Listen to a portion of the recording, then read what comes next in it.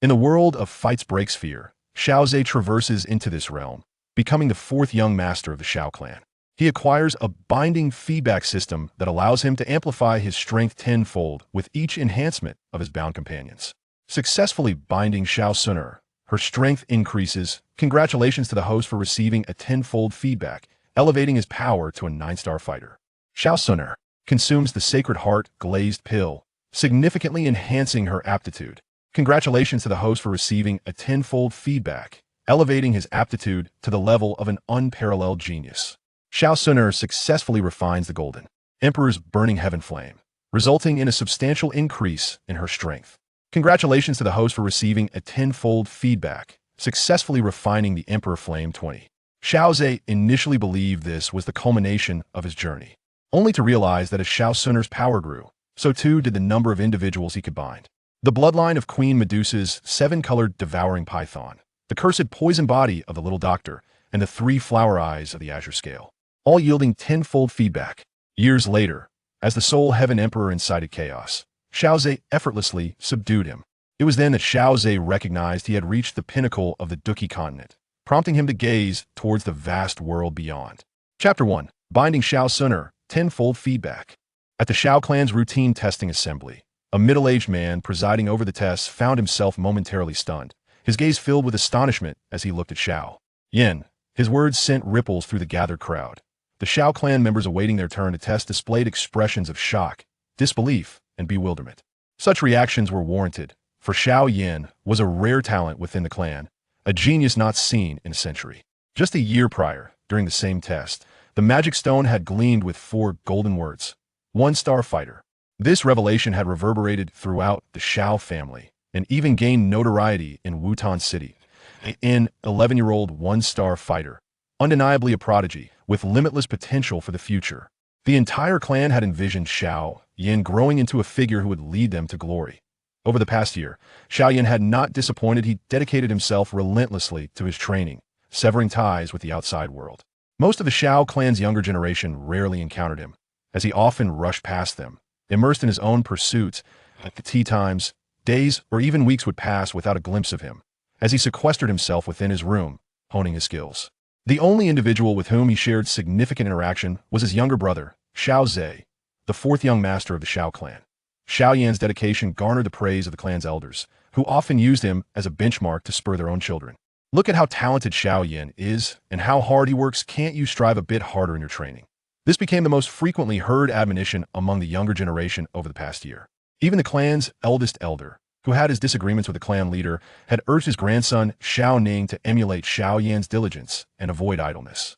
However, despite being the most gifted member of the Xiao clan in a century, after a year of rigorous training, the outcome was what shocked the onlookers most.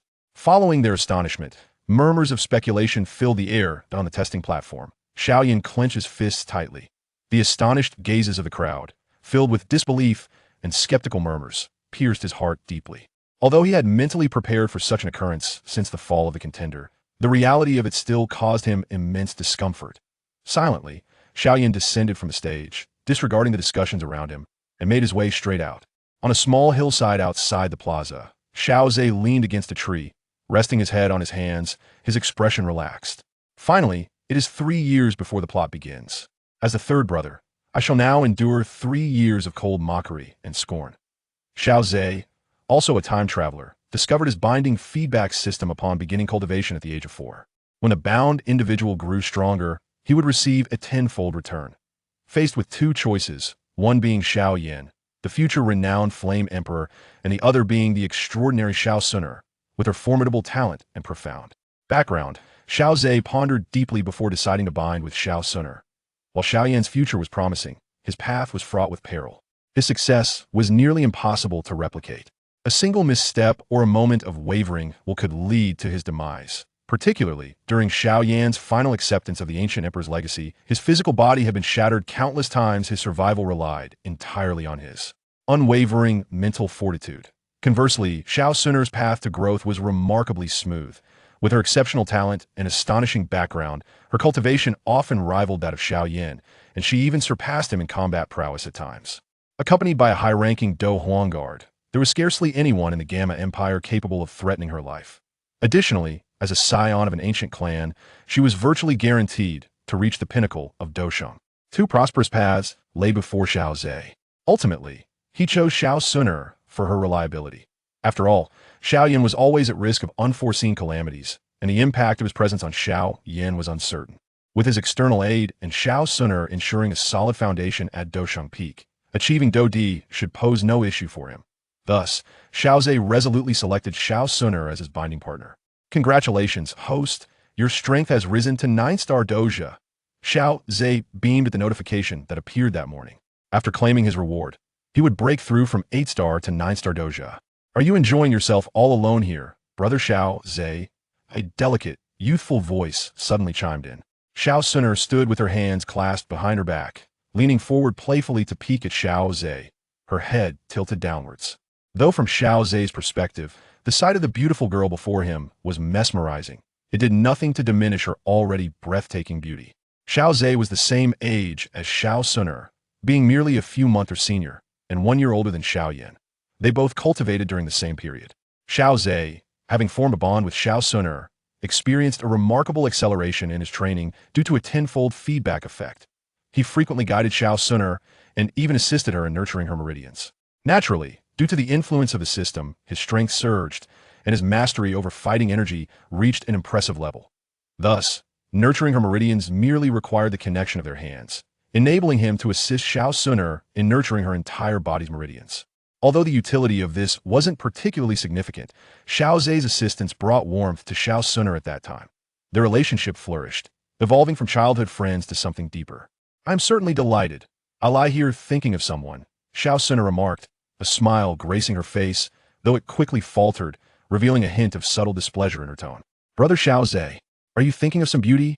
Indeed, I am contemplating a beauty named Xiao Xun'er, he replied. Flatterer. Xiao Xun'er playfully chided, her tone lightening.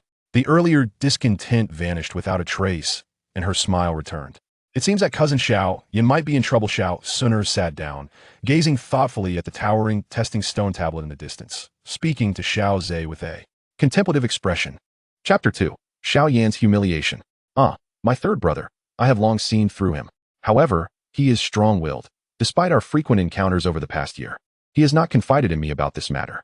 Xiao Zhe gazed at the receding figure of Xiao Yan, expressing a hint of helplessness. Indeed, cousin Xiao Yan is more mature than most, yet his character is equally tenacious. Xiao Xun'er nodded in agreement. Isn't elder brother Xiao Zhe going to offer some comfort? She inquired. Xiao Zhe replied with a relaxed demeanor. If he wishes to speak, he will naturally do so. Moreover, this minor turbulence is merely a small setback before his ascent. Contemplating Xiao Zhe's words, Xiao Xun'er gazed thoughtfully at the vanishing silhouette.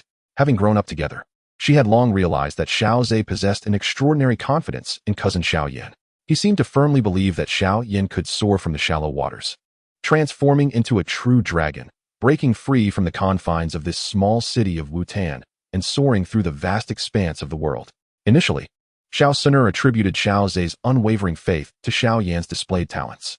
However, now, with Xiao Yan's inexplicable decline in strength, Xiao Zhe's confidence in him appeared to have only intensified, leaving Xiao Xun'er puzzled. Why does elder brother Xiao Zhe have such strong faith in cousin Xiao Yan? She wondered, her bright, clear eyes blinking with curiosity. Xiao Zhe turned to her, speaking earnestly. It is simply because he is my third brother. If I am this talented, how can he possibly fall short? What nonsense. Xiao Xun'er shot him a glance. What connection does your talent have with cousin Xiao Yan's? Yet, she did not deny Xiao Zhe's assertion of his own genius. Although Xiao Zhe had not undergone any formal testing, Xiao Xun'er was well aware that his strength far exceeded hers. There were various speculations regarding Xiao Zhe's avoidance of testing, the most prevalent being that the brilliance surrounding Xiao Yan made him, the fourth young master, feel somewhat inferior, fearing that his own gifts might be measured against Xiao Yan's. Only Xiao Xun'er, who had practiced alongside Xiao Zhe, truly understood the extent of his formidable power.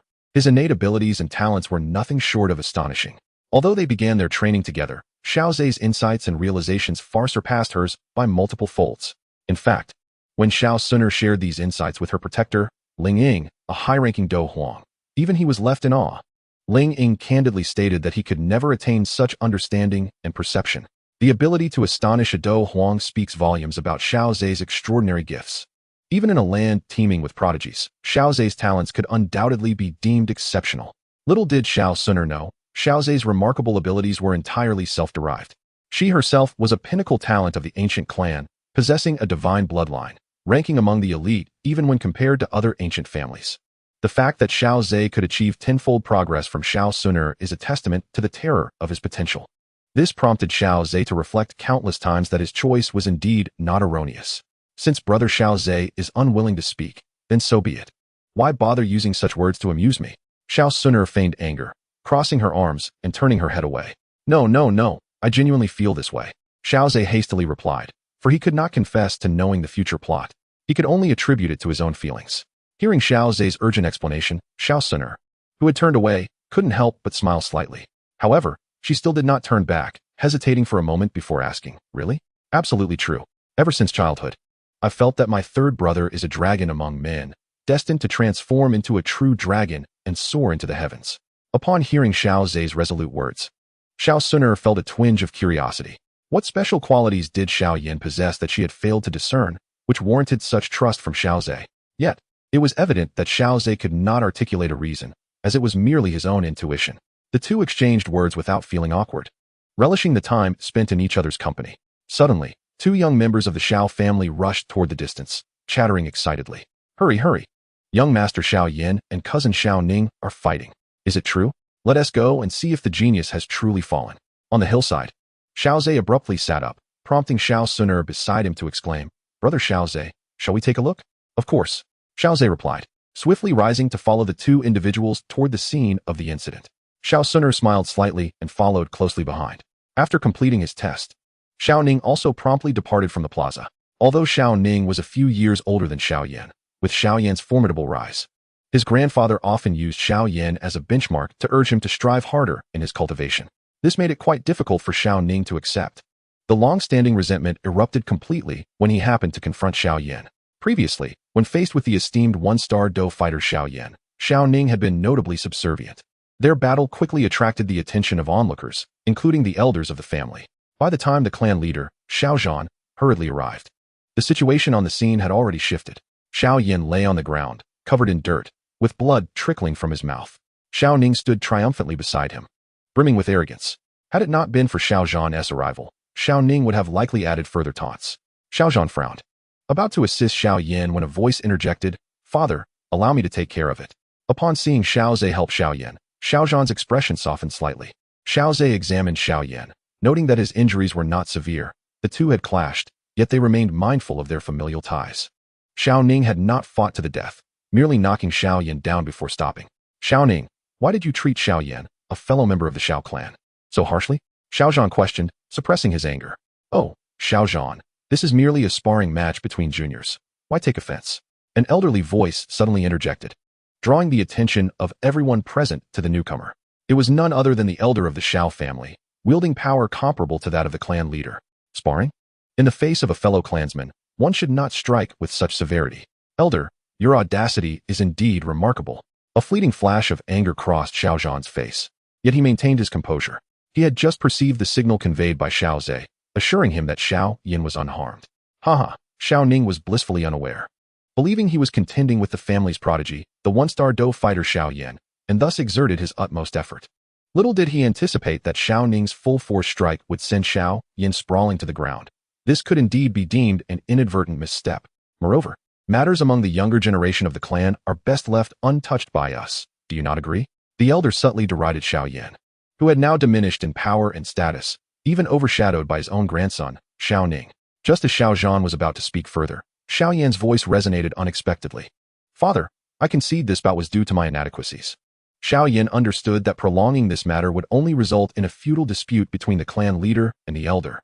Continuing this farce would only exacerbate the embarrassment. It would be wiser to conclude this spectacle, categorizing it as a friendly sparring among the younger generation, rather than a deliberate vendetta against a fallen genius. Xiao Zhan grasped his son's sentiments. As both father and clan leader, he recognized that since Xiao Yan had spoken, the matter should be swiftly laid to rest. The elder interjected, decisively proclaiming that this was merely a matter among the clan's youth, requiring no intervention from us. Wouldn't you agree, clan leader Xiao Zhan? Chapter 3, An Eye for an Eye. Xiao Zhan's countenance darkened, and with a final flourish of his sleeve, he departed with Xiao Yan and Xiao Zhe. Before leaving, Xiao Zhe cast a glance at the triumphant Xiao Ning. The elder, donning a beaming smile, ushered Xiao Ning away. Indeed, having gained the upper hand over Xiao Zhan in this affair brought him genuine delight. Xiao Ning was even more elated.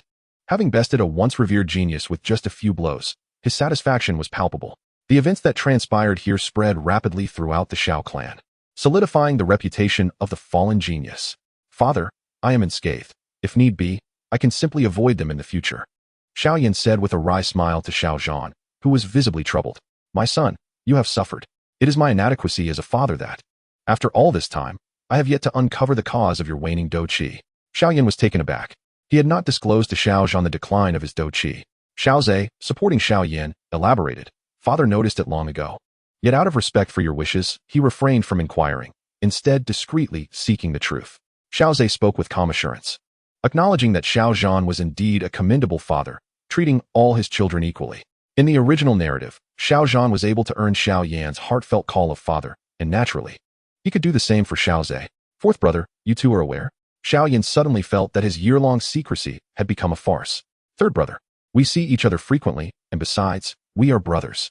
Although you have been preoccupied with your cultivation this past year, we have met numerous times, and I could still discern a hint of the truth. Xiao Yan nodded in silence, speaking with a bitter tone. So, does this mean that even my father cannot remedy my decline in dou qi? Xiao Zhan let out a slow sigh, his youngest son, whom he felt both the utmost pride and concern for. Unlike the eldest and the second, who had ventured out early into the world, and unlike the fourth, who remained inconspicuous yet caused him no worry, Xiao Yan was a source of both pride and anxiety. The room fell into a heavy silence. Outside, Xiao Xun'er stood at a distance, waiting patiently. She spoke softly. Elderling, can you discern the reason behind his dou qi deterioration? It appeared that an unknown force was siphoning his dou qi.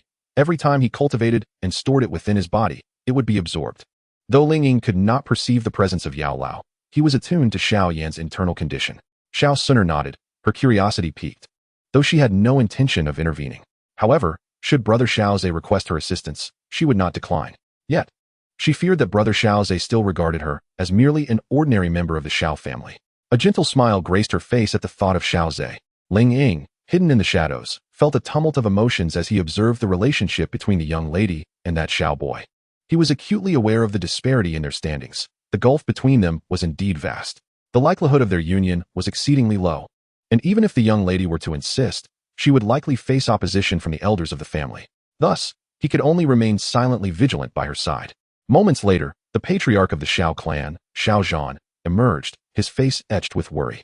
Upon seeing Xiao Xun'er, he paused momentarily, well aware of her close connection with his fourth son. However, he was not in the mood for idle chatter and merely nodded in greeting before hastily departing. After a while, Xiao Zhe stepped out, thoughtfully closing the door behind him. Upon seeing Xiao Xun'er waiting for him, a gentle smile appeared on his face. Xiao Xun'er approached him proactively, leaning slightly forward, her bright and enchanting eyes assessing his expression. Surely, Brother Xiao Zhe would not let this matter rest, would he? Of course. He is my third brother. Does he truly believe that anyone can easily best him? Xiao Zhe maintained his smile, though his gaze was somewhat cold. Since the Grand Elder had stated that the younger generation should not participate in the sparring, they would resolve this matter through a contest among the younger generations. Xun'er, come. Let us create a ruckus together, Xiao Zhe declared with spirited enthusiasm, to which Xiao Xun'er obediently nodded, following closely behind him. While waiting, she had inquired with Ling Ying about Xiao Zhe's current strength and received a rather surprising response. He was a 9-star Dou fighter. To challenge Xiao Ning with such prowess would be a walk in the park. It was not an exaggeration to say that it was a case of the strong bullying the weak. The Dou Technique Pavilion. This was the locale where the Xiao clan's descendants selected their techniques and engaged in sparring to hone their skills. At that moment, Xiao Ning was surrounded by a throng of admirers, their eyes filled with admiration. At that moment, I threw a single punch, sending him crashing to the ground. He attempted to rise and continue the fight, yet I was reluctant to strike again. However, he stubbornly approached me. Ah! Xiao Ning exclaimed triumphantly, relishing the sensation of having subdued a once great talent, feeling elated by standing atop the fallen genius's reputation. Had it not been for the increasing crowd, including the clan leader's arrival, he might have persisted in rising to challenge me again. I genuinely did not wish to engage further. With feigned benevolence, Xiao Ning remarked. While a smile adorned his face, his heart was brimming with joy at the admiration from the onlookers. How can this be? Xiao Ning's cousin interjected. You should continue to fight. The sudden voice caused the atmosphere to freeze. All eyes turned toward the speaker, and as they recognized the newcomer's face, Their gazes shifted with a hint of skepticism and uncertainty. Xiao Zhe smiled as he declared, "This time, I shall be the one to fight you." A silence enveloped the crowd, their expressions mixed with doubt yet tinged with intrigue. Xiao Zhe exuded a formidable aura, instilling a sense of caution among them. Xiao Ning approached Xiao Zhe with a subtle smile, questioning, "Have you come to avenge your fallen genius brother?" "Oh, so the brother of the defeated has come to confront me. I am eager to witness your prowess." As the two stepped onto the martial arts arena, spectators gathered around, clearing a substantial space for the impending clash. Xiao Ning stood at the center, feigning nonchalance as he gestured for Xiao Zhe to strike first. "Then I shall not hold back," Xiao Zhe replied, his expression unwavering as he swiftly advanced. A layer of pale blue energy enveloped his fist, and by the time Xiao Ning reacted, it was already too late. A powerful punch struck Xiao Ning squarely in the abdomen, knocking him to the ground. Seizing the advantage, Xiao Zhe mounted him, pressing his knees against Xiao Ning's arms, preventing him from shielding his head. Simultaneously, his fists rained down upon Xiao Ning's head, encased in a layer of delicate blue energy. The onlookers widened their eyes in astonishment. This was no illusion.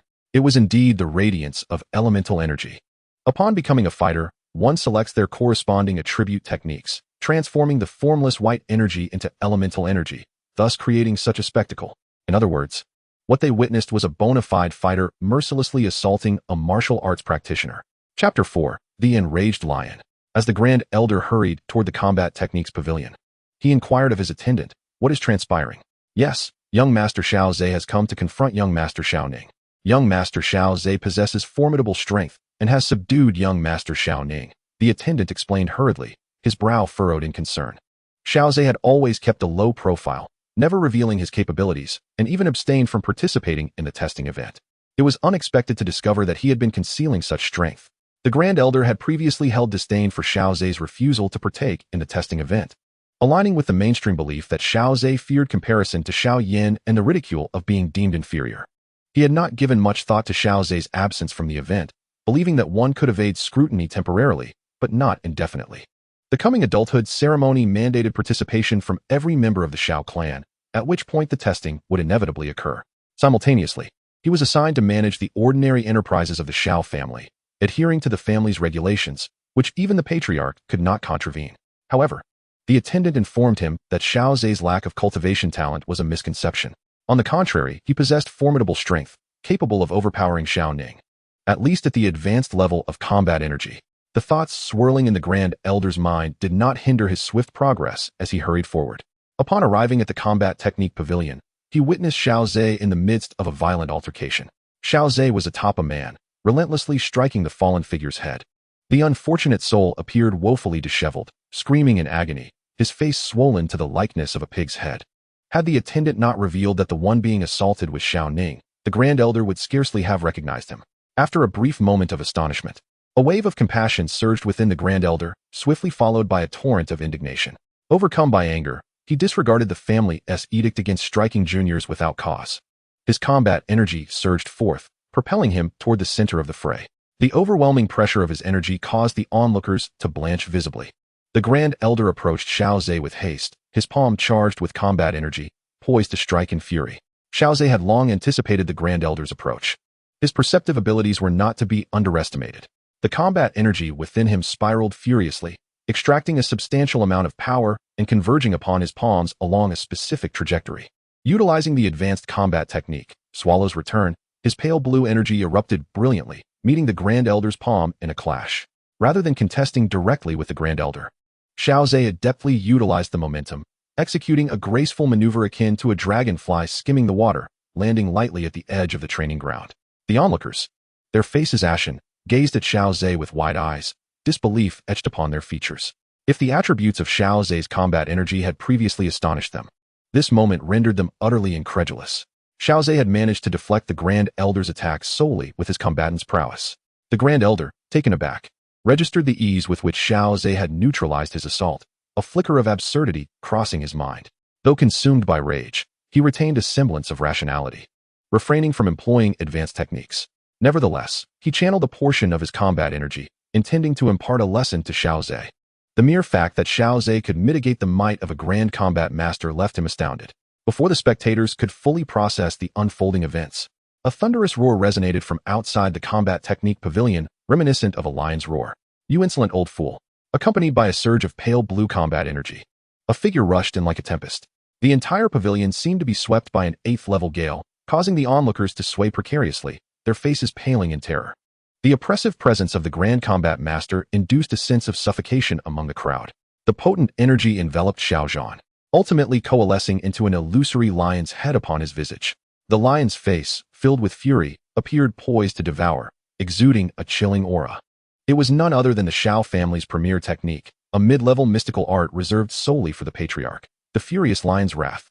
The elder's countenance shifted dramatically as he felt the overwhelming pressure of fighting spirit and a faint sense of impending doom. His mouth slightly agape.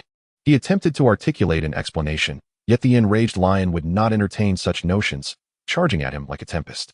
In his haste, the elder hastily gathered his fighting spirit. Boom! The two formidable forces collided without any stalemate, the pale blue energy dominating and sending the opposing force flying. The onlookers had retreated to the edge of the training ground, yet they still felt an oppressive heaviness in their chests, as if a colossal stone were pressing down upon them. All eyes were intently fixed upon the center of the arena. This was the essence of strength. This was the law of the fighting spirit continent. The strong acted as they pleased, while the weak could be injured merely by spectating. Some gazes turned toward Xiao Xun'er, who stood motionless, enveloped by a soft blue luminescence that shielded him from the impact of the fighting spirit. Their eyes brimmed with envy. This was the embodiment of a fighter, an existence they too aspired to revere. The elder staggered back several paces, each step deeply embedding into the training ground's surface. The fierce collision surged his blood, rendering his complexion a shade of red, only to swiftly fade into pallor. He forcibly swallowed the blood rising in his throat, which only worsened his countenance. Xiao Xun'er intends to kill me, he thought. Does that old fool truly believe I would hesitate to end his life? Xiao Xun'er, his hair and beard bristling with fury, glared with wide eyes as pale blue fighting spirit surged around him, akin to a lion in a rage. Earlier that day, his third son had just been assaulted, filling him with a smoldering ire. Shortly thereafter, he witnessed the elder, that old wretch, bullying his youngest son. This was the moment Xiao Xun'er could no longer restrain himself. With the prowess of a 5-star fighter and the mid-tier techniques of the mysterious realm, this strike was sufficient to send the elder reeling. Xiao Xun'er feigned another attack. The elder, struggling with his turbulent blood, exhibited a face that shifted from blue to purple. Yet, in the name of honor, he stifled the blood that threatened to spill forth, leaving no time for explanations. At that critical juncture, Xiao Zhe's voice rang out. Father, I am unharmed. Braving the elder's oppressive fighting spirit, Xiao Zhe stepped forward, smiling as he reassured Xiao Xun'er. He then turned to the elder and remarked, Elder, this is rather ungracious of you. Just this morning, you stated that the younger generation sparring was not for your involvement. Yet now, you resort to bullying them. What gives? Elder, do your words hold no weight? Or is it that only your Xiao Ning is permitted to strike, qualifying as sparring among peers? When others retaliate against your Xiao Ning, it is no longer considered sparring, necessitating your intervention? Xiao Zhe's barrage of remarks was nothing short of a dagger to the heart. After all, just that morning, the elder had asserted that the skirmish between Xiao Yin and Xiao Ning was merely a friendly exchange among the youth, urging Xiao Xun'er not to be petty or calculative. Yet, in the afternoon, upon witnessing Xiao Ning's beating, he unleashed his wrath, bullying the younger members of the family. The crowd in the training ground, hearing Xiao Zhe's words, erupted into fervent discussions, pointing fingers at the elder in a frenzy. Chapter 5. Temporarily deprived of his elder position. The Grand Elder could not help but feel the hypocrisy of the situation when his grandson engaged in physical altercations with others. It was merely regarded as a youthful sparring match. Yet now, when his grandson faced a similar fate, he reacted with indignation, resorting to bullying the young. Such an audacious display of power. Had it not been for the timely arrival of the esteemed clan leader, who knows how far he would have gone in wielding his strength as a grandmaster to suppress the talented fighters of the clan. The Grand Elder's face twitched. He was indeed aging, but not deaf. The words of the onlookers pierced his ears like sharp thorns, burrowing into his heart. It was both jarring and deeply frustrating. Yet, the truth of the matter resonated with what Xiao Zhe had articulated so perfectly, leaving him at a loss for a rebuttal. Compounding his discomfort was the presence of the infuriated Xiao Xun'er, which left the Grand Elder feeling utterly trapped, filled with regret over his decision to be here while allowing anger to cloud his judgment. In that moment of realization, he understood that the root of his predicament lay with Xiao Ning, his grandson, who was prone to aimless antics and mischief. Internally, the Grand Elder lambasted Xiao Ning mercilessly, yet he maintained a stoic silence on the outside. Xiao Zhe, having overheard the remarks from the Xiao clan's youth, allowed a slight smile to grace his lips. If an elder could not command respect, then his position was surely in jeopardy. The Grand Elder's silence. Was it a result of having no words left in the face of reality? Taking the opportunity, Xiao Zhe pressed on, and the Grand Elder finally managed to steady his turbulent emotions and opened his mouth to offer an explanation. Grand Elder, there is no need for explanations. All that transpired today is evident for all to see. Xiao Zhan interjected, casting a glance at the hastily arriving second and third elders. As an elder, the Grand Elder had failed to earn the respect of the clan, openly violating the family's rules by bullying the young and even attempting to stifle the clan's gifted members, thus impeding the growth of the Xiao family. Therefore, in my capacity as clan leader, I hereby impose the following punishment: the temporary removal of the Grand Elder from his position. Should there be any further infractions, his cultivation shall be revoked, and he will be expelled from the clan. A collective gasp echoed through the crowd at Xiao Zhan's words. The Grand Elder, as the subject of this decree, was no less astonished, his face contorted in anger as he exclaimed, "Xiao Zhan, you would strip me of my position for the sake of your son."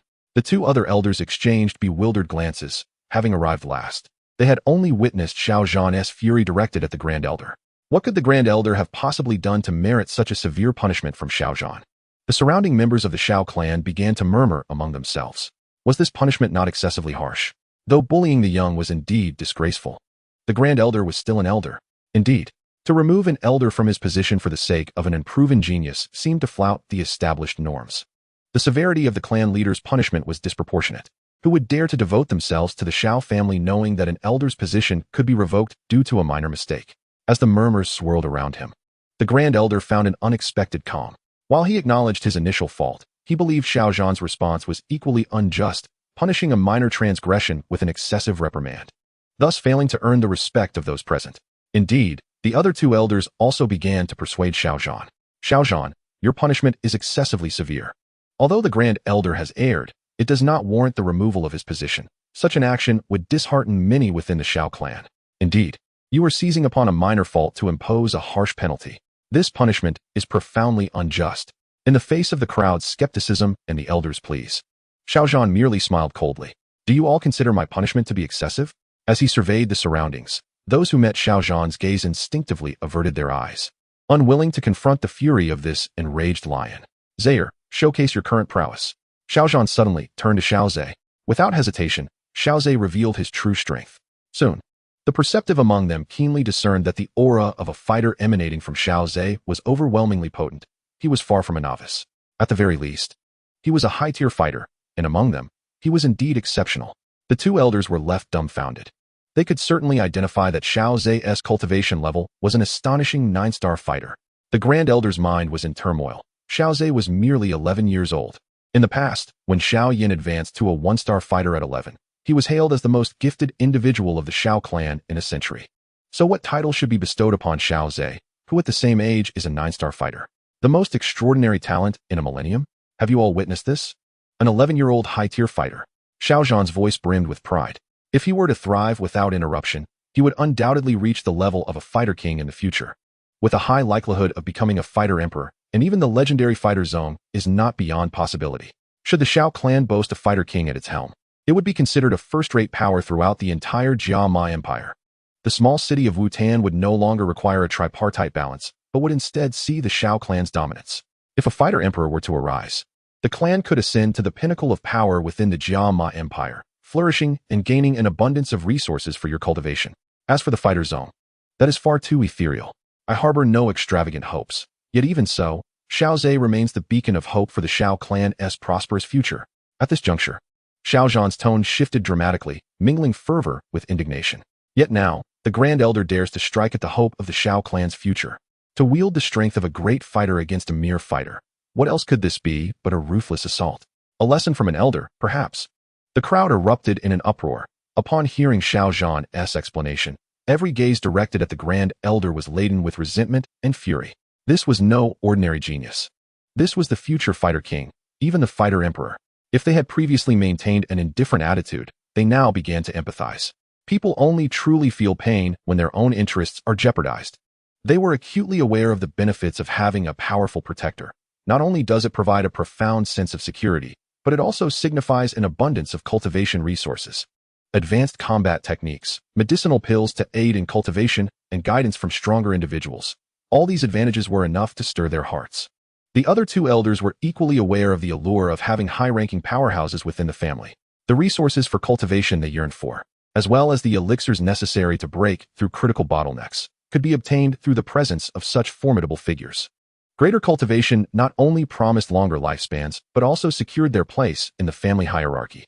Now, the audacity of the Grand Elder to jeopardize the family's future left them both incredulous. They had not yet exhausted their own lifetimes. In an instant, both elders glared furiously at the Grand Elder. Caught off guard, the Grand Elder was stunned, realizing that the target of his wrath was such an extraordinary talent. Regret swiftly filled his heart. Chapter 6. You shall bear the cost of compensation. Since Xiao Xun'er had showcased his abilities, the Grand Elder had undoubtedly incurred the wrath of many. If anyone had harbored doubts about the implications of Xiao Zhe's strength, they were swiftly dispelled by Xiao Zhan's explanation, leaving no one daring to underestimate Xiao Zhe's potential. A guaranteed Do Wang, with a high probability of becoming a Do Huang, or even aspiring to the legendary Do Zone. Such accolades were lofty, yet entirely befitting Xiao Zhe's innate talent. At merely 11 years of age, he had already attained the rank of a 9-star Do Shi. Many among them might squander their lives and only achieve that status. The vast chasm between them solidified their conviction in the remarkable achievements Xiao Zhe was destined to attain. Grand Elder, you truly ought to reconsider. How could you dare to act against a future Do Wang? Should you injure him, you would become a pariah of the Xiao family. Indeed, should the Xiao family possess a Do Wang, even legendary alchemists might choose to reside with them, ensuring a steady supply of elixirs for cultivation. With a Do Wang's presence, the methods available for future training would at the very least reach the advanced level of the yellow rank. The crowd buzzed with speculation about the immense benefits Xiao Zhe would bring to the Xiao family, and even Xiao Zhe himself felt a tinge of embarrassment. Naturally, if he truly reached such heights in the future, he would be willing to extend his assistance to the Xiao family as best he could. The Grand Elder's complexion shifted between shades of green and purple. This time, however, it was not due to his internal injuries, but rather the weight of the crowd's scrutiny and their accusations against him. Xiao Zhan scoffed and addressed the Grand Elder. Now, do you have any objections to the penalty I impose upon you? Upon hearing this, the Grand Elder's expression fluctuated, and finally, he sighed heavily. I willingly accept the punishment, temporarily resigning from the position of Grand Elder. Should I err again, I shall self-destruct my own cultivation and depart from the Xiao family. As the Grand Elder spoke despondently, the entire Do Technique Pavilion erupted in commotion, all eyes turning toward Xiao Zhe. They endorsed the Patriarch's punishment and acknowledged the immense value of this prodigious talent. Xiao Zhan continued, since the Grand Elder has acknowledged his wrongdoing, let us also include the repair costs of the Do Technique Pavilion and the medical expenses for the injured Xiao family members present. What? The Grand Elder was taken aback, not expecting Xiao Zhan to wait for his response. The repair costs of the Do Technique Pavilion were manageable, but the majority of the injuries sustained by the Xiao family members were indeed due to his actions. How could it be that I am to bear this expense? The Grand Elder's heart ached. Resigning from his esteemed position meant that all expenses would need to be deducted from his personal treasury. How could this not cause him distress? Meanwhile, the young members of the Xiao clan, injured from the recent battle, erupted in cheers. They had initially feared they would bear this silent loss alone. But to their surprise, the clan leader had thoughtfully considered their plight, arranging for the Grand Elder to cover their medical expenses. How could they not feel elated? After all, treatment costs money, and the gold the Xiao family provided each month was meager. Spending it on healing would indeed be a burden. If the Grand Elder were to foot the bill, however, it would be of no concern, as it was not their own money. Amidst the jubilant shouts, the Grand Elder found Xiao Ning, who had been knocked unconscious after being struck by the shockwaves of the battle and colliding with a wall. With a heart full of concern, the Grand Elder lifted Xiao Ning and departed the Battle Skills Pavilion, all while the cheers continued. After all, he was his own grandson, and the troubles he caused would have to be shouldered by him alone. On another front, Xiao Zhan led Xiao Zhe away from the pavilion. Once they reached a secluded corner, Xiao Zhan halted and remarked to Xiao Zhe with a hint of irritation, Zaire, you have truly given your father a tremendous surprise. A 9-star fighter. He pressed his fingers against his temples, feeling slightly dizzy from the overwhelming joy. I never anticipated things would escalate to this extent. Perhaps it could be termed a shock. Xiao Zhe chuckled lightly, jesting, you are aware, aren't you? Xiao Zhan returned the smile, saying now, we can leverage this incident to oust the Grand Elder, serving as a warning to others in the clan, lest Xun'er be subjected to rumors or even physical confrontations. After all, who does not wish to trample on the former genius? With a sigh, Xiao Zhan turned to Xiao Zhe, his expression earnest. Zaire, you must assist your third brother more in the future. If possible, investigate the mysterious disappearance of his fighting spirit. Certainly, but father, You must help me decline certain social obligations. I refrained from showcasing my abilities previously to avoid such encounters. Xiao Zhe nodded, adding his request. Xiao Zhan patted his chest in assurance, declaring grandly, "Rest assured, nothing shall disturb you. Focus on your cultivation and grow stronger swiftly." After a while, Xiao Zhe watched as Xiao Zhan departed. He could sense the genuine joy radiating from his father, whose departing footsteps were filled with vigor. Standing still for a moment, Xiao Zhe contemplated before turning toward the back mountain. Upon reaching the verdant slopes of the back mountain, he indeed spotted a familiar figure. The girl, with her flowing black hair cascading down to her waist, wore a light blue dress. A white jade belt cinched her slender waist, accentuating her delicate form. As if sensing his presence, she turned, and upon recognizing him, a smile blossomed on her face. "Xiao Zhe, brother, I knew you would be here waiting for me." Xiao Zhe stepped forward to stand beside Xiao Xun'er. After all, this was a place they often frequented together. Xiao Xun'er gently brushed aside her hair, which had been tousled by the wind. It is worth mentioning that today, brother Xiao Zhe has truly captured the spotlight. And it seems that countless admirers have emerged within the Xiao family. "You little girl, are you already feeling jealous at such a young age?" Xiao Zhe remarked, playfully sniffing the air as if searching for an elusive scent of jealousy. "How annoying." Xiao Xun'er pouted, lightly swatting him. "In all honesty, it seems that brother Xiao Zhe will soon attract a multitude of admirers. It's not like I enjoy mingling with them." Xiao Zhe shrugged, turning earnestly to Xiao Xun'er. "In the past, I kept a low profile, and they were reluctant to approach me. Now that I am in the limelight, I have no desire to associate with them." "That is true," Xiao Xun'er chuckled softly. She held absolute authority on the matter, having been inseparable from Xiao Zhe since they began training together at the tender age of 4. Their bond of childhood friendship was genuine. Thus, she understood that Xiao Zhe's words were indeed valid. Harnessing the energy of Do Qi Xian imposes strict demands on one's meridians, and strengthening them is undoubtedly beneficial. Nurturing the meridians, Xiao Xun'er mused, delicately placing her pearl-like fingers upon her lips, feigning coyness. "Is brother Xiao Zhe truly intent on using your Do Qi to traverse my meridians?" Chapter 7. Nurturing the meridians, teaching combat techniques. In a clearing amidst the woods, Xiao Xun'er and Xiao Zhe sat facing each other, their palms pressed firmly together. Streams of pure Do Qi flowed from Xiao Zhe, coursing through Xiao Xun'er's hands and permeating her entire being. Xiao Zhe's Do Qi is of the water attribute, and it was thanks to the techniques imparted by Xiao Xun'er that he successfully transformed his Do Qi. Although the technique was of a low tier, merely low-level Xian rank, the gentle nature of the resulting water attribute made it relatively easy to control. Had Xiao Zhe possessed a fire attribute, he would have hesitated to nurture Xiao Xun'er's meridians after ascending to the rank of Do Shi. For the searing ferocity of fire attribute, Do Qi would risk injuring another if introduced into their body. The soft, azure-hued water Do Qi gradually enveloped Xiao Xun'er, casting a faint blue glow around her. Her already porcelain-like skin, comparable to exquisite jade, appeared even more radiant under the ethereal light. Upon closer inspection, one could discern the minute, hair-like veins beneath her skin. Both were deeply engrossed in their training, their breaths steady and calm. Time flew during their practice, and after an hour, Xiao Zhe slowly ceased the flow of Do Qi, not due to exhaustion, but because Xiao Xun'er's body had reached its limit and could no longer withstand further enhancement. Even the most potent elixirs have their limits, dictated by the body's capacity for short-term improvement. Xiao Zhe briefly assessed the Do Qi within him, having expended approximately 30%. Fortunately, this represented significant progress compared to the time before he reached the rank of 9-star Do Shi. Previously, when he was merely an 8-star Do Shi, nurturing for an hour would have consumed around 70% of his Do Qi, whereas now it had only required 30%.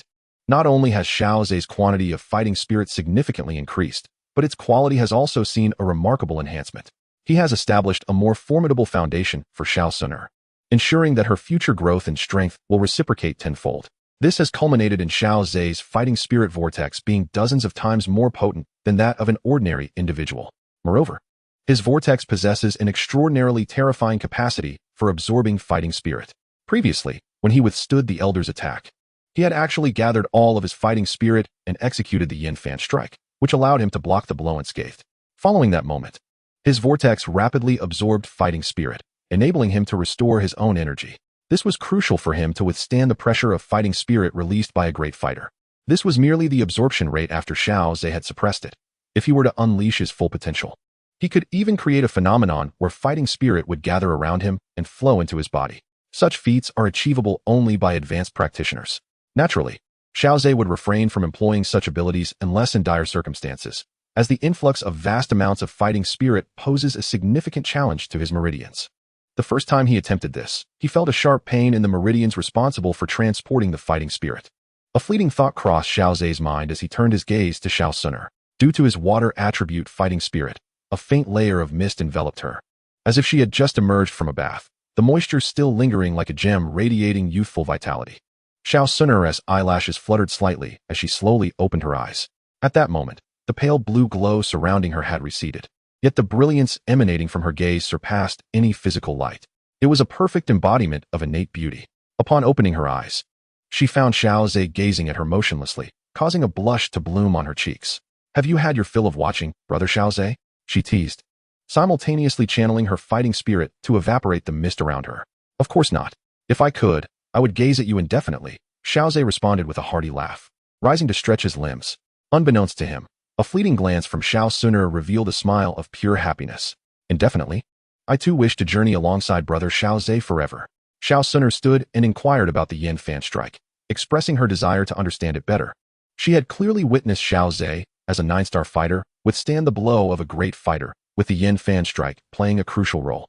Xiao Zhe readily agreed, recognizing that this profound technique was imparted to him by Xiao Xun'er, meant to facilitate her mastery of the Yin Fan strike. "No problem." Xiao Xun'er nodded gently, her body beginning to shimmer with golden fighting spirit. Observing this, Xiao Zhe did not hesitate, delivering a controlled palm strike towards her. He moderated his strength to approximately that of a 1-star fighter. However, the inherent gap between fighters and those cultivating fighting spirit is vast, and Xiao Xun'er did not underestimate it. Taking a deep breath, she resolutely raised her hands, ready to clash with Xiao Zhe's palm. Bang!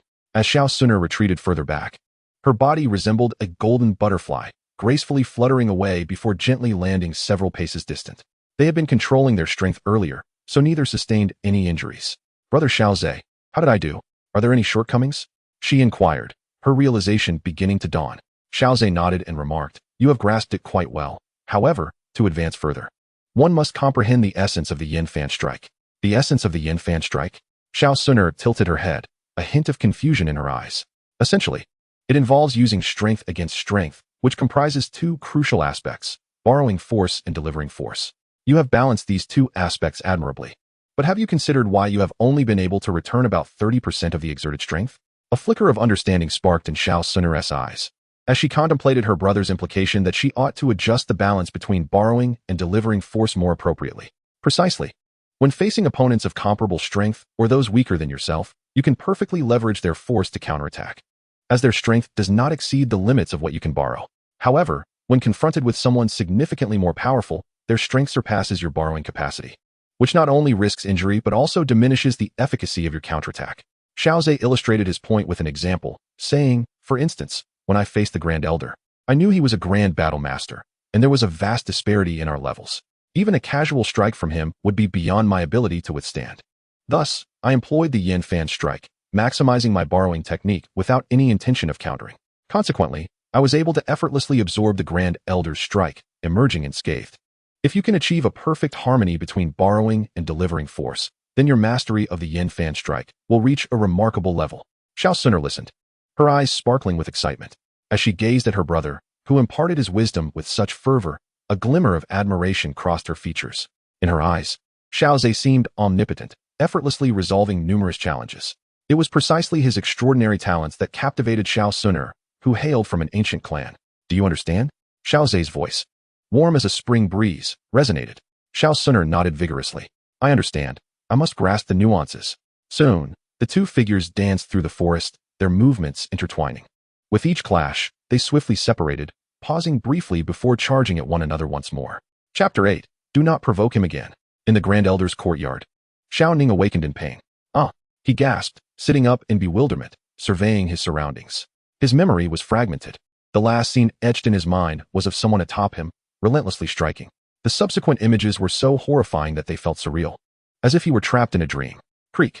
The Grand Elder entered with a box of ointment, leaving Xiao Ning uncertain if it was merely his imagination. He couldn't shake the feeling that his grandfather appeared unusually pallid today. "Grandfather."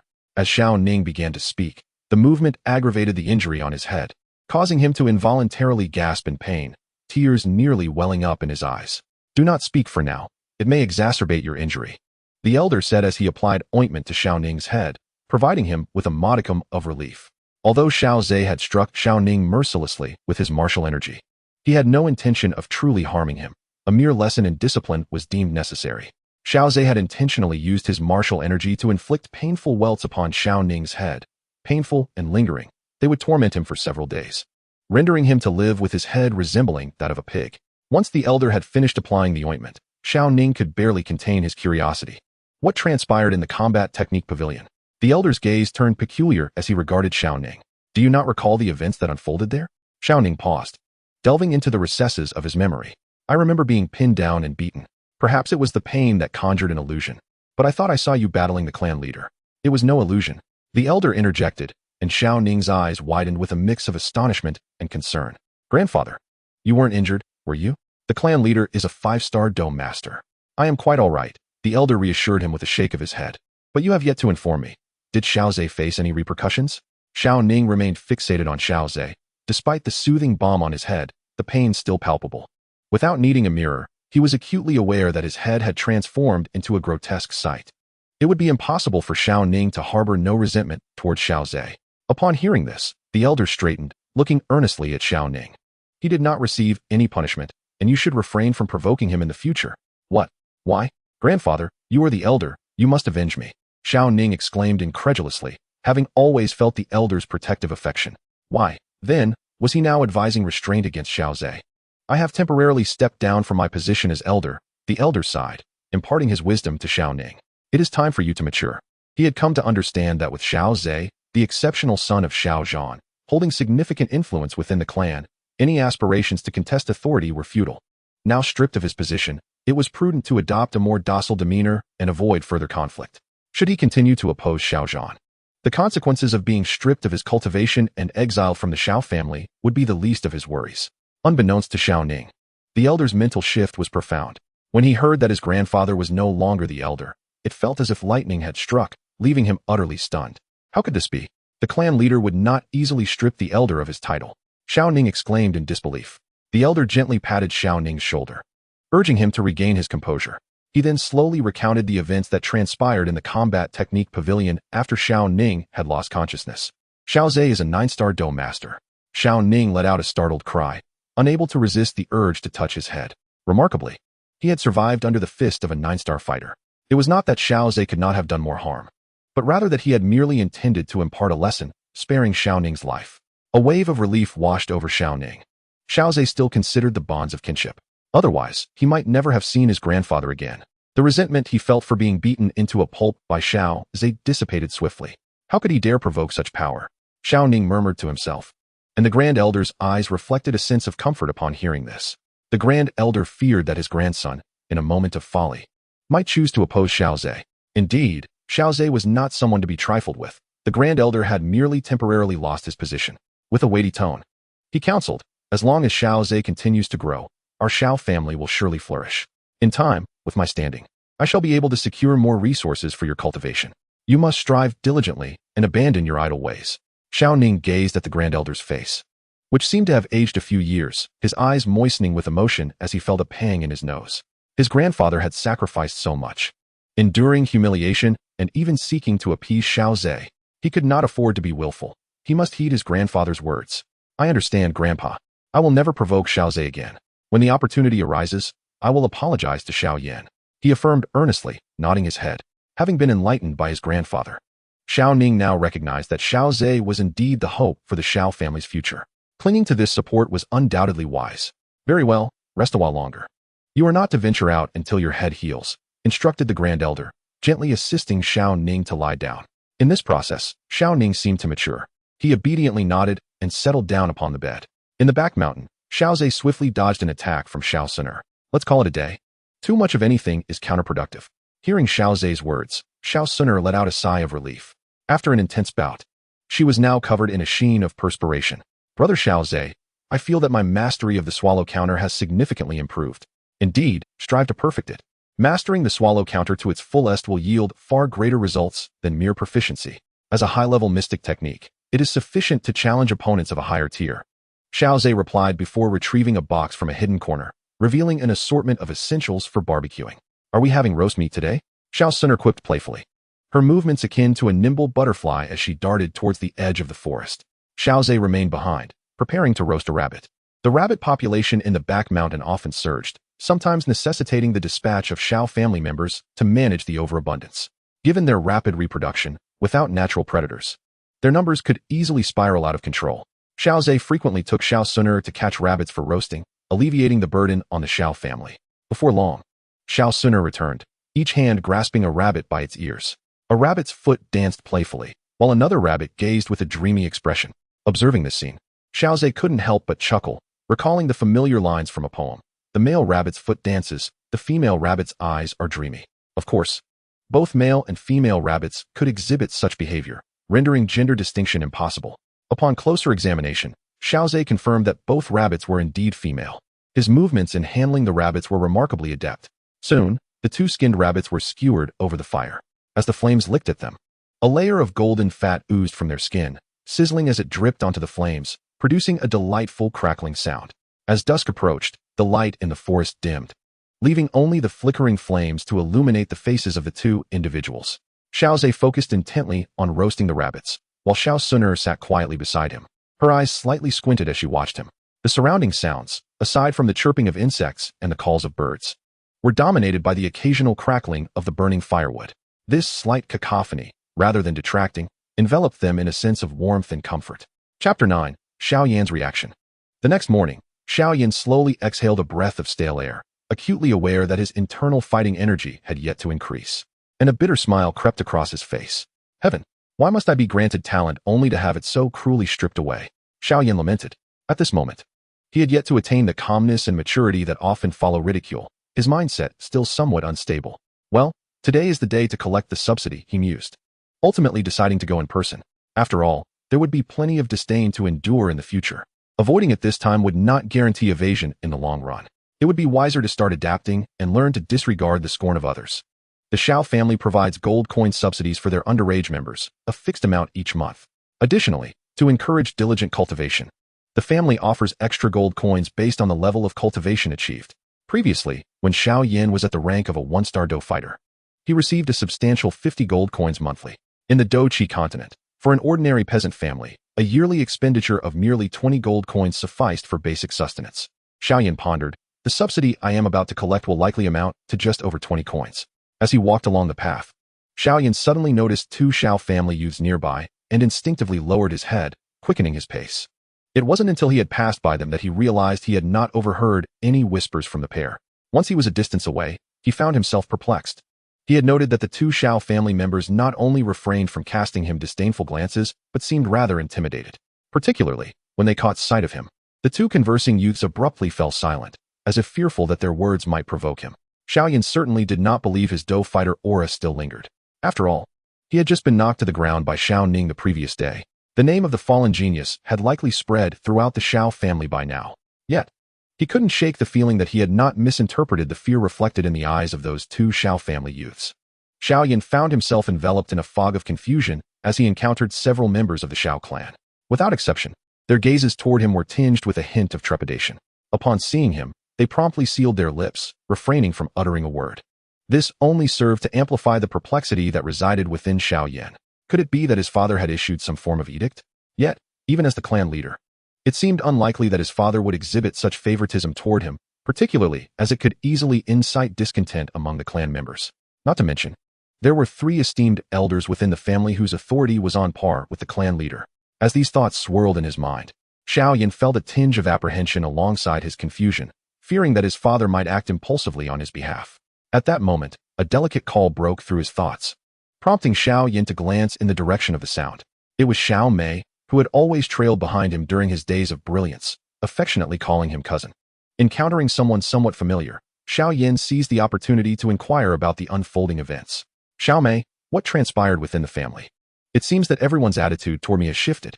Taken aback by his question, Xiao Mei hesitated. Cousin Xiao Yan, are you unaware of what occurred yesterday? A brow arched in surprise, Xiao Yan responded, what happened yesterday? Was it not merely that he had been bested in combat? He had indeed been oblivious to the happenings of the previous day, having spent it quietly recuperating in his chamber. Although Xiao Zhan had been a witness, he had been preoccupied with matters following the elder's downfall. Moreover, He felt it inappropriate to convey such news to Xiao Yan, considering both he and Xiao Zhe were his sons. Revealing which was more accomplished could potentially bruise the other's pride. Thus, Xiao Zhan resolved to let Xiao Yan uncover the truth himself, or perhaps have Xiao Zhe relay it. Realizing that Xiao Yan was indeed unaware, Xiao Mei began to explain. In the afternoon yesterday, the fourth young master, Xiao Zhe, engaged in a duel with Xiao Ning at the combat hall. What? Fourth brother? Is he unharmed? Xiao Yan felt a surge of anxiety, never anticipating that the root of the matter lay with his younger sibling.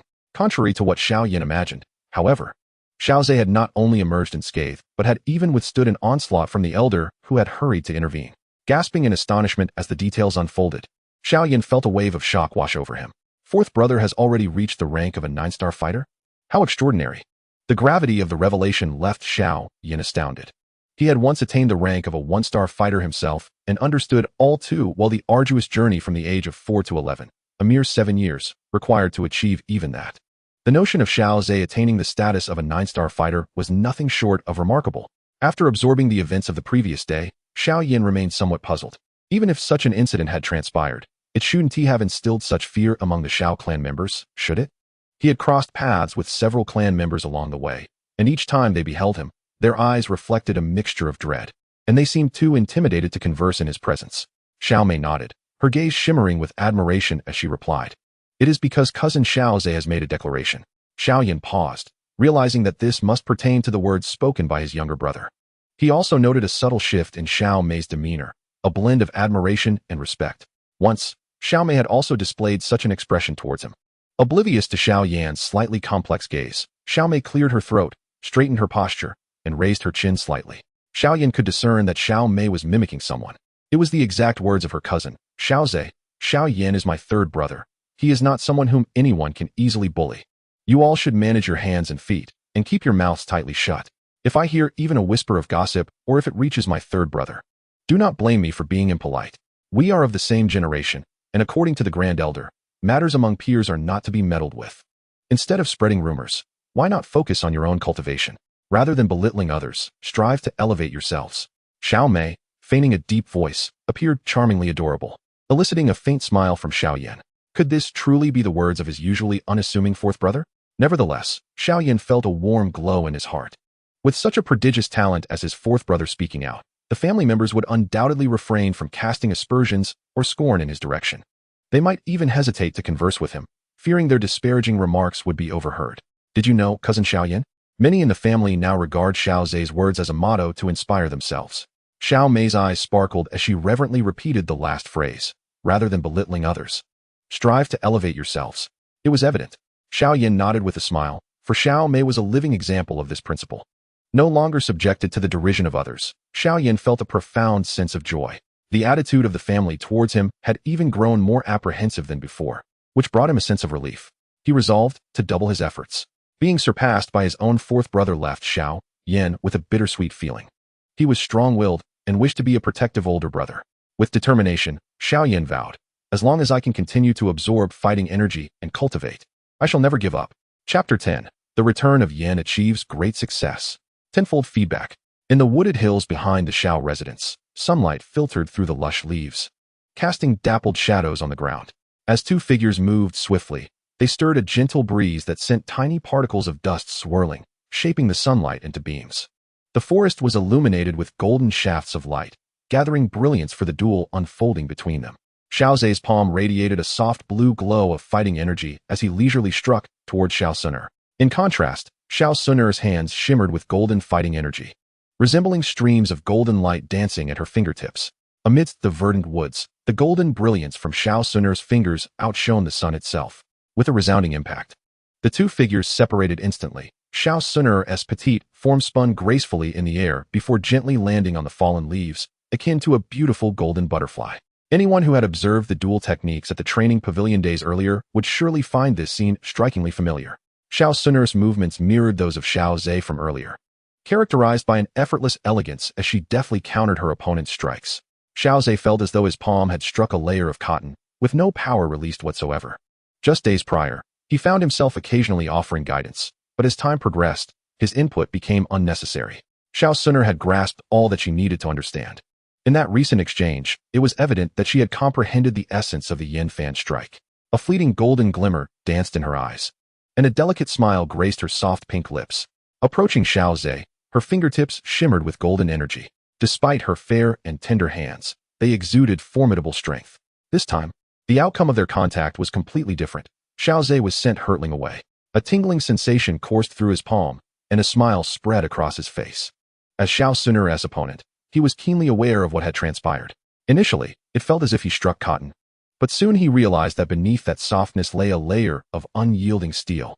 This revelation explained why he had been so forcefully propelled backward. Xiao Xun'er hurried over, her bright eyes narrowing into crescent moons, her face radiating palpable joy. Brother Xiao Zhe, I have mastered the yin fan strike. Indeed, the ability to accurately adjust the balance between utilizing force and applying strength according to the opponent's prowess was a true testament to her mastery. Xiao Zhe gracefully descended from the tree, nodding in appreciation. Hearing his commendation, Xiao Xun'er's smile broadened, now tinged with a hint of mischief. Oh, shouldn't you be rewarding me? After all, I've been at your side these past few days. My body feels as if it might fall apart. Feigning surprise, Xiao Zhe adopted a weak demeanor. Perhaps so, but how would you like to reward your brother Xiao Zhe? As she spoke, she drew closer, her breath fragrant like orchids. At the mention of the word reward, she even playfully moistened her soft pink lips with her delicate tongue. Clearing his throat, Xiao Zhe replied, I don't have much in mind, but how about treating me to a grand feast?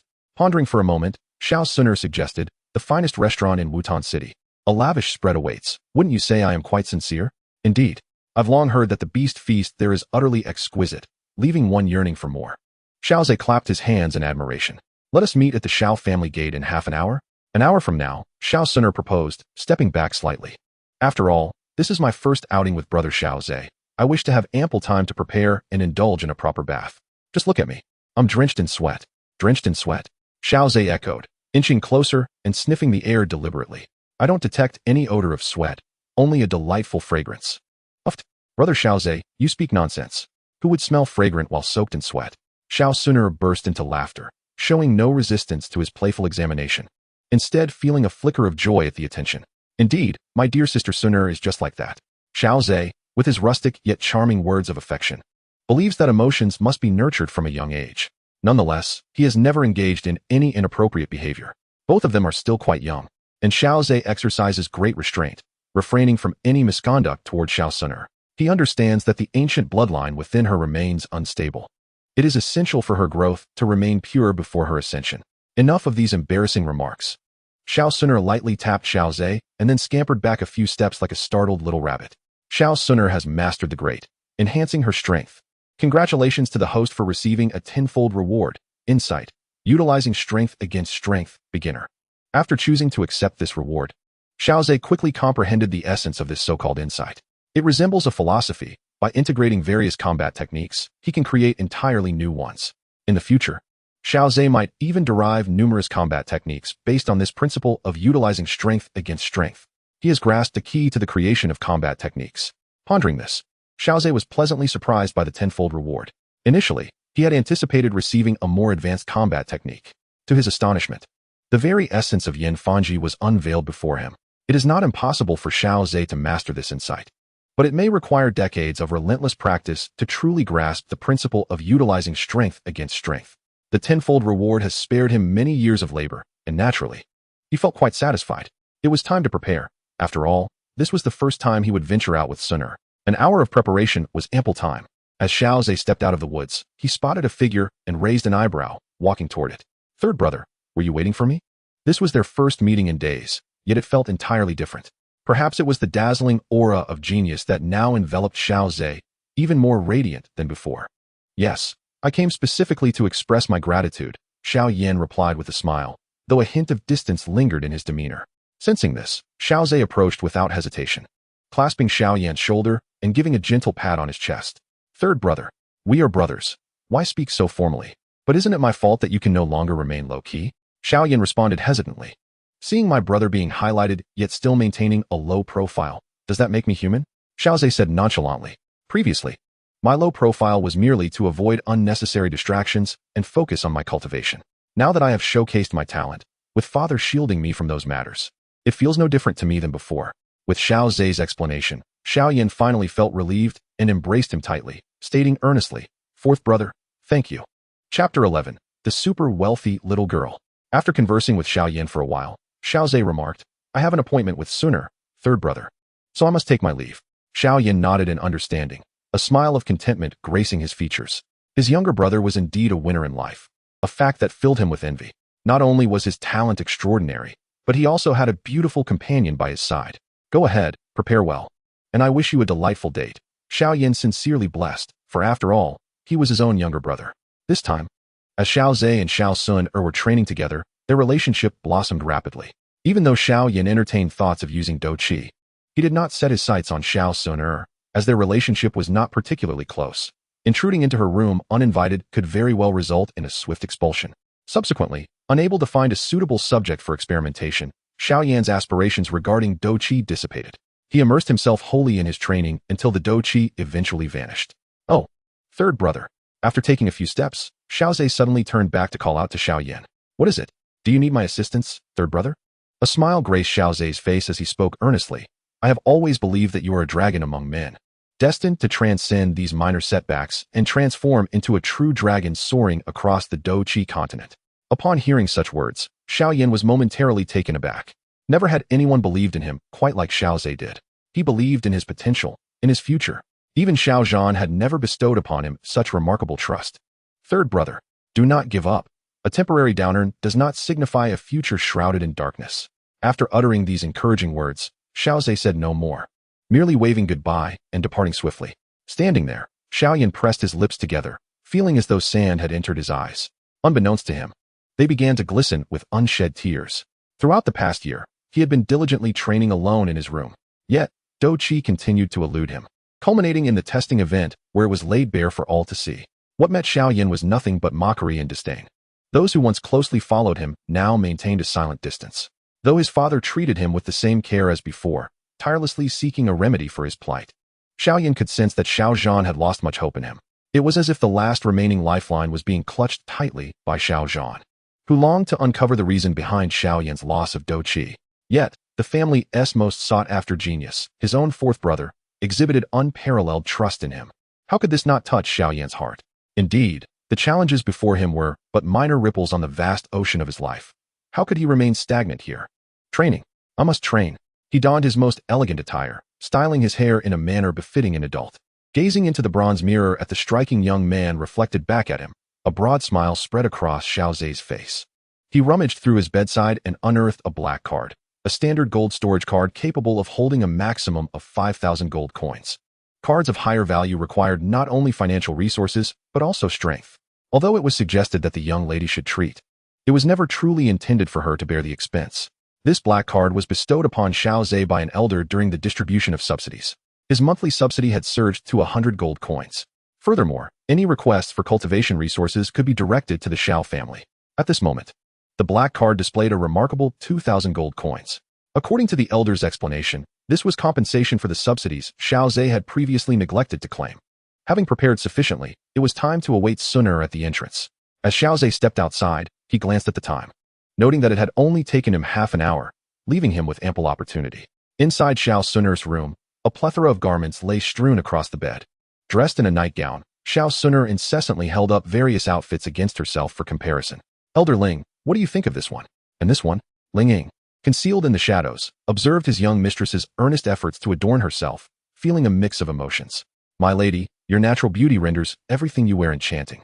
But I wish to select the most exquisite outfit, Xiao Xun'er declared, setting down 2 garments to pick up another with utmost seriousness. Today marks my first outing with brother Xiao Zhe, albeit under the guise of a celebratory dinner. I must present my finest self. Ling Ying, feeling somewhat helpless at her indecision, suddenly conceived a brilliant idea. My lady, you and young Master Xiao Zhe are inseparable, seeing each other almost daily. He has likely grown accustomed to your attire. Xiao Xun'er paused, realization dawning upon her. Ling Ying seized the moment, suggesting, why not wear an outfit you have never donned before? It may very well captivate young Master Xiao Zhe. That makes sense. Thank you, Elder Ling. A few days prior, he had just become a 9-star fighter, and now he had firmly solidified his status, taking a significant leap forward. Once one truly becomes a fighter, the pace of cultivation accelerates dramatically, potentially allowing for several stars to be gained within a year. Coupled with the unique fighting aura crafted by the system for Xiao Zhe, his progress in training would be exceedingly rapid. with Xun'er's enhancement providing a tenfold feedback to become a one-star fighter. Xiao Zhe silently wished for a breakthrough to a fighter himself. Suddenly, a voice interrupted his thoughts. "Brother Xiao Zhe, what are you pondering so intently?" Naturally, he was contemplating whether his dear sister Xun'er would take the full hour to join him. When he laid eyes on Xiao Xun'er, a hint of astonishment flickered in his gaze. Her long hair cascaded down to her waist, adorned with a golden hairpin from which several crimson threads hung. She wore a light azure undergarment layered with a white gown, embellished with red floral patterns at the cuffs and neckline. She appeared as though she had stepped out from a painting. Moreover, Xiao Xun'er's ethereal demeanor, reminiscent of a celestial lotus, rendered her even more divine. She perceptibly noticed the admiration and astonishment that flashed across Xiao Zhe's eyes, filling her heart with sweetness akin to nectar. "Brother Xiao Zhe, does it look beautiful?" she asked, spreading her arms and twirling in place for him to admire her fully. "Indeed, it looks splendid. This outfit is truly captivating. Xiao Xun'er is truly more beautiful." Xiao Zhe couldn't help but nod in admiration. A radiant smile blossomed on Xiao Xun'er's face, justifying the considerable time she had devoted to selecting her attire and perfecting her appearance. "Shall we go, Brother Xiao Zhe? Feel free to indulge." "Oh, you little rascal. Are you not afraid I might eat you into poverty?" "Hee, Brother Xiao Zhe, you are welcome to try and see if you can truly devour me." A proud expression adorned Xiao Xun'er's face as she tilted her chin, resembling an adorable little kitten. Xiao Zhe was well aware of Xiao Xun'er's immense wealth, which could rival nations. For her, consuming 1,000 of his worth would merely be a drop in the ocean. Chapter 12. Lady Ya and Young Master Oba. Xiao Zhe and Xiao Xun'er walked side by side along the bustling streets. Their pairing, akin to a golden boy and jade girl, attracted the attention of passers-by. However, they paid no heed to the gazes and proceeded directly to their destination. Upon arriving at the Xiao restaurant, the evening lights were just beginning to illuminate the surroundings. Inside, the establishment was ablaze with light and filled with the lively chatter of patrons. What a lively restaurant! It truly deserves the title of the best in Wutan City. Xiao Zhe remarked to Xiao Xun'er as he observed the throng of people entering and exiting. "It seems we may have to wait for a while. Do not worry. Brother Xiao Zhe, I have already made arrangements. We can go straight in," Xiao Xun'er said with a mysterious smile, guiding him into the restaurant. Soon, they were led by a server to a private room on the upper floor. The design of this room was quite ingenious. Looking towards the interior of the restaurant, one could see the performance of singing maidens and the diners enjoying their meals. Gazing outside, the marketplace remained brilliantly lit even in the night. "Xiao Xun'er, you have chosen a splendid private room." "Hee, I specifically reserved this room to avoid any unwelcome distractions," she replied. Xiao Zhe nodded in agreement, knowing full well that Xiao Xun'er's beauty would inevitably draw attention from others. Dining in a private room certainly alleviated many potential inconveniences. "By the way, how much does this private room cost?" Xiao Xun'er raised a delicate finger and smiled lightly. "Including the beast feast we are about to enjoy, it totals 1,500 gold coins." "Wow, that is quite expensive. If I recall correctly, the Xiao family's annual profit is only about 100,000 gold coins." Xiao Zhe exclaimed. TSK, a year's profit for the Xiao family would only suffice for over 2 months of dining at Xiao restaurant. So how about it? Isn't this feast from Xiao Xun'er quite generous? "It is exceedingly generous." As they spoke, the dishes of the beast feast began to gradually appear. These were edible magical beasts, specially cultivated and prepared, providing numerous benefits to those who consumed them, enhancing vitality and strengthening the body. Although not as potent as the potions crafted by alchemists, they were still highly sought after. After all, this was the Doqi continent, a world where strength reigns supreme. Anything that could bolster one's power would incite fervent pursuit. The aroma of the meat filled the air, and Xiao Zhe inhaled deeply, gazing hungrily at the table laden with beast meat. Brother Xiao Zhe, stop staring and start eating. Together, as the two conversed and admired the picturesque scenery, they savored the exquisite feast of the Warcraft. Such moments of joy are always fleeting. Xiao Zhe raised a glass of icy blue juice, clinking it gently with Xun'er. The instant it touched his lips, an exhilarating chill enveloped him.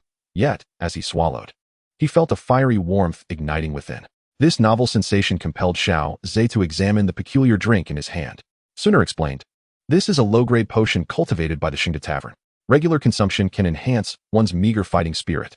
Xiao Zhe paused, taken aback, and began to attune himself to the state of his inner energy. Fortunately, his intimate knowledge of his own condition allowed him to discern the slight increase in his fighting spirit. Indeed, regular consumption could yield such subtle enhancements. However, the tavern's clever marketing certainly piqued the interest of many. Xiao Zhe emphasized the word meager, eliciting a series of soft giggles from Xun'er. However, the fact that Xingde Tavern could offer such coveted products hinted at an intriguing backstory. Xun'er nodded, stating, "It is actually somewhat connected to the Xiao family. The force behind Xingde Tavern is the Nayland family. The Nayland family, one of the three prominent families of the Gamma Empire, once allied with the Xiao clan?" Xiao was taken aback, surprised to discover the powerful entity behind the tavern was indeed the Nayland family. Yet, given their status as one of the three great families, it was not unexpected for them to have influence throughout the Gamma Empire. No wonder Xingde Tavern could thrive in the heart of Wutan City. It was backed by the Nayland family. "My third brother's betrothed is the eldest daughter of the Nayland family," Xun'er remarked, taking a sip of her juice with a suggestive tone. In previous years, the Nayland family frequently communicated with the Xiao family, but this year, the dynamics might be shifting. Xiao understood the implications of Xun'er's words, with Xiao Yin reduced to a mere shadow of his former self. It was uncertain whether the Nayland family would maintain their ties with the Xiao clan. Yet, according to the original narrative, the Nayland patriarch honored his promises. Even with Xiao Yan's downfall, the engagement remained intact. Nevertheless, it was also possible that the Nayland patriarch might be indifferent to such matters. Xun'er nodded, pondering the uncertainty of the future. "Young Master Oba, please conduct yourself with dignity." Just as they were enjoying the view outside, a sharp reprimand suddenly echoed within the tavern. The two turned their gaze downward to see a strikingly beautiful woman in a qipao, exuding a commanding presence. However, her face was marred by frost and her expression was stern. Opposite her sat a stout young boy, around 13 or 14 years old, whose excessive indulgences were evident in his sunken eyes and pallid complexion, his gaze hollow and vacant. The altercation had scarcely begun when the tavern manager arrived to intervene, halting the conflict and admonishing the boy not to cause trouble within the establishment, perhaps mindful of the tavern's bustling patrons. The boy refrained from further outbursts and chose to sit quietly in the hall, while the beautiful woman ascended the stairs to dine above. As the observant Xiao exchanged glances with Xiao Xun'er, a realization dawned upon him. Was that not Miss Yufei, the chief auctioneer of the Mitre Auction House? Xiao Xun'er was taken aback. How could her brother possibly know of Yufei? "Brother Xiao, how did you come to know that was Miss Yufei?" Xiao, noticing the bewilderment in her eyes, responded, "What are you pondering? Did we not invite Miss Yufei to our family's coming-of-age ceremony last year?" "Oh, I remember now. She mentioned the Yuba family, didn't she?" Xiao Xun'er exclaimed, sticking out her tongue before hastily shifting the topic. Although the Uba family ranks among the three great families of Wutan City, provoking Miss Yufei of the Mitre Auction House seemed quite audacious. Xiao nodded, reflecting. This is what they call being blinded by desire. Moreover, from the look of him, he appears unwilling to concede. He gestured for Xiao Xun'er to glance downstairs, and indeed, the young master of the Uba family could be seen indulging in food while his gaze frequently strayed toward the staircase. "Fortunately, we arrived early and reserved a private room," Xiao Xun'er said, patting her chest in relief. "Otherwise, encountering this fellow would have soured our mood, even if we were not afraid of him. Indeed, one can surmise that Miss Yufei is hardly enjoying her dinner at this moment." Xiao Xun'er, ever perceptive, quickly grasped the implication of Xiao words. After a moment's contemplation, she concurred, prompting the two to order a few more desserts. During this time, Xiao discreetly assessed the price of their lavish feast. It fell within his budget, yet he mused that he would soon find himself impoverished once more after today. Chapter 13. Are there more experts? Xun'er, I must step out for a moment, Xiao declared suddenly, setting down his cup as he rose from his seat. Xiao Xun'er squinted her eyes and smiled knowingly. After uttering that brief statement, Xiao departed the private room, his right hand caressing the black gold card, intending to settle the bill first. Observing the closed door, Xiao Xun'er queried, "Old Ling, what do you think Brother Xiao is up to?" A voice from a corner of the room, tinged with amusement, replied, "He is likely going to pay the bill. Surely he isn't seeking an opportunity to cross paths with Miss Yufei? What nonsense are you spouting, Old Ling?" Xiao Xun'er shot a glare toward the source of the voice. "Ha, I was merely jesting." When Master Xiao left, he was clutching his gold card. "So it's reasonable to assume he's off to settle the account." Ling Ying's tone turned more serious. Xiao Xun'er nodded, stating, "Brother Xiao is trying to spare me the expense by paying himself, but I've already taken care of the bill." Moments later, the door creaked open. Xiao peeked inside, and upon seeing Xiao Xun'er's amused expression, with the bill in her hand, he couldn't help but smile in resignation. "It seems you were well aware of my intentions, Xun'er, and that you had already settled the payment." Approaching Xiao Xun'er, he gently ruffled her hair. "You even left a fully loaded black gold card at the counter. Isn't that rather extravagant for this meal?" Hee. Xun'er promised to treat Brother Xiao to a sumptuous feast, so I naturally wouldn't skimp. Xiao Xun'er narrowed her eyes slightly, reveling in Xiao's gentle caress. "However, Brother Xiao, did we not agree that I would be the one to treat today?" she inquired. "Indeed, you would treat while I would settle the bill. But my plans have been thwarted. After all, This is my first date with you, holding significant sentimental value, so I wish to cover the expenses this time, he replied. Oh, brother Xiao, do not concern yourself with such trivial matters. A mere 2,000 gold coins is hardly an issue for me, Xiao Xun'er asserted earnestly as she grasped his hand. Moreover, your assistance in mastering the Yan Fanji technique has saved me considerable time, which is, in essence, money as well. In this exchange, I have gained quite a fortune. You little rascal, how can you keep such accounts? He teased, as they shared laughter. A figure suddenly descended the staircase. The show is about to commence. Brother Xiao, let us hasten. Upon spotting Yafei, they promptly rose to descend. Yet Xiao Xun'er paused, flipping her wrist to reveal 2 black cloaks. Xiao cast a covetous glance at the spatial ring adorning her finger. What a rare treasure.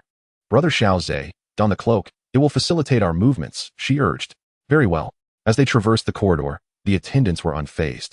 It was not uncommon to see cloaked figures, having encountered them perhaps a dozen or 20 times in a month.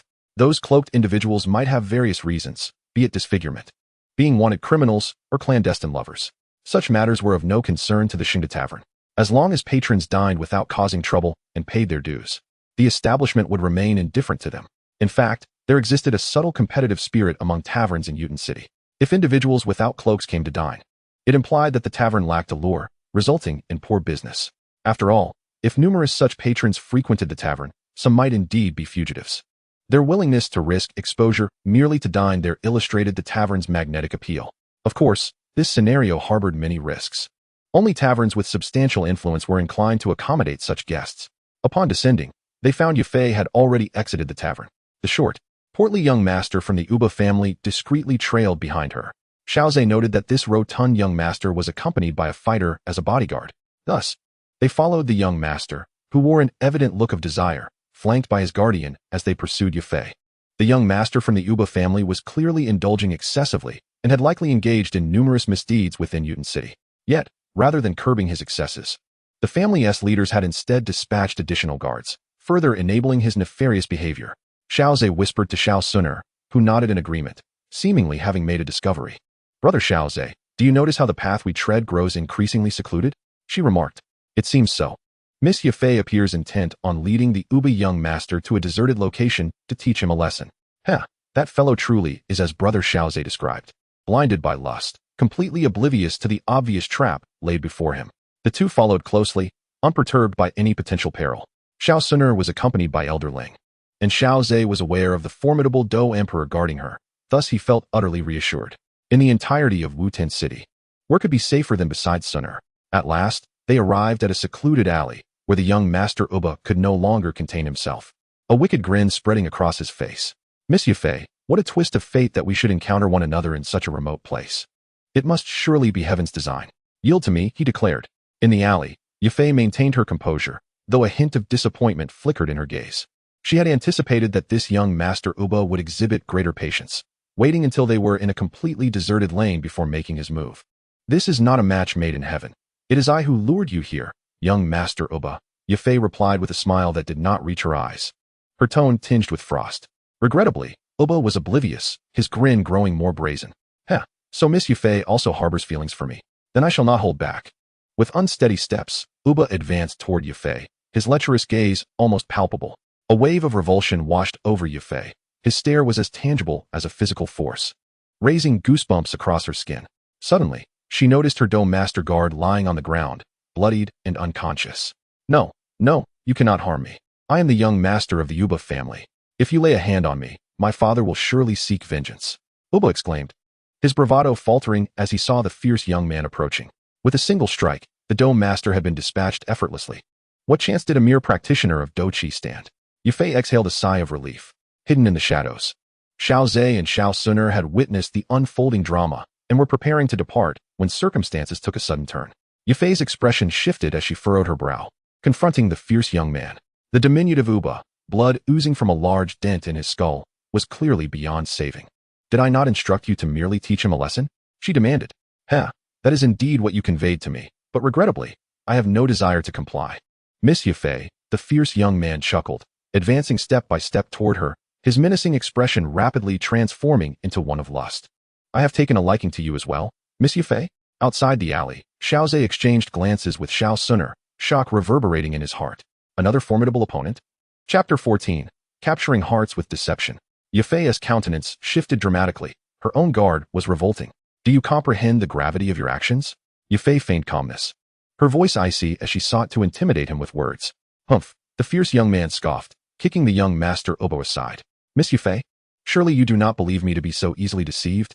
He stepped closer to Yafei, an expression of intoxication and infatuation dawning upon his face.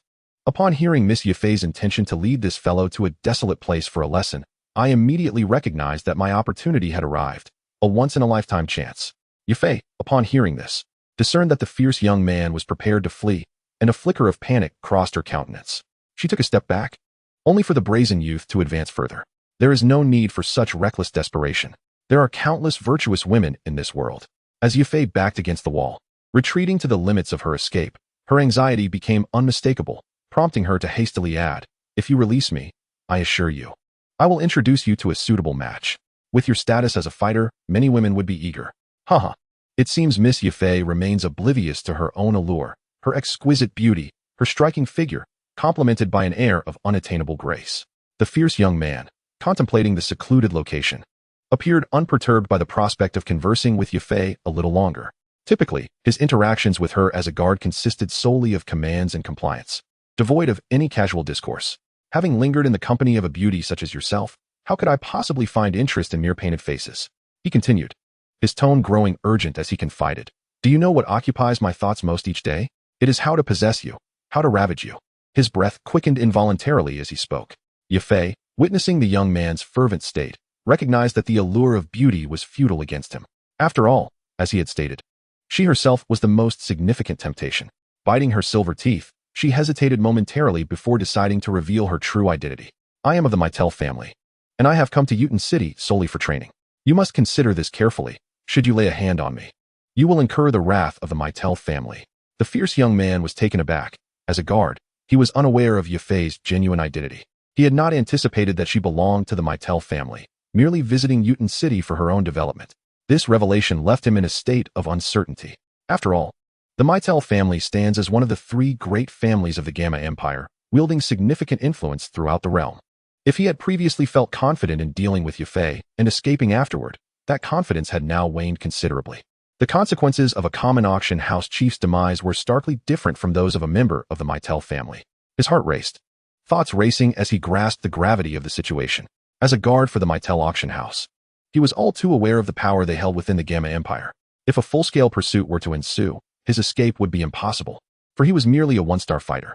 Seeing the flicker of hesitation on the fierce young man's face, Yafei felt a slight sense of relief. This was a testament to her years of honing a keen, ruthless gaze. Just as she contemplated her next words, the fierce young man suddenly cast a glance at the short, stout figure he had kicked into the corner. A clever scheme dawned upon him. Haha, I must thank Miss Yafei for the reminder. However, I have already devised a plan. The fierce young man suddenly chuckled. As long as I don a slight disguise and portray it as if members of the Obama family have sullied you, by the time I arrive, it will be too late. In a fit of impulsive rage, I will eliminate him.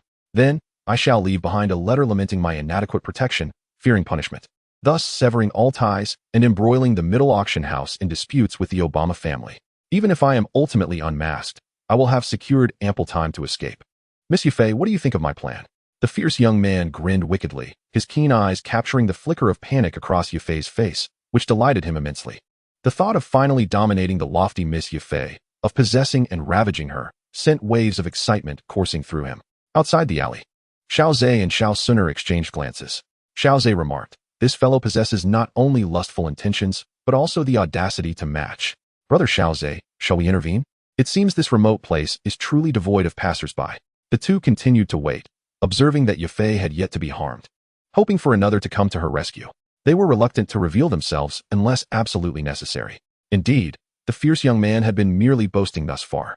He seemed to revel in Yafei's disarray and trepidation, likely having never witnessed the noble and composed Yafei in such a vulnerable state. If no one intervened, they would have no choice but to rescue her. They could not bear to witness an innocent suffer defilement. Xiao Zhe shrugged, his sole perception confirming the absence of others, and he let out a resigned sigh. He moved stealthily towards the alley. Engaging in combat at the Dome Master level posed some hindrances for Xiao Zhe.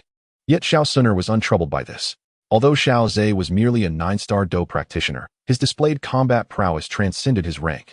He had even withstood a strike from a Grand Dome Master unscathed.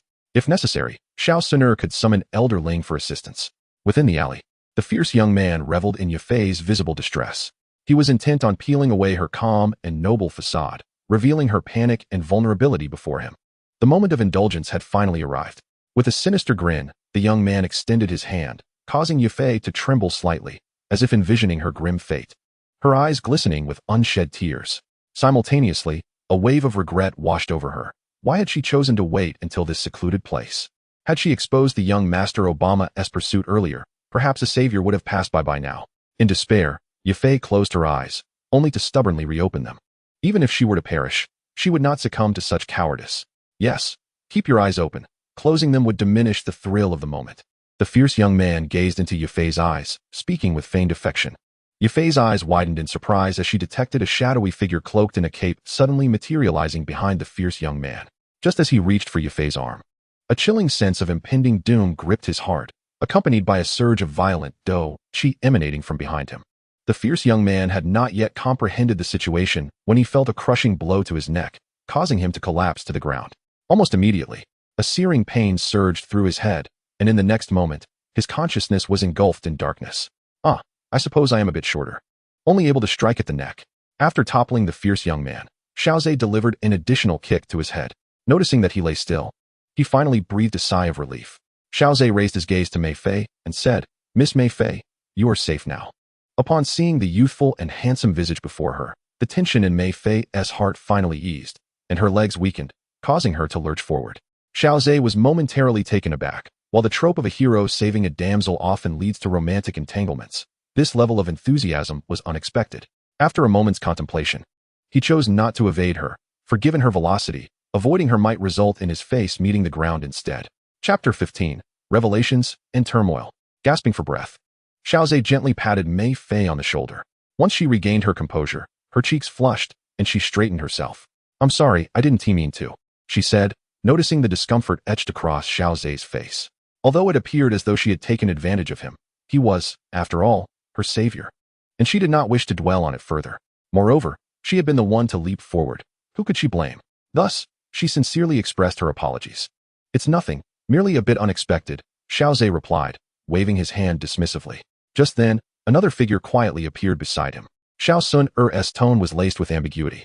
Earlier, she had witnessed Mei Fei embracing Xiao Zhe, her fists clenched in response. A fine spectacle indeed. Mei Fei was taken aback, realizing that they had been observing all along. Xiao Zhe, seeing Xiao Xun'er's implication, was unfazed, as he had no intention of concealing his actions. "We were also at the Shengde restaurant, on the second floor, and witnessed the entire incident. We sensed that the fellow would not relent easily." After explaining, he took Xiao Xun'er's hand and leaned in to whisper, "I truly did not mean it. She lunged at me, and had I dodged, she would surely have fallen and perhaps marred her lovely face. There might have been a better way to handle it. Don't you think? Couldn't you have simply supported her?" Xiao Xun'er huffed lightly. Yet, considering Mei Fei's presence, she mimicked Xiao Zhe and whispered back, "Ahem." It was a dire situation. After listening to Xiao Zhe's explanation, Mei Fei understood what they meant by watching a show. Now, as she observed the two young men whispering in front of her, she realized why Xiao Xun'er had chosen to expose their actions. It must have been her earlier intimate interaction with Xiao Zhe that sparked her discontent. Were they childhood friends, perhaps? Seizing the moment, Mei Fei discreetly appraised Xiao Xun'er. Unlike Xiao Zhe, who had pulled his cloak up, revealing her entire visage, Mei Fei could only glimpse the lower half of her face. Noting her exquisite chin and perfectly shaped lips, Mei Fei could imagine the beauty that lay beneath the cloak, perhaps a pair of enchanting eyes that sparkled with life. The youthful and handsome visage indeed seemed remarkably well matched. Yafei's thoughts flitted by in an instant, and she then deeply bowed, expressing her gratitude to the two individuals. So it was, Yafei thanked them for coming to witness her performance. At this moment, it was Xiao Xun'er who stood in astonishment. "You do not mind our actions? If every time I encounter peril in my life, I could meet individuals like you two, who are willing to lend a hand while enjoying the spectacle, how fortunate I would be," Yafei earnestly proclaimed. Xiao Zhe merely nodded in response. Yafei did not take offense at their enjoyment of the show. Rather, she was more concerned with the fact that they had saved her life. She could discern between matters of significance and triviality. "Well then, since the matter is resolved and words have been exchanged, we shall take our leave." Xiao Zhe lowered the hood of his cloak and spoke. "Might you reveal your names, so that Yafei may express her gratitude in person?" Yafei hastily inquired. "No need for haste. We are both in Wutan City, and we shall have the chance to meet again. In truth, we have already crossed paths, Miss Yufei." With a wave of his hand, Xiao took Xiao Xun'er away. Before departing, Xiao did not forget to remind her. "By the way, Miss Yufei, you are well aware of tonight's events. We acted out of necessity, so please do not disclose our existence." Of course, Yufei was not one to repay kindness with malice. She immediately assured him that, with her wisdom, she could certainly perceive their reluctance to reveal their identities. After all, as a member of the middle family, she possessed a degree of influence within Wutan City. Ordinary individuals would not let such an opportunity for gain slip by. As for seeking out Xiao Zhe based solely on his appearance in Wutan City, that would be akin to finding a needle in a haystack. Upon returning to the middle auction house, she promptly dispatched trusted aides to handle the situation in that area. The Uba family, one of the 3 prominent families in Wutan City, Yufei would not be deterred. However, in order to avoid complications and potential inquiries that might lead back to her saviors, she chose to exercise discretion.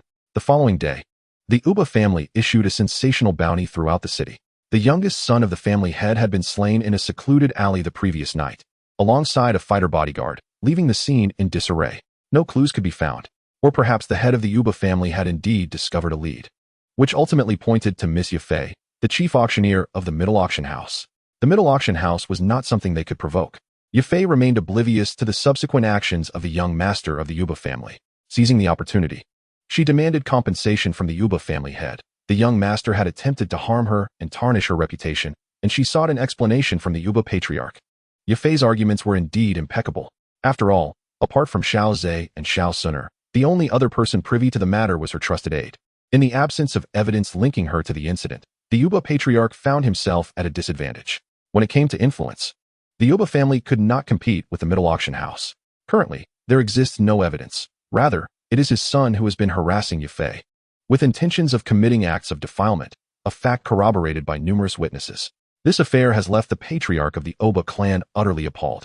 Having already endured the anguish of losing a child, to his dismay, he now finds himself compelled to pay a sum due to the misdeeds of his younger son. Ultimately, as all leads went cold, the Oba family issued a bounty of 100,000 gold coins, causing a sensation throughout the city of Wutan and igniting a fervent search for the perpetrator. Among the throngs were opportunists seeking to eliminate the innocent and claim the reward deceitfully. However, the patriarch of the Oba clan swiftly discerned their intentions, executing them and displaying their remains at his doorstep as a warning to others. This provoked the officials of the Gama Empire to intervene, cautioning the Oba patriarch against escalating the matter further. As the overseers of Wutan City, they prioritized order and stability, fearing that excessive commotion might deter merchants from conducting business in Wutan, thereby undermining their own interests. Moreover, the individual in question was known for his nefarious activities, and the authorities were not displeased to see someone willing to deal with him. Ultimately, this bounty episode concluded in an anticlimactic manner. Chapter 16, Pinnacle of the 9 Stars. In the Mitre auction house, Yufei removed her luxurious mink coat, the lighting casting a somewhat nebulous glint in her eyes. She could not shake the memory of that young boy. "I cannot forget that little fellow," Yufei mused, recalling the indelible experiences of that night in the alley. The boy had mentioned that they had met once before and that he too resided in Wutan, implying that their paths would cross again. Yufei's delicate brows furrowed slightly.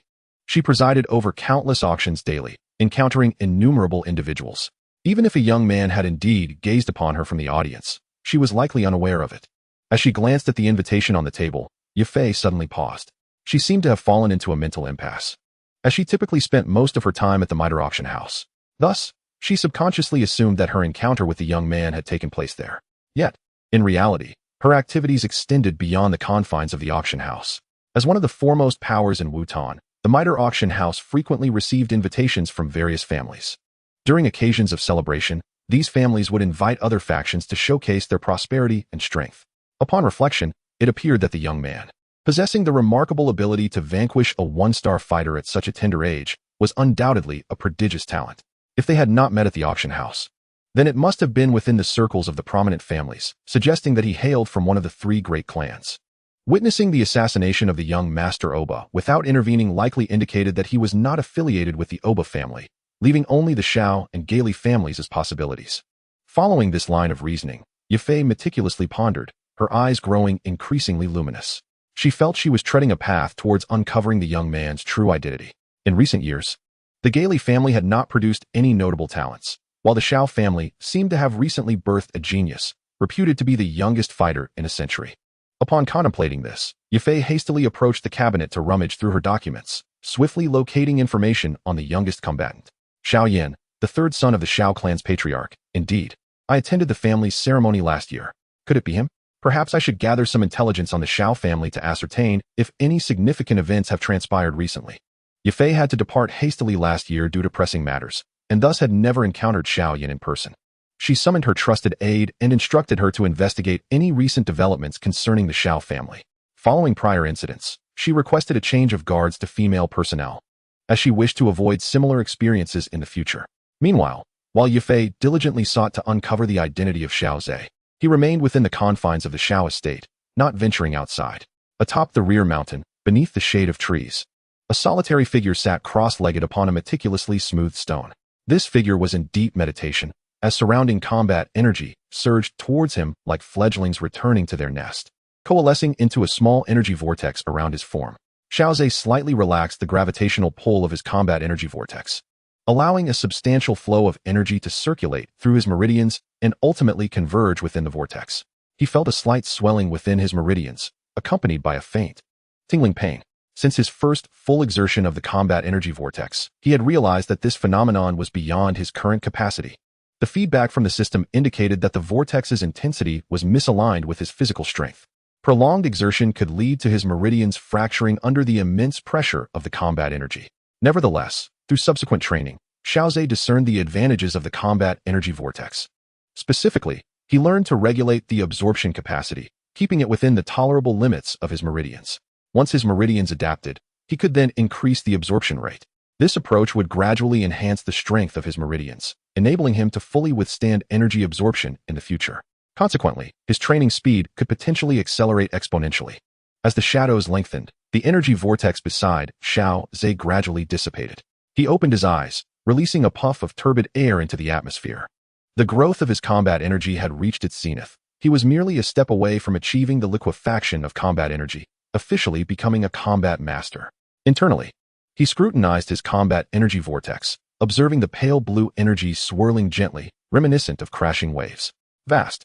This adjective should not typically characterize a practitioner at his level.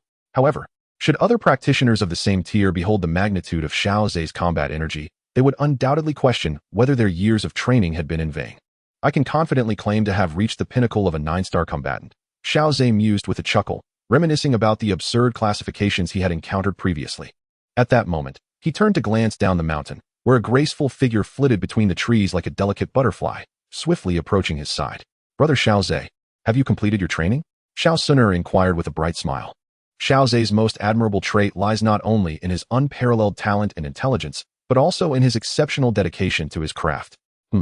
It feels like there is a slight improvement, he remarked, nodding as he affectionately ruffled Xiao Xun'er's hair. And how is your training progressing? He inquired, offering a comforting word. Xiao Xun'er nodded in understanding. I know, and I am quite pleased with my current pace. After all, not everyone can compare to you. My extraordinary brother Xiao Zhe. Such a cheeky girl. I offer you my encouragement, and you dare to call me a monster. Xiao Zhe playfully intensified his ruffling of her hair, ignoring her mock protests. Will you dare to say that again, Xiao Zhe, your brother? I won't. Xiao Xun'er, having escaped his playful grasp, stuck out her petite tongue at him with a smile. Monster. And with that, she dashed away, evading Xiao Zhe's reaching hands. Oh, you cheeky girl. I see you're lacking in combat practice, aren't you? Let us have a proper spar. The two engaged in a lively exchange, their combat creating gusts of wind that swept away the surrounding fallen leaves, clearing a spacious area. Seizing the opportunity, Xiao Zhe's arm, akin to a sinuous serpent, lightly tapped Xiao Xun'er on her rear. Chapter 17, 1-Star Fighter, Continuous Breakthrough. As time quietly slipped away in the midst of training, Xiao Zhe remained deeply immersed in his practice. Nevertheless, he dedicated even more time each day to assist Xiao Xun'er in nurturing her meridians. He eagerly awaited her advancement to a 1-star fighter, anticipating the tenfold feedback that would allow him to directly break through to the fighter level. It was not that Xiao Zhe was incapable of breaking through himself. Rather, he yearned for the fighter realm that the system promised as a reward. What unique experiences might await him? He had previously encountered a similar plateau and received a unique fighting cyclone. Throughout his journey from 1-star to 9-star fighter, this distinctive cyclone had proven immensely beneficial, though the subsequent stages would involve the conventional transformation of fighting energy into liquid form, coalescing into a higher quality of fighting energy. He held on to the hope that the system might yet bestow upon him an unexpected surprise. Hu. Xiao Xun'er gently exhaled a breath of turbid air, feeling a delightful tingling sensation coursing through her meridians. Is my brother Xiao Zhe, now at the pinnacle of 9 stars, unable to unleash his fighting energy anywhere else but onto me? She said with a blush, her breath fragrant like orchids. Ever since Xiao Zhe had stabilized at the peak of 9 stars, he had sought her out daily to assist in nurturing her meridians. You truly are a cheeky one, taking advantage and yet acting coy, Xiao Zhe teased as he pinched her cheeks, stretching them playfully. Despite the slight distortion of her features, it did little to conceal Xiao Xun'er's captivating beauty. Stop it, Xiao Xun'er protested, swatting at his hands while casting him an exasperated glance. By the way, after all this time nurturing your meridians, how do you feel? Is there still an effect? Xiao Zhe ceased his playful antics, cleared his throat, and feigned seriousness. There is still an effect, albeit not as pronounced as at the beginning. But of course, the stronger the meridians, the better. Xiao Xun'er chuckled and said, Since brother Xiao Zhe, you have nowhere to vent your fighting spirit, why not channel it into my body? I would like to vent, but Xun'er, you wouldn't be able to withstand my release. It seems that merely an hour and a half has passed, and already you are reaching your limit, Xiao Zhe teased. I still have more than half of my fighting spirit left within me. I am quite curious about how your fighting spirit has amassed to such monstrous proportions. Brother Xiao Zhe, Xiao Xun'er remarked, a hint of admiration in her voice. I dare say that even ordinary Do masters could scarcely rival your reserves. Although, in terms of quality, I might still fall short of a Do master, given the significant transformation that fighting spirit liquefaction entails. Xiao Zhe nodded, replying modestly, however, in terms of quantity, my fighting spirit would certainly rank among the elite, even among low-tier Do masters. In truth, the reality was even more astonishing than he portrayed. Nonetheless, this revelation drew Xiao Xun'er's awestruck gaze, her eyes fixated on his abdomen. Could it be that brother Xiao Zhe possesses some extraordinary anatomical structure that allows for such a vast reservoir of fighting spirit? What are you implying? Do you wish to dissect me for a closer examination? Xiao Zhe playfully covered Xiao Xun'er's eyes, preventing her from staring any longer. Wait, brother Xiao Zhe, I think I can feel something. As they playfully tussled, Xiao Xun'er suddenly exclaimed. Xiao Zhe was momentarily taken aback, but quickly comprehended her meaning. He had keenly sensed the fluctuations in the surrounding energy. Swiftly, he stepped aside as Xiao Xun'er obediently nodded, settling herself cross-legged upon the stone platform. A torrent of heavenly energy surged forth, flooding into her body. It seems you are on the verge of breaking through to a Do master. I suppose my guidance is unnecessary? Xiao Zhe observed intently. For her, transcending to the Do master level should not pose a significant challenge. Though for an ordinary individual, this transformation could be arduous, often requiring numerous attempts, as it necessitated the condensation of a Do Qi cyclone within the body. Naturally, this made the breakthrough quite formidable. The Qi gathering elixir could guarantee a complete condensation of the Do Qi cyclone. In the original narrative, when Nalan Yinran sought to annul their engagement, this elixir served as part of her reparations. This illustrates why alchemists are so highly sought after in the Do Qi continent. The potions they concoct possess remarkable efficacy. From low-tier to high-tier practitioners, there exists a demand for these elixirs. Regrettably, the prerequisites for becoming an alchemist are stringent, and Xiao Zhe's attributes do not align. He could only hope to obtain alchemist qualifications from the system in the future. His thoughts flitted by. In the original tale, Xiao Xun'er seemed to have successfully condensed her Do Qi cyclone in one attempt, and reflecting upon it now, it should pose no issue. Xiao Zhe's own Do Qi cyclone was aided by the system. Although he possessed some relevant experience, he felt Xiao Xun'er likely did not require it. Her profound background would encompass all cultivation methods from low-tier to high-tier. Should she encounter any difficulties, he would offer his guidance. Xiao Zhe silently contemplated, his eyes intently fixed on Xiao Xun'er's progress in cultivation. Xiao Xun'er furrowed her brows slightly, feeling the Do Qi within her body accumulate to a point where it could no longer be contained. She was well aware of the intricacies involved in condensing the Do Qi vortex, and had studied countless classical examples. The essential techniques for forming the Do Qi vortex were second nature to her. With her formidable control and her meridians, which had long been nurtured to an impressive resilience, Xiao Xun'er could compress the Do Qi within her without fear of harming herself. The pale, attribute-less Do Qi flowed through her meridians, ultimately converging in her lower abdomen. Gradually, the pale Do Qi became richer, its hue deepening until it transformed into a milky white. With an exceptionally sturdy foundation, coupled with astonishing mastery and seasoned experience, Xiao Xun'er's breakthrough unfolded in a systematic manner. Noticing this, Xiao Zhe felt a sense of relief, with a soft thud resonating within her. Xiao Xun'er slowly opened her eyes, her gaze radiant with the gathered energy. Observing this scene, Xiao smiled and congratulated her. Xun'er, congratulations. You are now a true Do fighter. Ding. Xiao Xun'er's strength has increased, reaching 1-star Do fighter. The host receives tenfold feedback. Congratulations to the host for advancing to 1-star Do master. The familiar notifications filled Xiao with joy. Brother Xiao, I have finally stepped into the realm of Do fighters, now standing on the same level as you. Xun'er exclaimed joyfully, rising to her feet and feeling the abundant Do Qi within her, which contained a more terrifying energy compared to the Do Qi itself. I know you're eager, but please hold on for a moment.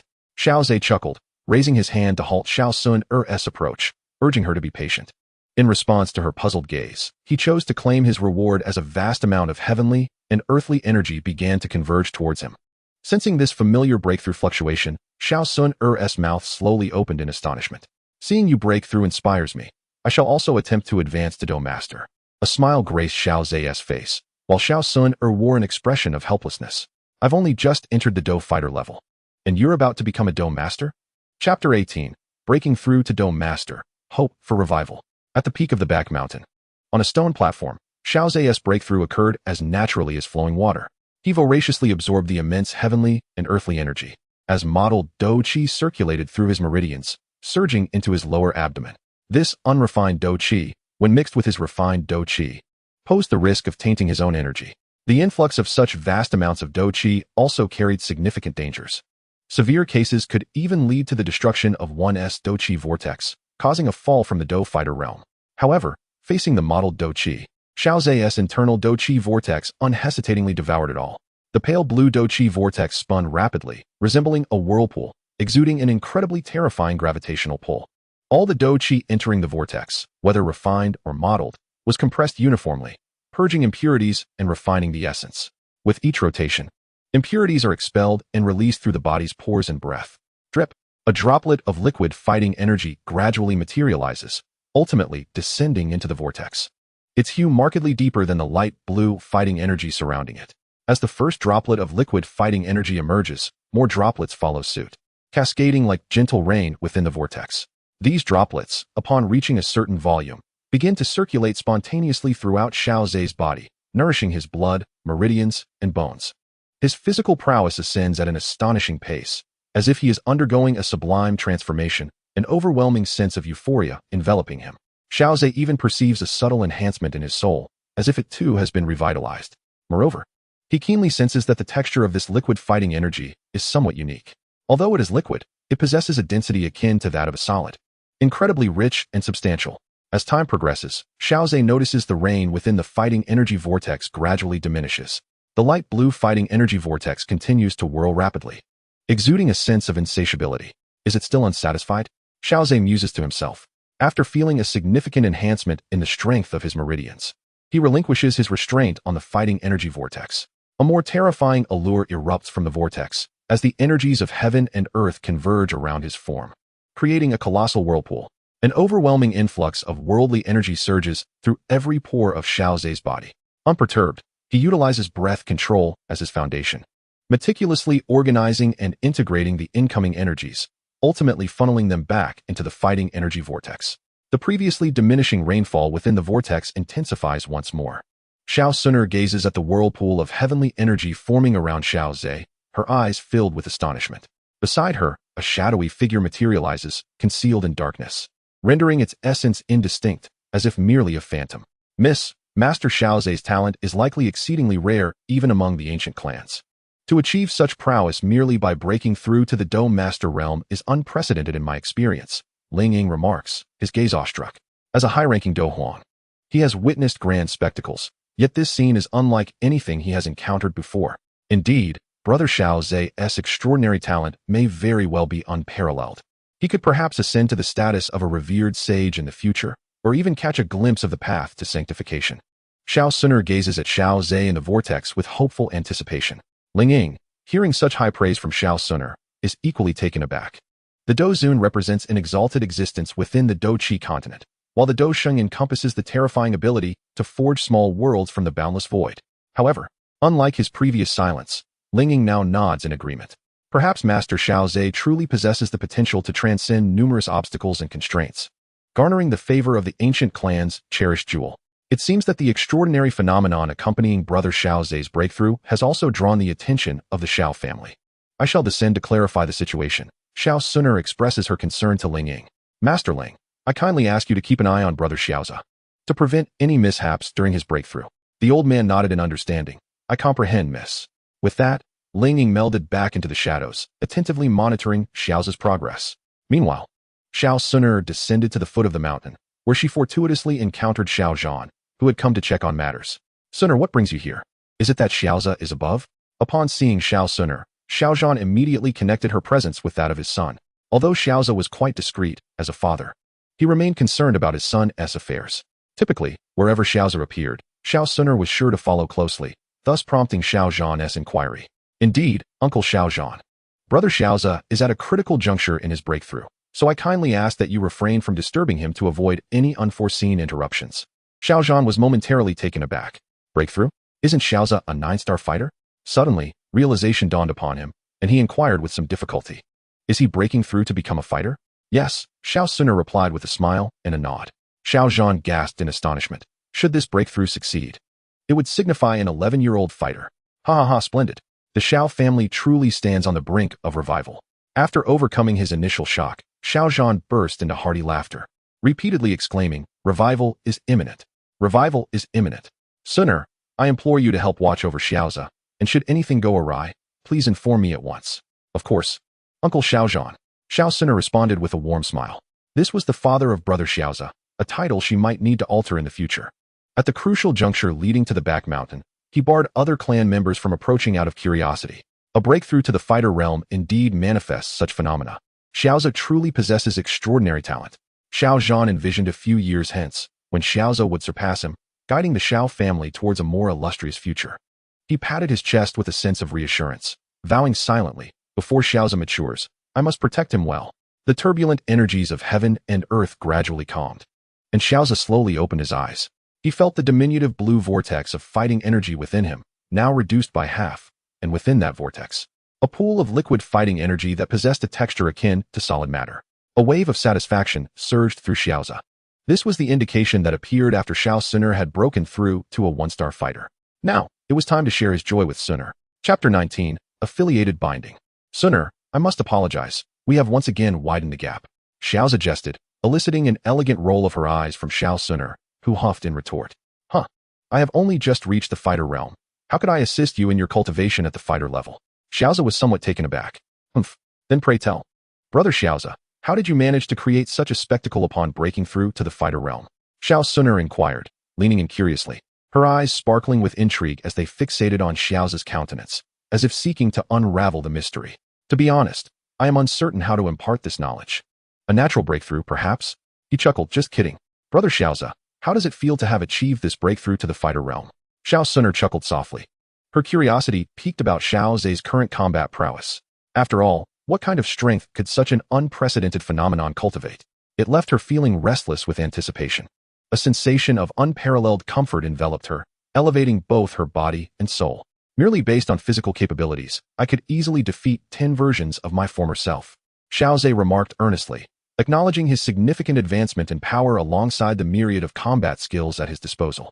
In the realm of low-ranking Dou Masters, he should be virtually invincible. If I were to encounter the Grand Elder now, perhaps I wouldn't need to rely on the previous strategy of using Yin Fan to dissipate all my strength. I could face him head-on. Xiao Xun'er gazed at him in astonishment, her eyes widening. Xiaoze had only just ascended to the rank of Dou Master, possibly still stabilizing at a mere 1-star. Yet the Grand Elder was a formidable Dou Master. Although the Grand Elder's potential had waned and his vitality diminished, he was still a seasoned Dou Master, far surpassing ordinary counterparts in strength. The mere fact that Xiaoze, freshly promoted, could contend with him spoke volumes about the magnitude of his enhancement. Indeed, Xiaoze, you too, she replied. The two descended the mountain together, bidding farewell at the crossroads. As Xiaoze stood at the intersection, watching Xiao Xun'er depart, he turned his gaze toward the shadows nearby. His heightened spiritual perception allowed him to easily detect a concealed figure. Father, no need to hide. Is there something you wish to discuss? Haha, Zaire, I refrained from approaching because I saw you conversing with Xun'er. Xiao Zhan emerged from the shadows, scratching his head and chuckling heartily. Well, Xiao Zhan observed Xiaoze closely, though he regrettably could not discern any signs of a breakthrough in his aura. Father, please speak plainly. I heard from Xun'er that you were attempting to break through to Do Master? Xiao Xun'er inquired eagerly, needing to confirm this matter personally. Yes, I have just achieved the breakthrough, Xiao Zhe replied, releasing a faint aura. Immediately, Xiao Zhan's eyes widened, acutely sensing the intensity of the Do Qi emanating from his son, causing him to swallow hard. Excellent. Zaire, your innate talent is likely unparalleled in the Xiao family for centuries. The future of the Xiao clan may truly flourish under your guidance. He was acutely aware of the challenges the Xiao family would face ahead. Knowing that mere survival would be a commendable feat, let alone prosperity, especially with the looming threat of the Soul Palace. However, there were still a few years before the Soul Palace would make its move, providing ample time for Xiao Zhe to develop. At worst, he could take the initiative and eliminate the Guardian, severing the Soul Palace's spies within the Gamma Empire. Yet, executing a silent takedown of a Dozone powerhouse would still present a considerable challenge for Xiao Zhe. It wasn't that he couldn't grow to become a Dozone. Rather, time was of the essence, and he needed more of it to mature fully. Based on the timeline, in 2 years, Xiao Yan would face the annulment of his engagement with Nalan Yinran. Following that would be the 3-year agreement of 30 years in the East, 30 years in the West. Do not underestimate the youth and poverty. Amidst all this, the Soul Palace had somehow determined that the Xiao family of Wuten City was indeed the same Xiao clan from years past. In the event of the downfall of the Xiao family, the Soul Palace covertly intervened, capturing the patriarch of the Xiao clan, all in pursuit of the ancient artifact, the Tua Shi ancient Emperor Jade. If one could preemptively sever their channels of information, perhaps it would afford Xiao Zhe additional time for development. Of course, if all else fails, relocating the entire Xiao family, or even temporarily dispersing them, could be considered. However, such matters are to be contemplated for the future. For now, the focus must remain on enhancing strength. The pivotal factor in whether Xiao Zhe can expedite his power augmentation lies in the 2 prompts provided by the system. Xiao Zhe gazed at the system panel. Congratulations to Xiao Xun'er for elevating her strength to a 1-star Do fighter, advancing a major realm. And congratulations to the host for receiving a special reward. In addition to the main binding of Xiao Xun'er, an auxiliary binding has been added. Xiao Zhe pondered over these 2 prompts, gradually grasping the conditions and requirements for the emergence of auxiliary bindings. With each major realm ascension by Xiao Xun'er, a special reward could be obtained, most likely an auxiliary binding. The auxiliary binding differs from the main binding in that it does not completely bind a person but rather binds a specific aspect. This could pertain to bloodlines, abilities, or physical constitution. Only when the bound aspect experiences enhancement can Xiao Zhe receive feedback. At first glance, this seems far inferior to the comprehensive nature of the main binding. Yet, the auxiliary binding possesses a distinct advantage. The feedback multiplier is no longer fixed at tenfold. Specializing in a singular aspect through auxiliary binding allows for feedback that could mirror the original or, with a stroke of luck, result in a 10,000-fold return. This prospect holds immense allure for Xiao Zhe. Though he has never been one to rely on luck, one must have aspirations. Should a 10,000-fold feedback indeed materialize, it would propel him to unprecedented heights. Eagerly, Xiao Zhe resolved to experiment with auxiliary binding. The prerequisite for binding is mere contact, even a glance suffices. Naturally, he opted to observe his 3rd brother, Xiao Yan, who had once been a source of hesitation for him. After observing, Xiao Zhe fell into contemplation. The current Xiao Yan could be described as a blank slate, possessing only the strength of his soul as a notable asset. In the future, he might bind a burning decision or alchemy skill. At present, Xiao Yan's situation primarily emphasizes potential for future growth. Suddenly, Xiao Zhe noted that the options provided by the system did not include cultivation as one of the choices. It appears that auxiliary binding is solely intended to expand my abilities, talents, and constitution? Or is it that the system has precluded any loopholes for me? What if all the auxiliary bindings obtained later are solely related to cultivation? If any of those were to yield a 10,000-fold feedback, it would truly be a leap from Do Huang to Do Zone. Xiao Zhe felt a twinge of regret, but quickly recalled the vast array of talents and abilities in the Do Qi continent, which are ample enough for his growth. Merely acquiring the alchemy skill and receiving a 10,000-fold feedback would be sufficient to elevate him to great heights. In the original text, the vibrant bloodline of the 7-colored sky-devouring python, the cursed poison body, and the bisnake 3-flower eyes, each capable of yielding immense benefits for Xiao Zhe, are mentioned. Chapter 20. The Xiao Family Celebration, Xiao Yu's Return. In recent days, Xiao Zhe has been diligently solidifying his Dome Master realm. As he continued to stabilize his foundation, he made a significant breakthrough within the 1-star realm. This left Xiao Xun'er astonished. Having just consolidated her own Do practitioner realm, Xiao Zhe had progressed again. In her heart, she could only silently exclaim, "What a remarkable talent!" In the Xiao family's rear mountains, Xiao Xun'er tugged at Xiao Zhe, hastening towards the hot spring. After practicing all morning, it was the perfect time to cleanse themselves. With a hint of implication in her voice, Xiao Xun'er said, "Brother Xiao Zhe, please keep watch for me and ensure no one approaches." "No problem, leave it to me," Xiao Zhe confidently assured her. With his current level of spiritual perception, even Xiao Zhan would struggle to conceal himself in front of him. Moreover, a high-level Do Emperor was secretly guarding nearby. What entity could possibly sneak up to the hot spring? Seeing that Xiao Zhe seemed to have no ulterior motives, Xiao Xun'er's cheeks flushed slightly as she said, "Brother Xiao Zhe, you mustn't think of peeping." "Ahem. Do you think I would stoop to such behavior?" Xiao Zhe coughed lightly, promptly responding with righteous indignation. "Hee, one can never be too sure," she teased. Despite her words, Xiao Xun'er clearly had no defenses against Xiao Zhe, swiftly shedding her clothes and gradually entering the hot spring. The mist swirled around them, and the occasional sound of water seemed to hint to Xiao Zhe that an exquisite beauty was bathing within the spring. He hummed a light tune, seated comfortably on the periphery, engaging in casual conversation with Xiao Xun'er. At just 11 years old, they were still mere children, free from any peculiar thoughts. Speaking of which, it seemed that recently, some clan members had been busy organizing matters. Was there a significant event occurring within the family? "Brother Xiao Zhe, don't you remember? It's the annual coming-of-age ceremony. This year, it seems to be cousin Xiao Ning's celebration," she explained as the sounds of water drew closer. "Indeed, Xiao Ning has come of age. Time passes so swiftly." Xiao Zhe lay back, hands behind his head, gazing at the sky with a complex expression in his eyes. Silently contemplating, Xiao Zhe had always been low-key and had no interactions with Xiao Yu. The only connection they shared was the recent encounter with her brother, Xiao Ning. "Where do you plan to develop in the future, Brother Xiao Zhe? Will you join a sect, or follow in Xiao Yu's footsteps and enroll in an academy?" Now, the Xiao family could no longer support the resources required for his rapid growth, so it was time to consider the future. After a moment of reflection, Xiao Zhe continued, "Sects have many restrictions and rules, which I find unappealing. So, that means you intend to enroll in the academy, like Xiao Yu? The Canaan Academy?" Xiao Xun'er's voice, obscured by the mist, was somewhat unclear. "Indeed, Canaan Academy is currently the best option, providing the resources necessary for my swift advancement." Xiao Zhe nodded, feeling inclined towards joining Canaan Academy. It offered freedom from constraints and access to techniques and combat skills. Most importantly, within the inner courtyard lies the Fallen Heart Flame, which is immensely beneficial for cultivation. The family's coming-of-age ceremony is approaching, and it seems that the enrollment date for Canaan Academy is also near. "Xun'er, would you like to accompany me?" "Certainly. Furthermore, we have never been apart since childhood. If Brother Xiao Zhe were to attend Canaan Academy alone, I might struggle to adjust." The two of them, one outside the hot spring pool and the other soaking in the warm water, set their future aspirations together. In the residence of the Grand Elder, he had heard whispers of the unusual phenomena in the back mountain that day. Although there were many rumors circulating within the family, none of the higher-ups had come forth to confirm them. The Grand Elder speculated that it could very well be Xiao Zhe. During those low-key years of Xiao Zhe, he spent most of his time in the back mountain. After he emerged as a genius, he almost never appeared within the family. The only place one could find him was the back mountain. The Grand Elder murmured to himself, such a degree of phenomenon. Combined with his previous strength of a 9-star fighter, could he have possibly broken through to a Do Master? Even if he were to become a Do Master, the phenomenon would be utterly outrageous, terrifying indeed. "No, I must have Xiao Ning come to apologize. Xiao Zhe's potential has been fully revealed. I must not become his adversary.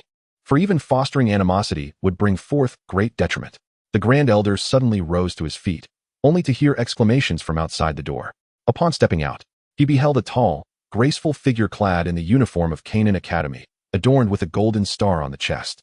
At the sight of this figure, the Grand Elder's face broke into a smile of relief. It was his granddaughter, Xiao Yu, a student of Canaan Academy. Being accepted into Canaan Academy already signifies remarkable talent. "Grandfather," Xiao Yu approached, her voice tinged with concern. "I heard that you were dismissed from your position as Grand Elder by the clan leader?"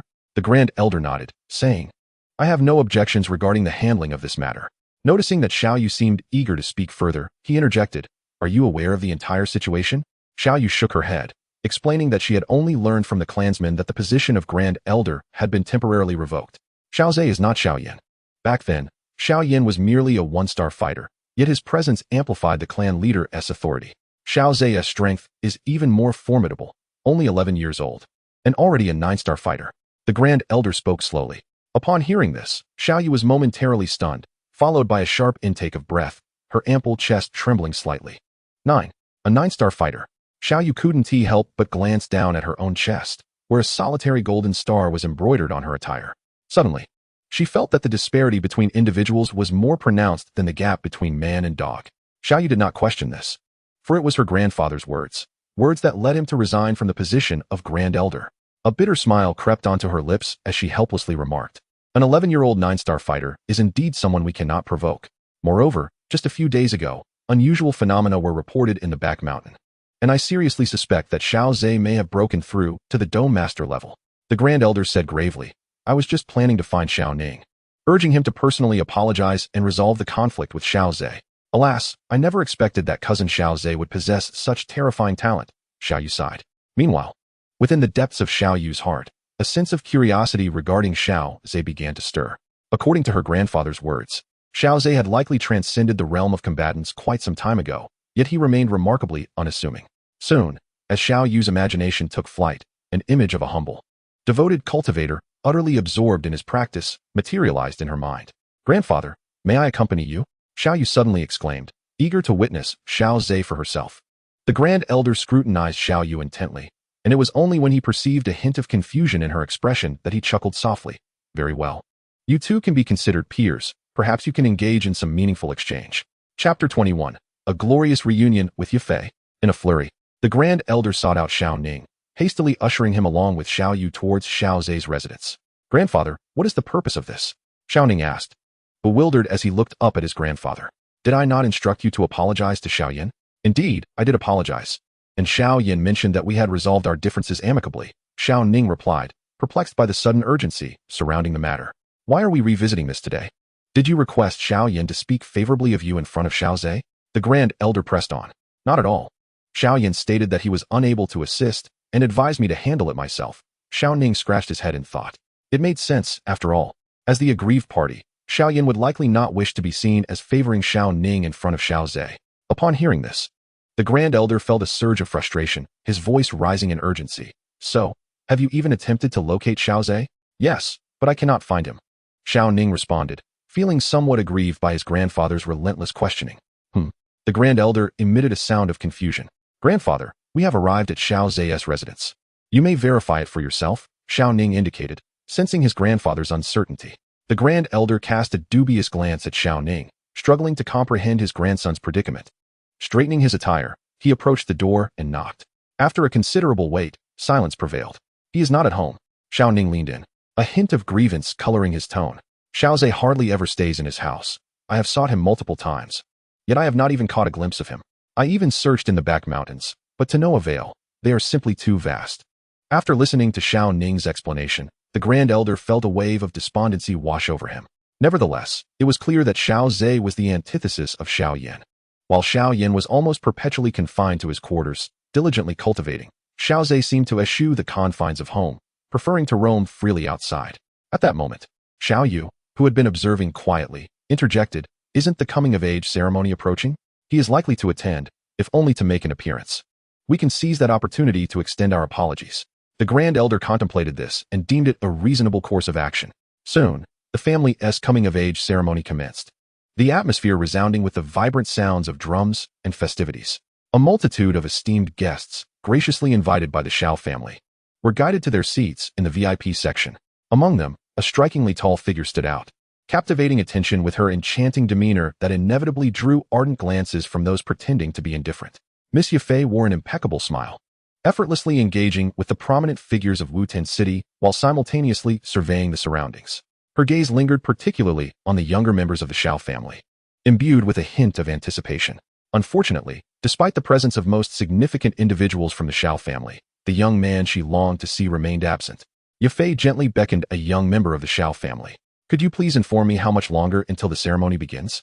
I would like to explore the Xiao residence." "Miss Yafei, there are approximately 3/4 of an hour remaining. You may enjoy your visit at your leisure.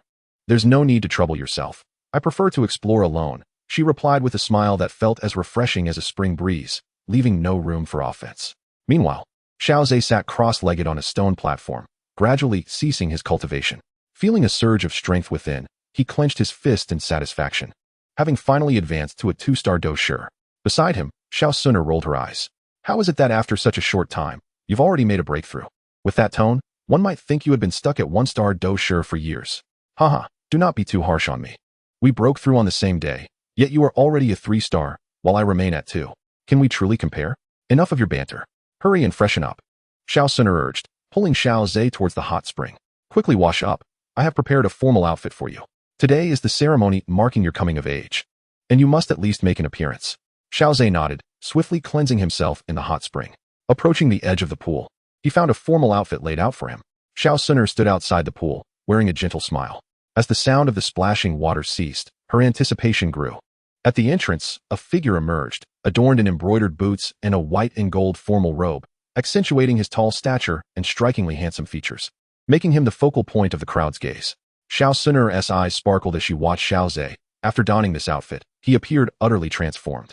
Xiao Zhe, running a hand through his still damp hair, cast a resigned glance at Xiao Xun'er. Xun'er, do you think this outfit is a bit too ostentatious? Brother Xiao Zhe, it is an annual ceremony. A touch of flamboyance is perfectly acceptable. Xiao Xun'er appraised him from head to toe, noting how striking her brother appeared today. With a smile, she approached and took his hand, leading him down the mountain in a light jog. As they descended, Xiao Zhe took the opportunity to admire the attire adorning Xiao Xun'er. Upon discovering a similarly adorned garment of white with golden trimmings, it appeared to harmonize splendidly with her own attire. That girl. Xiao Zhe refrained from further comment and followed Xiao Xun'er to the venue. Oh, there is someone over there who seems somewhat familiar, Xiao Xun'er remarked suddenly, while Xiao Zhe had already recognized her. Have you forgotten? That night, we rescued that individual. Miss Yafei, Xiao Xun'er exclaimed, drawing Yafei's attention toward them. The moment Yafei spotted Xiao Zhe, her eyes brightened. Compared to the dim light of that alley, the youth's attire now radiated vitality. Even having encountered numerous noble scions, Yafei couldn't help but concede that this young man evoked a most peculiar sensation within her, akin to a fluttering heart. Miss Yafei, we meet again. I told you we would cross paths eventually, Xiao Zhe said with a smile, halting his steps. Today, Yafei donned an exquisite gown, skillfully accentuating her advantages and showcasing her figure to perfection. Xiao Xun'er politely nodded at Yafei. I never anticipated that the one who saved me that day would be the 4th young master of the Xiao family, Xiao Zhe. I must express my profound gratitude once more, Yafei hastily declared, her appreciation evident. After some time of conversation among the three, Xiao Xun'er interjected. The coming-of-age ceremony is about to commence. We should hasten to the venue to avoid being late. Indeed, while my absence as a guest may be acceptable, your absence, Xiao Zhe, as a young master of the Xiao family, would be rather inappropriate. The trio swiftly made their way to the venue, arriving just as the ceremonial bells began to toll. The young man stood tall, handsome, and brimming with spirit, capturing the attention of all present. The young lady, naturally beautiful, though not fully matured, already exuded the grace of an extraordinary beauty, her eyes sparkling and her lips adorned with a gentle smile. The harmonious pairing of their attire seemed as though they were destined for one another. Adding to the allure was the captivating Yafei, whose entrance immediately commanded the attention of the audience. Xiao Zhe, feeling the gazes of the crowd upon him, wore a faint smile. Indeed, they had made a dazzling entrance. Chapter 22, Apologies and VIP Cards. As the bells for the coming-of-age ceremony rang out, Xiao Zhe, Xiao Xun'er, and Yafei made their radiant entrance, as though they were the true protagonists of the event, captivating the majority of those present. With a smile, Xiao Zhe quickly led Xiao Xun'er to the section designated for the underage members of the Xiao family. Such a spectacle of attention was not unfamiliar to her over the years. Thank you all for your presence at the Xiao family's coming-of-age ceremony. Xiao Zhe heard Xiao Zhan begin to deliver a lengthy speech, his smile momentarily faltering. It seemed that, regardless of the setting, lengthy oratory was an inevitability. On the elevated platform stood the core members of the Xiao family, including the clan leader and elders. As a member of the main lineage, he too had the right to stand upon that platform. However, Xiao Zhe chose to remain with Xiao Xun'er in the area reserved for the younger members of the Xiao family. The protagonists of today, the young scions of the Xiao family who have reached adulthood this year, are situated in another area, preparing to undergo their assessments. Xiao Zhe glanced around and noticed someone waving at him from the corner. He took Xiao Xun'er by the hand and approached, finding Xiao Yan smiling brightly at him. Fourth brother, you have truly saved my life. Huh, Xiao Zhe replied, somewhat perplexed. Third brother, there is no one here threatening your life. Why do you say such things? You cannot imagine, Xiao Yan recounted, his heart still racing. Before your arrival, everyone was scrutinizing me, particularly those fellows in the VIP section. Their gazes were as piercing as if they wished to see through my very being. Thankfully, you showed up and drew their attention away. Haha, third brother. It's not that dire. Even if I hadn't come, with the formal commencement of the adulthood ceremony, they wouldn't have fixated on you for long. Xiao Zhe chuckled as he offered some words of reassurance. while Xiao Xun'er remained quietly by his side. In Xiao Zhe's presence, she radiated the vivacity of a neighborly girl, akin to childhood sweethearts. Yet, before outsiders, she typically exuded a cool detachment, appearing unapproachable. Even if others sought to draw near, they would find themselves thwarted by her seemingly polite smile, which belied a distance that was as vast as a chasm. As Xiao Zhe and Xiao Yan conversed, they observed the adulthood ceremony. This year's proceedings were rather unremarkable, devoid of any unexpected dark horses or exceptionally gifted talents. The tests unfolded with an air of mediocrity. Some participants, thrilled to meet the standards in their combat energy tests, rejoiced at the prospect of continuing their cultivation within the Xiao family. Others, however, faltered and descended from the stage in despair, resigned to accept their fates as peripheral managers. Xiao Ning, the grandson of the elder, displayed a modest level of talent, barely passing the assessment. Following his previous humiliating defeat at the hands of Xiao Zhe, he had kept to himself, avoiding any further provocations, seemingly having matured considerably. Fourth brother, by the way, did the elder come to apologize? What brings this up? Has the elder wronged me in any way? Xiao Zhe inquired, caught off guard by Xiao Yan's sudden change of topic. Earlier, Xiao Ning came to me to express his regrets, and we managed to resolve our grievances amicably. Xiao Yan pondered for a moment, then recounted the details candidly. However, he ultimately requested that I speak kindly of him in your presence, which I declined, insisting he should apologize to you directly. It seems Xiao Ning cannot find you, and he will likely seek you out after the ceremony concludes. Just as Xiao Yan finished speaking, an elderly figure approached them. Xiao Zhe, do you have a moment? I wish to discuss something with you. The elder? Xiao Yan remarked, recognizing the sudden appearance. I am no longer merely the so-called elder. Very well, let us find a secluded spot. Upon reaching a quiet area, they discovered someone was already waiting there. Xiao Zhe's expression shifted subtly, for it was none other than Xiao Ning. Xiao Zhe, my grandson, previously clashed with you, and in a fit of anger, I acted rashly. I sincerely hope you can forgive me. The grand elder spoke with heartfelt sincerity, his face etched with regret. Xiao Ning echoed his sentiments, repeatedly bowing to Xiao Zhe. He chuckled. Grand elder, such words are unnecessary. Though you have temporarily been stripped of your elder title, your contributions to the Xiao family are indelible. Xiao Zhe had anticipated this encounter, yet he was astonished by the grand elder's forthrightness. It takes a village to raise a child, he thought, and he was not stingy with his compliments. After all, we are kin. Can we not resolve even the most significant of disputes? The conflict between Xiao Ning and myself stemmed from the humiliation of my third brother. Now that my third brother has no objections, I shall not dwell on the matter any longer. Indeed, Xiao Zhe, you possess a truly magnanimous spirit. You are destined to lead the Xiao family toward a glorious future. The grand elder exclaimed with unrestrained joy, showering Xiao Zhe with a cascade of extravagant praise. Hearing such compliments caused Xiao Zhe to blush slightly.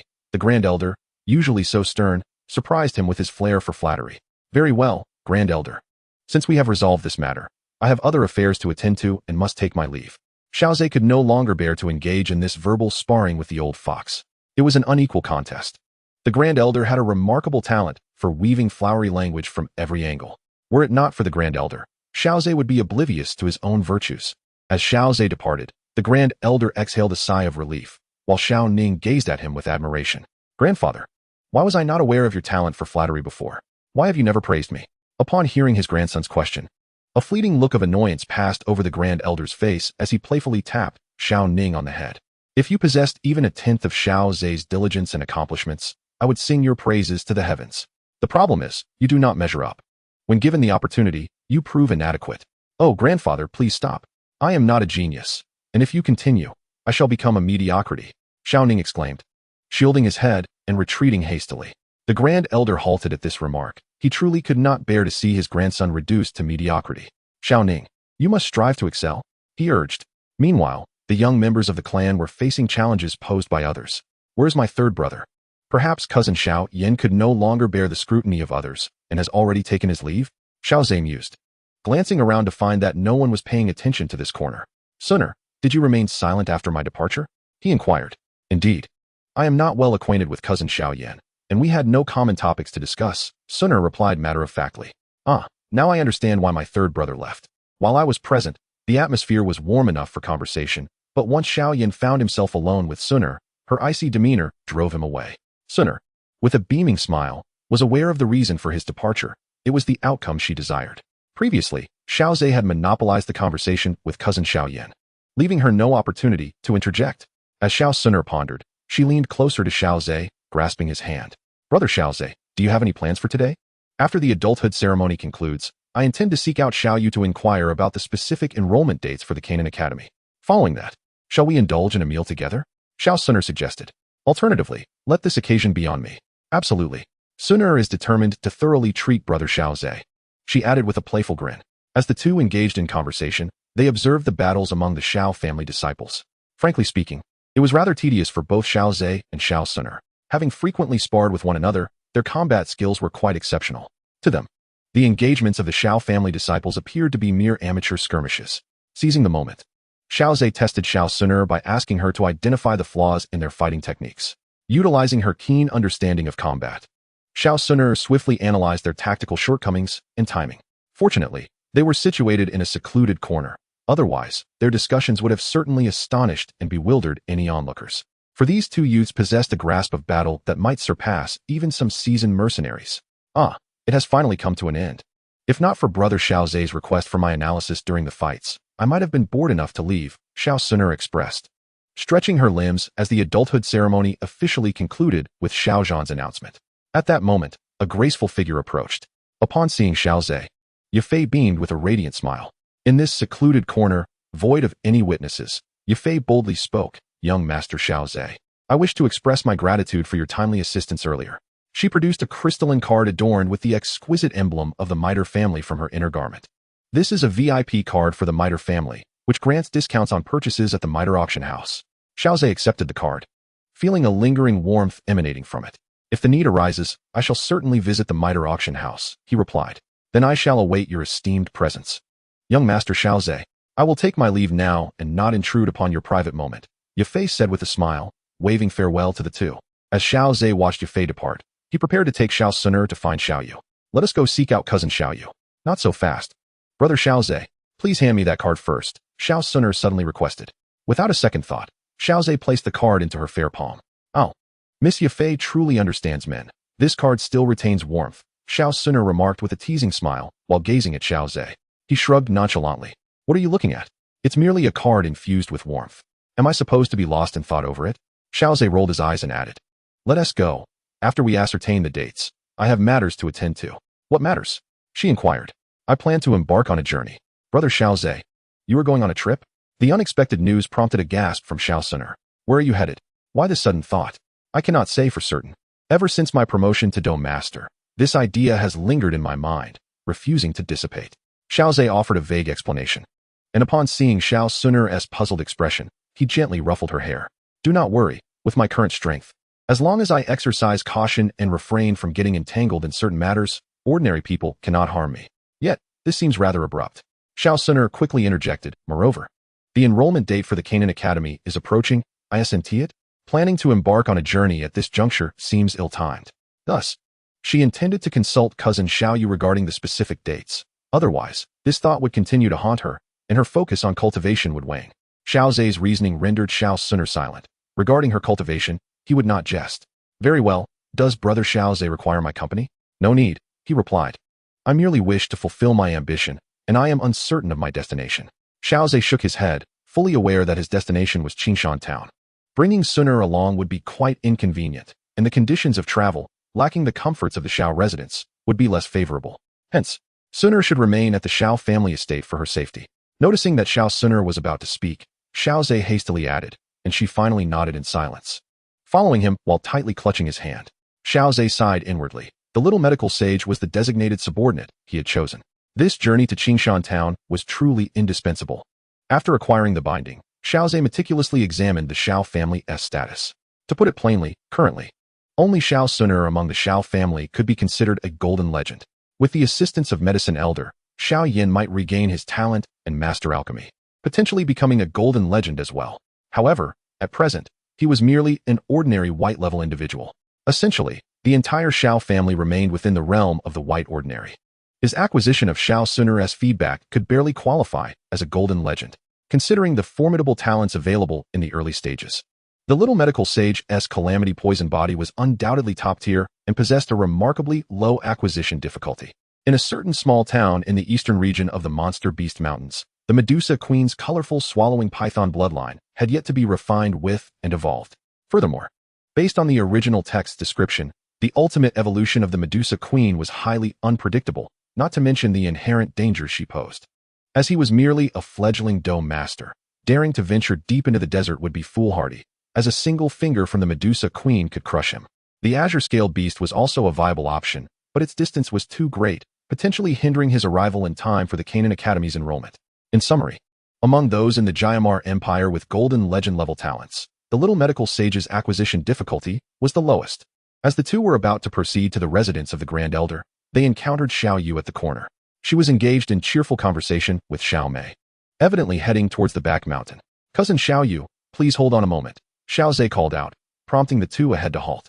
Upon encountering Xiao Zhe and Xiao Xun'er, both Xiao Yu and Xiao Mei were taken aback. These two individuals were the pride of their family. How could they suddenly seek them out? Xiao Yu halted her steps, gazing at the approaching Xiao Zhe, who had indeed left a significant impression on her when they first crossed paths at the gathering. The once unassuming child had now blossomed into a remarkably handsome and suave young man. In her childhood, Xiao Yu had met Xiao Zhe on several occasions, particularly when she was heading to the back mountain to soak in the hot springs, where he had cautioned her to be vigilant against prying eyes. Grateful for his warning, Xiao Yu remained cautious, ensuring she did not undress completely while enjoying her bath. This vigilance proved fortuitous, as she indeed caught a peeping Tom. Yet, the awkward twist was that the voyeur was none other than Xiao Zhe's elder brother, Xiao Yan. At the time, Xiao Yu found the situation quite amusing, as Xiao Zhe's well-intentioned advice inadvertently led to trouble for his brother. Thus, she retained a profound impression of Xiao Zhe, even though news of him was scarce thereafter. "What brings you here, Xiao Zhe?" Upon Xiao Zhe's arrival, Xiao Yu's attention was immediately drawn to her long, elegant legs. Undoubtedly, what captivated the eye most was her pair of long, shapely legs, complemented by the white and blue uniform of the Jianan Academy. The hem of her skirt revealed a generous expanse of her thighs, accentuated by her knee-high boots. "Cousin Xiao Yu, Xun'er and I plan to participate in the recruitment of Jianan Academy. We wish to inquire when the academy will arrive in Wutan City," Xiao Zhe said, momentarily distracted by her alluring legs before shifting his focus to her eyes. While her legs were indeed enchanting, he resolved not to be captivated by them. Upon hearing his words, Xiao Yu felt a sense of relief.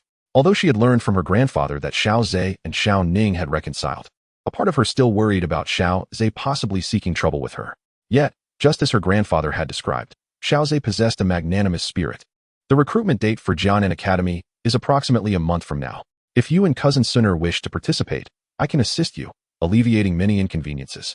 Especially since the head of recruitment happens to be my mentor, Xiao Yu assured, sensing Xiao Zhe's skepticism. She even patted her chest, emphasizing the credibility of her mentor. "A month, you say?" Xiao Zhe pondered, appreciating the ample time at their disposal. In the original narrative, Xiao Yan departed Wutan City for the eastern part of the Beast Mountain Range, taking 5 days to reach a resting place. Subsequently, with the heavy Xuanzhong ruler on his back, he journeyed for another 2 days to arrive at Qingshan Town. Thus, if he headed directly to Qingshan Town, he might not even require 5 days. Then I must sincerely thank Cousin Xiao Yu. Despite the previous misunderstandings with Cousin Xiao Ning, your willingness to assist me speaks volumes of your generous character, Xiao Zhe complimented, recognizing Xiao Yu's commendable disposition. Such flattery was something he had learned from the Grand Elder. Xiao Zhe now realized that the Grand Elder's colorful rhetoric held its value.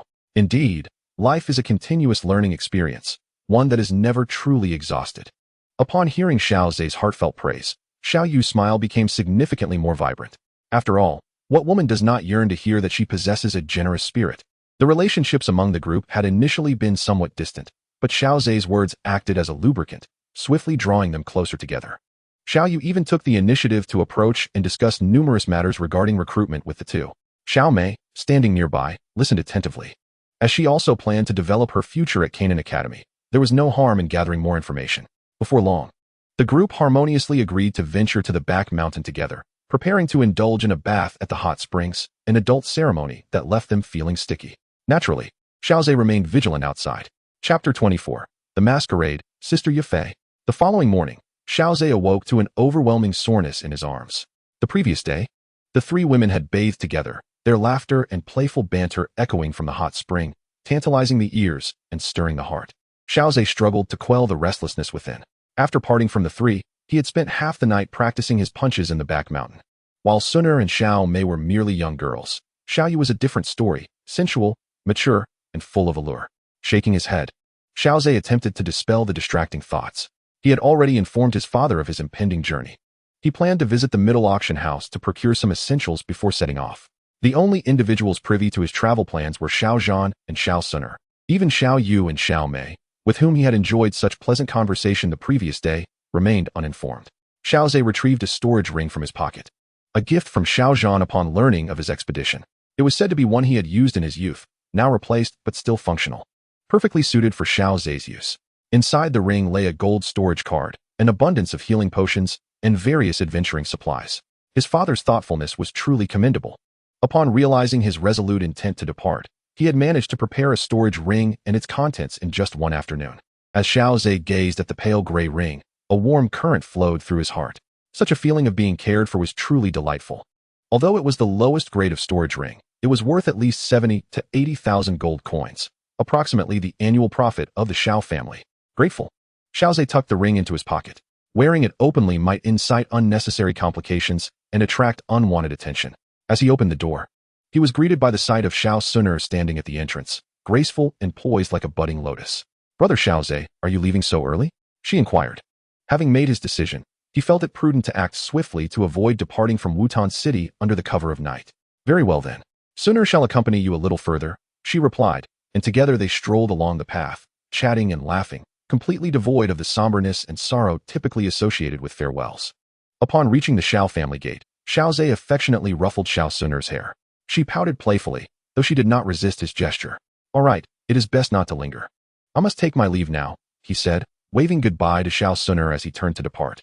As Xiao Xun'er watched Xiao Zhe's figure fade into the distance, her ruby lips parted slightly. "Elderling, I implore you to watch over brother Xiao Zhe and ensure no harm befalls him." "Yes, miss." Ling Ying hesitated for a moment before acquiescing, then added with a hint of uncertainty, "But miss, your safety." Xiao Xun'er chuckled, urging Ling Ying to hasten to guard Xiao Zhe. Feeling Ling Ying's departure, Xiao Xun'er's gaze drifted towards the horizon, where Xiao Zhe had vanished. "Safe travels, brother Xiao Zhe." Meanwhile, Xiao Zhe arrived at the middle auction house in Wutan City, seeking out the recently awakened Yafei. "Ah," Yafei lazily stretched and yawned, her voice slightly hoarse. "Upon hearing from my subordinates, I can hardly believe it's truly young Master Xiao Zhe. Haha, I sincerely apologize for disturbing you at such an early hour." "Miss Yafei," Xiao Zhe replied, seated in the reception room, a smile adorning his face as he watched Yafei emerge from her chamber. Naturally, with her status, Yafei could possess her own suite within the auction house. "Well then, young Master Xiao Zhe, you must have come to procure something special," she said, personally pouring a cup of tea and placing it before him. As she regarded him with a hint of surprise, she pondered for a moment before listing several items along with their prices. Xiao Zhe listened attentively, his interest piqued as he gestured for her to continue. "Might I see the exquisite mask?" he inquired. "If young Master Xiao desires it, I can graciously offer it to you, considering the significant favor you have bestowed upon me," she replied. Xiao Zhe shook his head with a smile, responding earnestly, "My intention in saving you was to prevent the innocent from suffering indignity, not to seek favors in return. Moreover, the VIP card you have graciously provided is more than sufficient in my eyes." Yafei gazed intently at the young man's earnest expression, a charming smile gracing her lips. "Very well." Shortly thereafter, having prepared herself, Yafei entered with a black wooden box. Upon opening it, a leather mask was revealed. "Young Master Xiao Zhe, since you are unfamiliar with the exquisite mask, allow me to assist you in donning it," she offered. That would be fine. Thank you, Miss Yafei," he replied, with her delicate, fair fingers. Yafei carefully grasped the edges of the mask, gently placing it upon Xiao Zhe's face while imparting various precautions. The exquisite mask is valued at 10,000 gold coins. It does not possess the cooling breathability of higher-grade ice silkworm skin, so it may feel slightly stifling. Everyday actions like washing or shaping your face will not distort the mask, but it could be damaged by sharp objects. Yafei continued to share her advice, akin to a caring elder sister meticulously instructing her younger brother before a journey. As Xiao Zhe observed her closely, he found her flawless visage devoid of any imperfections, and a subtle fragrance enveloped his senses. "Very well, after approximately the duration of an incense stick, once the mask has settled, you will be free to express your emotions," she concluded. Xiao Zhe nodded impassively, waiting quietly for the exquisite mask to secure itself, while internally reflecting on the moment. Had it not been for Xiao Zhan's generous gift of a gold card before his departure, he would truly find it impossible to afford this exquisite mask priced at 10,000 gold coins. In the world outside, one must always be prepared to spend. After approximately the span of an incense stick, Yafei emerged from her chamber with a mirror. It seemed sufficient. Xiaozhe took the mirror, and within its reflection appeared a young man with somewhat rough skin, the incongruity of which, juxtaposed with Xiaozhe's current stature, suggested a hint of underdevelopment. Thank you, Miss Yufei. Xiaozhe expressed his gratitude. Xiaozhe, we are already quite familiar, and you have saved my life. How about you acknowledge me as your elder sister and call me Yufei Jia? I shall look after you, what do you think? Yufei hesitated for a moment before speaking, her eyes sparkling with anticipation, fixed upon Xiaozhe. Yufei Jia? Xiaozhe was momentarily taken aback, as this was a privilege usually reserved for his third brother, and he instinctively uttered it. Ah! Yufei's heart swelled with joy as she settled beside Xiaozhe. This handsome youth, viewed from any angle, was utterly endearing. The mere utterance of sister made her heart flutter. Chapter 25. The Azure-Feathered Demon Eagle, Beasts in Turmoil. Yufei Jia, how much discount can I receive on this exquisite mask if I use the VIP card? Xiaozhe inquired, pleased with the mask's quality. My dear Xiaozhe, since you have called me sister, I shall protect you. I can still afford the cost of this mask, which I will gift you. Yufei leaned against Xiaozhe, feeling the strength of his physique as she smiled radiantly. No, Yufei Jia, since I have called you sister, I cannot take advantage of you. That would imply I sought you out for monetary gain. Xiaozhe resolutely declined. He was not without funds and saw no need to accept charity. Moreover, his acknowledgement of Yufei as his sister was not intended to exploit her generosity. Observing Xiaozhe's stubborn gaze, Yufei fell into a moment of silence, feeling a touch of helplessness. It seemed her newly recognized brother was rather obstinate. In that case, the VIP card would typically afford an 8% discount, but I shall grant you a 5% discount instead. That amounts to 5,000 gold coins. This way, you do not receive it entirely for free, and I can satisfy my desire to provide some benefits to my brother. Xiaozhe contemplated this before nodding, presenting a gold card in return. I am truly grateful, Yufei Jia.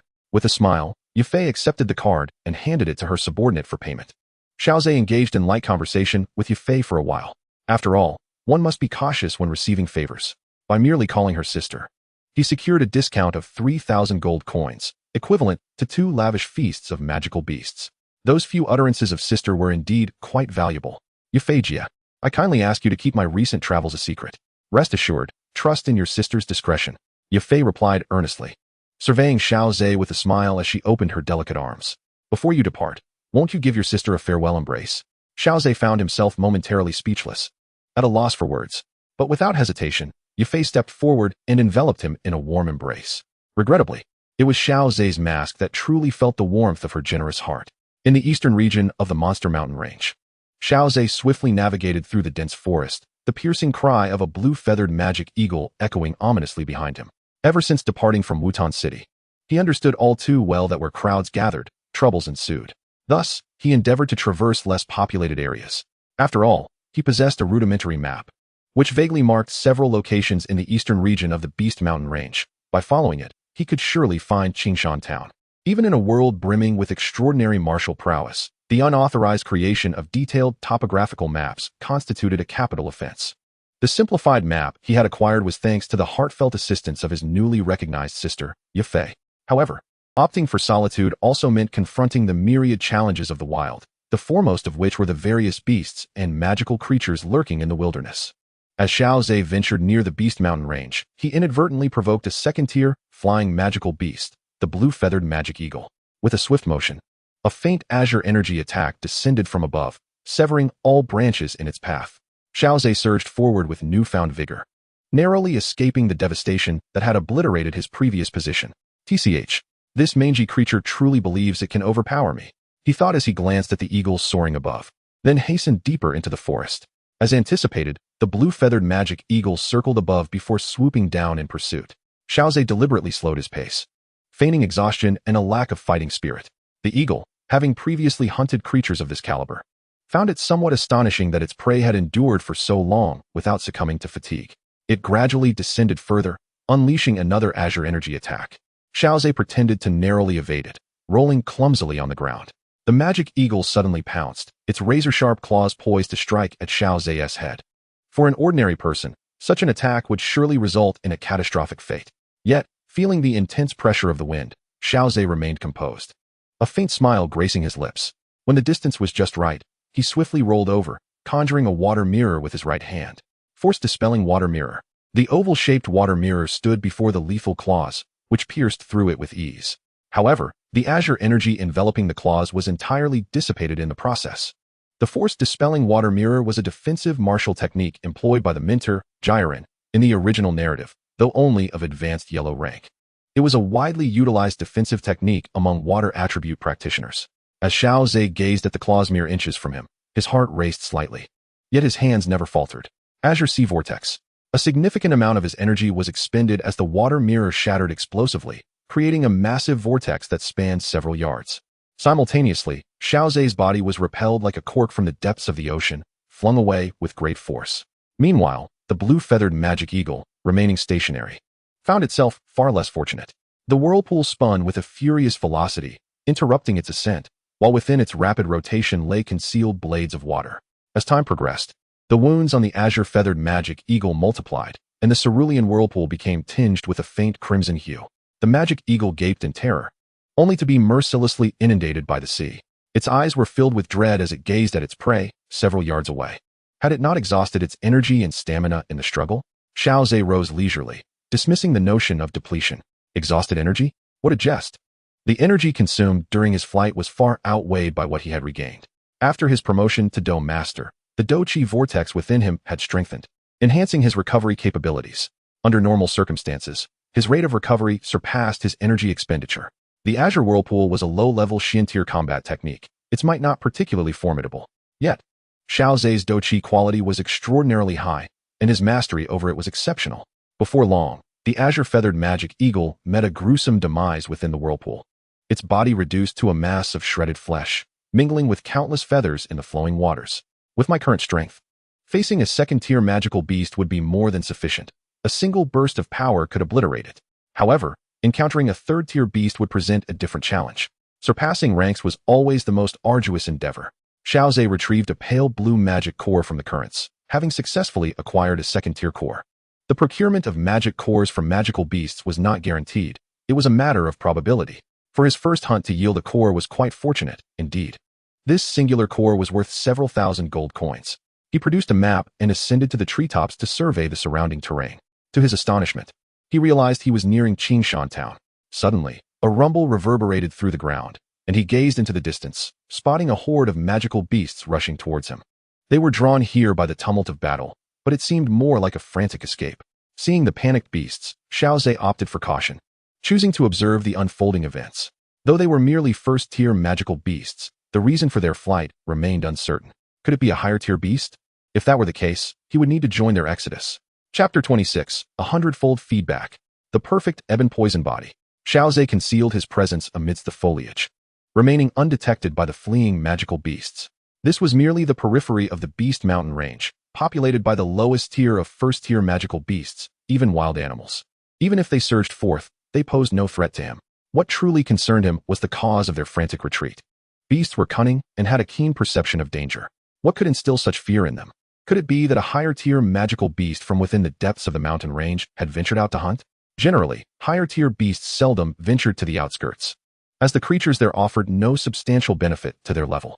After a while, as the magical beasts vanished from sight, Xiao Zhe sensed no imminent danger approaching. Had this group of magical beasts gone mad? Xiao Zhe concealed himself in the trees for a quarter of an hour, only to realize that this was not a sustainable strategy. Perhaps he should circumvent this area entirely. Swiftly descending to the ground, he gestured at the map, noting that the location of Qingshan town precisely avoided the direction from which the magical beasts were approaching. In the realm of the Duki continent, one must not be overly curious. Serendipity belongs to others, while I should steadfastly focus on enhancing my strength through the feedback system. Folding the map away, Xiao Zhe set off towards Qingshan town. Indeed, along the way, he encountered no significant traces of magical beasts trampling the ground. A slight sigh of relief escaped him. Yet he remained vigilant, carefully surveying his surroundings. This was still the periphery of the magical Beast Mountain range, and encounters with beasts were not out of the question. It was fortunate that he had only stumbled upon a second-tier magical beast. He had indeed been unlucky. The periphery was primarily frequented by wild animals and first-tier magical beasts, while second-tier beasts were relatively rare. Perhaps the beast he had encountered was a flying creature, with a broader hunting range, which led to their unfortunate meeting. Suddenly, Xiao Zhe spotted a black handprint on a nearby tree trunk, instantly sharpening his focus. His spiritual perception began to scan the vicinity frantically, yet he sensed no magical beasts or humans. Approaching the black handprint, he discerned that it belonged to a human, though he could not ascertain whether it was male or female. he observed that the mark seemed not to be the result of fire attribute Duki scorching, but rather formed through some form of corrosion. Plucking a handful of wild grass from the ground, Xiao cautiously placed it over the black handprint. In the blink of an eye, the grass began to creep up the black stain. Alarmed, Xiao quickly discarded the grass from his hands, simultaneously releasing a layer of light blue Duki to cover his palms anew, before scrutinizing the handprint closely. Upon confirming that all was well, he exhaled in relief. Through his recent examination, he had established that this black handprint had been corroded by a potent toxin. Encountering such a toxic entity near Qingshan town was bound to stir my imagination. Xiao observed that the handprint extended deeper into the forest. He retrieved the map and compared it to his earlier position. Indeed, the trajectory of the handprint led directly to the location where the magical beasts had previously fled in terror. Could it be that the little medical fairy's cursed toxic body had manifested? After a moment's hesitation, he decided to investigate further. He had found no residual Duki on the black handprint, suggesting that the source of this toxic mark was likely an ordinary person rather than a cultivator. Should it not be the little medical fairy, Xiao would still have an opportunity to retreat. As for engaging in a confrontation with such a toxic presence, he deemed it best to avoid that fate.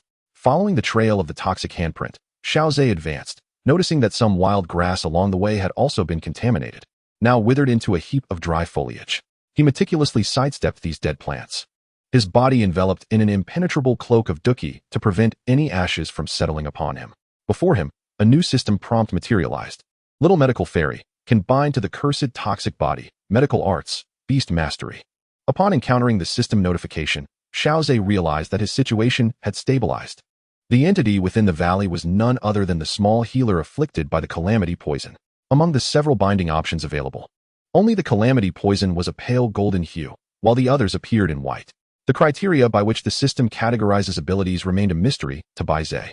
However, it could presumably be assessed based on factors such as innate talent, rarity, and potential for growth. Presently, the highest ranking he had witnessed was the ancient clan's divine bloodline of Do Di residing within Xiao Xun'er, which radiated a rich dark gold. At this moment, the calamity poison of the small healer represented the second golden evaluation he had encountered. Without hesitation, Xiao chose to bind the calamity poison. Host has successfully bound the calamity poison of the small healer. Upon receiving the system notification, Xiao exhaled in relief. Although the calamity poison bore numerous drawbacks, its advantages were unmistakably significant.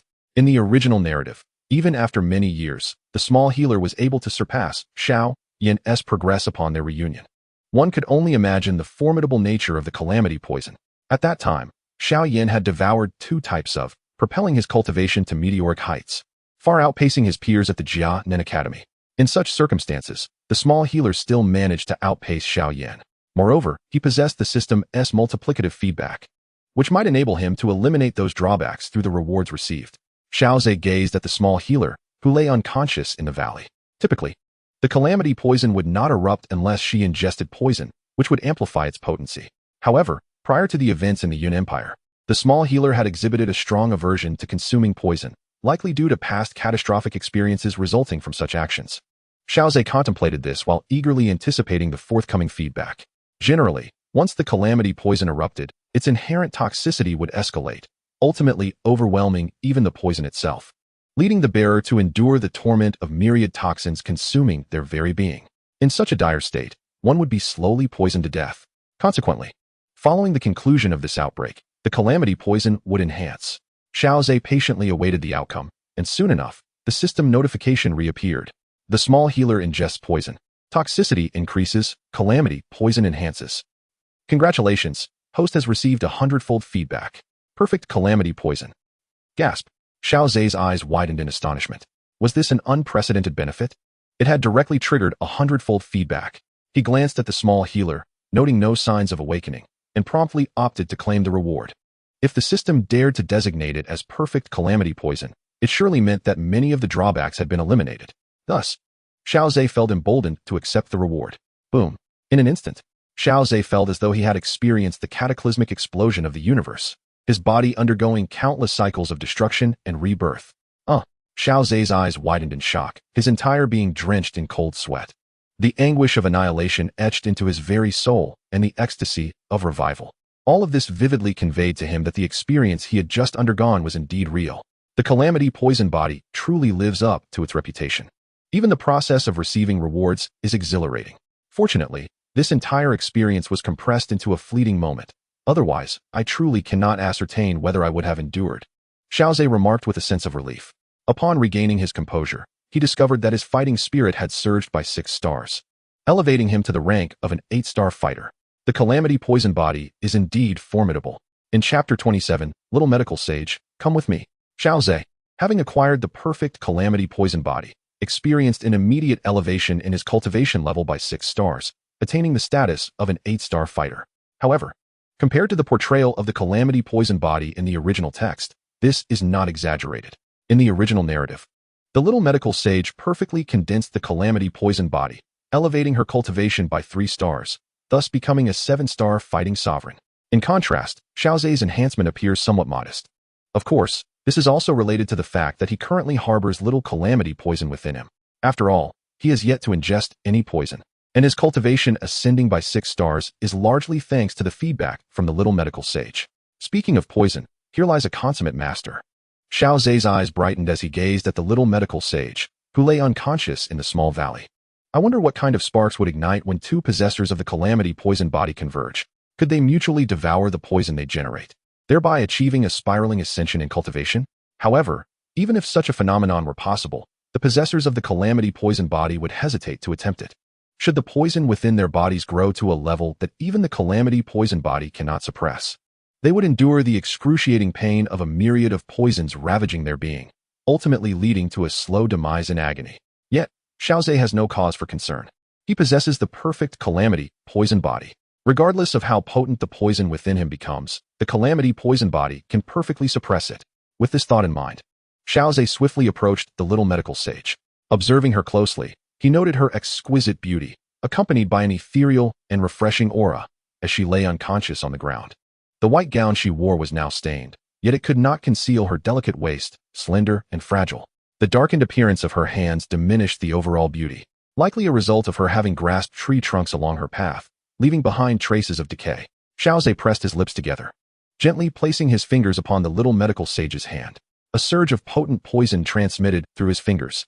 However, the perfect Calamity Poison Body immediately neutralized this toxicity, transforming it in a peculiar manner into fighting spirit, which enhanced his internal energy, though not to the extent of reaching the next level. He cast a glance at the Little Medical Sage's luscious red lips, which appeared even more enchanting against the vibrant hues of her cheeks. The colorful shades on her face had yet to fade, indicating that she was still far from awakening. Perhaps she should absorb a bit more poison. Xiao, no longer cautious with mere fingertips, placed his palm directly over hers. He felt the fierce poison attempting to corrode his hand, yet it was all dissipated by the perfect Calamity Poison Body, transforming into circulating fighting spirit within him. Seizing the opportunity, while the Little Medical Sage remained in her stupor, Xiao absorbed all the poison from her palms. What a relief. Just a step away from success, I could become a 9-star dome master. Xiao murmured to himself. He noticed the vibrant colors fading from the cheeks of the Little Medical Fairy. As her delicate hand moved slightly, she slowly opened her eyes, only to find a stranger standing beside her. Instantly, she reached into her bag for the self-crafted poison powder capable of incapacitating a fighter in an instant. Simultaneously, she exerted force in her legs, attempting to distance herself from Xiao. He merely observed her series of actions in silence, his gaze fixated on the powder in her hand, contemplating whether this toxin could allow him to take that final step toward becoming a 9-star dome master. A hint of concern flickered in his originally vigilant eyes. Are you all right? Upon hearing the Little Medical Fairy's words, Xiao couldn't help but chuckle. She remained the kind-hearted character from the original tale. Instead of questioning the unfamiliar presence beside her, her immediate concern was whether the stranger had been harmed by her poisonous body. Of course, I am fine. I too possess the evil poison body. So why should I fear poison? Xiao replied casually, retreating a couple of steps, easing the tension in the Little Medical Fairy's nerves and diminishing the wariness in her gaze. However, upon hearing the term evil poison body, the Little Medical Fairy was momentarily stunned. At this point, she had yet to experience any fortuitous encounters or acquire the 7-colored poison manual, thus unaware that she possessed the evil poison body herself. You say my physique is called the evil poison body? You possess it as well. At this revelation, the Little Medical Fairy could no longer maintain her composure. Her poison body was her greatest secret. Now, this most significant secret had been unveiled by another. Moreover, the stranger before her also shared the same constitution. The evil poison body is a unique physique that can consume toxins to rapidly enhance one's strength, identifiable by a 7-colored hidden line in the lower abdomen. A gleam flashed in her eyes. As a healer, she was certainly well acquainted with her own body. Indeed, there was a 7-colored hidden line in her lower abdomen. The little medical fairy was now 7/10 convinced of Xiao Zhe's words, her unwavering belief stemming from his apparent safety in her presence. She was acutely aware of the terrifying toxicity unleashed when her poisoned body erupted. Noticing the shift in her expression, Xiao Zhe continued, as the poison within your body gradually intensifies, the 7-colored lines will grow, extending all the way to the heart. This signifies the peak of the evil poison body's power, and its bearer will endure the torment of myriad poisons gnawing at their flesh. At this, the little medical fairy's body trembled slightly. Xiao Zhe pondered for a moment before adding fuel to the fire. Once the evil poison body fully erupts, it can instantly transform an empire into a toxic wasteland, with countless lives perishing from the lethal poison. The little medical fairy bit her lip tightly, tears streaming uncontrollably down her face. Is this my future? To become a great poison master drenched in the blood of countless lives? If you had not encountered me, you might have become a renowned poison master, Xiao Zhe said with a smile, extending his right hand toward the little medical fairy. I can help you grow stronger while also controlling your poison body. As the little healer's eyes brightened, it was as if a glimmer of light had emerged from the darkness, compelling her to reach out and grasp it. She quickly lifted her gaze to Xiao Zhe, realizing that her toxic body had recently erupted. Any ordinary person who touched her would undoubtedly meet an instant demise. This was an entirely different concept from merely being in her presence. Yet, Xiao Zhe remained remarkably composed. In that moment, the little healer was thoroughly convinced that Xiao Zhe, like herself, possessed a cursed toxic body. Why do you wish to assist me? Although she yearned to master her toxic nature, she found it difficult to believe that someone would offer help without reason. I certainly have my own motives, Xiao Zhe replied, deliberately pausing, causing the little healer to hold her breath in anticipation of his purpose. I want you to aid me in my cultivation. What? She exclaimed. I have no desire to seek out or concoct poisons. As someone with a cursed toxic body, absorbing the toxins you create might be the best nourishment for my own. Xiao Zhe pulled the little healer to her feet and looked her in the eye with utmost seriousness, asking, Are you willing to accompany me? Chapter 28. Poisoning at the Healing Hall? Help the venue. The little healer bit her lip, tears suddenly streaming down her cheeks. What's wrong? Are you unwilling? Xiao Zhe asked, perplexed. If you wish to refuse, then simply do so. Why are you crying? No, I am willing. She fervently shook her head and replied. Throughout my life, whenever anyone discovered my toxic nature, they treated me like a ferocious tiger, avoiding me at all costs. Only you have chosen to accept me. Upon hearing this, Xiao Zhe's smile faded. He gently stroked the little healer's head, gazing earnestly into her eyes. Rest assured, you will be able to gain complete control over your toxic body. And in time, no one will fear you. Xiao Zhe made a solemn promise, and the little healer nodded vigorously, her eyes brimming with tears. Naturally kind-hearted, she aspired to become an alchemist, but her innate limitations had thwarted that dream. Nevertheless, she resolutely chose to become a healer, dedicating herself to her aspirations. Alas, fate seemed to play a cruel joke on her. A healer, endowed with a toxic body that could kill anyone who touched her, even against her will. Her toxic nature could inadvertently harm those closest to her. In the original tale, the little healer, upon arriving at the Union Empire, unintentionally caused the deaths of 2 beloved elders who cared for her deeply, continuing to worry about her even in their final moments. Such harrowing experiences led her to completely shut herself off emotionally, believing herself to be a born calamity. This was also the reason why Xiao Zhe wished to take the little healer with him, not solely for her potential to aid in his cultivation, but because his own perfect cursed toxic body could assist her in controlling hers, preventing any accidental harm to others. He sought to spare her from enduring such pain again. Very well, since you wish to follow me, let us formally introduce ourselves. Once Xiao Zhe confirmed her willingness to accompany him, he revealed his true identity. I am Xiao Zhe, the 4th young master of the Xiao family from Wutan City. I am the healer of the Wan Yao Zhai in Qingshan town, the little healer. The young healer gazed at the somewhat weathered visage of the youth and curiously inquired. Shall I henceforth address you as young Master Xiao Zhe? No need for such formality, Xiao Zhe replied, shaking his head while earnestly regarding the healer. I wish for you to become my confidant, a companion with whom I can share both triumphs and tribulations. Upon hearing this, the healer's face brightened with a warm smile, nodding vigorously. Ever since their first encounter, her nods had multiplied, as had the smiles gracing her countenance. The healer had long sensed that Xiao Zhe did not perceive her as a subordinate or a mere attendant. Once he earned her trust, he had taken the initiative to lift her from the ground, no longer regarding her with condescension. This simple act significantly elevated her fondness for him. You may simply call me by my name. I believe we are of similar age. This visage is but a mask, and removing it would cause damage. So it must remain for now, Xiao explained further, to which the healer obediently nodded. She scrutinized his face closely. Had he not mentioned it, she would not have realized it was a fade. Curiosity bubbled within her about the true visage beneath the mask, yet as Xiao had stated, it could not be removed for the time being, prompting her to quell her inquisitiveness. Through their exchange, their relationship had grown considerably warmer. How did your cursed poisoned body manifest? Did you willingly ingest the toxin? Xiao inquired, intrigued, for he recalled the healer's apparent aversion to consuming poison. Otherwise, she would not have sobbed into her blanket after the incident. Not quite. I recall consuming a box of pastries and then feeling something was amiss. Realizing that my poisoned body was about to erupt, I hurriedly departed from Qingshan town and ventured into the Beast Mountain range, where I subsequently encountered you. Xiao expression turned contemplative as he remarked, you were poisoned. Someone intended to see you perish. The potency of the toxin must be tremendous to incapacitate one with a cursed poison body like yours.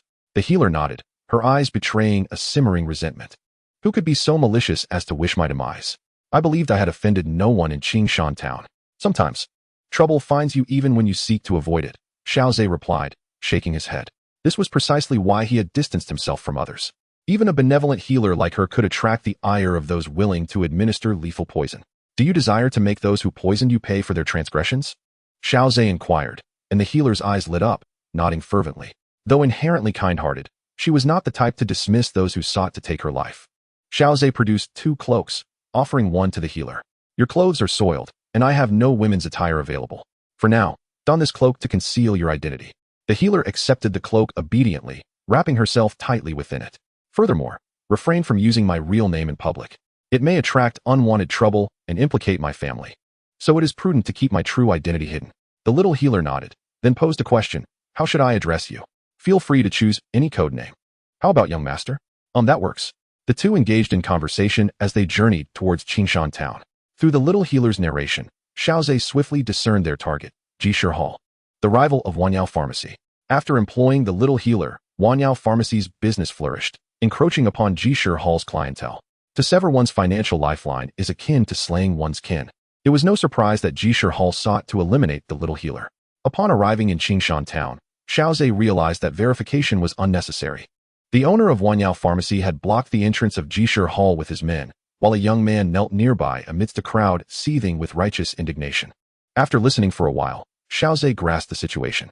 Following her departure from Wanyao Pharmacy due to the effects of poison, the little healer's leftover pastries were quickly discovered by Wanyao Pharmacy's staff, who promptly apprehended the poisoner. Through intense interrogation, Jishir Hall was implicated. At this moment, the owner of Wanyao Pharmacy, seething with rage, confronted Jishir Hall. Other mercenaries, having caught wind of the situation, gathered around demanding an explanation from Jishir Hall, warning that they would not hesitate to act otherwise. The little healer had saved numerous lives. However, the owner of Jishir Hall, a wiry, shrewd old man, appeared unfazed. Wanyao Pharmacy, you think you can frame Jishir Hall with this puny trickster? The owner of Wanyao Pharmacy retorted, the evidence and witnesses are here. Your denials are futile. If you do not provide an explanation today, I shall dismantle your Jishir Hall. The onlookers echoed their agreement. Indeed, you would poison such a beautiful and kind-hearted person as the little healer? Truly inhumane. The poor little healer has been harmed by your treachery. Today, I shall stand up for her. Suddenly, a discordant voice emerged. If a healer can be so easily poisoned, her skills must be lacking. Mushi stepped forward. The leader of the Wolf Head Mercenary Group, one of the 3 major mercenary factions in Qingshan town. A formidable 2-star Do master, despite being stagnant for years. He was not someone ordinary mercenaries dared to provoke. Mushi made it clear he was there to support Jishir Hall. He approached the owner of Jishir Hall and unleashed the pressure of his Do Chi. The surrounding ordinary mercenaries fell silent, retreating several steps in trepidation. Even those who had previously boasted about aiding the little healer dared not speak, fearing they would offend Mu Shi. They were merely common mercenaries. Offending Mu Shi would make their lives in Qingshan town exceedingly difficult. The owner of Wanyao Pharmacy's expression darkened significantly. Previously, emboldened by employing the little healer, he had dared to utter threats against Jishir Hall. However, if the Wolf Head Mercenary Group sided with Jishir Hall, Wanyao Pharmacy would find it challenging to withstand such opposition. As I mentioned before, if she could be poisoned so easily, then her medical skills are likely quite mediocre. Mushi remarked with a cold smile. A cold gaze swept over the crowd of spectators. Upon making eye contact with those around him, they all hastily lowered their heads, prompting a smug hum of satisfaction from him. Under the oppressive glare of Mu Shi, the momentum of the Wan Yaozhai faction diminished significantly. Humph, spare me such nonsense. It is impossible for anyone to guard against thieves for 1,000 days. There will always be moments of carelessness. The proprietor of Wan Yaozhai said, his face ashen. The fact that the little medical sage was poisoned does not reflect her medical skills. Moreover, the evidence and witnesses are right here. Do you at Ji Shitang intend to invert right and wrong? The owner of Wan Yaozhai clung tenaciously to the witness and material evidence while forcefully countering Mu Shi's claims. The Ji Shitang owner let out a cold laugh. Hands clasped behind his back, and leisurely approached the witness. Leaning forward to scrutinize the individual, he remarked, "Hey, from Wan Yaozhai? I don't even recognize this person. Who knows where you found this scapegoat?" Coerced into falsely accusing him of being associated with Ji Shitang. The elder slowly rose, exuding a sense of calm authority. The so-called witness is merely your one-sided assertion. Who can prove that you haven't colluded with the witness? As for the alleged material evidence, the poison in this pastry, who can attest that it originated from us at Ji Shitang? Even if it did come from our establishment, there is no guarantee it wasn't orchestrated by some malicious individual trying to frame Ji Shitang. When he spoke of such a sinister figure, the elder deliberately cast a glance at the proprietor of Wan Yaozhai, inciting fury in him. His words ignited a flurry of discussion among the onlookers. It seemed plausible. Perhaps the witness and material evidence presented by Wan Yaozhai were merely a self-scripted act by its owner. Nonsense. Why would the proprietor of Wan Yaozhai want to poison the little medical sage? She has brought substantial business to Wan Yaozhai. Someone retorted. If the little medical sage was indeed poisoned, why has her body not yet been seen? As the crowd buzzed with speculation, Xiao Xun'er, having heard enough, took the little medical sage and led her away from this contentious scene. With both sides firmly entrenched in their positions, he decided to seek evidence directly on the spot. The manufacture of such potent poison is not a simple task and must leave some traces behind. Seizing the distraction of Ji Shitang's attention, Xiao Xun'er stealthily guided the little medical sage into their establishment to search for clues. After a thorough search, they indeed stumbled upon a hidden chamber. The remnants found within were precisely the components that had caused the little medical sage's poisoning. Now, with irrefutable evidence in hand, Xiao Xun'er, already inclined to suspect Ji Shitang's involvement, felt little hesitation in his subsequent actions. 2 years later, when Xiaoyan arrived in Qingshan town, Wan Yaozhai stood unrivaled.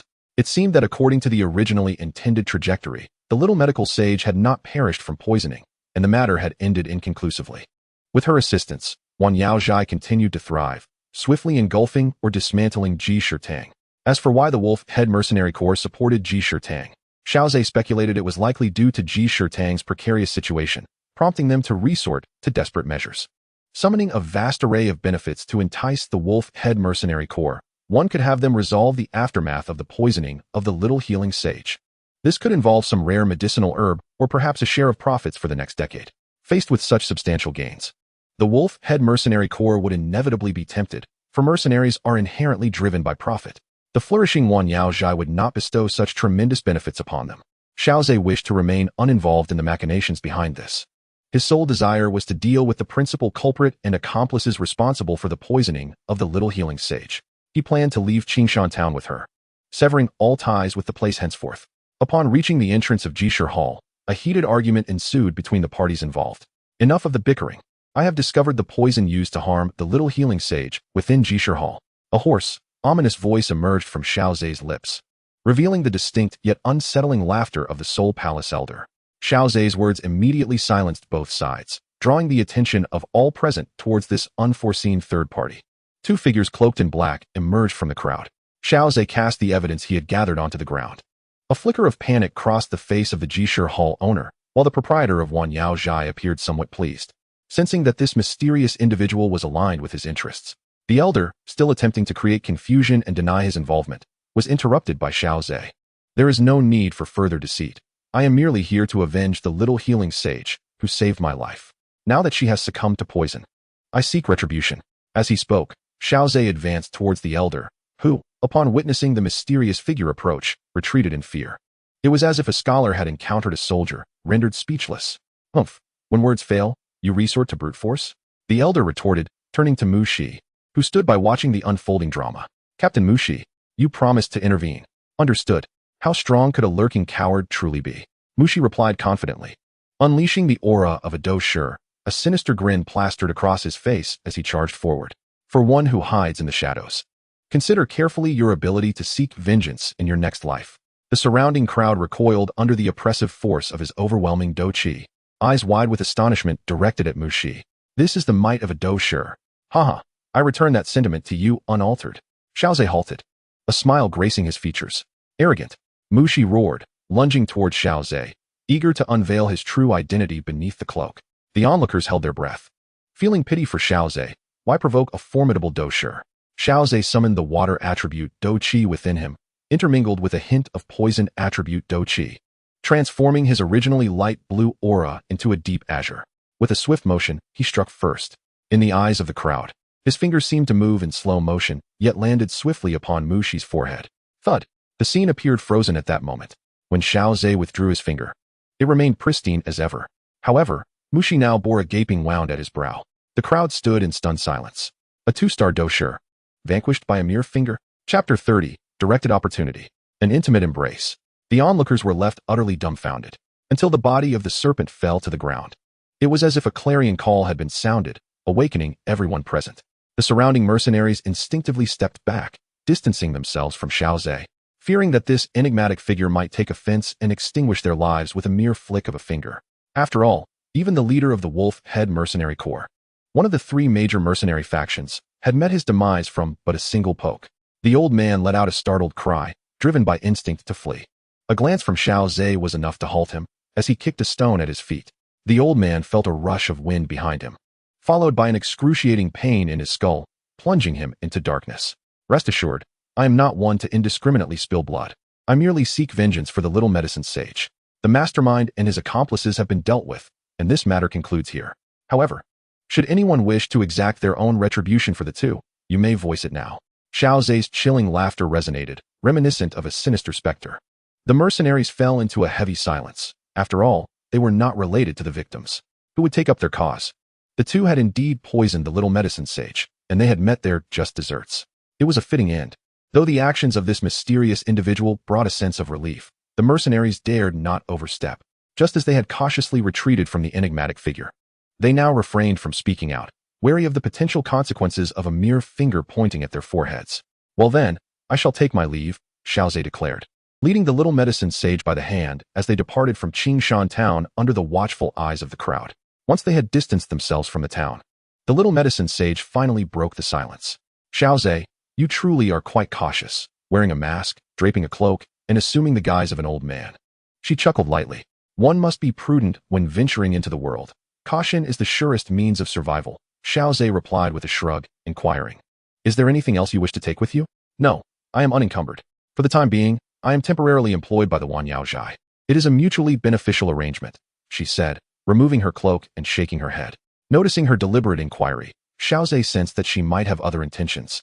What do you think about gathering some medicinal herbs in the Monster Beast Mountain range? It would facilitate our preparation of poisons later. That sounds good. Xiao nodded in agreement with her suggestion. He estimated that it had only been 5 days since he left Wuten City, with over 20 days remaining. I do not possess a specific cultivation method suited for you, so let us enroll together at the Jianan Academy. With your current capabilities, you should easily pass the entrance examination. As they made their way toward the Monster Beast Mountain range, Xiao elaborated on their future plans. Even the Xiao family likely lacked a poison attribute battle technique. Without troubling Xun'er, Jianan Academy appeared to be the most advantageous choice. Observing the little medicine sage joyfully gathering herbs, Xiao felt a surge of inspiration. In the original narrative, the adventures of Xiao Yin and the little medicine sage began during a herb-gathering expedition when they stumbled upon a hidden cave at the edge of a cliff.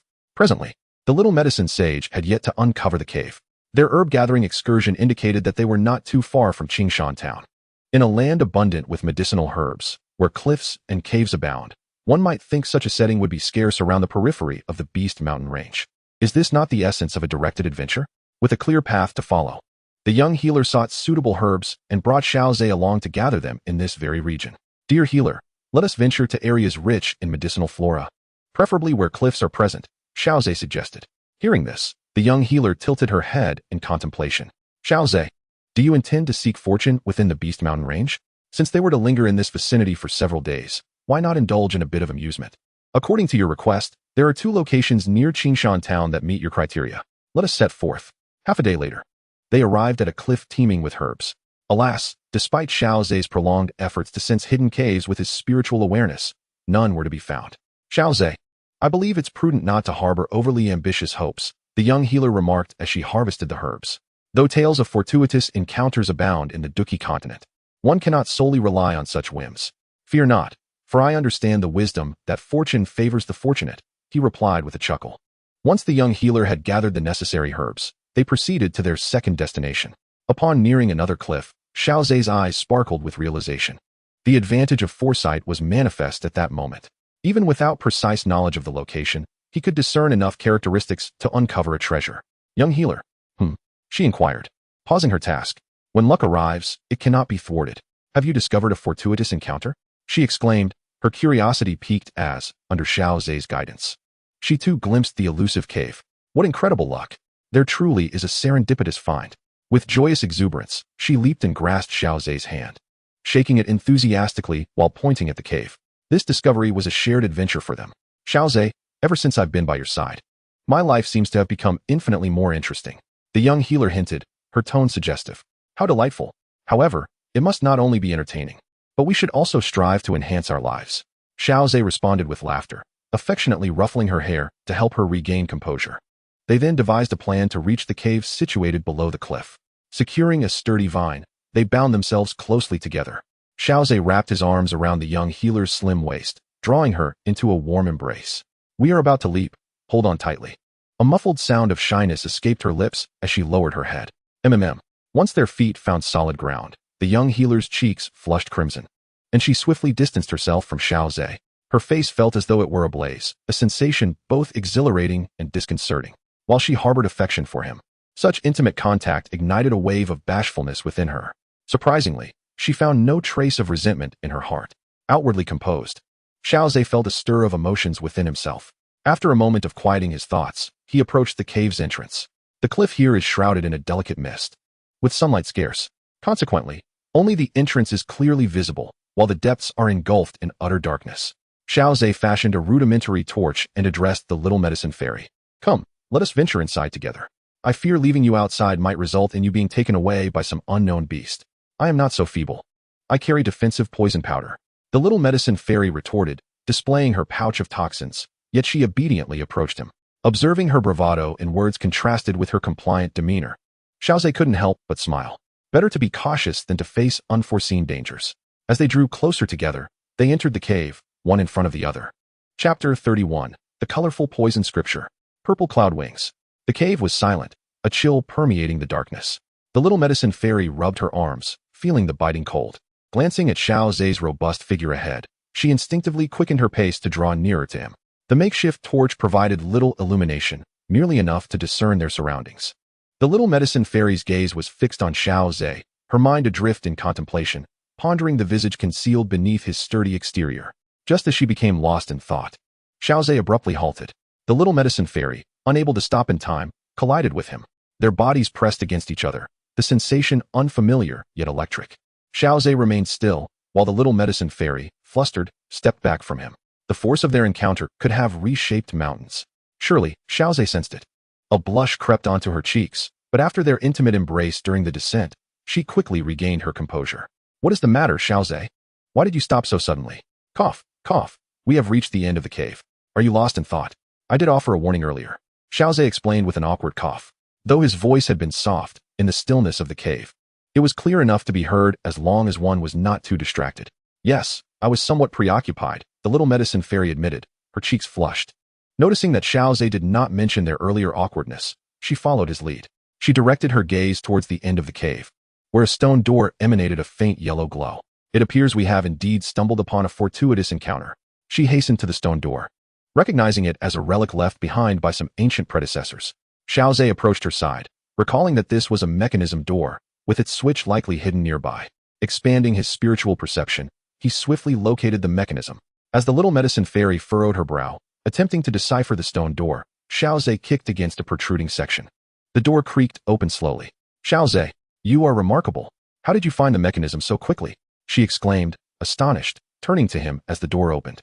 The flickering firelight reflected in her wide, sparkling eyes, brimming with admiration.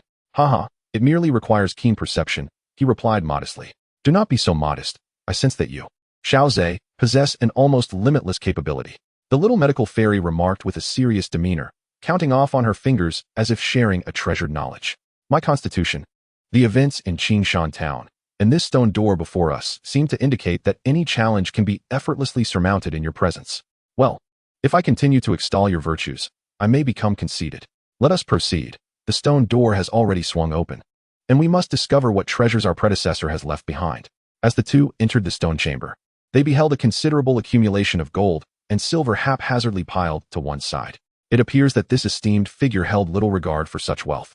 The little medical fairy mused thoughtfully. Perhaps there are even more precious items within. Xiao surveyed the stone chamber. At its center stood a table and chairs, the latter occupied by skeletal remains, while the table held 3 boxes. Aside from the heaps of gold and silver, there lay a flower bed abundant with rare medicinal herbs. Wow! Purple blue leaves, white spirit ginseng fruits, snow lotus seeds, so many high-grade medicinal materials. This is the ice spirit flame grass, which is exceedingly hard to find in the outside world.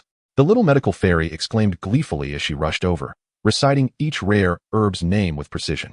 Indeed, as you said, Xiao, these high-grade herbs are the true treasures, far surpassing mere gold and silver. Haha. You should hasten to collect these herbs while I explore elsewhere. All right. The little medical fairy nodded obediently, producing a jade spade. She carefully began to excavate the herbs from the flower bed, preserving them with great care. Meanwhile, Xiao retrieved 3 keys from the skeletal hand and discovered a fragment of the map to the pure lotus demon fire. However, it was too early to contemplate the pure lotus demon fire. After a brief wait, the little medical fairy approached, her face alight with excitement, and nodded at Xiao. Come, let us open the treasure chests. Xiao proceeded to unveil the 3 boxes atop the stone platform.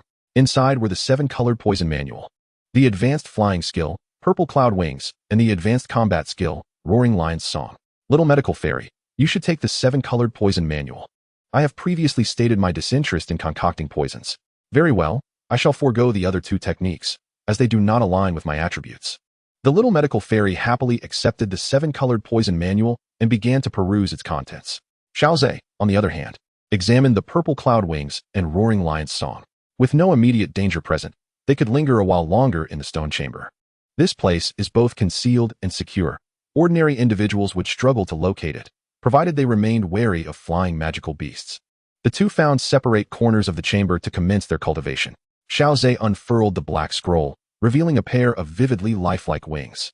A gentle breeze caused the feathers upon the wings to sway delicately. Cultivating the purple cloud wings was no simple task, for it housed the soul of a 5th-tier magical beast, the black flame purple cloud eagle. Though it existed in a mindless, feral state, it was far from negligible. Legends spoke of its rare bloodline linked to ancient phoenixes, granting it unparalleled speed in flight.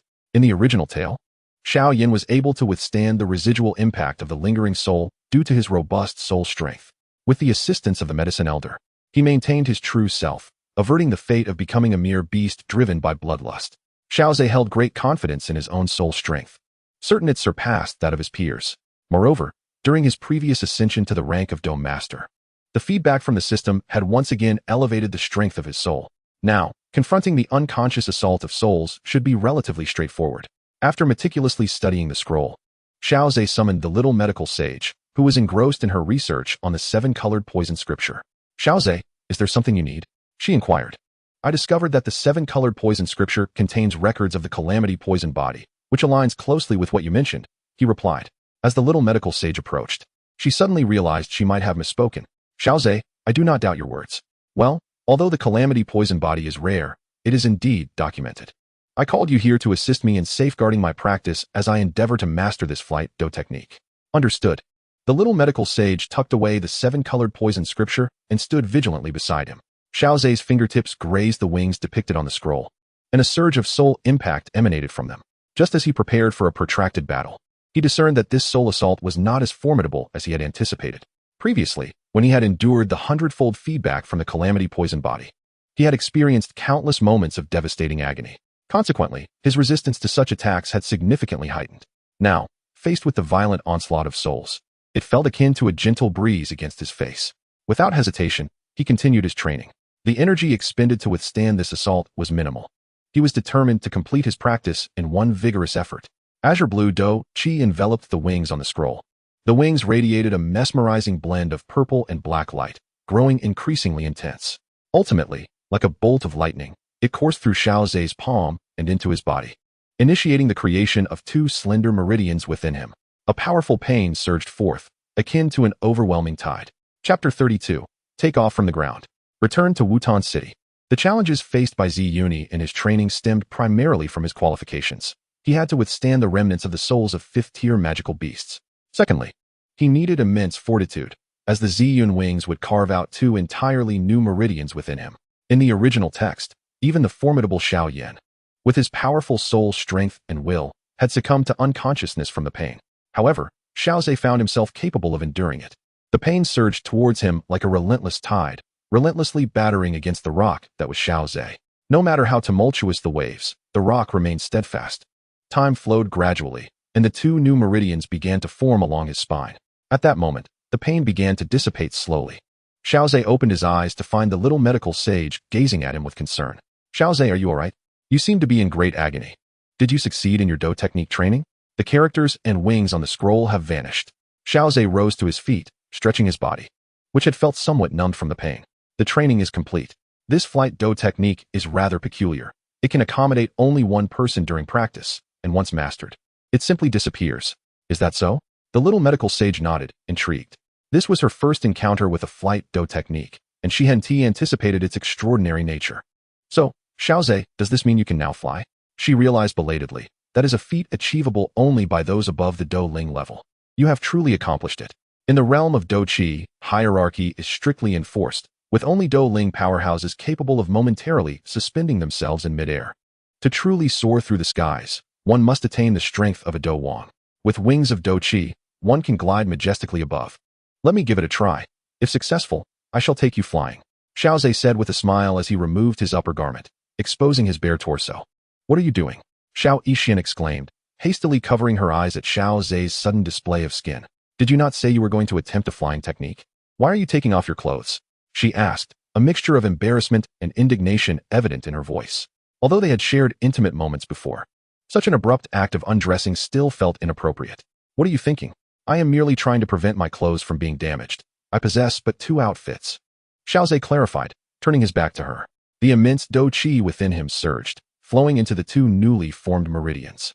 Xiao Xun'er parted her fingers and beheld a pair of palm-sized purple-black wings sprouting from Xiao Zhe's back. The wings radiated a violet luminescence as the Do Chi coursed through them, rapidly expanding from their diminutive size to nearly several feet in length. Wow! Xiao Xun'er involuntarily gasped in astonishment as the wings began to flap slowly under Xiao Zhe's control. A powerful buoyancy enveloped Xiao Zhe, lifting him off the ground until he hovered at a height surpassing that of a person, before gently descending. This chamber is too confined. We must venture outside to test it, Xiao Zhe urged, leading Xiao Xun'er toward the cave's exit. They had thoroughly scavenged this place, so departing now posed no concern. Upon reaching the rocky platform outside, Xiao Zhe unfurled his purple cloud wings once more.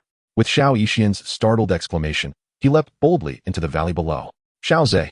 Xiao Xun'er shouted in alarm, peering down and feeling a rush of powerful winds. She raised her hand to shield her eyes, witnessing Xiao Zhe flapping his wings and gradually ascending. I'm not foolish enough to endanger my life. Xiao Zhe chuckled. You are incredibly audacious. Is this truly your first attempt at mastering a flying technique? To dare leap off a cliff? She exclaimed. It is indeed my first time. But I became familiar with the purple cloud wings while in the cave, Xiao Zhe admitted, feeling the substantial depletion of his Do Chi. He reflected, indeed, flight is not something easily managed by a mere Do Shi. Were an ordinary Do Shi to squander their energy in such a manner, they would have long since exhausted their reserves. Fortunately, my Do Chi vortex is unique, and the quality of my liquid Do Chi is exceptionally high, allowing me to sustain the consumption required by the purple cloud wings. Very well, I have mastered it completely. Once I recuperate my Do Chi, I shall take you flying, Xiao Zhe declared confidently. Initially, Xiao Xun'er had harbored some concerns, but now she brimmed with faith in Xiao Zhe, eagerly anticipating the moment he would take her on a flight. Having witnessed Xiao Zhe perform various high-difficulty maneuvers in the valley, she could hardly believe it was his first time mastering the art of aerial combat. Before long, Xiao Xun'er's delighted cries resonated through the valley. At that moment, she had yet to tame a flying magical beast. This was her inaugural experience soaring through the skies. The overwhelming novelty filled her with exhilaration, blending fear with excitement. Though Xiao Yixin was held tightly by Xiao Zhe around the waist, she still clung to him, fearful of losing her grip. A hint of reluctance lingered on her face. Is this the sensation of flight? How utterly marvelous! No wonder so many aspire to become formidable beings. With such power, one could soar freely through the skies. Xiao Yixin exclaimed in wonder. Haha, if you wish, I can take you flying more often in the coming days. That sounds splendid. But won't that deplete your energy too much? Not at all. I believe I can manage. In the following days, Xiao Zhe took Xiao Yixin soaring through the valleys. He dared not fly at the periphery, where low-tier magical beasts thrived. Yet, one could never be certain when high-tier beasts might emerge. Flying in the open was akin to being a living target. If they lingered too long, they risked missing the enrollment date. During this time, Xiao Xun'er had also provided Xiao Zhe with numerous advantages, astonishingly breaking through to the 3rd star consecutively. Such an absurd pace of cultivation left Xiao Zhe in awe.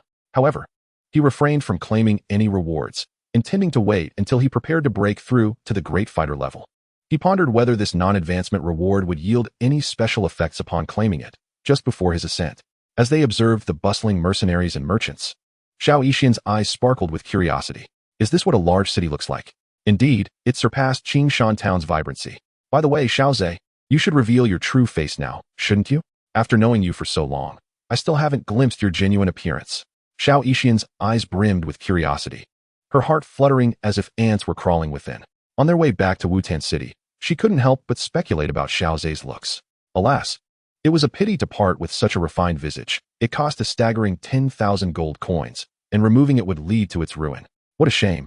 Xiao Zhe remarked wistfully. Let us freshen up. He led Xiao Yixin to a small stream. Standing by the water's edge, Xiao Yixin watched as Xiao Zhe jumped into the stream to cleanse himself. After spending over 10 days together, their relationship had grown considerably closer. They no longer maintained a facade of formality. At least Xiao Yixin now felt no embarrassment seeing Xiao Zhe bare-chested as he bathed. She boldly scrutinized his physique, even teasing him. Xiao Zhe, have you become more robust? You seem a bit different from a fortnight ago. Perhaps, I've been expending a lot of energy lately. And it has had a workout effect, Xiao Zhe replied. Xiao Yixin's eyes widened in surprise as she thought, what a striking young man. Chapter 33, The Rapidly Formed Sisters. What's wrong? Is my face not clean? Xiao Zhe inquired, touching his cheek, which felt pristine as ever. Not at all. I just didn't expect the beauty beneath the mask to be so exceptionally striking. Xiao Yixin said sincerely. Haha, flatter me some more. I do enjoy it. Xiao Zhe chuckled heartily as he donned fresh garments. Xiao Yixin rolled her eyes, suddenly intrigued. Given your looks, you must have quite a few admirers, right? Unfortunately, no. I tend to keep a low profile, and there is only one childhood friend in my family. Upon hearing that Xiao Zhe had only one childhood friend, Xiao Yixin felt a flicker of joy in her heart. She deeply resonated with Xiao Zhe's assertion of being low-key. His demeanor transcended mere modesty.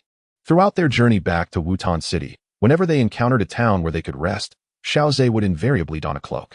According to his explanations, he had never ventured into a town on the road to Qingshan Town, consistently remaining on the periphery of the bustling crowds. This was far beyond what could simply be described as low-key. Having adjusted his attire and used his dou qi to dry his hair, Xiao Zhe encountered 2 guards from the Xiao family at the gates, who were momentarily taken aback. However, they quickly regained their composure and greeted him in unison. Young Master Xiao Zhe. Ah, thank you for your hard work, he replied with a smile, taking Xiao Yixin by the hand as they entered the Xiao residence. Once Xiao Zhe departed, the 2 guards began to murmur among themselves. Has young Master Xiao Zhe been out and about? I don't think so. I have no recollection of it. If you ask me, who should I inquire with? This is beyond our concern. After a brief gossip session, the guards returned to their mundane state. Xiao Zhe led Xiao Yixin to pay a visit to Xiaozhan. Meanwhile, on the back mountain, Xiao Xun'er took a moment to steady her breathing as she looked at the figure of Ling Ying before her. With a slight furrow in her brow, she felt a twinge of unease, particularly regarding another person possessing the cursed poison body. It seemed she intended to utilize Xiao Yixin's potent poison for her own cultivation.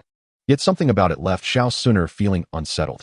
Both Xiao Zhe and Xiao Yixin possessed the cursed poison body, as if they were destined to be together. The once buoyant mood of constant breakthroughs dissipated into thin air. By the way, what is the current strength of brother Xiao Zhe? Ling Ying coughed lightly, aware of her competitive spirit.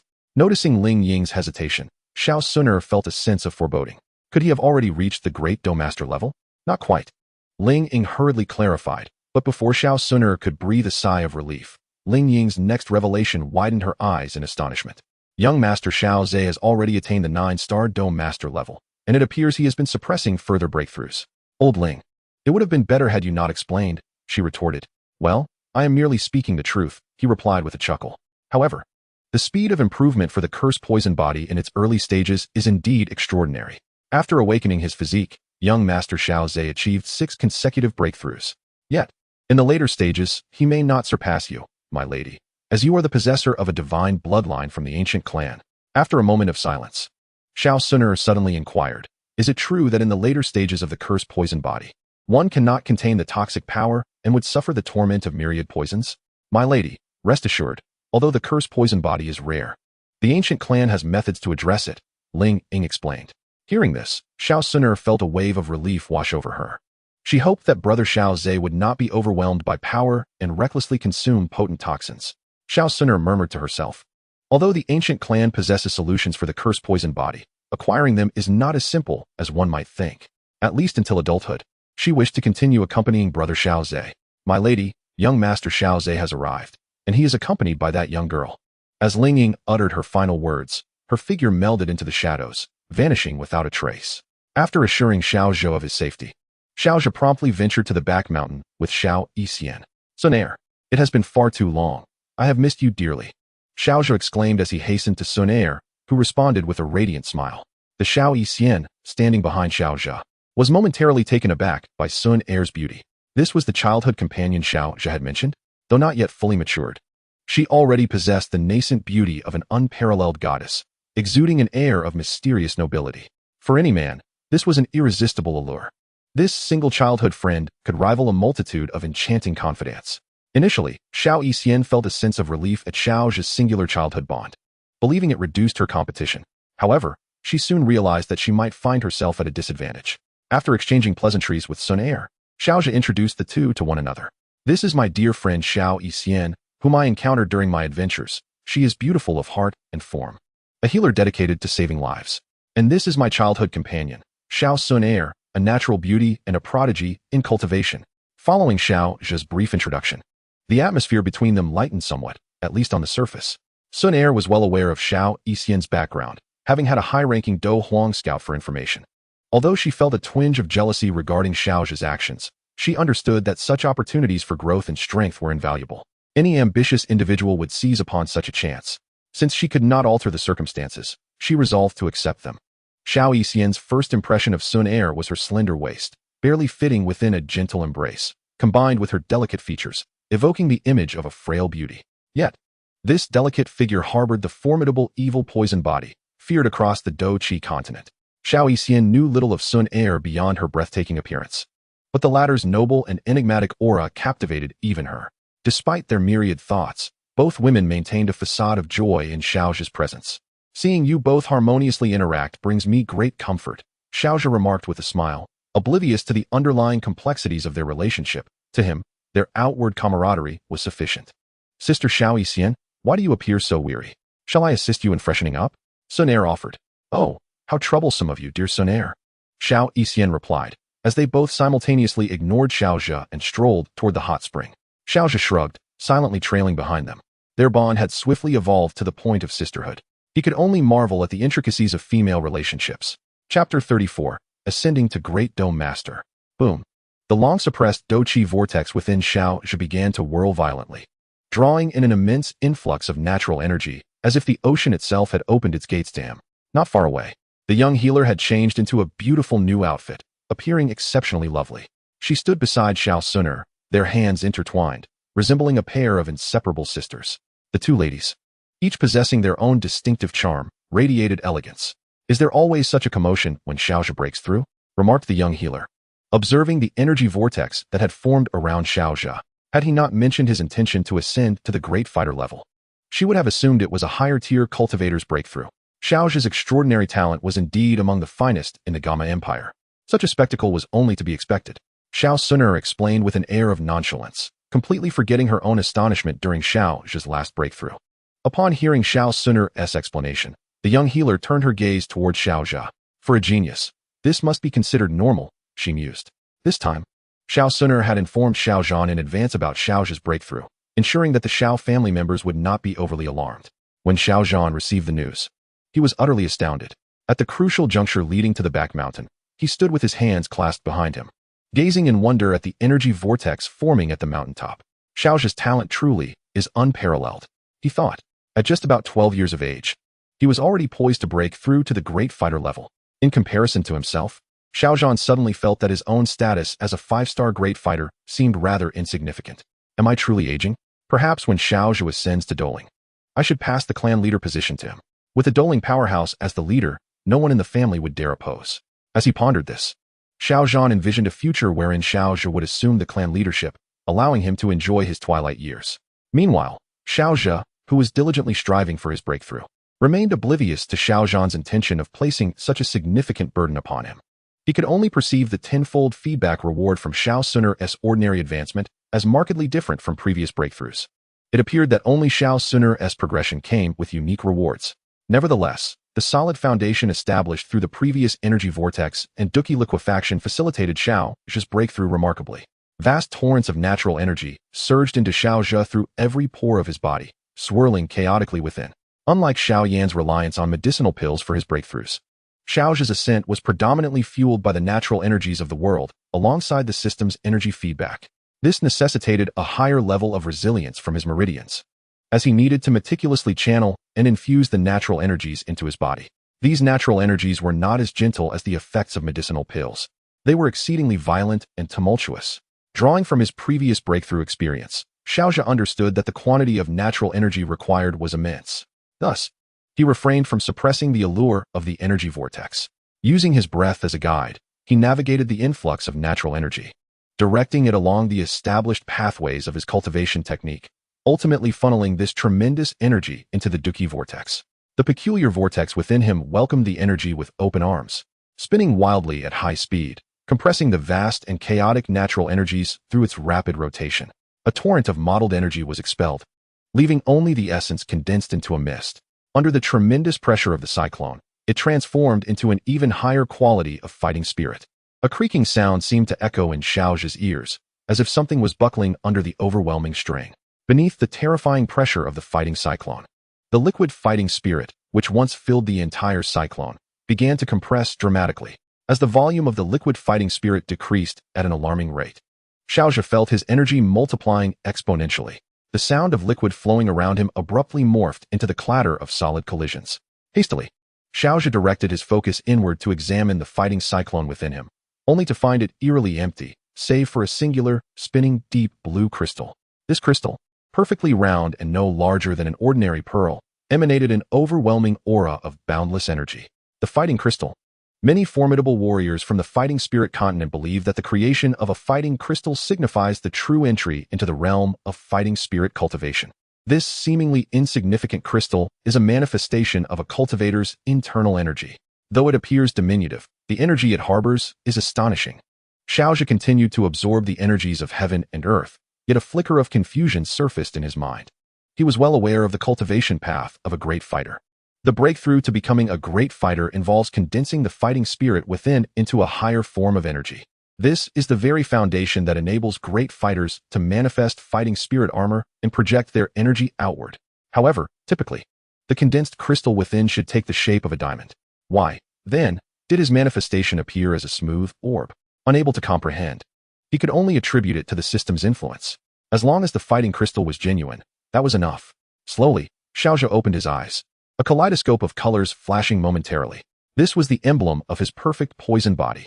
Unlike an ordinary poison body, there existed a multicolored hidden line at his lower abdomen. Should it extend to his heart, he would endure the torment of myriad poisons. However, Xiao Zhu's perfect poison body lacked this characteristic. The perfect poison body allows for flawless control over the toxicity within. Regardless of how terrifying the poison's potency becomes, the poison body can completely suppress it. This was in stark contrast to the path taken by the little medical fairy in the original tale. The little medical fairy first ravenously consumed poisons, accumulating vast amounts of toxicity, condensing poison pills, and constructing runes, ultimately achieving perfect control and reaching the rank of 7-star fighting sovereign. Yet Xiao Zhu was different. He possessed a perfect poison body. From the very beginning, there was no risk of losing control over the toxins. He could consume as many poisons as he desired. Any poison that entered his body would be instantaneously subdued by the perfect poison body. The stronger the poison body became, the more vivid the colors in his pupils would grow. This was the sole characteristic of Xiao Xun'er's poison body. With a successful breakthrough, Xiao Xun'er rose to his feet, smiling at the two women. Xiao Xun'er, tomorrow marks the day of enrollment for the Canaan Academy.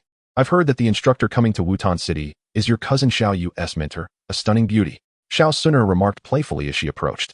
It seems the minimum standard for instructors at Canaan Academy is a great fighter.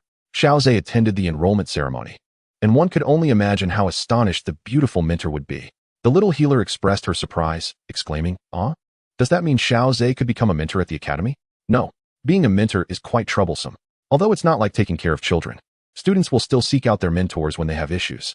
Just thinking about it gives me a headache. Xiao Zhe quickly waved his hands in refusal, eliciting smiles and gentle laughter from the two women, who were well aware of his aversion to trouble and his desire for a low-profile existence. They had even delved into this topic during their previous hot spring outing.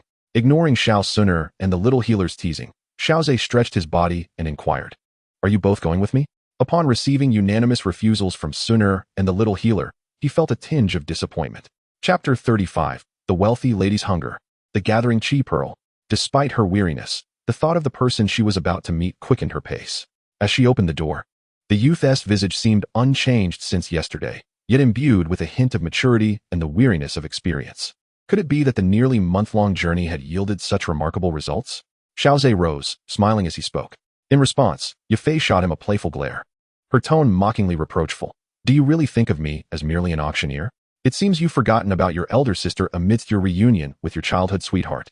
Was it possible that Yafei had planted spies at the Xiao residence, fully aware of these events? Xiao Zhe felt a momentary awkwardness. His previous remark had merely been a courteous gesture, akin to expressing delight at seeing her.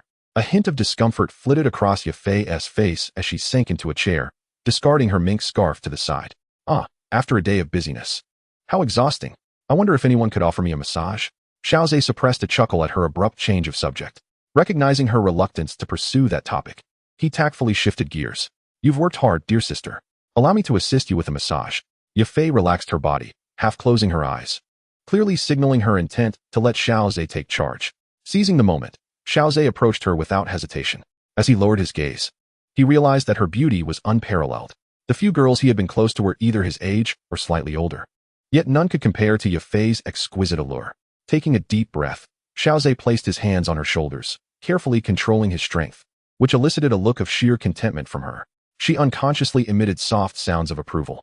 Yafei's cheeks flushed slightly, her eyes half-lidded in pleasure as she languidly remarked, "I didn't expect you to possess such skills, Xiao Zhe.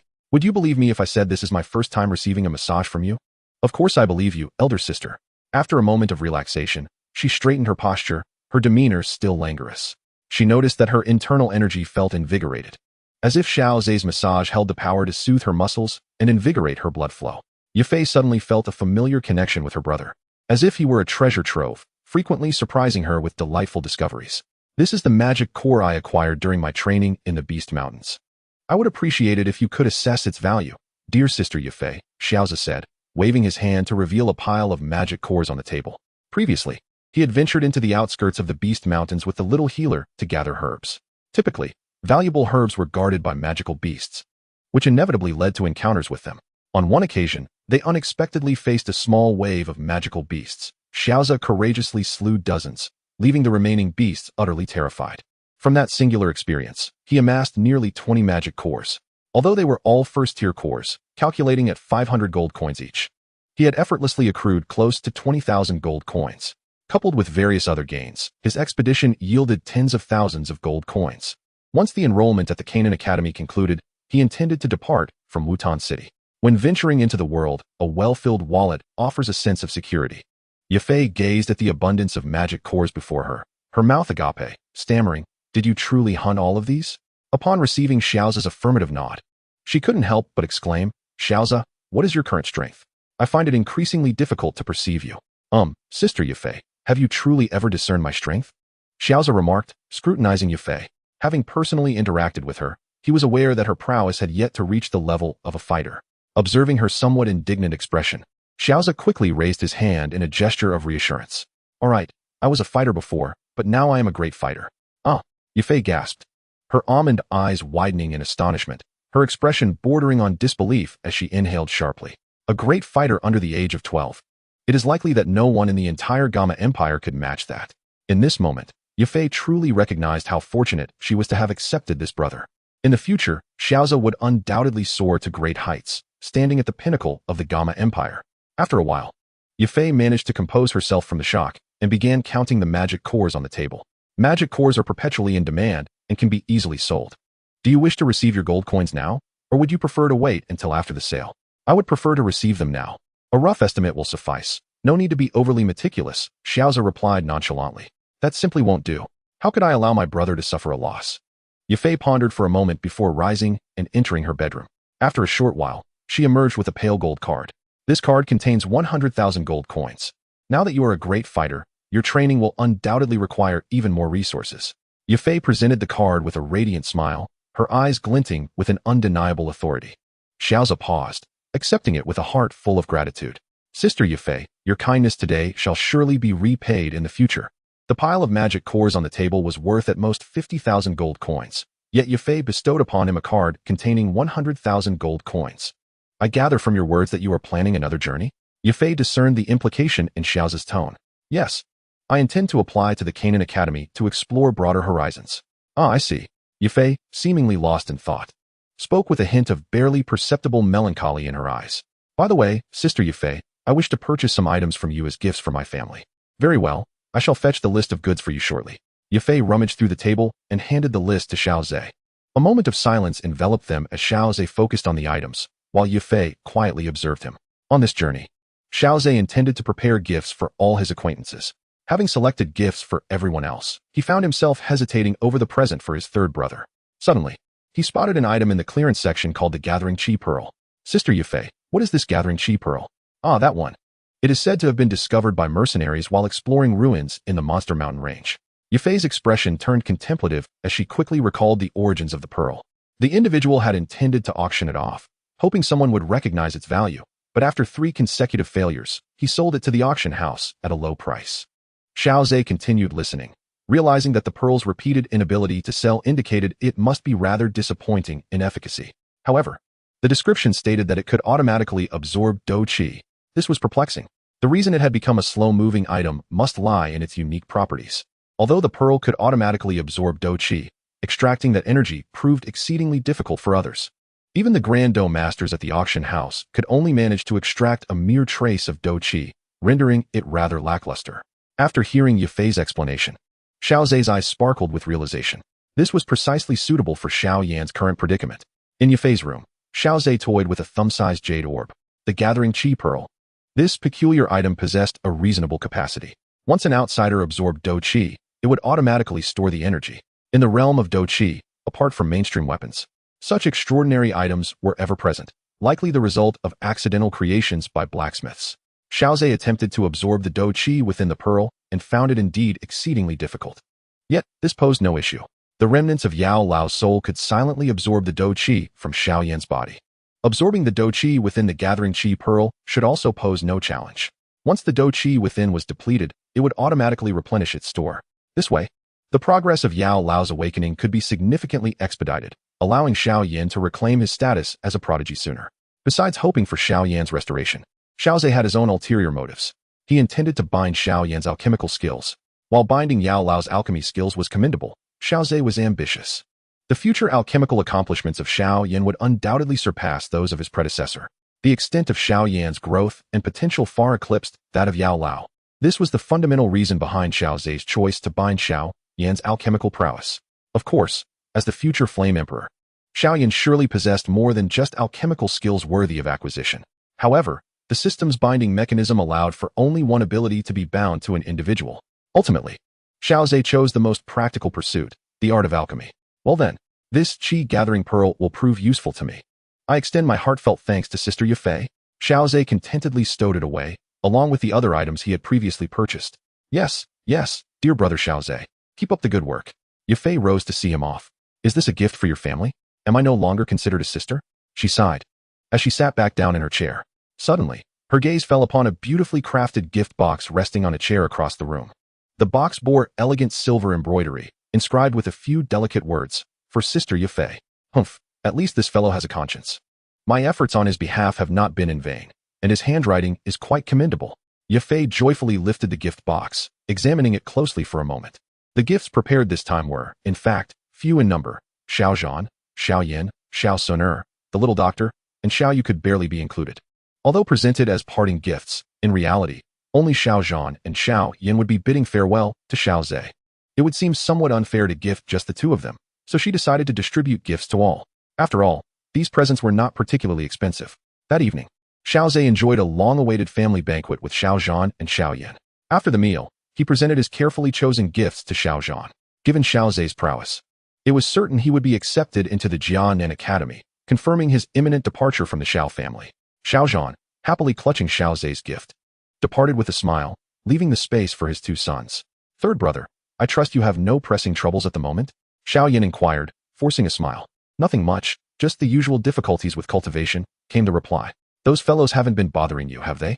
No, they dare not speak in my presence anymore. In fact, my relationship with cousin Xiao Ning has improved significantly. Xiao Yin quickly responded, concerned that Xiao Zhe might lose his temper and turn someone into a pig's head. Haha, that's splendid. It seems you and cousin Xiao Ning have developed a bond through mutual rivalry. Xiao Zhe chuckled. He then retrieved a wrist guard, embedding the chi-gathering pearl within it. Third brother, this is a special item I specifically acquired for you. It may alleviate your circumstances. Xiao Yin was puzzled. What could a wrist guard possibly do? Hurry and wear it. There are hidden intricacies within. It is best to keep it on at all times. And do not remove it unless necessary, Xiao Zhe said with earnest conviction. Upon seeing Xiao Zhe's serious demeanor, Xiao Yin nodded solemnly, placing his trust in him. Xiao Zhe prepared to take his leave. Just before departing, Xiao Yin raised his hand to ask, Fourth brother, what is your current realm? Xiao Zhe casually replied with a light remark, gradually retreating. Only Xiao Yin remained, rooted in place, utterly stunned. With a dry throat, Xiao Yin murmured to himself. The great fighter is truly formidable. At that moment, his resolve solidified, and he vowed to take Xiao Zhe as his ultimate goal. Early the next morning, Xiao Yu knocked on Xiao Zhe's door. Xiao Zhe, rise and shine. Time waits for no one, lest we find ourselves amidst a throng. With a creak, the door swung open, revealing a delicate visage. Xiao Yu's hand froze mid-motion. Who are you? Xiao Zhe has hidden such a beautiful girl in his room. Cousin Xiao Yu, you must be accountable for your words. This is my friend, the little medical sage. Xiao Zhe's voice emanated from behind the little medical sage as he approached in a white coat. She had taken refuge at the Xiao residence for a night, preparing to participate in the Canaan enrollment. Xiao Yu, astonished, pointed at the duo, her ruby lips parting slightly as she exclaimed, You two are cohabitating. At that moment, the voice of Xiao Xun'er floated in. With a smile, she remarked, Yesterday, the little medical sage had nowhere to stay, and it would have been troublesome to tidy up the guest room. Xiao Zhe offered her his chamber, while he stayed in Xun'er's room, tending to her meridians throughout the night. All right, the one urging me is you, cousin Xiao Yu. Yet you are the one who is so inquisitive. Xiao Zhe fastened his belt, addressing the still curious Xiao Yu, effectively dispelling her probing thoughts. The four of them proceeded toward the enrollment square of Canaan Academy. Xiao Ning and Xiao Mei did not accompany them, evidently having not qualified, and thus refraining from joining the commotion. A sense of foreboding crept into their minds. With Xiao Yu expressing, those individuals are as fervent as ever. Some have been waiting overnight at the square for the Canaan Academy's enrollment team. Having successfully enrolled the previous year, Xiao Yu reflected, although recruitment is taking place in Wutan City, it also encompasses several neighboring metropolises, making the influx of candidates quite normal. What shall we do now? The little medical sage observed the crowd nearly overflowing the square and inquired. Fear not, I shall lead you through the back entrance. Xiao Yu proclaimed confidently. Under her guidance, they arrived at the rear of the square. Here, a battalion provided by the city lord stood guard, each soldier fully equipped. They formed a formidable barrier, bolstering security. Xiao Yu instructed Xiao Zhe and the others to wait in place. She retrieved a green token from her bosom and approached the military commander.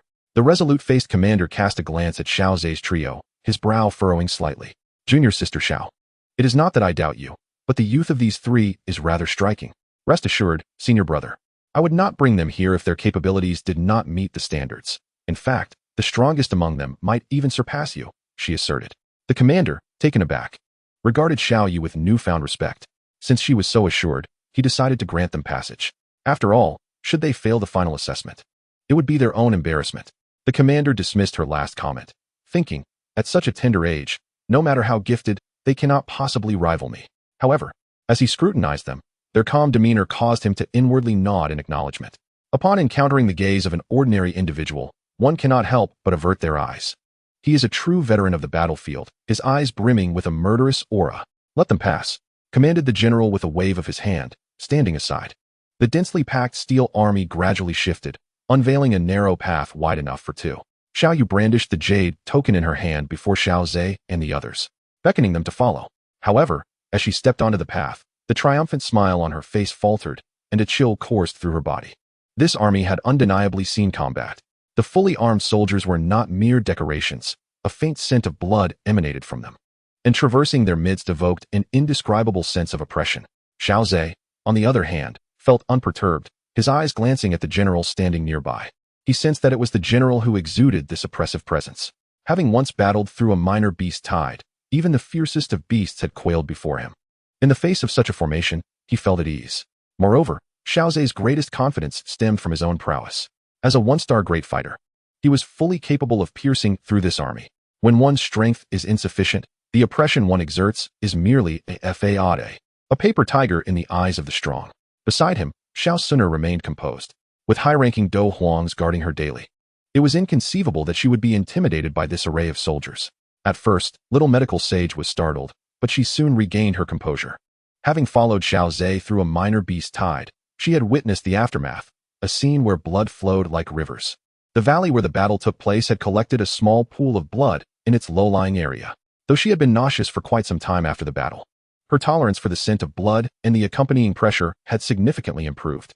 Hence, after a brief period of discomfort, she quickly settled her nerves. The short span of a few meters proved to be an arduous journey for Xiao Yu. Upon reaching the end, she finally exhaled a breath of relief, her face slightly pale. Turning back, she noticed Xiao Zhe and the others watching her with calm expressions, causing her cheeks to flush. She silently mused, "Indeed, only those who are monstrous themselves can befriend such beings." The general standing at the periphery swiftly approached, his eyes wide with astonishment as he reassessed the trio. He acknowledged his previous oversight. The earlier pressure had been orchestrated by him. An ordinary person would have never made it through. They would have faltered long before reaching this point. "Brother, you are being rather difficult," Xiao Yu exclaimed, patting her chest, still a bit shaken. "Ahem, this is a test instructed by Mentor Wolin. Otherwise, everyone would attempt to take shortcuts. And would the enrollment ceremony still hold any meaning?" Xiao Yu nodded in resignation, casting him an exasperated glance before leading Xiao Zhe and the others into the heart of the square. Before departing, Xiao Zhe cast a glance back at the general. Does a standard test necessitate an officer to exert such pressure? The fleeting doubt flickered in his mind, but he chose not to dwell on it. Regardless of the presence of this illustrious leader, it makes no difference to him. A few individuals approached the central tent of the square when a strikingly voluptuous woman suddenly emerged. She rushed forward and embraced Xiao Yu, her hands roving unabashedly over her. "Get off, you perverse woman," Xiao Yu exclaimed with a laugh, forcefully pushing her away, for otherwise, this mischievous individual would not cease her antics. "Allow me to introduce. This is my dear sister from Canaan Academy, Xun'er, whose figure is utterly captivating, attracting many suitors." Xiao Zhe nodded, acknowledging the obvious. Dressed in a vibrant red garment, Xun'er possessed a youthful and charming visage. Though her beauty may not rival Xiao Yu's, her voluptuous curves drew the furtive glances of passing young men. Some unable to suppress a discreet gulp, Xiao Yu brushed off Xun'er's wandering hands, and then led her to stand before Xiao Zhe and the others. "These two are my relatives, my cousin Xiao Xun'er and my cousin Xiao Zhe. This one is Xiao Zhe's close friend, the little medical sage." Xun'er cast an inquisitive glance at the trio, immediately captivated by Xiao Zhe. "Sisters, come out," she suddenly called into the tent. Instantly, a group of women of various shapes emerged, and before they could inquire, Xun'er pointed toward Xiao Zhe. "Wow, what a handsome young lad. Whose son is this? How did he come to be in the central square? So extraordinarily dashing." "Xun'er, you certainly know how to share with your sisters," Xiao Yu remarked, sensing trouble brewing with the arrival of this crowd of girls, and quickly interposed herself in front of Xiao Zhe. "Ahem, this is my cousin Xiao Zhe. Do not get carried away, he is still underage." "Oh my, I wondered why Xiao Yu never mentioned her relatives. Turns out she was hiding such a beautiful young man." Xiao Zhe stood to the side, donning a smile that met popular expectations. Xiao Xun'er took hold of Xiao Zhe's hand, a gesture tinged with possessiveness, while the little medical sage stood beside him, her eyes brimming with astonishment. It appeared a minor commotion was about to unfold outside the tent. Suddenly, a fierce voice erupted from within the tent. "Why should I be the one to step outside? Just because you are a 3-star fighter? You may bear the title of senior, but as a freshman, I too am a member of Canaan Academy. The unexpected outburst left the girls outside momentarily stunned. Xiao raised an eyebrow. It seemed a clash was brewing between newcomers and upperclassmen. Xiao Yu gestured for Xiao and the others to follow her inside. Upon entering the tent, they found clusters of Canaan Academy students seeking refuge from the sweltering sun. Beyond the shadows, a group of young men and women endured the harsh rays. The academy students wore expressions of amusement as they glanced towards the center of the tent. The newcomers, surprised, also looked towards the heart of the tent, hesitant to resist, yet the individual at the center dared to voice their unspoken sentiments. A robust-looking youth, appearing around 15 or 16 years old, stood tall, evidently shaped by rigorous training. At this moment, arms crossed and a disdainful expression adorning his face. He gazed at the individual before him. Chapter 38. Offering assistance. Mentor Wolin. The atmosphere within the tent was somewhat tense, with the surrounding Canaan students watching the spectacle unfold. Outside the tent, the new students looked on with anticipation. Facing the newcomer stood a young man with a fair complexion. The 3 golden stars on his Canaan Academy uniform signified his prowess. Yet, at this moment, his once fair visage was marred by a grimace, revealing a countenance of displeasure. Rod felt the weight of his peers' scrutinizing gazes, and a wave of humiliation washed over him. Previously, he had relished in asserting dominance over those new students, delighting in the way he had tempered the arrogance of these provincial prodigies. However, he had not anticipated encountering such a formidable challenger, one who dared to refute him in front of an audience. This affront was particularly galling for the prideful Rod. I have encountered several brash characters like you. Yet, those who boisterously boast ultimately meet with the most dismal of fates, he retorted, disdain dripping from his words. This was an unspoken rule at Canaan Academy, to temper the overconfidence of these local talents, preventing egregious conflicts upon their arrival at the academy. The burly young man rolled his eyes, scoffing. You, a mere 3-star combatant, believe you can diminish my spirit? To his surprise, the challenger appeared impervious to his taunts, responding with words that stoked his ire further, particularly the ambiguous laughter that followed. It ignited a fire within him. Very well, allow me, a 3-star combatant senior, to enlighten you about the academy's rules. The young man's arrogance spurred him to accept the challenge outright. The onlookers cleared a space, eagerly anticipating the unfolding drama. The new students basking in the sun outside the tent were filled with hope, wishing for the burly youth to vindicate them. Xiao observed the 2 adversaries. Raising an eyebrow slightly, he could discern that both were of the same caliber, each a 3-star combatant. The burly youth's physique suggested a commitment to rigorous training. In the realm of low-tier practitioners, such a robust stature undoubtedly conferred significant advantages. As expected, once a Canaan student, acting as the referee, declared the match to commence. The burly youth charged forth with explosive force, delivering a powerful punch. Caught off guard, Rod was unexpectedly sent staggering back 3 steps, his expression darkening instantly. The confidence that once illuminated his face was now shrouded in clouds of dismay. From their earlier exchange, he realized that this challenger's strength was no less than his own. Xiao, watching from the sidelines, thought to himself, this challenger proves to be quite formidable. He found himself rather pleased with the turn of events. While the intent to temper the overconfidence of local talents was commendable, such confrontations were unnecessary. Once they reached Canaan Academy, they would inevitably encounter peers of equal or greater talent, naturally diminishing their hubris. If one continues to harbor a disdainful attitude towards everything, Xiao believes this is not a sign of vigor, but rather folly. Such behavior, as leaving someone exposed to the elements for nearly half an hour, is undeniably inappropriate. While a myriad of thoughts swirled in Xiao's mind, Rod had already succumbed to the relentless onslaught of the burly youth, crashing to the ground.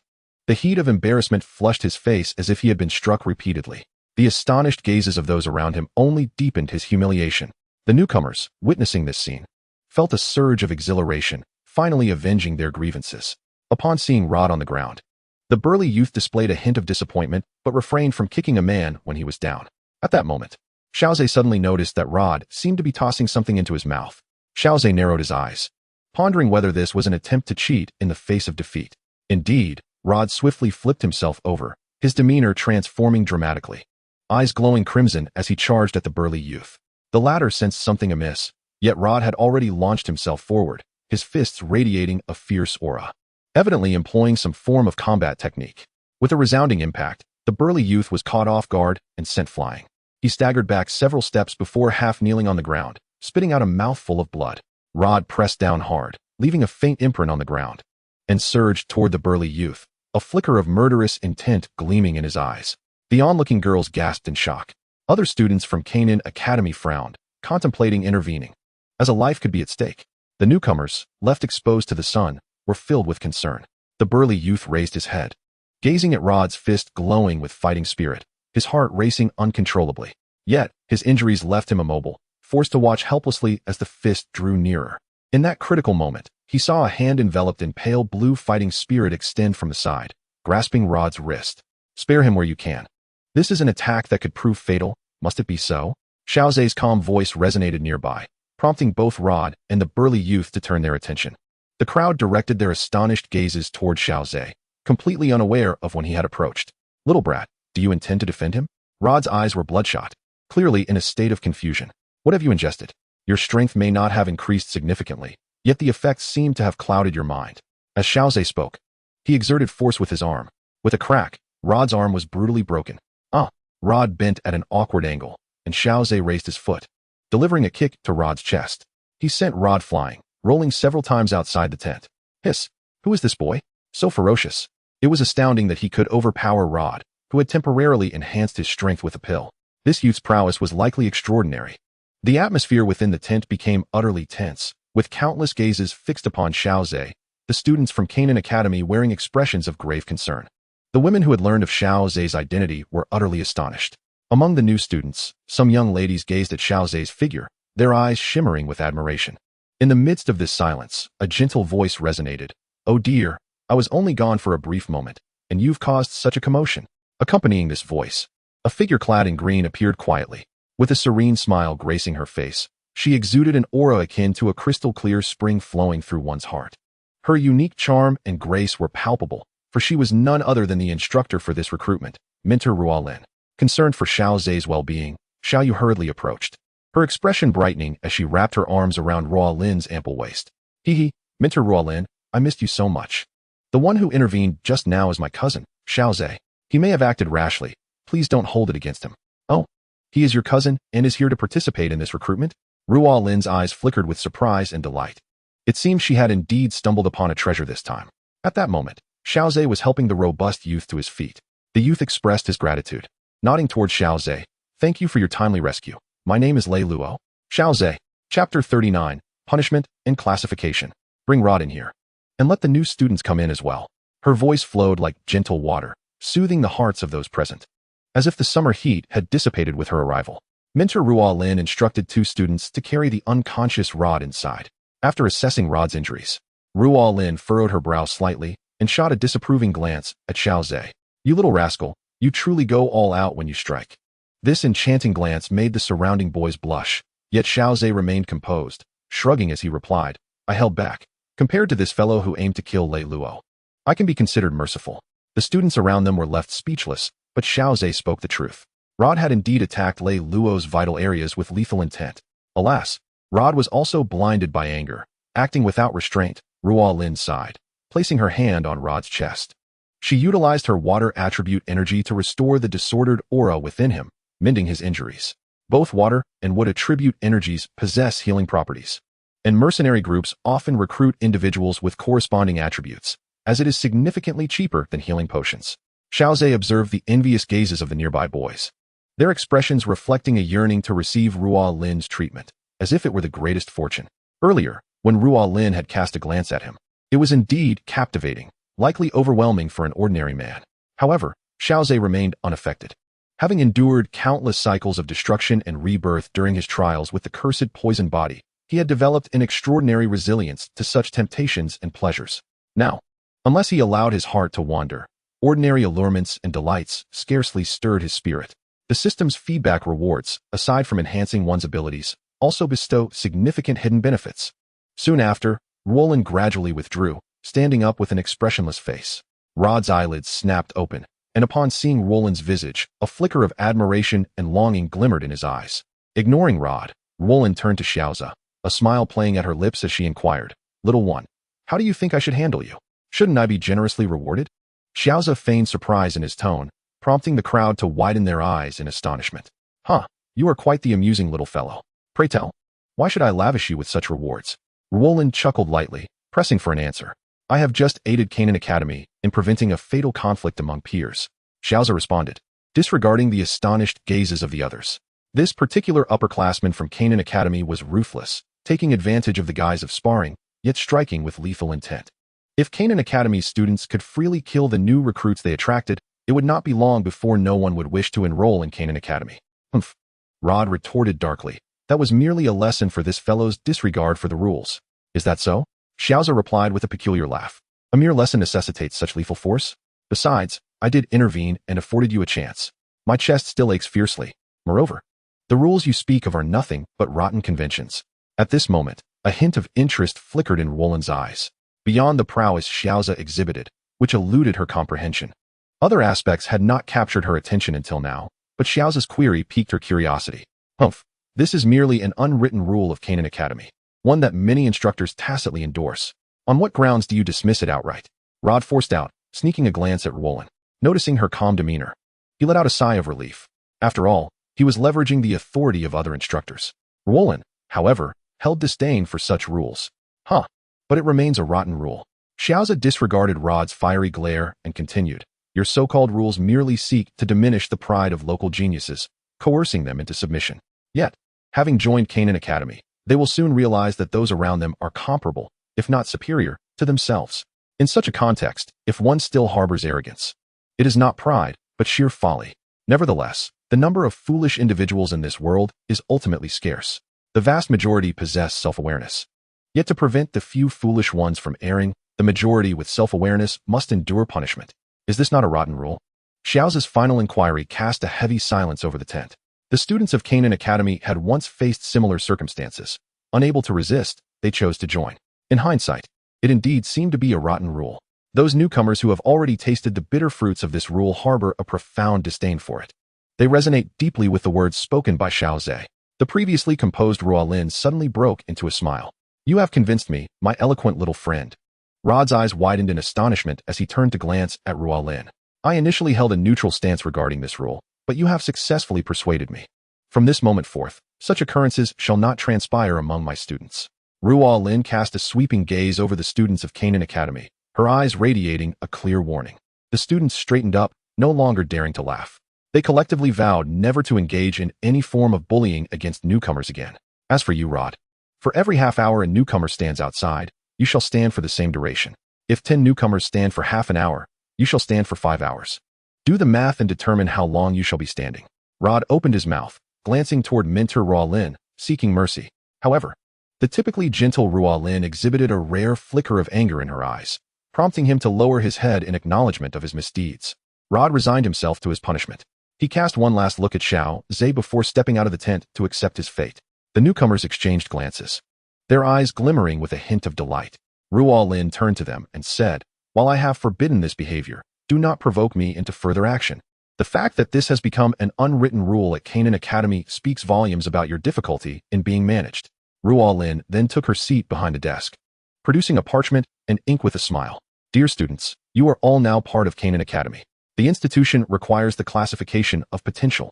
Thus, we must ascertain your specific strengths, up to the highest rank of 5-star warrior. Is that understood? We shall proceed in order, one by one. Having learned from the earlier events, the newcomers fell into a more subdued demeanor. They lined up to report their strengths to Ruolin. Xiao felt a twinge of frustration. He desired recognition, yet wished to remain inconspicuous. Chapter 40. Each more extraordinary than the last. Inside the tent, the senior students of Canaan Academy maintained order, directing the newcomers to queue properly.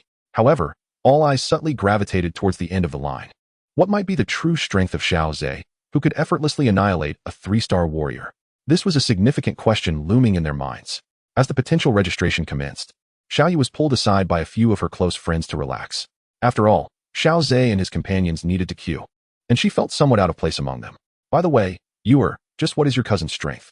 To be able to instantaneously defeat Rod. Surely he rivals that little enchantress? Xue and I could not resist exclaiming, her gaze toward Xiao sparkling with curiosity and admiration. With formidable power and striking looks, how could he fail to captivate attention? The other beautiful girls also clung to Xiao Yu's hands, playfully inquiring about him. Xiao Yue furrowed her delicate brows, recalling Xiao's unassuming demeanor. After a moment of contemplation, she offered her response. I can only say that the little enchantress pales in comparison to my cousin. Her words ignited a wave of curiosity among the beautiful young girls around her, who were left yearning for more information. They persistently pressed Xiao Yu for details about Xiao's true capabilities. Ruo Lin, pen in hand, swiftly inscribed the pertinent information onto the scroll, her lips parting slightly as she spoke. Level. The girl let out a sigh of relief, bowing slightly to Ruo Lin before turning aside to await her turn.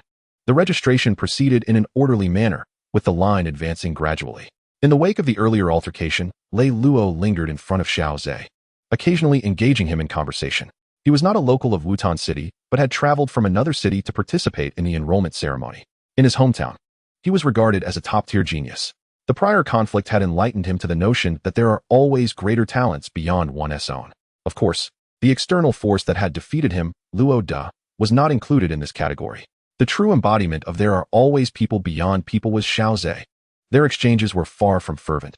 They merely discussed the differing customs of their respective cities. Meanwhile, Xiao Xun'er and the little doctor whispered together, hand in hand. Soon, it was almost their turn, with Lei Luo next in line. Among the new applicants, aside from Xiao Zhe and his companions, Lei Luo was undoubtedly the most promising. Approaching the table, Lei Luo proudly announced his information. Lei Luo, 17 years old, 3-star fighter. His declaration sparked a flurry of hushed discussions within the tent. The spectators had already speculated about his ability to subdue Luo Da, but hearing it confirmed left them astounded. A 3-star fighter at the age of 17. Ruo Lin's face lit up with delight as she hastily recorded the information on the scroll. It appears that this enrollment session is brimming with surprises. There are many exceptional candidates. After finishing her remarks, she turned her expectant gaze toward the last trio. What about you three? Who will step forward first? These 3 youngsters were all quite young, yet they met the enrollment criteria. Their exact strengths, however, remained uncertain. Xiao Zhe's companions exchanged glances, and the little doctor stepped forward with a smile. Allow me to go first. The little doctor, 12 years old, 3-star fighter. Having wandered since childhood, she was uncertain of her precise age, and, recalling that Xiao Zhe seemed to be 12, she reported that number. Is this for real? A 3-star fighter at the age of 12? Goodness, even the Academy's little enchantress cannot compare. Excited discussions erupted around them. Ruo Lin regarded the little doctor with astonishment. Upon sensing the skepticism from those nearby, the little doctor released a hint of her fighting spirit, compelling the onlookers to believe her claim. For merely sensing her aura, it appeared that her fighting spirit surpassed even Lei Luo's earlier display. As a grand fighter, Ruo Lin could easily discern that the little doctor was speaking the truth. In her heart, astonishment surged. She had not anticipated that these 3 little beings would bestow upon her such a grand surprise. This was yet to involve the enigmatic strength of Xiao Zhe. Xiao Xun'er, merely 12 years of age, was already a 6-star fighter. In an instant, the previously lively tent fell into an eerie silence, as every gaze turned towards the graceful figure standing before them, eyes brimming with shock and awe. The mere association of 12 years with the title of 6-star fighter denoted an alarming potential that transcended the Academy's potential grading system. Ruo Lin's fingers, which held the pen, momentarily stiffened as she lifted her gaze in astonishment, her eyes wide with disbelief as they settled on Xiao Xun'er. Without hesitation, Xiao Xun'er subtly released her fighting spirit for Ruo Lin to verify. To her surprise, this recruitment had indeed uncovered a treasure, a potential that surpassed expectations. Such records were rare throughout the Academy's history. If all goes as anticipated, you shall be the most promising student of this enrollment at the Canaan Academy. Ruo Lin exclaimed excitedly. Yet Xiao Xun'er gently shook her head, chiming with a playful laugh. Perhaps it would be prudent for Mentor Ruo Lin to wait until my brother Xiao Zhe has completed his registration before drawing any conclusions. Instantly, the curiosity within the tent reached a fever pitch. What could possibly be the extent of Xiao Zhe's strength that would inspire such bold confidence in Xiao Xun'er, who possessed transcendent potential? Xiao Zhe stepped forward, hesitating momentarily before speaking. I am Xiao Zhe, 12 years old. As for my strength, I kindly request Mentor Ruo Lin to assess it personally. Placing his hand on the table, he elicited a wave of confusion among the onlookers. Shui and I eagerly shook Xiao Yu's form, playfully imploring, come on, tell me Xiao Zhe's true strength. How does your family breed so many prodigies? First, we have the transcendent potential of Xiao Xun'er, and now another in Xiao Zhe. Xiao Yu chuckled awkwardly, remaining silent, for she too was unaware of Xiao Zhe's true prowess. All subsequent information had been mere speculation, unverified. Meanwhile, Ruo Lin, seated at the table, swiftly comprehended Xiao Zhe's intent. Is it true that those who stand out are often beset by the winds? This little one is quite clever. I am intrigued to see if you are merely putting on a facade. Then, amidst the envious and resentful gazes of numerous male students, Ruo Lin extended her fair, slender hand into Xiao Zhe's palm. Slowly closing her eyes, she began to sense his strength, and Xiao Zhe made no effort to impede her exploration. With curiosity alight within her, Ruolin delved into Xiao Zhe's abilities. His meridians were remarkably resilient, and his water attribute fighting spirit matched my own in intensity. Yes, just like mine. Boom. Ruolin abruptly rose, the table crashing to the ground unnoticed. Her eyes widened in disbelief as she regarded Xiao Zhe, as though he were a creature cloaked in human skin. The onlookers were stunned by Ruolin's exaggerated reaction. What strength could provoke such a loss of composure from Mentor Ruolin? No wonder I could not fathom your capabilities earlier. Ruolin murmured to herself, while the surrounding students gazed on, eager for clarity. Mentor Ruolin, please do not be cryptic at this moment. What exactly is your strength? Speak up. The crowd was rife with impatience. Chapter 41. Seeking benefits while embracing serenity within the confines of the tent, Ruolin's gaze transformed as if she had stumbled upon an extraordinary treasure. Inspecting Xiao Zhe with keen interest, the term genius fell short of adequately describing him. She had recruited a future top-tier powerhouse. At merely 12 years of age, this dome master stood unparalleled throughout the illustrious history of the Canaan Academy.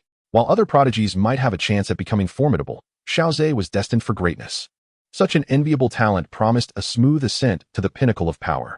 Xiao Zhe, you have truly astounded me. Ruolin's tone shifted, acknowledging Xiao Zhe as an equal in the realm of cultivation. To refer to him as little one now bore a hint of provocation.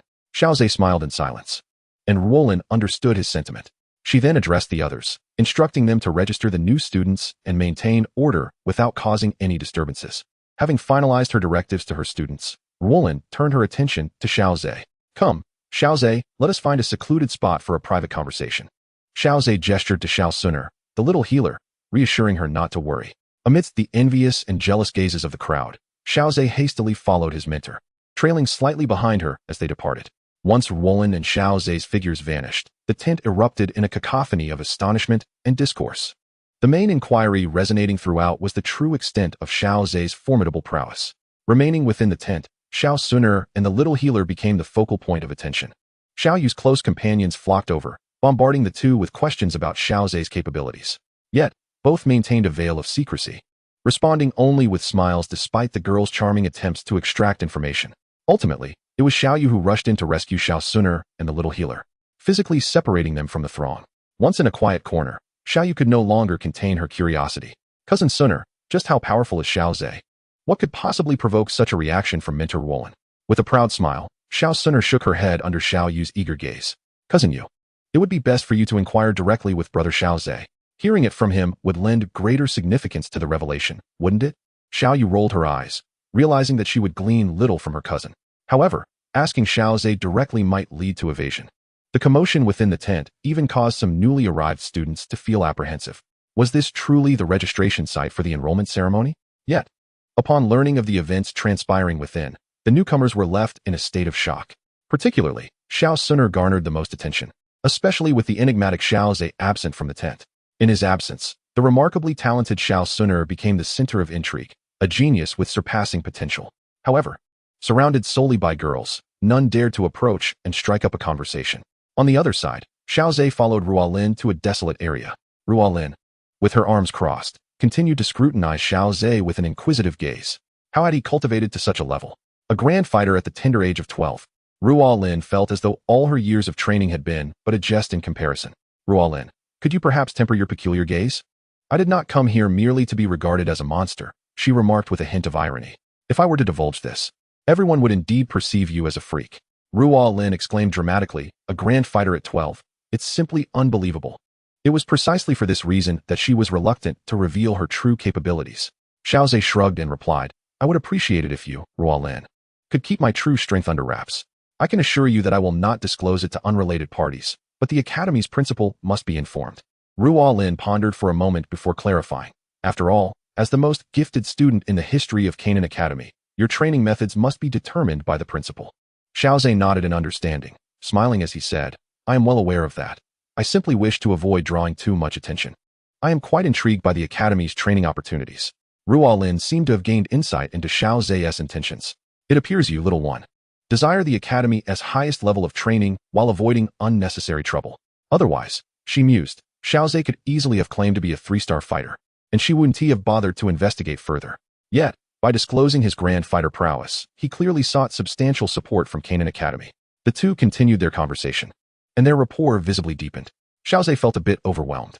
Ahem, Ruolin, before we part ways, I have a request that I hope you might grant. Oh, what could a young one like you possibly ask for? Speak freely. Ruolin responded with great enthusiasm, knowing that merely recruiting him would be a remarkable achievement, clearing the path for her own advancement as an advanced tutor.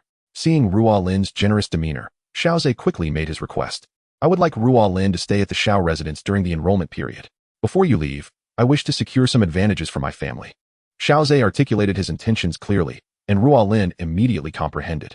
As an independent entity separate from the three great empires, Canaan Academy typically refrained from entangling itself with the powers of the enrollment locations. Moreover, Ruolin, as a recruitment tutor, was already a coveted figure, sought after by many who wished to leverage her influence to secure a place for their children at Canaan Academy. Ruolin cast a glance at Xiao and without much hesitation, nodded in agreement. It was merely a matter of residing temporarily at the Xiao family's estate for 7 days to convey a signal to the outside world. She would not be genuinely aiding other factions or engaging in any self-serving schemes. Very well, but I will not meet with any factions. I am simply staying at a student's home. Do you understand? Xiao nodded. That was sufficient. The mere fact of Ruolin residing at the Xiao family would be enough to attract the attention of numerous factions in Wutan City, seeking to curry favor with them. Then, Mentor Ruolin, I shall take my leave to prepare your accommodations, Xiao said politely with a slight bow, then retreated. Ruolin smiled as she watched him depart. This student not only possessed unparalleled talent, but also exhibited impeccable manners. Upon receiving the news, the family's high-ranking members hurriedly arranged for her lodging, determined to ensure that Mentor Ruolin felt the warmth of home. Chapter 42, 7 Days. 7 days. Do you know how I will spend these 7 days? In the evening, Xiao Zhan led the entire Xiao family elite, standing outside the main gate, eagerly awaiting the arrival of the person Xiao Zhe had mentioned. The high-ranking members behind him were still in disbelief. The mentor from Canaan Academy, who had always maintained an aloof position, was actually coming to stay at the Xiao family. If this had not come from Xiao Zhe's lips, they would hardly have believed it. However, Xiao Zhe now wielded considerable influence within the Xiao family, owing to his initial display of 9-star fighter prowess and the conflicts with the Grand Elder, painting a glorious future for the Xiao descendants.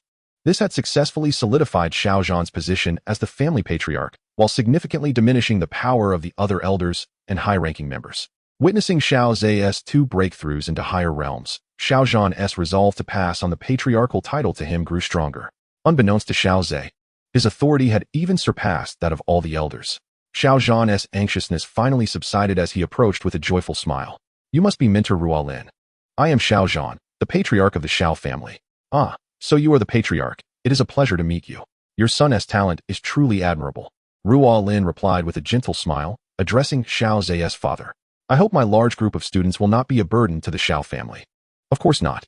The Xiao family is fortunate to host the talented students and esteemed mentors of Canaan. It truly brings honor to our house. Xiao Zhan warmly welcomed them to the guest quarters, ready for their immediate accommodation. Such thoughtful hospitality filled Ruolin with satisfaction. The following morning, Xiao Zhe stood atop the mountain, noticing numerous carriages gathered at the Xiao family gate. The emblems on the carriages represented some of the most prominent factions in Wutan City. The upcoming journey to Canaan Academy primarily aimed at enhancing strength.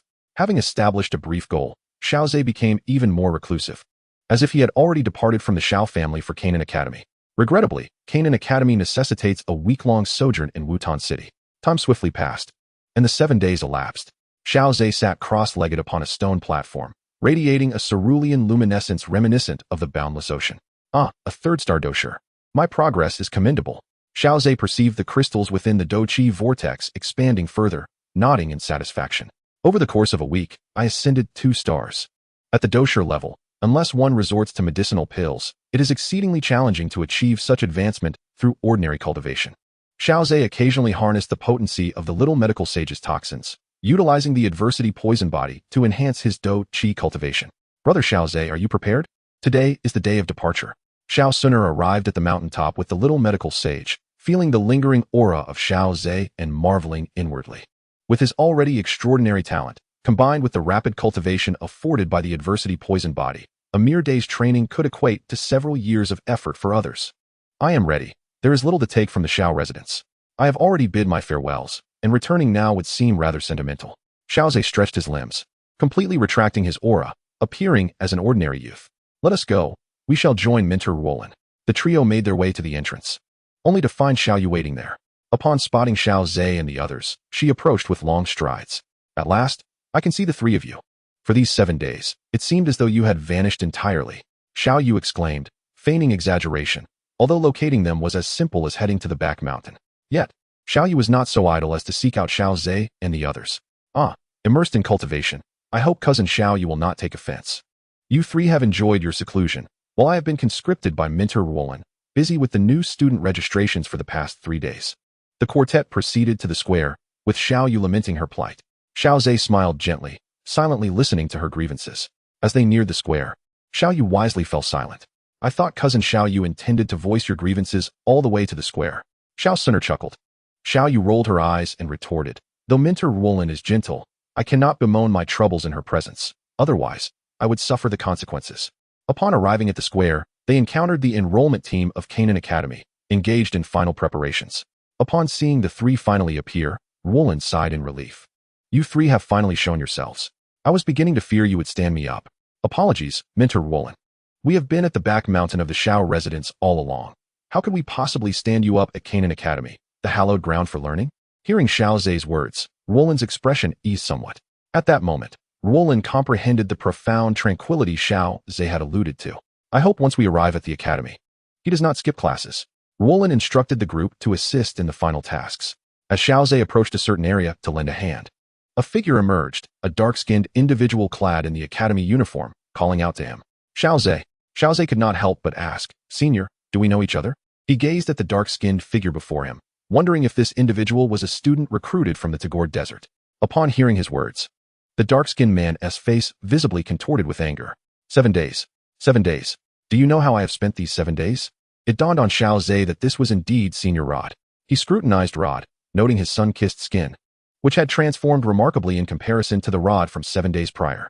No wonder he failed to recognize him at first. He nodded and remarked, It seems you must have sunbathed for a full 7 days, haven't you?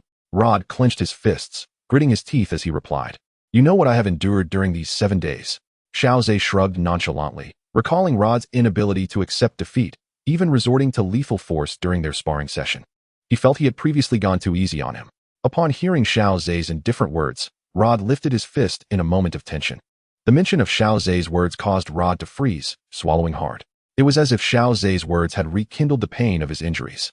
He felt a sharp, fiery pain in his chest. Despite having healed, why did it still hurt? Senior Rod, once again, it is essential to possess self-awareness, Xiao Zhe stated. With a dejected sigh, Rod turned away and departed. Chapter 43. Traversing the Black Corner Region. An example to others. Xiao Zhe stretched lazily, finally arriving at the outskirts of a small town within the Black Corner region. Several recruitment teams had already gathered here, with numerous students from Canaan Academy lingering in the town. This town was under the jurisdiction of Canaan Academy, serving as a reception point for incoming recruitment teams. Instructor Roland approached the group, explaining, The Black Corner region is a realm rife with chaos and bloodshed, where one may easily encounter natural disasters or man-made calamities. You still have a little time. Feel free to explore this town. It is a melting pot of recruitment teams from various regions, and you might find something of interest. She added sternly, Remember, fighting is strictly prohibited in this town. After delivering her final admonition, she waved her hand, signaling the students to disperse. Xiao Zhe, along with Xiao Xun'er and Little Medic Fairy, chose to remain by Instructor Roland's side. Instructor Roland, how long do you estimate it will take to traverse the Black Corner region and enter Canaan Academy? Xiao Zhe inquired. What? Are you so eager to behold the scenery of Canaan Academy? Roland replied with a smile. After a moment of contemplation, she continued, Normally, our group is considered late. The recruitment teams should arrive within 2 days.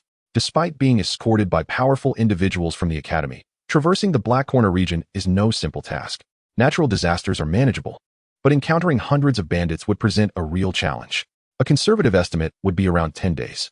Xiao Zhe nodded, acknowledging that he found it difficult to cultivate while on the move, primarily due to the fear of attracting unnecessary trouble with excessive noise.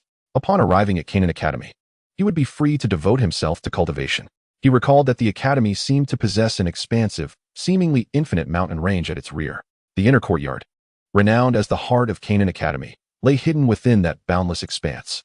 As time flew by, on that early morning, after accounting for all the teams, an elder manifested a pair of wings behind him, gently fluttering before ascending into the air. The enrollment teams had gathered, and he granted them half an hour to prepare their belongings. Departure would commence promptly thereafter, without delay. His voice, enveloped in a surge of energy, resounded throughout the entire town. Xiao abruptly opened his eyes and rolled out of bed. He had been sleeping fully clothed for the past 2 days. Being away from home warranted a degree of caution, lest he become too comfortable. The other 2 beds stirred as Xiao Xun'er and Xiao Xun'er awakened in succession. At last, they were about to traverse the Black Corner region. He could hardly contain his eagerness to enter Canaan Academy and embark on his cultivation journey. The 2 women smiled and followed Xiao outside. Upon stepping through the door, they were greeted by a bustling scene, with throngs of people preparing their gear. The trio possessed spatial rings, traveling light without the need for extensive packing, and awaited beside Mentor Rollin. In the midst of the flurry, time slipped away in the blink of an eye. Half an hour had elapsed. Time to set forth. The grand procession departed, advancing toward the chaotic and blood-soaked lands of darkness.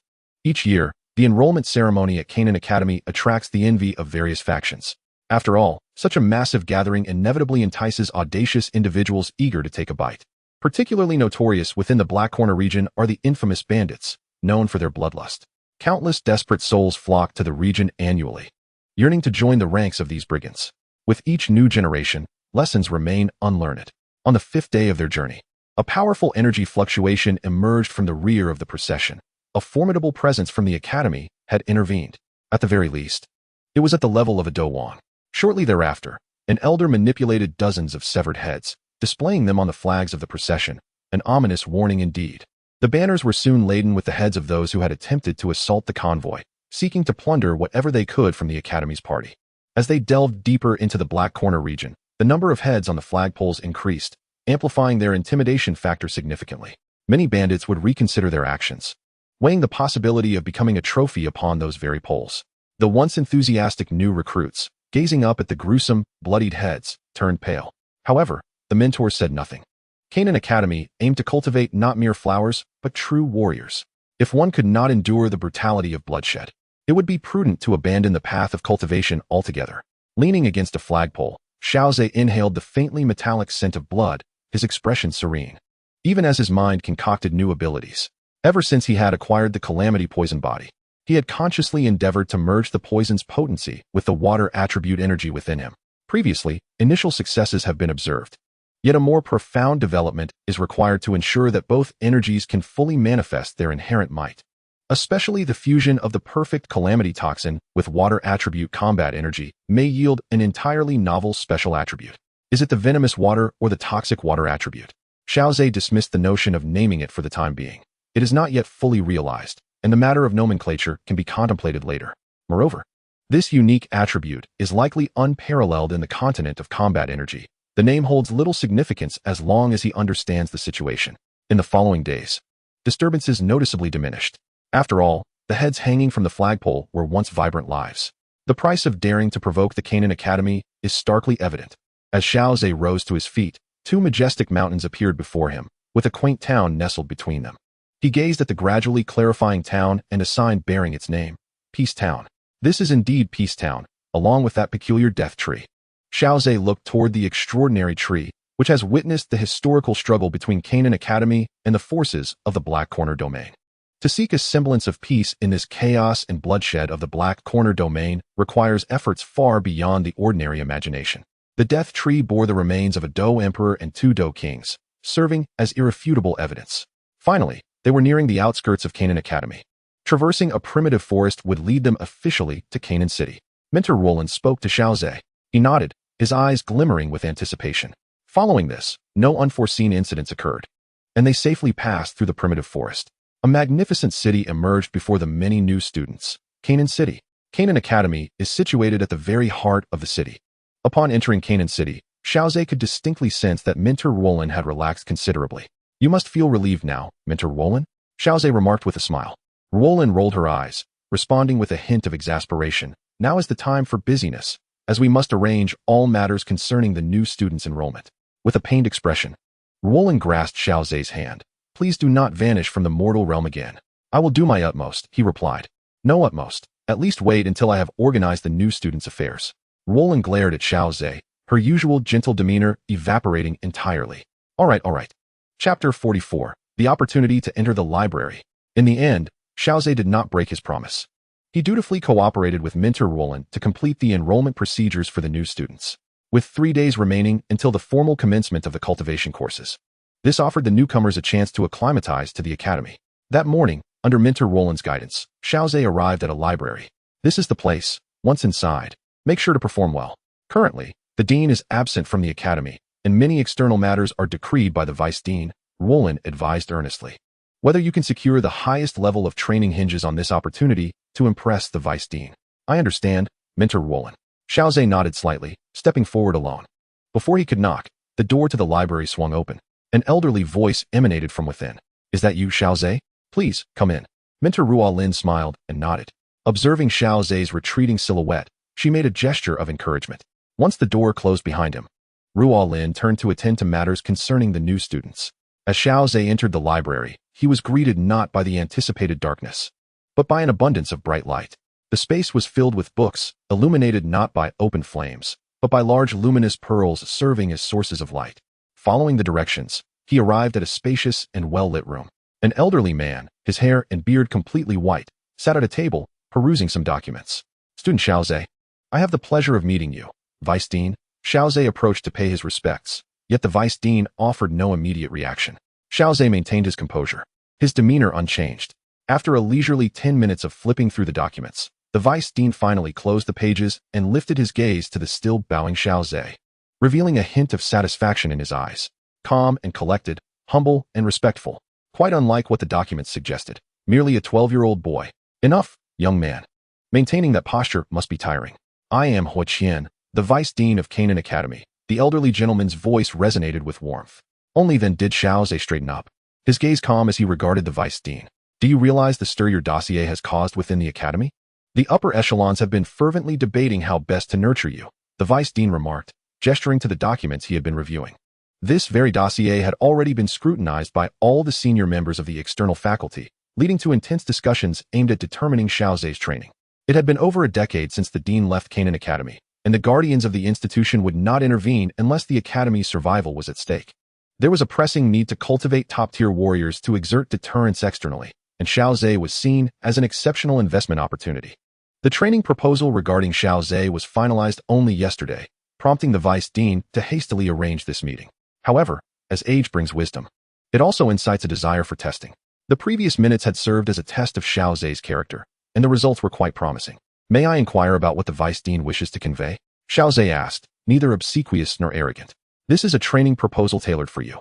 Though it is not entirely altruistic, when you rise to become a formidable force, you shall be required to lend your aid to the academy during times of crisis. Additionally, you must remain at the academy for 3 years. The vice dean handed over a document. Xiao received it with both hands and examined it. It detailed access to the library once a month, along with a quota of 100 medicinal pills and one-on-one instruction from a senior mentor. The richness of this training plan left Xiao astounded. The mere opportunity to enter the library was of considerable value. It is worth noting that only the top 5 from each internal selection competition are granted access to the library. To stand out among the myriad of talented students at the external college and secure a place among the top 5, one must gain access to the library. Remarkably, Xiao has already attained this privilege. The quota for elixirs allows for the exchange of potions within the alchemy department or the option to commission an alchemist to concoct specific elixirs as needed. The opportunity for one-on-one instruction from senior mentors is also an exceptionally valuable prospect. Furthermore, there exists an array of benefits. The only price Xiao must pay is to become a formidable force and to lend his assistance during crises faced by the academy, alongside fulfilling a 3-year tenure in an official capacity. For Xiao, this is a guaranteed profit. However, he finds many of the benefits unnecessary. After pondering for a moment, he respectfully bowed and said, Vice Dean, I am willing to accept, but I would like to propose a modification to the training plan. Oh, you wish to amend the plan before even experiencing it? The Vice Dean responded, surprised. This is a scheme devised by us old-timers. Cough, that is not my intention. Esteemed Vice Dean, I merely feel that some aspects do not align with my character and circumstances. Very well, speak your mind, the Vice Dean sighed.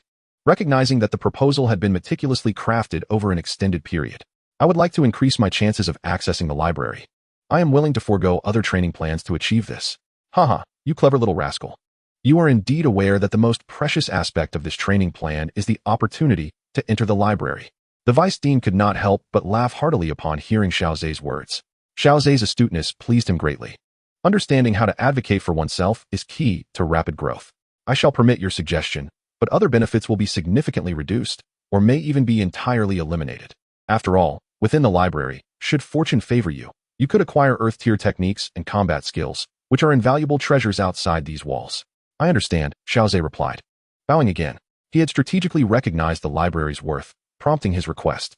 Very well, since you were so insistent. I shall negotiate with the other old fellows and strive to secure additional benefits for you, the Vice Dean said, stroking his beard. In the brief interaction, Xiao qualities had thoroughly impressed him. He even entertained the notion of Xiao being a suitable match for his restless granddaughter. However, he refrained from meddling too much in the affairs of youth, allowing matters to unfold naturally. His role was to safeguard the present of the young and ensure their flourishing. Thank you, Vice Dean. Xiao bowed once more and took his leave.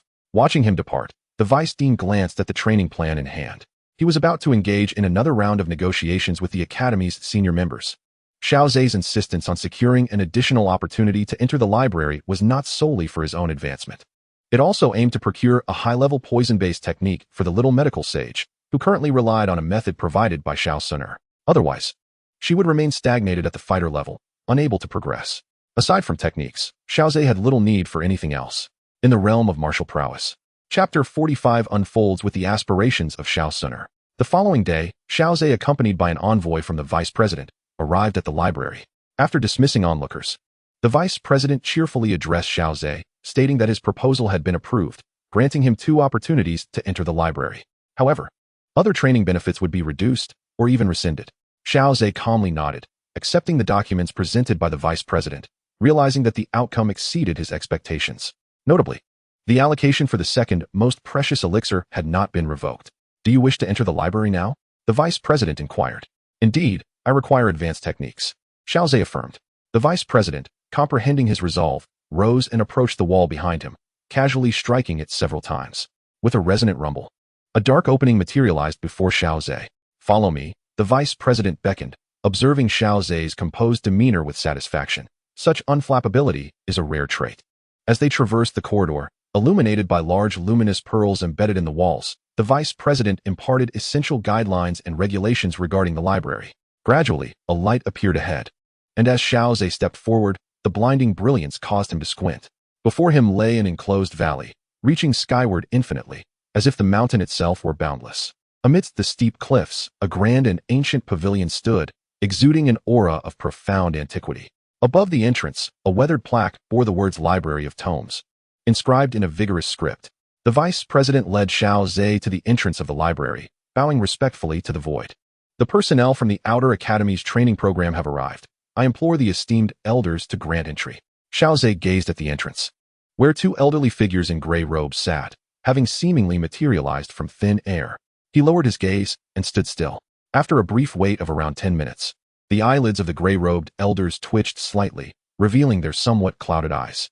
They regarded Xiao with evident scrutiny, expressions of surprise flickering across their faces. One elder inquired directly, "Young friend, may I ask your age?" "Esteemed elders, I am Xiao, 12 years of age," he replied with a respectful bow. The 2 gray-robed elders exchanged astonished glances. No wonder the long-dormant training program was invoked. A 12-year-old, 4-star great fighter, undoubtedly a future powerhouse, exceptionally gifted, remarkable talent. They exclaimed in unison, expressing their admiration for his extraordinary abilities. Even in their extensive lifetimes, they had seldom encountered such prodigious talent. The elders extended their withered hands, forming intricate hand seals. As they did so, a peculiar and potent aura surged forth, intertwining with the space before Xiao. The space unfurled like water, rippling in concentric circles. The vice dean elucidated to Xiao, "This is a spatial lock established by a Dozone expert, endowed with formidable protective capabilities. Even in the presence of a Dozone, one can remain unscathed." Xiao inclined slightly, expressing his gratitude. "Thank you, Vice Dean, for your clarification." A spatial door gradually took shape before them. The Vice Dean led the way, with Xiao following closely as they stepped through the portal. "Thank you, esteemed elders," Hu Qian said, bowing respectfully. "It is merely our duty," rasped a gray-robed elder, before lapsing back into silence. Hu Qian cautioned Xiao, "You have 1 hour within, and may retrieve only 1 item. I have already warned you about the taboos. Do not overreach, lest you return empty-handed." Xiao nodded thoughtfully, then inquired, "Might it be possible to combine the 2 opportunities? I would prefer not to trouble you both multiple times." The elder remained silent, recognizing that such a decision was beyond his purview. Very well. The time shall be extended to 2 hours, and you may bring forth 2 items, spoke another gray-robed elder. Xiao expressed his gratitude with a bow before stepping forward. His gaze fell, deliberately avoiding the plaque above, which possessed an enchanting power capable of ensnaring one's mind. Xiao remained steadfast, a sense of desolation lingering in his heart, yet it did not sway him. It was only upon his entrance into the library that the 3 outside exchanged glances. They had intended to wait until Xiao succumbed to distraction before offering their counsel. To their surprise, Xiao appeared entirely unaffected by the plaque's allure, elevating their opinion of him further. Elders, how long do you expect Xiao to remain inside? And what might he acquire? Hu Qian inquired, feeling somewhat bored after a brief pause. The 2 gray-robed elders exchanged a knowing glance. Had it been the top 5 from the inner academy selection, they would likely have disregarded Hu Qian entirely. However, given that Xiao was the first genius in years to receive a cultivation plan, possessing the remarkable achievement of a 4-star Great Dome Master at such a tender age, coupled with his previous extraordinary displays, indeed piqued the elders' curiosity. Xiao is undoubtedly gifted, yet fortune and temperament within the library are equally vital. Ultimately, what he acquires rests solely upon him, one elder remarked slowly. Just as Hu Qian was about to respond, he abruptly turned towards the library. A flicker of surprise crossing the elders' minds. Is Xiao emerging already? Has it been less than 10 minutes? The vice dean furrowed his brow, gazing at the entrance of the library. Indeed, Xiao emerged with a calm demeanor. Xiao, why are you back so soon? You must understand the rarity of the opportunity within the library. What happened? Hu Qian exclaimed anxiously. If there were unforeseen circumstances, the previous stipulation can be waived. I can grant you another chance, but this time you may only take 1 item. No need, Vice Dean, Xiao replied with a smile, displaying the 2 scrolls in his hands. A scroll unfurling in a hue reminiscent of a vast azure sea. Another scroll, shimmering with an extraordinary spectrum of colors. I felt a profound satisfaction with my recent acquisition, thus I chose to depart early, wishing to avoid imposing upon the 2 esteemed elders engaged in their serene cultivation. Earth-level techniques. Both scrolls are of such caliber. The 2 gray-robed elders, with keen perception, discerned the rank of the scrolls in Xiao possession, and were unable to suppress their astonishment. It appears that Xiao has indeed returned triumphantly. To have secured 2 earth-level scrolls so swiftly?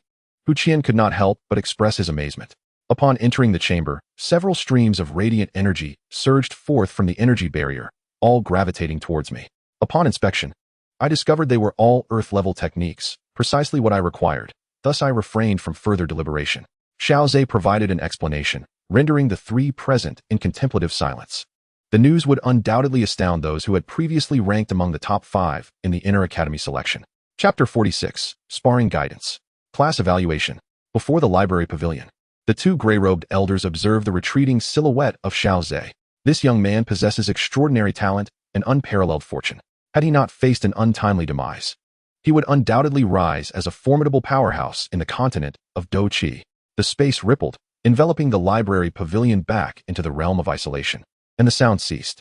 Meanwhile, the vice president regarded the 2 earth-level techniques in Xiao's hands with a sense of deep admiration. This was his first encounter with someone endowed with such fortuitous circumstances. If Xiao's account was to be believed, upon entering the room, the energy barrier had unleashed several streams of light, all earth-level techniques. Techniques that could incite countless individuals to vie for them at the cost of their lives were laid before Xiao for his selection. Was this not a providential opportunity bestowed upon him? Indeed, the value of these 2 earth-level techniques far surpassed the original training program. Young lad, your fortune is remarkably profound. Hu Qian chuckled, stroking his beard with delight. I am indebted to the vice president for this opportunity. Xiao expressed his gratitude while respectfully accepting the 2 scrolls into his spatial ring. Enough. I can see your eagerness to embark on your training, so I shall not detain you further. Hu Qian, recognizing the fervor in Xiao's eyes, waved him off, allowing him to depart. The student bids farewell. Xiao performed the necessary courtesies before exiting the library pavilion. One can never be too courteous. Upon returning to my small loft, I summoned Little Medicine Fairy and Xiao Xun'er, and the 3 of us ventured to the back mountain, immersed in our cultivation throughout the night. It was not until a day later that a message bird from Ruolin arrived in Xiao's hands, informing him that the formal training courses at the academy were about to commence. The academy's training curriculum could be broadly summarized as 1 part theory and 7 parts practice. Should one encounter difficulties in their cultivation, consulting an instructor was encouraged. After attending a day of theoretical classes, Xiao reached a conclusion. The training courses were beneficial. yet not excessively so.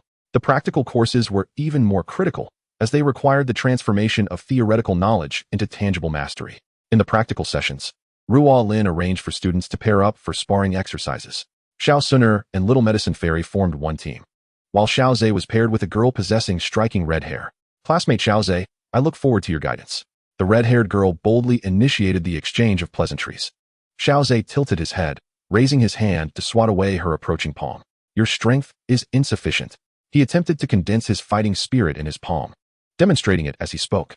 The girl paused for a moment, then displayed a look of delight, beginning to mimic Xiao Zhe's actions. Identify the target of your attack.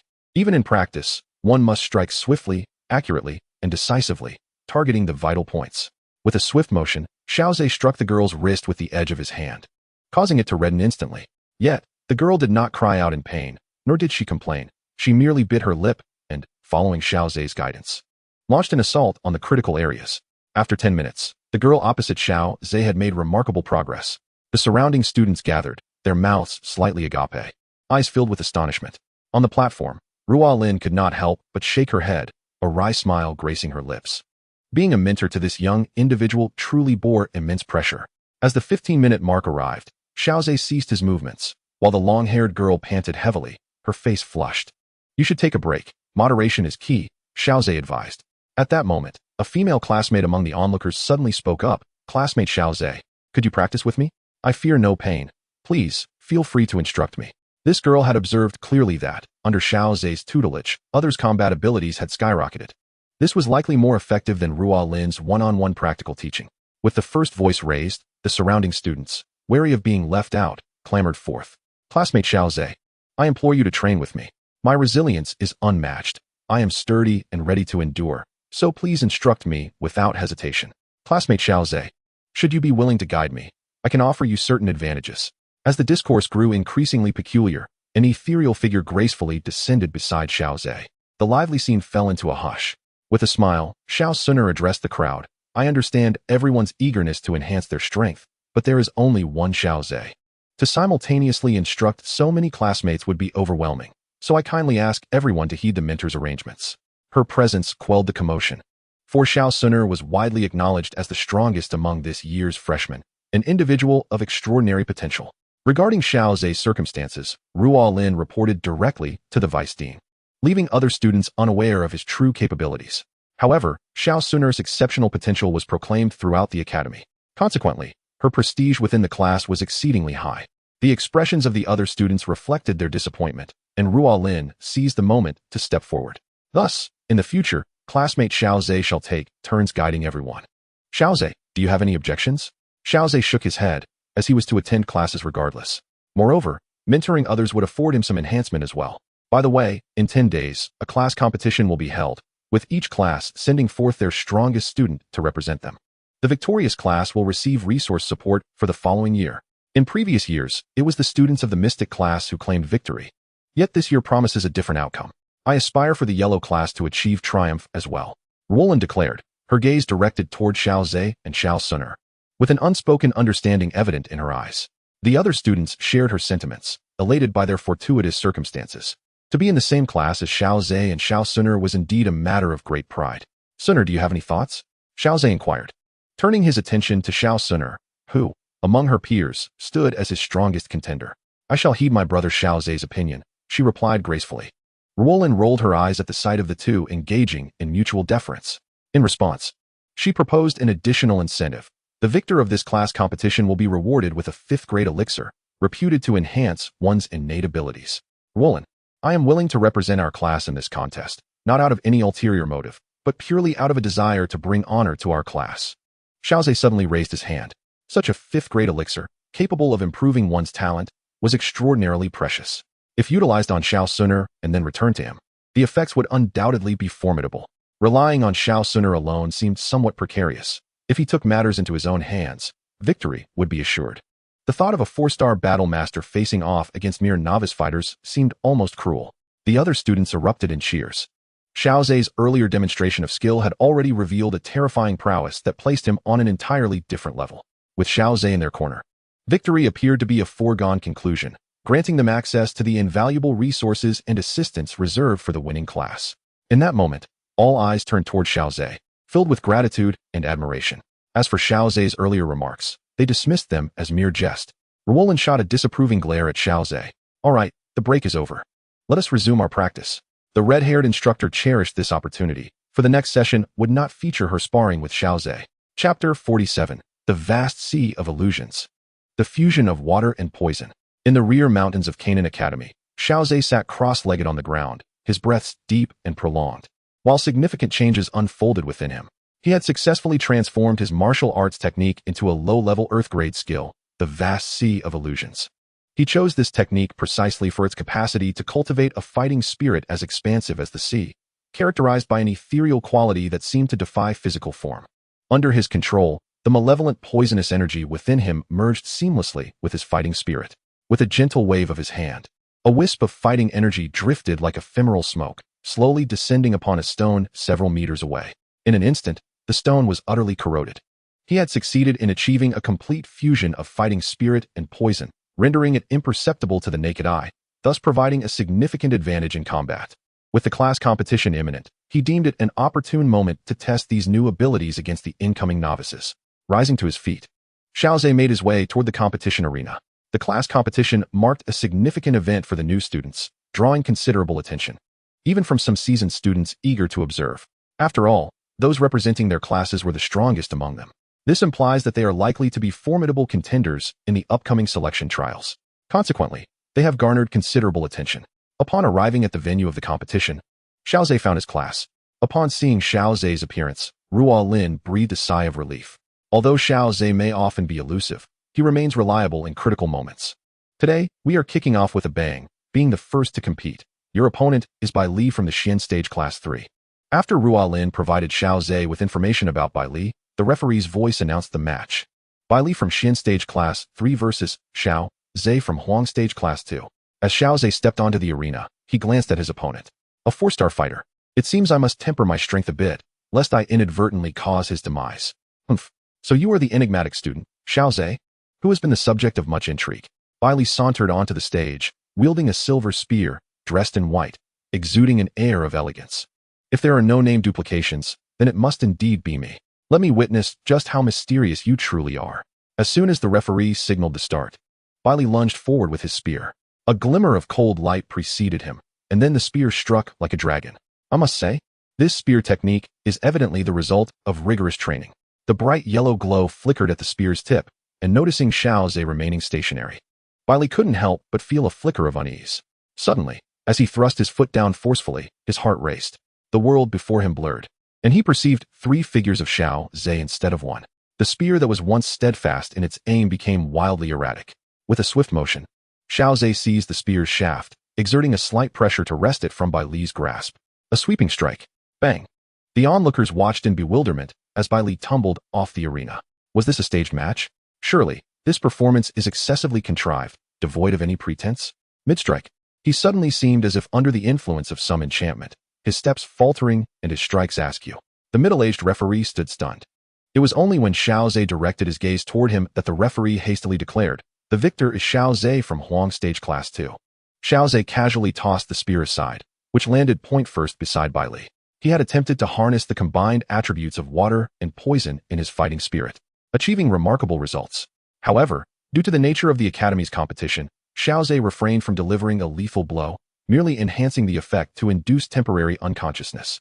The perfect ebon poison body enables him to control the toxicity within, allowing him to amplify any effect with but a moment's concentration. The spectators, initially anticipating a fierce clash, were instead treated to this farcical display. Bai Li's classmates could not contain their ridicule. And they say our class is the strongest, the internal strife is fierce. Yet when faced with an external challenge, they turn into timid creatures. Indeed, was it really necessary to be that theatrical? With steps so unsteady, one might think you had battled through the night. You hadn't even made a move, and yet you fell off the stage yourself. Truly a disgrace to our class. The biting mockery pierced Bai Li's ears, igniting his fury as he abruptly stood, brandishing his spear toward his classmates. Who among you dares to utter another word? Let us see whether my blade is sharper than your tongues. The class mentor, witnessing Bai Li's outrageous demeanor, could not help but furrow his brows and admonish. What are you doing? You have lost the match, and yet you point your weapon at your classmates? Losing is not the disgrace.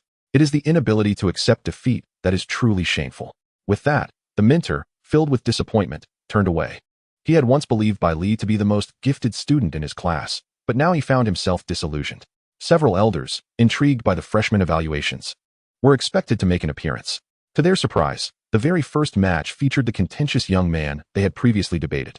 While an ordinary mentor might overlook the subtleties, these venerable figures possessed keen insights. They could discern that this battle was not a mere farce, but a genuine display of disparity in strength.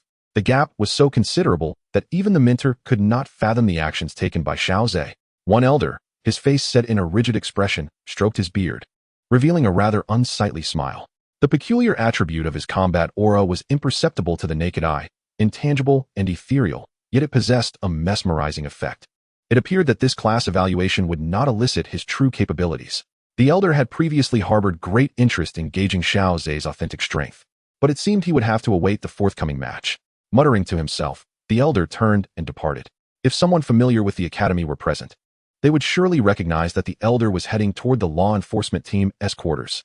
Upon returning to the class quarters, Xiao Zhe was met with the adoration of his peers. "Xiao Zhe, you are truly remarkable. With a single strike, you vanquished your opponent." How disheartened the once arrogant member of the Xian class 3 must have felt as he fell from the stage. Xiao Zhe responded graciously to his classmates' praises and approached mentor Ruo Lin. Suddenly, Ruo Lin inquired, "Is this a new combat skill you have mastered?" "It cannot be classified as a combat skill. It is merely a new ability I am experimenting with," he replied. This was not a combat technique, but rather a capability unique to him. After all, there was no one in the continent of combat aura who possessed a flawless and cursed toxic body. "Ah, you little rascal, you continuously astonish me." "Indeed, such a level of competition does not warrant you employing your full strength," Ruo Lin sighed, recognizing that scenes akin to today's would likely become increasingly common in the upcoming matches. Others would come to realize that it was not that Xiao Zhe's opponents were lacking, but rather that Xiao Zhe himself was extraordinary. As anticipated, in subsequent matches, spectators were astonished to witness Xiao Zhe's adversaries mirroring the behavior of the first match. Initially fierce and valiant, they soon became dispirited, ultimately falling to Xiao Zhe's decisive blows. Not a single opponent could compel Xiao Zhe to unleash a second strike until the very finals. As the matches progressed, the audience grew somewhat desensitized. It seemed that whenever Xiao Zhe participated, victory was a foregone conclusion. In a flash, Xiao Zhe's reputation soared among the freshmen, eclipsing even the formidable Xiao Xun'er. Some enthusiastic onlookers began to refer to Xiao Zhe as the strongest among the newcomers. However, Xiao Zhe remained indifferent. After all, once the competition concluded, who would be able to track him down? Chapter 48. In High Demand. The Body-Shaping Flame Pill. Upon the arena, Xiao Zhe flicked his fingers against the blade of his long sword, producing a resonant clash reminiscent of metal striking metal. The opponent before him felt a fleeting blur, only to realize that their beloved sword had slipped from their grasp, now firmly within the hands of the adversary. With a swift motion, Xiao Zhe reversed his grip and struck the hilt against the opponent's abdomen, compelling them to bend over. By the time they lifted their head once more, Xiao Zhe had already positioned his long sword against their throat. "Classmate, I have emerged victorious," he declared. The girl, possessing a striking appearance, let out a resigned sigh. Although she had anticipated such an outcome, a sense of reluctance lingered within her. Having advanced to the finals, she was tantalizingly close to claiming a fifth-grade elixir. Yet, against Xiao Zhe, he loomed like an insurmountable mountain. "I concede, Xiao Zhe," she admitted. The referee, seizing the moment, proclaimed, "In this match, Class 2 of the yellow tier, Xiao Zhe prevails." Rising from the judging panel, the vice dean addressed the assembled crowd, announcing, "The ultimate victor of this class competition is Xiao Zhe." Furthermore, the yellow tier Class 2, represented by Xiao Zhe, would receive support from the Academy's resources for the coming year. Ooh. As the vice dean's words echoed, cheers erupted from Xiao Zhe's class, their voices uniting in a fervent chant of his name. The joy on the arena almost rendered Xiao Zhe's smile uncontrollable. "Here is your sword," he said, reversing his grip to present the blade hilt first. The female student accepted it with a charming smile, declaring earnestly, "I hope so." "We shall see," Xiao Zhe replied nonchalantly. "Please, Xiao Zhe, step forward to receive your individual award." Upon hearing this, Xiao Zhe's eyes sparkled with excitement as he leaped off the arena towards the elevated platform. This was the coveted fifth-grade elixir he had longed for. The vice dean observed Xiao Zhe with a hint of a smile, recognizing that his performance in the class evaluation was indeed deserving of the training program's accolades. However, he deemed it necessary to afford Xiao Zhe some time to mature. The future Xiao Zhe would undoubtedly leave an indelible mark upon the continent. "Take this." It is a rare and esteemed creation crafted by Elder Hua of the alchemy department. I had to persuade him quite sternly to part with it as a prize. The vice dean chuckled, solemnly handing a jade vial to Xiao Zhe. The vial felt warm to the touch, emanating a formidable energy from within. Thank you, Vice Dean. You have earned it. Following the Vice Dean's instructions, he raised the jade vial high amidst the throng's gaze, declaring himself the ultimate victor of this contest. Upon returning to his class, Xiao Zhe vanished in an instant, unable to sustain his smile in light of the Vice Dean's final request. In the rear mountains of Canaan Academy, the trio often gathered to practice, where Xiao Xun'er and Little Dr. Immortal awaited his arrival. The Vice Dean's last demand had rendered even a forced smile a daunting task. Xiao Xun'er couldn't help but stifle a giggle, but to everyone else, you appeared quite gallant. Announcing yourself as the ultimate victor before the crowd. Little Dr. Immortal nodded in agreement, seriously affirming, indeed. I observe that every young man seems to yearn for the chance to outshine others, as it is indeed the most captivating manner to attract a lady's gaze. Xiao Zhe rubbed his arms, still struggling to acclimate to the situation. I shall offer you this body refinement flame pill, Xun'er, since you possess a fire attribute. Its effects should manifest more profoundly. The body refinement flame pill is, in fact, the prize awarded to Xiao Zhe for his ultimate triumph. While its efficacy is apparent when he consumes it, the results are not exceedingly remarkable. However, the tenfold enhancement that Xiao Xun'er would experience upon taking it is precisely what Xiao Zhe yearns for. In truth, such medicinal pills that improve one's aptitude do not impose stringent requirements regarding attributes. Perhaps the effects would be even more beneficial for you, my dear elder brother Xiao Zhe, elevating your innate talent to new heights. Why do you need to be so courteous with your elder brother Xiao Zhe? I have gifted a low-tier cultivation method to Little Physician Fairy. Can I not bestow upon you a 5th-grade pill? Xiao Zhe, with a hint of firmness, grasped Xiao Xun'er's hand and placed the jade vial into her palm. Furthermore, having successfully transitioned my cultivation method, my pace of progress will undoubtedly accelerate. And I would prefer not to face the prospect of entering the inner academy all alone. Upon hearing this, Xiao Xun'er ceased her resistance. She certainly did not wish to part ways with her elder brother Xiao Zhe. Standing nearby, Little Physician Fairy's expression also turned earnest. Xiao Zhe's words were indeed truthful. If she did not strive to catch up, it was likely that Xiao Zhe would find himself entering the inner academy in solitude. Xiao Xun'er uncorked the jade vial, and a rich fragrance of the pill wafted forth, accompanied by a subtle energy fluctuation. The vial exuded a warm aura, and the ambient temperature seemed to rise. Such an exquisite aroma. After a moment of contemplation, Xiao Xun'er arrived at a decision. Elder brother Xiao Zhe, I shall wait until I reach the 9-star fighter level before consuming this pill. Its potency is formidable, and even after enhancing my aptitude, a significant amount of its energy would remain. At that time, harnessing this energy to break through to the fighter level could yield exceptional results. Xiao Zhe nodded in agreement. Xiao Xun'er was not far from becoming a 9-star fighter. Perhaps, with the aid of this pill, she could indeed directly ascend to the fighter rank. In the following days, the three devoted themselves to their cultivation. Xiao Zhe chose not to claim Xiao Xun'er's feedback rewards, intending to conserve them for his own advancement. As for Little Physician Fairy's feedback rewards, it seemed that his initial stroke of luck with a 100-fold reward had been depleted, as the subsequent returns were merely 1- or 2-fold, hardly worth mentioning. For his perfectly crafted poison body, these rewards were merely a delightful embellishment. Following the class evaluations, Xiao Zhe became quite the sensation. Many sought to align themselves with this rising star, the one who had ascended through the ranks with an invincible demeanor, step by step, to become the ultimate victor. However, to everyone's astonishment, after the class evaluations, Xiao Zhe appeared to vanish from sight. He did not even attend the academy's training courses. This left many who wished to befriend him feeling utterly thwarted. In truth, Xiao Zhe did not entirely abandon the training courses. He occasionally attended practical classes. He had already completed all theoretical coursework. Due to Xiao Zhe's behavior, Ruo Lin was compelled to arrange for additional partners during practice sessions to train alongside him. However, this arrangement significantly reduced the practice time for everyone. The other students expressed no complaints. Only those who initially trained with Xiao Zhe truly reaped the benefits. After the class evaluations, those who practiced with Xiao Zhe could only partake in a meager portion of the gains, as time had been drastically curtailed.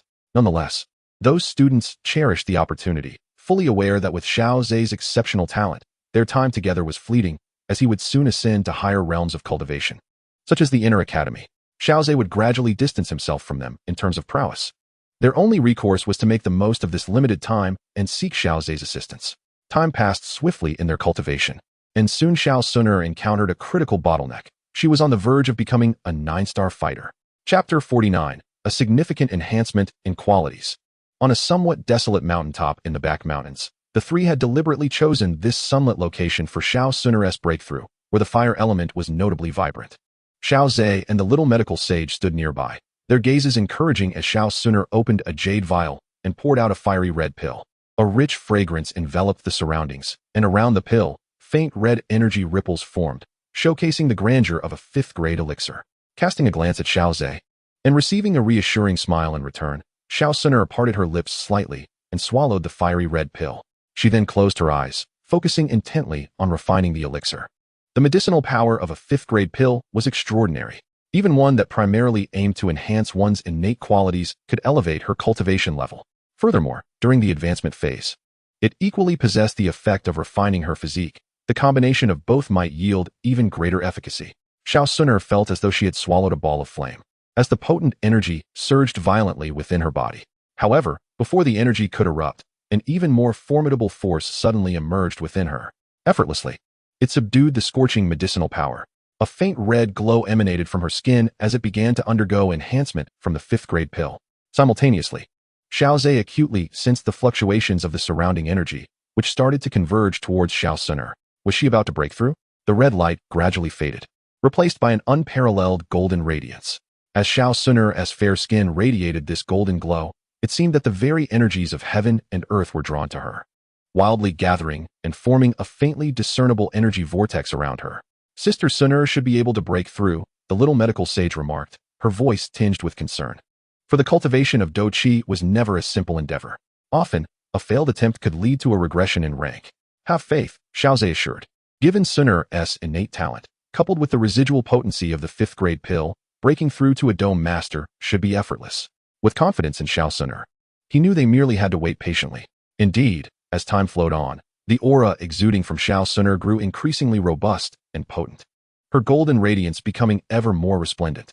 Suddenly, a wave of faint golden energy rippled outward from her form, and Xiao Zhe received a system notification before his eyes. Ding!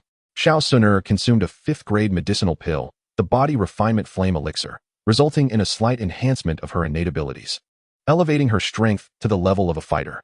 Congratulations to the host for receiving a tenfold reward. Upon seeing the system notification, Xiao Zhe felt a surge of joy. Indeed, this was the pinnacle of the elixir's effect. When administered to Xiao Xun'er, not only did she benefit, but Xiao Zhe also experienced a substantial enhancement. He decided to temporarily set aside the rewards and refrain from claiming them in haste. Having recently broken through to the 6-star Great Fighter, he intended to accumulate a few more days of progress. By claiming all the rewards he had amassed previously, he anticipated a direct leap to the 7-star Great Fighter. This way, he would reach a higher echelon within the fighter realm. Brother Xiao Zhe, sister little medical sage, I have successfully advanced to the fighter level, Xiao Xun'er exclaimed, her eyes sparkling with excitement as she turned to Xiao Zhe and the little medical sage. Finally reaching the fighter level, she hoped not to be left too far behind by her brother. Congratulations, Xun'er. Well done, Sister Xun'er. In celebration, Xiao Xun'er shared her insights from the breakthrough and her experience with the 5th-grade medicinal pill. To celebrate your advancement, didn't we discover a nest of ice spirit rabbits a few days ago? Let's catch a few to feast upon. Xiao Zhe's suggestion instantly brightened the eyes of both Xiao Xun'er and the little medical sage, causing them to unconsciously swallow in anticipation. I'll go catch the ice spirit rabbits. I'll gather some kindling. The two quickly divided their tasks and vanished into the surroundings. Xiao Zhe then retrieved a complete set of cooking utensils from his spatial ring. The three of them often spent their days in the back mountain, and it was essential to learn to fend for themselves. The ice spirit rabbit, a second-tier magical beast, was comparable to a fighter in terms of cultivation. Its ice attributes made it particularly challenging. Ordinary magical beasts typically did not include it in their diet, as they preferred to swallow their prey whole. The meat of the ice spirit rabbit contained a substantial amount of ice attribute battle aura, which was difficult to digest and could lead to severe digestive issues if ingested raw. As a result, many magical beasts kept their distance from the ice spirit rabbit. Even those capable of defeating it often disdainfully excluded it from their dietary preferences.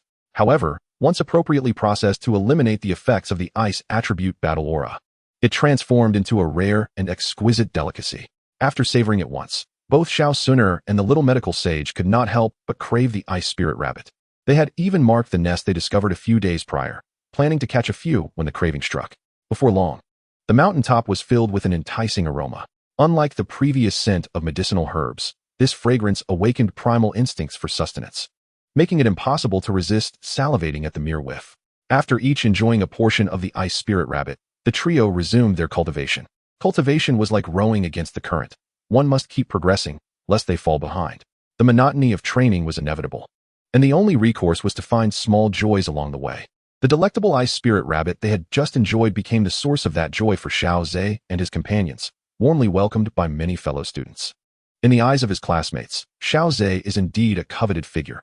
Engaging in a spar with him is sure to yield remarkable benefits. After the Academy's evaluations, Xiao Zhe deliberately chose to fade into the background, intentionally downplaying his own reputation. After all, human nature craves novelty. Prolonged absence inevitably diminishes enthusiasm. Xiao Zhe, I look forward to your guidance. A girl with a striking appearance, long black hair cascading to her waist, and a hint of shyness on her face, addressed him. Hello. You must be the last one to spar with me, right? What about Xiao Xun'er and Little Physician? She inquired. They practice with me daily. You needn't concern yourself with them, Xiao Zhe replied with a smile, gesturing for the girl to commence. How wonderful. A glimmer of envy flickered in her eyes, and she immediately launched a serious attack on Xiao Zhe. At that moment, the training session had already concluded, and Xiao Zhe was focused solely on finishing his final spar. Other classmates were scattered around, observing and learning from him. Suddenly, a flash of red caught his eye at the entrance. Xiao Zhe glanced over, suppressing a laugh, and chose to ignore it. The figure in red approached Xiao Xun'er directly, uttering words that left those nearby in stunned silence. Truly a declaration that was anything but mundane. Xiao Xun'er, I like you. Would you consider dating me? Xiao Xun'er stared at the unexpected figure, her mouth slightly agape, her heart overflowing with astonishment.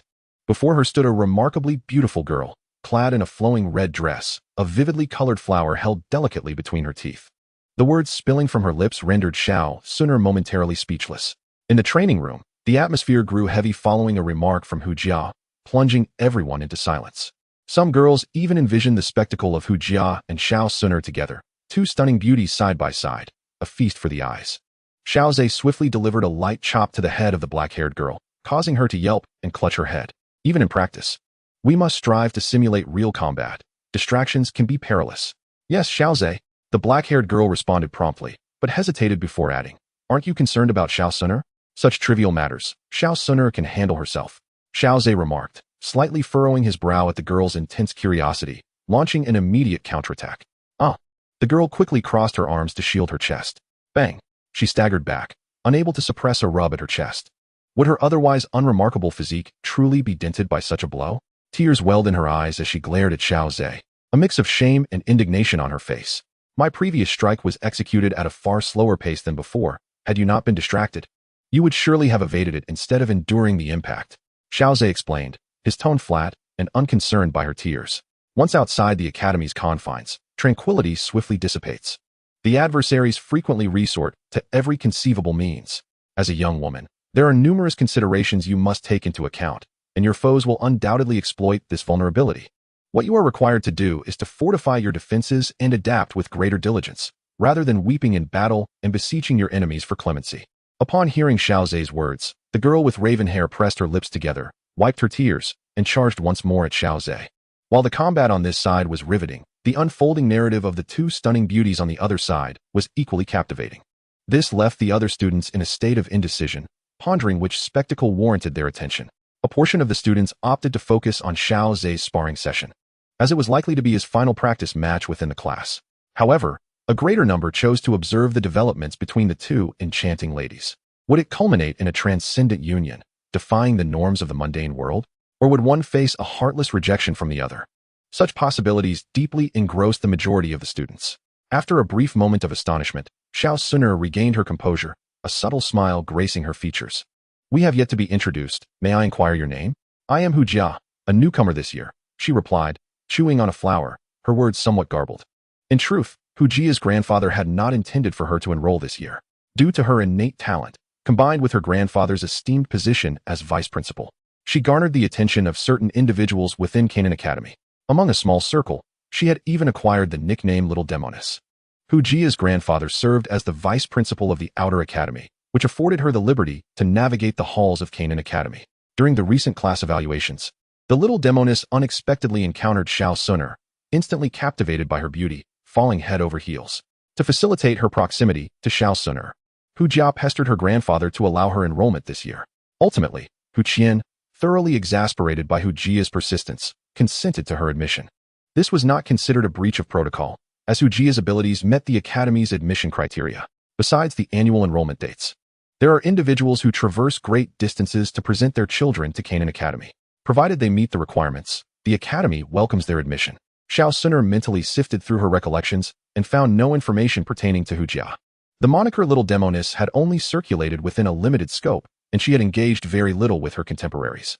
Hu Jia, irrespective of my personal preferences regarding relationships with girls or the duration of our acquaintance, I have but one question for you, Xiao Xun'er stated, lightly tapping her chin with her delicate fingers, a mischievous smile playing at her lips.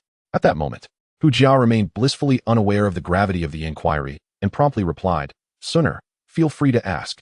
In the realm of the Duki continent, where strength reigns supreme, would you ever contemplate forming a bond with someone of lesser prowess? As Xiao Xun'er spoke, her palms spread open, creating a barrier to obscure their conversation from prying eyes. A faint veil of Duki coalesced within her hand.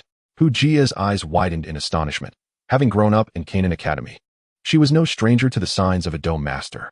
To her disbelief, the girl before her, of similar age, had already ascended to the status of a dome master.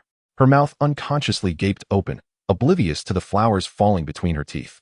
Placing herself in another's shoes, she mused that if other boys were to pursue her, yet lacked her prowess, she would undoubtedly and decisively reject them, perhaps even administer a sound thrashing.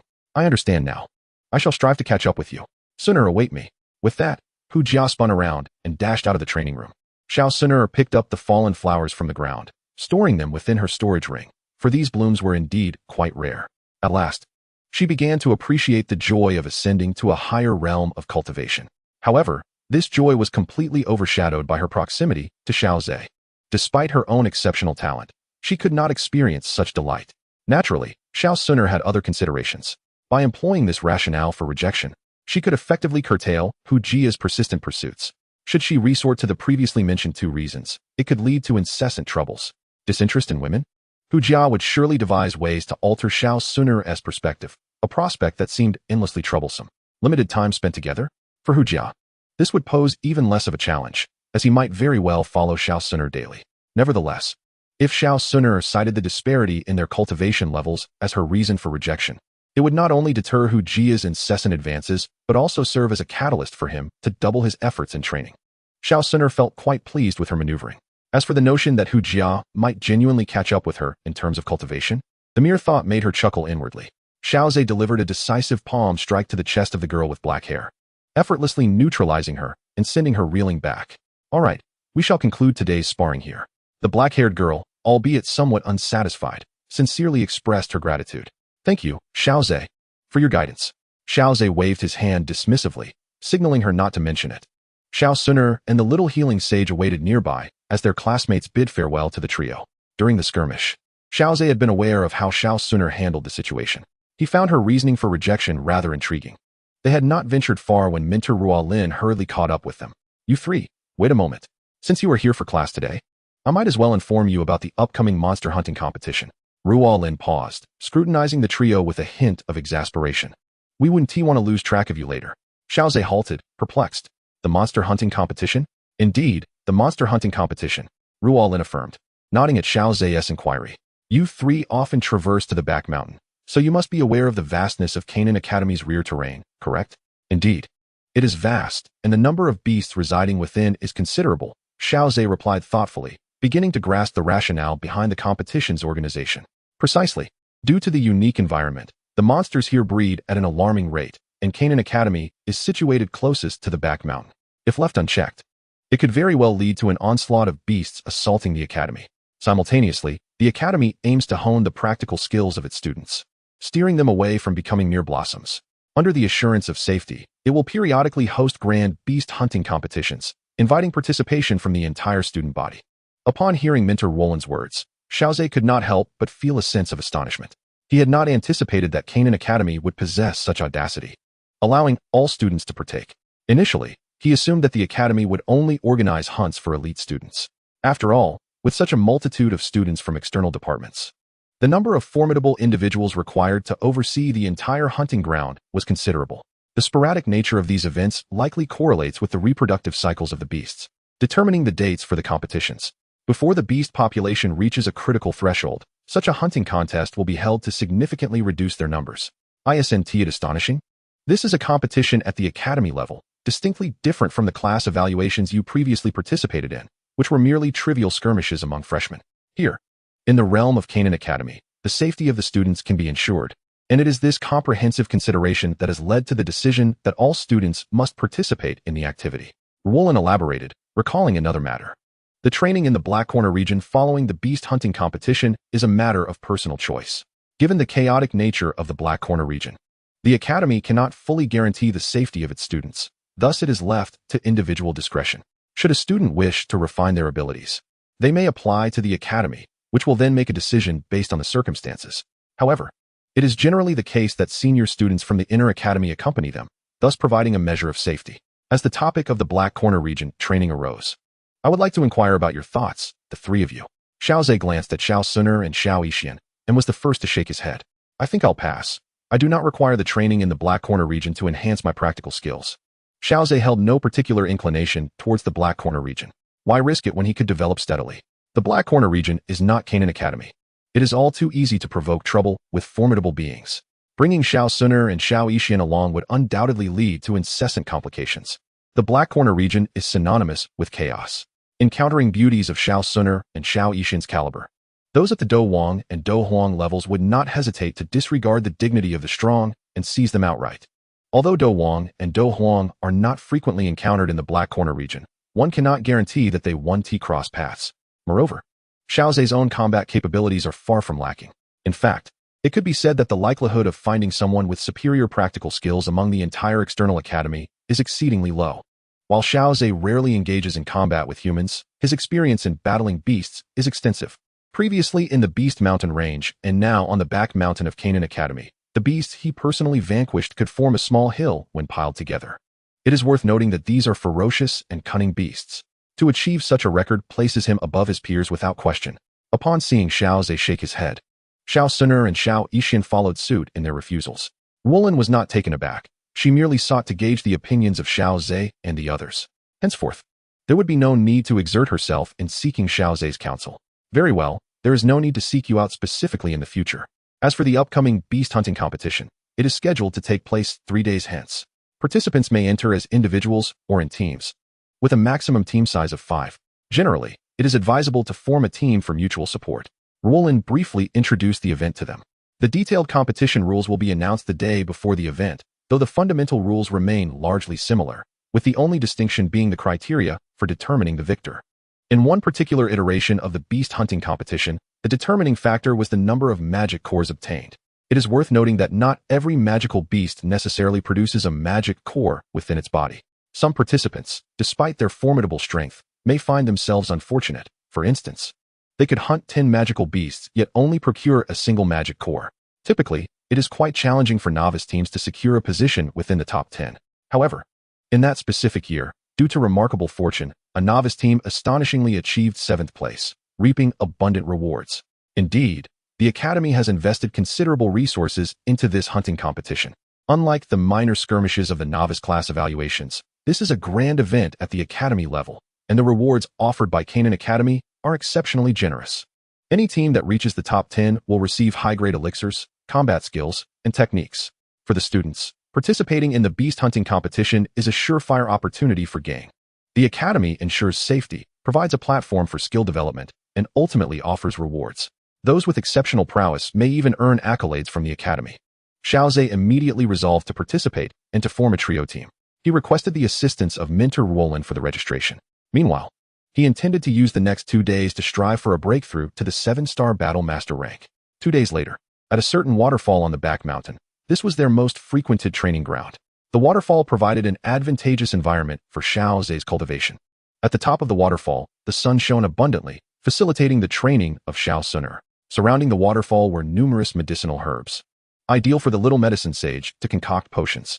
Typically, the three would practice individually, but during their free time, they would gather together to indulge in culinary delights and relish leisure moments. At this moment, Xiao was seated cross-legged upon a smooth stone, feeling the surging battle energy within him coursing through his meridians. It was time to claim all rewards. Boom! A resounding wave echoed from within Xiao. accompanied by a swirling vortex of energy forming around him as a significant influx of natural energy surged into his being. The breakthrough process was smooth and unimpeded, merely repeating the steps of his previous ascension. Yet, this time was different, for he had received an enhancement reward that significantly elevated his capabilities. He could distinctly feel his meridians had become much more resilient, and his ability to attract surrounding energy had also improved. Numerous subtle and imperceptible benefits need not be elaborated upon excessively. Xiao Xun'er had initially believed this was the culmination of his efforts. Little did he anticipate the presence of further mastery. The battle crystal he had coalesced within him had been spinning wildly since its formation, its significance unclear. However, after receiving the advancement reward for Xiao Xun'er's promotion to Battle Master, the crystal's rotation suddenly acquired profound meaning. Xiao Xun'er gazed inwardly, observing the swirling energy of the Do crystal, which continuously scattered flecks of deep blue light. This ethereal luminescence was capable of reaching every corner of his being. Xiao Xun'er could perceive that these deep blue rays were nourishing and fortifying his body. Though the enhancement was subtle, the cumulative effects were undeniable.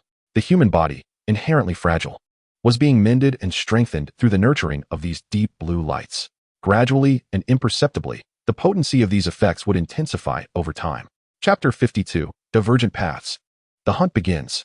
Xiao Xun'er attentively sensed the transformations brought about by the Do crystal. He discerned that the pale blue specks of light emitted were not mere figments of imagination, but were generated through a unique process that transformed the latent Do Qi within the crystal into these luminous points.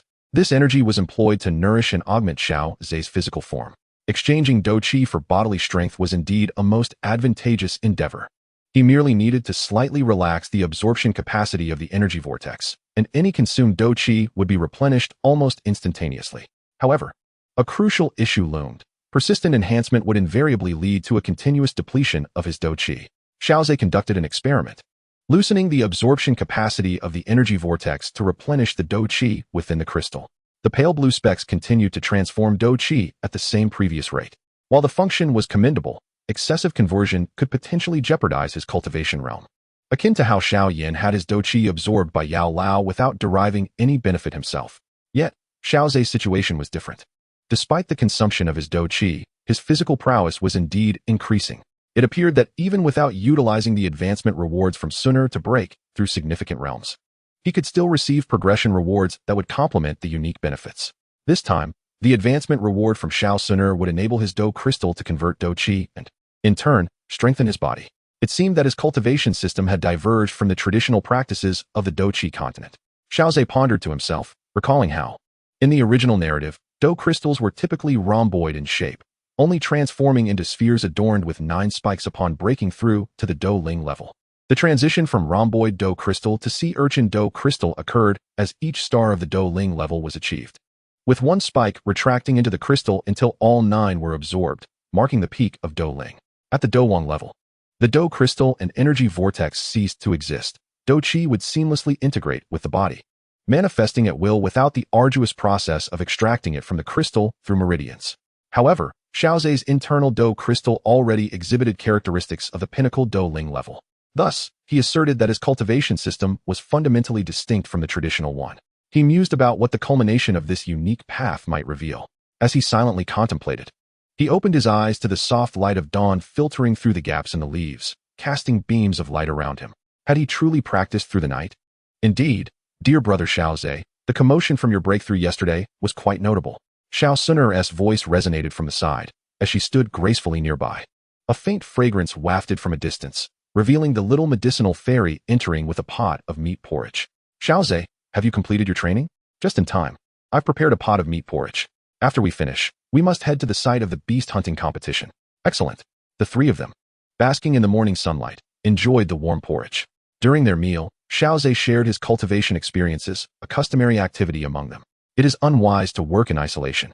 Collaboration brings abundant benefits.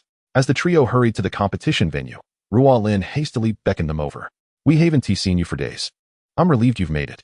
Ruo Lin sighed with relief. The academy-level competition offered substantial rewards, and she did not want Xiao Xun'er and his companions to miss out.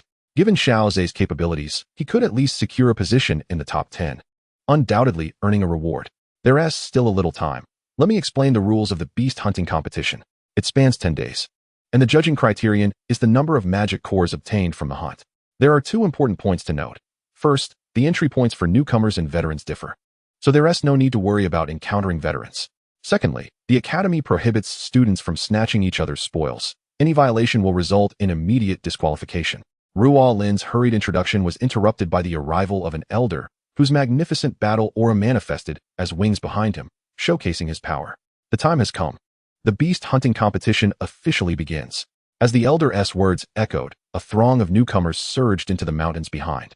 This location, closest to Canaan Academy, housed the least powerful and numerous magical beasts.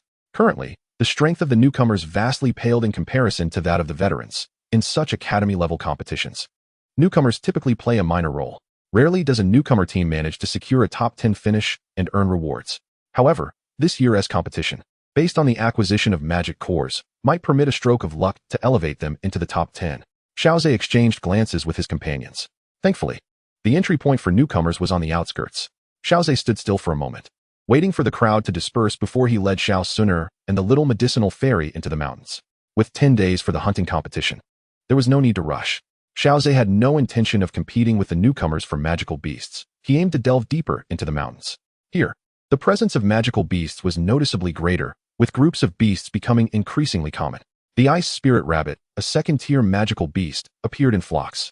Any ordinary newcomer would likely meet their demise upon encountering them. Only Xiao and his companions could tag them, ready to catch a few whenever they desired. Boom, boom, boom. The sounds of battle erupted. Xiao Xun'er glanced at Xiao, who furrowed his brow slightly. Although there were many students from Canaan Academy, the vastness of the mountains made encounters between teams unlikely. Let us circumvent them. While direct competition for spoils was forbidden, eliminating competitors was a plausible scenario. The waterfall, serving as a water source, attracted magical beasts. Within the dense forest, Xiao maintained his sole perception in the vicinity. While he could extend his range, it was unnecessary. The more concentrated the focus, the more refined the perception. The ability to detect stealthy and formidable magical beasts is crucial in evading close-range ambushes. With a resounding roar, Xiao delivered a powerful punch that shattered the neck of the azurewood wolf, extinguishing its life without a sound. This wolf was the leader of the pack they had unexpectedly encountered. Xiao retrieved a dagger and searched the leader's body for a moment before extracting a pale blue magic core. After wiping it on the wolf's fur, he tucked it into his bag. The Academy prohibited the use of storage rings, fearing that some might clandestinely conceal magic cores within them, intending to cheat. Suddenly, Xiao stood up and glanced to the side, where Xiao Xun'er and the little medicine fairy immediately fell into a defensive stance. Are you freshmen? 5 striking figures emerged from the thicket. The central figure, exuding an air of frigid elegance, stood tall like a snow lotus atop a mountain, capturing attention effortlessly. Chapter 53, Senior Hanyu, a 4th-grade magical beast. As Hanyu stepped from the dense forest and beheld the scene before her, a flicker of astonishment coursed through her.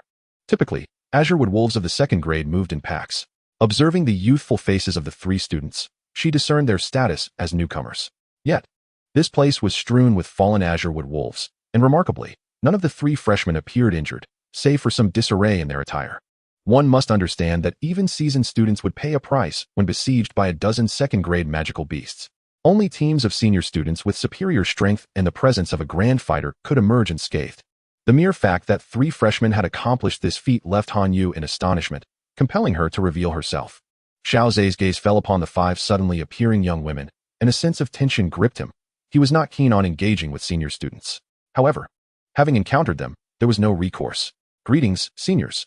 We are the new students of this year, and we are rather unfamiliar with the rules. Have we ventured too far? Ah, I see. Nevertheless, this is quite impressive. Does this new batch of students possess such remarkable strength? Hanyu exclaimed, scrutinizing the trio before her. At that moment, Hanyu noticed that all 3 possessed strikingly remarkable features. The 2 girls each had their own unique charm, and Hanyu felt that their beauty subtly eclipsed her own. The young man exuded a reserved aura, his handsome countenance complemented by the imposing azurewood wolf at his feet, a testament to his extraordinary prowess. Xiao smiled, but chose not to speak. It seems fate has brought us together. I am Hanyu. May I inquire about the names of my junior classmates? Hanyu. A flicker of doubt crossed Xiao's mind. Had Hanyu not yet entered the inner academy? He glanced at her. Her long, silvery hair cascaded gracefully, and she wore a shimmering silver gown, radiating an icy elegance akin to a snow lotus atop a mountain. A mere glance at her evoked a sense of distant aloofness. I am Xiao, and these are my companions, Xiao Xun'er and the little medicine fairy, he introduced succinctly. The four charming young women behind Han Yu approached, introducing themselves to Xiao Zhe and his companions, their gazes lingering on him with subtle curiosity. Noticing the trio's apparent vulnerability, Han Yu extended an invitation. Perhaps it's best to refrain, Senior Han Yu. She likely harbors ambitions of securing a position among the top 10. Xiao Zhe feigned hesitation, shaking his head in refusal. Accompanying the three of us would undoubtedly burden Senior Han Yu, a notion that weighed heavily on our conscience. A hasty rejection might arouse suspicion. This reasoning prompted a nod from Han Yu, who indeed had aspirations regarding the rewards of this beast-hunting competition. Having entered the Inner Academy a year later during the last selection, she was now a year behind those formidable peers in their cultivation progress. Han Yu must strive for the Academy's rewards to mitigate the gap in her training speed. With this in mind, the three junior disciples should exercise utmost caution. Upon encountering an insurmountable beast, they must immediately call for the elder's aid. Life takes precedence over competition. After imparting this advice, Han Yu led her team onward in their hunt. Xiao Zhe watched her depart, silently resolving to expand the radius of his spiritual perception. Let us proceed deeper. The trio felt more than capable of handling second-tier beasts.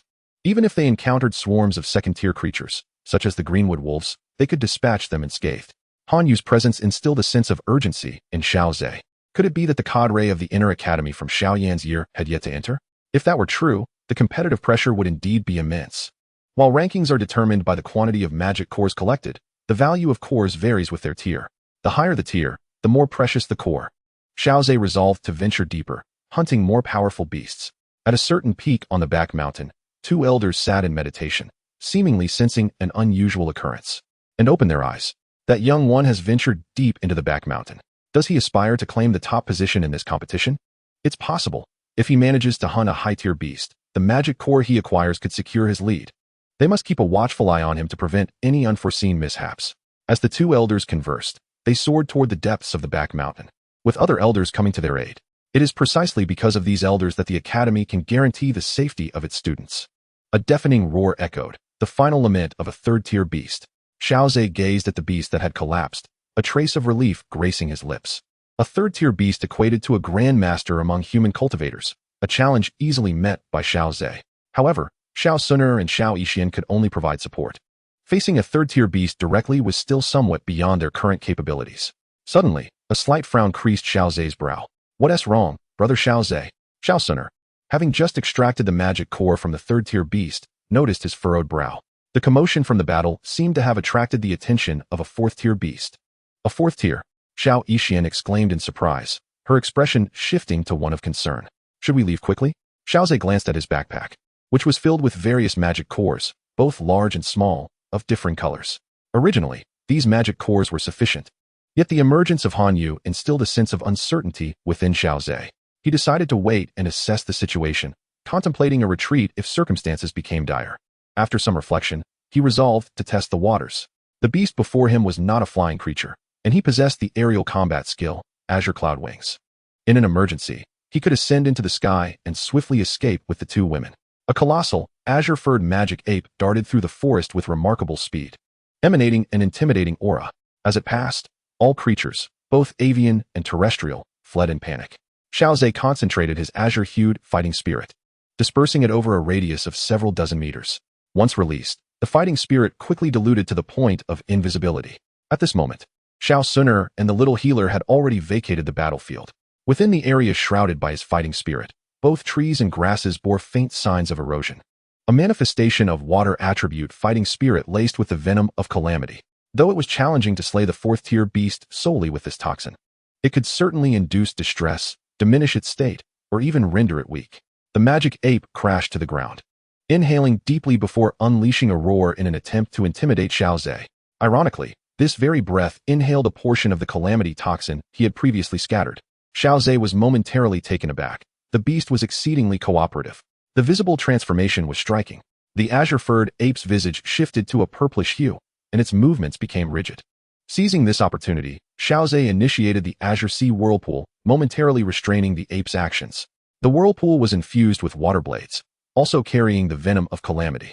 Observing this scene from a distance, the little healer and Xiao Xun'er breathed a sigh of relief, while the two elders who were covertly guarding them were left in astonishment. Chapter 54, A Last-Ditch Counterattack. Soaring to New Heights. Is the fourth-tier beast truly so feeble? This question simultaneously arose in the minds of the two elders. This was not a battle of equal tiers. The fighting spirit energy level displayed by Xiao Zhe was at most that of a high-level great fighter, whereas a fourth-tier beast corresponded to the level of a human cultivator's fighting spirit. However, the rapid exchange that had just transpired was unfathomable. A fourth-tier beast was being subdued by Xiao Zhe, a mere great fighter. Upon closer observation, the two elders soon realized that the fourth-tier beast was not weak at all. On the contrary, it was exceedingly powerful. The energy within this magic ape was extraordinarily abundant, and its aura was exceptional. Even among fourth-tier beasts, it was among the elite. A single step forward might elevate it to a fifth-tier beast, equivalent to the pinnacle of human cultivators' fighting spirit. Yet, it faced a true prodigy. That intangible fighting spirit, once it came into contact, would be significantly weakened, potentially entering a state of frailty. Coupled with Xiao Zhe's mastery of combat techniques, he could execute them with effortless grace. This was the reason behind the initial rapid exchange, where Xiao Zhe had the upper hand against the magic ape. Roar. Indeed, as a pinnacle fourth-tier beast, its physical prowess was nothing short of terrifying. Despite being ensnared by the dual pressures of poisoning and the vortex's grip, he was still able to break free from the azure whirlpool. With crimson eyes, he charged towards Xiao Zhe, letting out a furious roar along the way. Xiao Zhe could only shake his head. This beast had yet to learn its lesson. It had forgotten how it had been poisoned in the first place. Xiao Zhe remained vigilant, controlling the ominous poisonous energy surrounding him. Just as the beast extricated itself from the azure whirlpool's toxic blades, it eagerly inhaled the malevolent toxins in the air. Even a fourth-tier magical beast could not withstand such relentless corruption. The ferocity of its earlier assault diminished abruptly. Seizing this opportunity, Xiao Zhe deftly retreated, launching another azure whirlpool with a flick of his foot.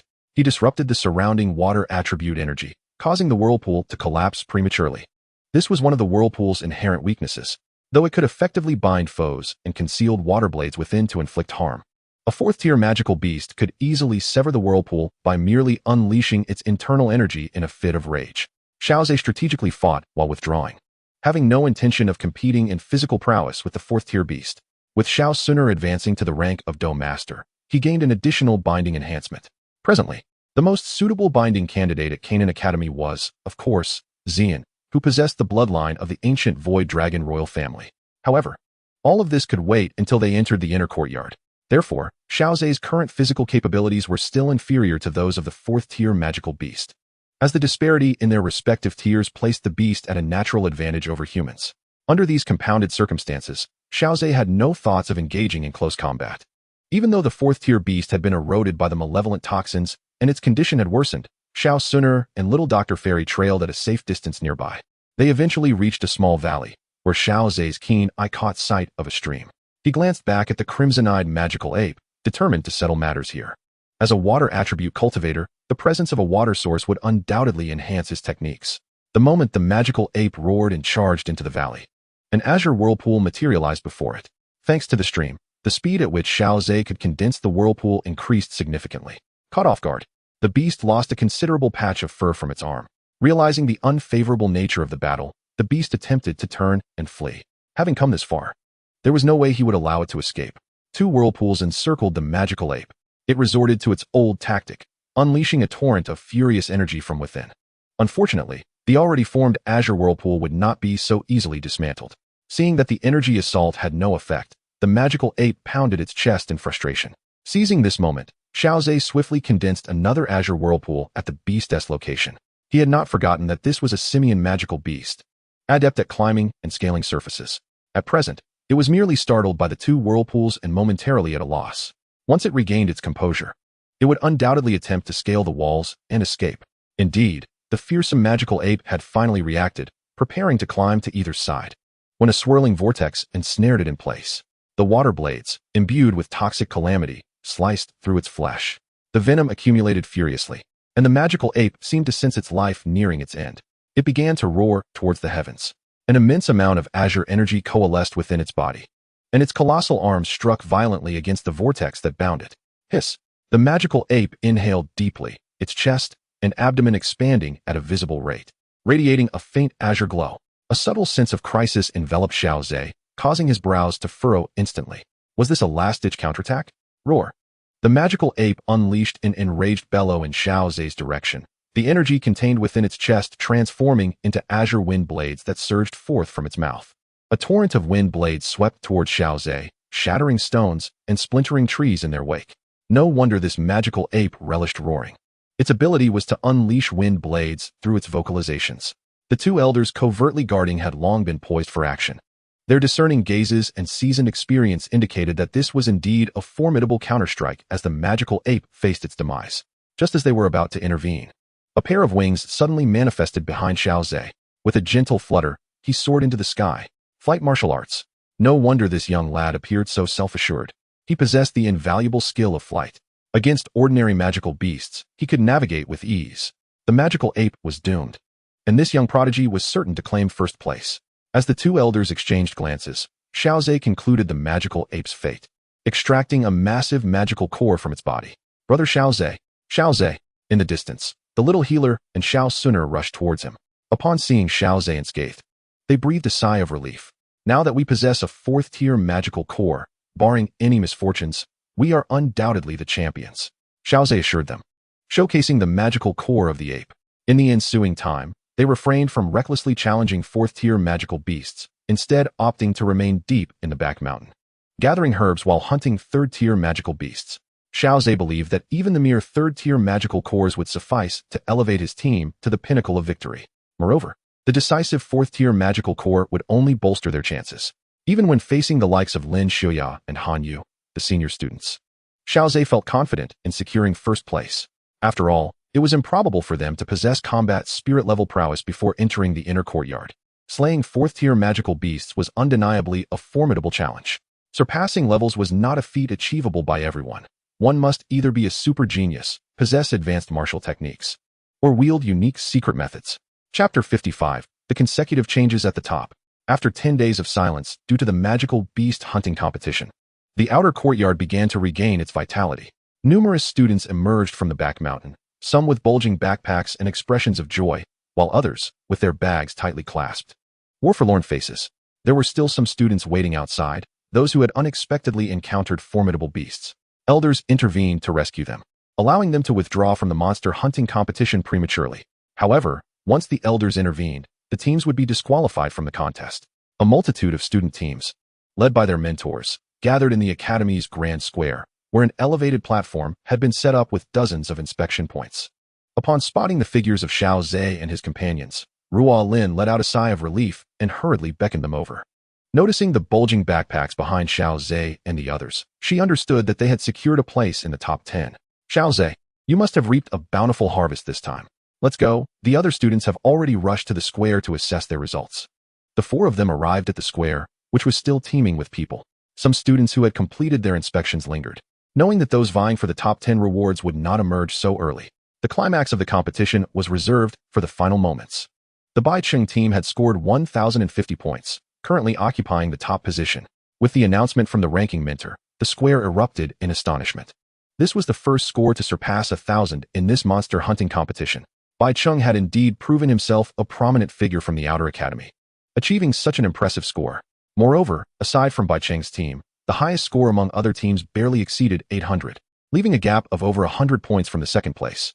It seemed there were no other teams worth anticipating. Have you forgotten about senior sister Han Yu? The crowd buzzed with chatter, and just as Xiao Zhe arrived at the square, he heard the mentor announce a familiar name. Yet, apart from that, there were no other recognizable names.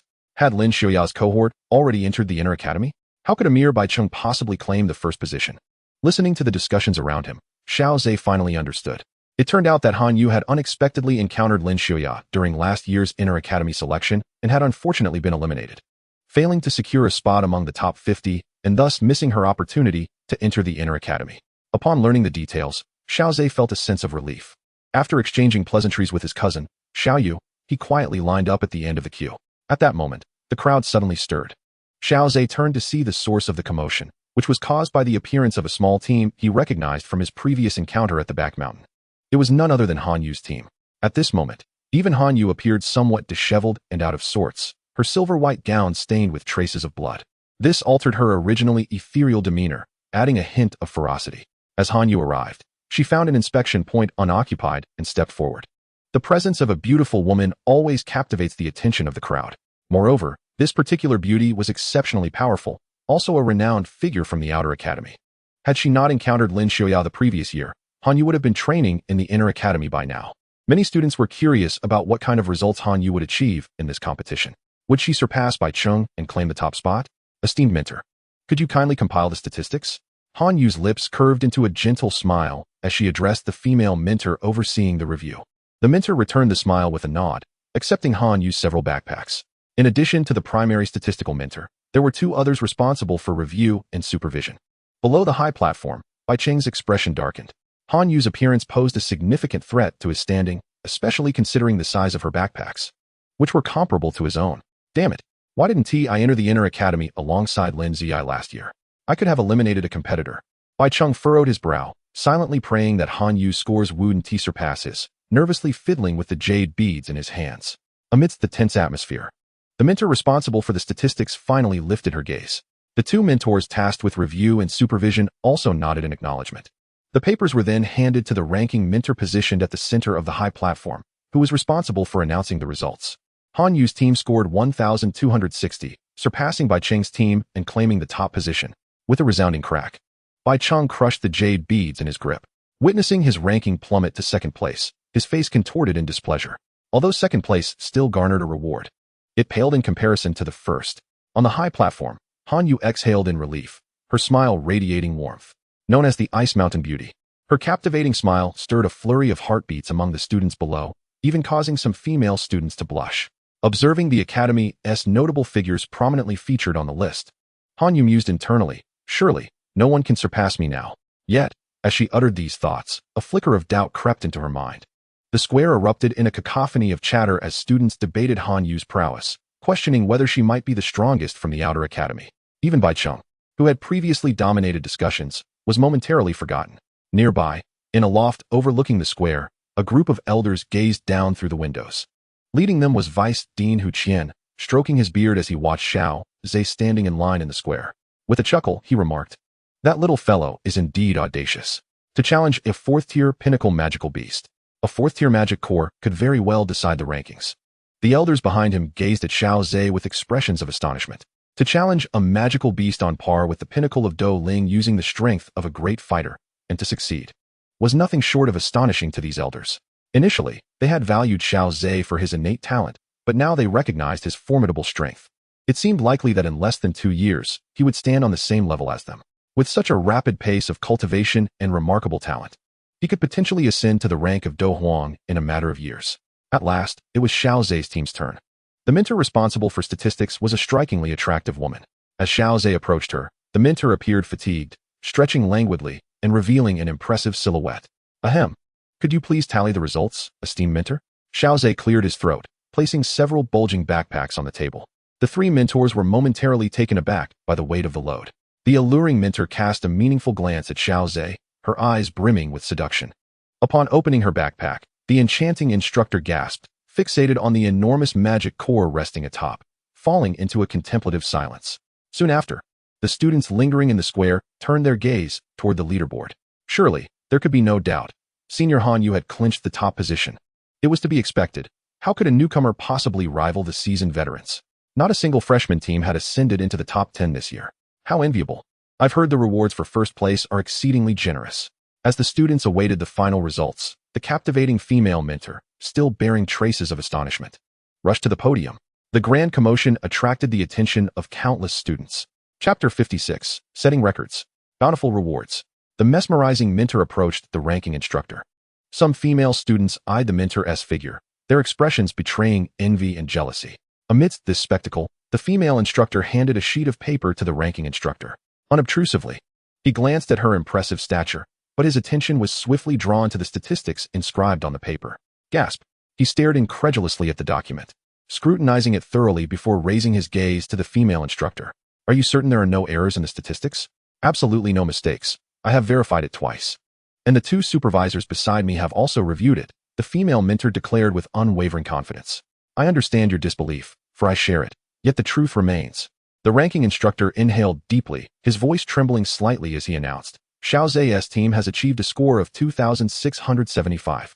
They have claimed the top position. A wave of astonishment rippled through the crowd. Numerous students murmured in disbelief at that staggering score, which surpassed the combined totals of the second and third places. Even the other instructors responsible for tallying the scores on the podium were taken aback, staring at the posted paper in the center. Is this real? Can anyone truly attain such a high score exceeding 2,000? Did they vanquish every magical beast in the vicinity? Or did luck shine upon them, unexpectedly leading to the discovery of a high-grade magic core? The notion seemed utterly implausible, whether attributed to extraordinary skill or sheer fortune. The instructors conversed in hushed tones, well aware of how pivotal the magical beast hunting competition was to the academy. Those responsible for safeguarding the students' safety also bore the duty of supervision, ensuring the prevention of any cheating. Thus, they understood that if the score was not a result of statistical error, it would signify the formidable prowess of Xiao Zhe's team. In contrast to the instructors, who were well acquainted with the academy, the students harbored doubts regarding such an outrageous score. Could it be a result of cheating? At that moment, Bai Cheng's eyes burned with intensity.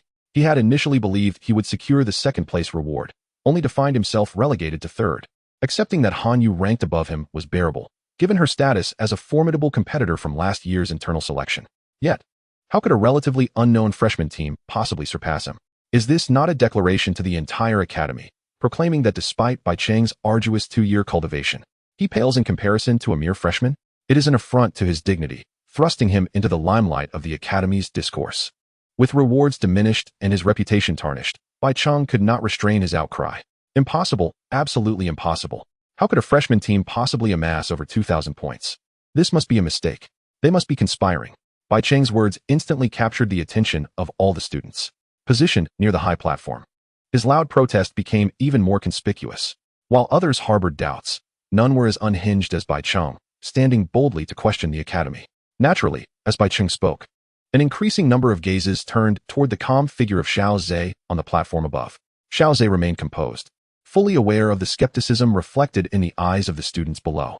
Yet, regrettably, this was the undeniable truth. The scores of his team could withstand scrutiny from any angle. Furthermore, Xiao Zhe was confident that the academy would inevitably intervene, allowing him to observe the unfolding scene in silence. As anticipated, Bai Cheng's outburst was met with an elderly voice piercing through the air. Humph, are you questioning the fairness of the academy? The elder's face darkened as he unleashed his battle aura, soaring from the pavilion to hover in midair, a cold snort escaping his lips. Crack! Bai Cheng felt as if struck by lightning, his face pallid. Although the elder did not exert pressure upon him, as an outer academy student, he was acutely aware of the immense power wielded by the elders. To publicly challenge an elder was tantamount to slapping their face. Bai Cheng hurriedly bowed in apology. Please forgive me, elder. I was momentarily overwhelmed by my emotions and did not intend to imply that you were shielding anyone. The elder, suspended in the air, merely snorted in response, ignoring Bai Cheng entirely. Bai Cheng remained hunched, refraining from any further movements. Ultimately, it was the vice principal, Hu Qian, who emerged, stating, I understand that many of you harbor some doubts, but the scores of Xiao Zhe's team are indeed authentic. Among the magic cores he submitted, there exists a 4th-tier magic core. As his voice, imbued with battle aura, resonated throughout the square, the students' expressions turned to one of shock. A 4th-tier magical beast equates to a battle spirit powerhouse.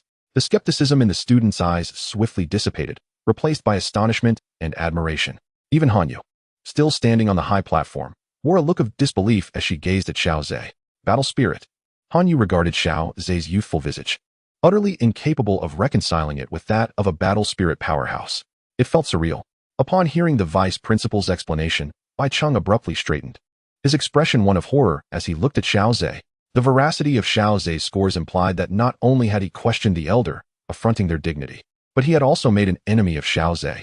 The elder might overlook such indiscretions, but Xiao Zhe was a different matter altogether. Hu Qian disregarded the myriad emotions of the students. Since he had made an appearance, he naturally proceeded to announce the ultimate victorious team of the beast hunting competition. After 10 days of fierce battles, the final champion had emerged. It was none other than Xiao Zhe's team, who shattered all previous records with a remarkable score of 2,675 points. Upon hearing the vice president's announcement, the students' sense of disbelief began to dissipate, replaced by a touch of reality. Gazing at the young man on stage, the students knew that the record he had set was unprecedented and may never be surpassed in the future. 2 days later, Xiao Zhe received the rewards for the competition from Vice President Hu Qian. Among the rewards was a personal accolade. His quota for medicinal pills would be doubled. Additionally, he was awarded 3 rolls of advanced combat techniques suitable for the attributes of his team. Although he was initially given 6 auxiliary training pills, Xiao Zhe requested that they all be exchanged for pills that aided fire attribute practitioners. Hu Qian, though puzzled, complied with Xiao Zhe's wishes.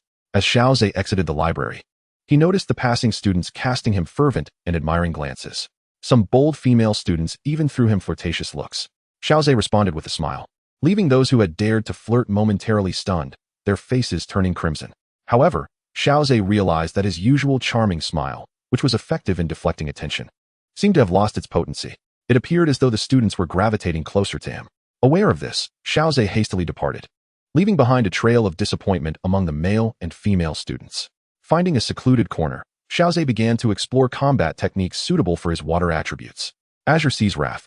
It consumed a considerable amount of fighting spirit, unleashing astonishing waves of power. Upon reading the brief description, Xiao Zhe's eyes sparkled with excitement. It seemed to pair perfectly with the Azure Sea Vortex. Chapter 57. Seclusion for Cultivation. The Elder's Recovery. The Azure Sea's Wrath could summon formidable waves to attack enemies, undoubtedly leaving behind ample water sources. This would compensate for the Azure Sea Vortex's slower condensation. With a sufficient water source, he could expedite the formation of the Azure Sea Vortex. Could these two techniques be part of the same set? Contemplating the remarkable synergy between the two techniques, Xiao Zhe could not help but ponder. The specifics would only reveal themselves through experimentation. As Xiao Zhe briskly walked along the paths of Canaan Academy, the students he encountered regarded him with reverent admiration. The previously effective smile that deflected attention seemed to have lost its charm. Yet, this was perhaps for the best. He could abandon the fade and hasten away from their gaze.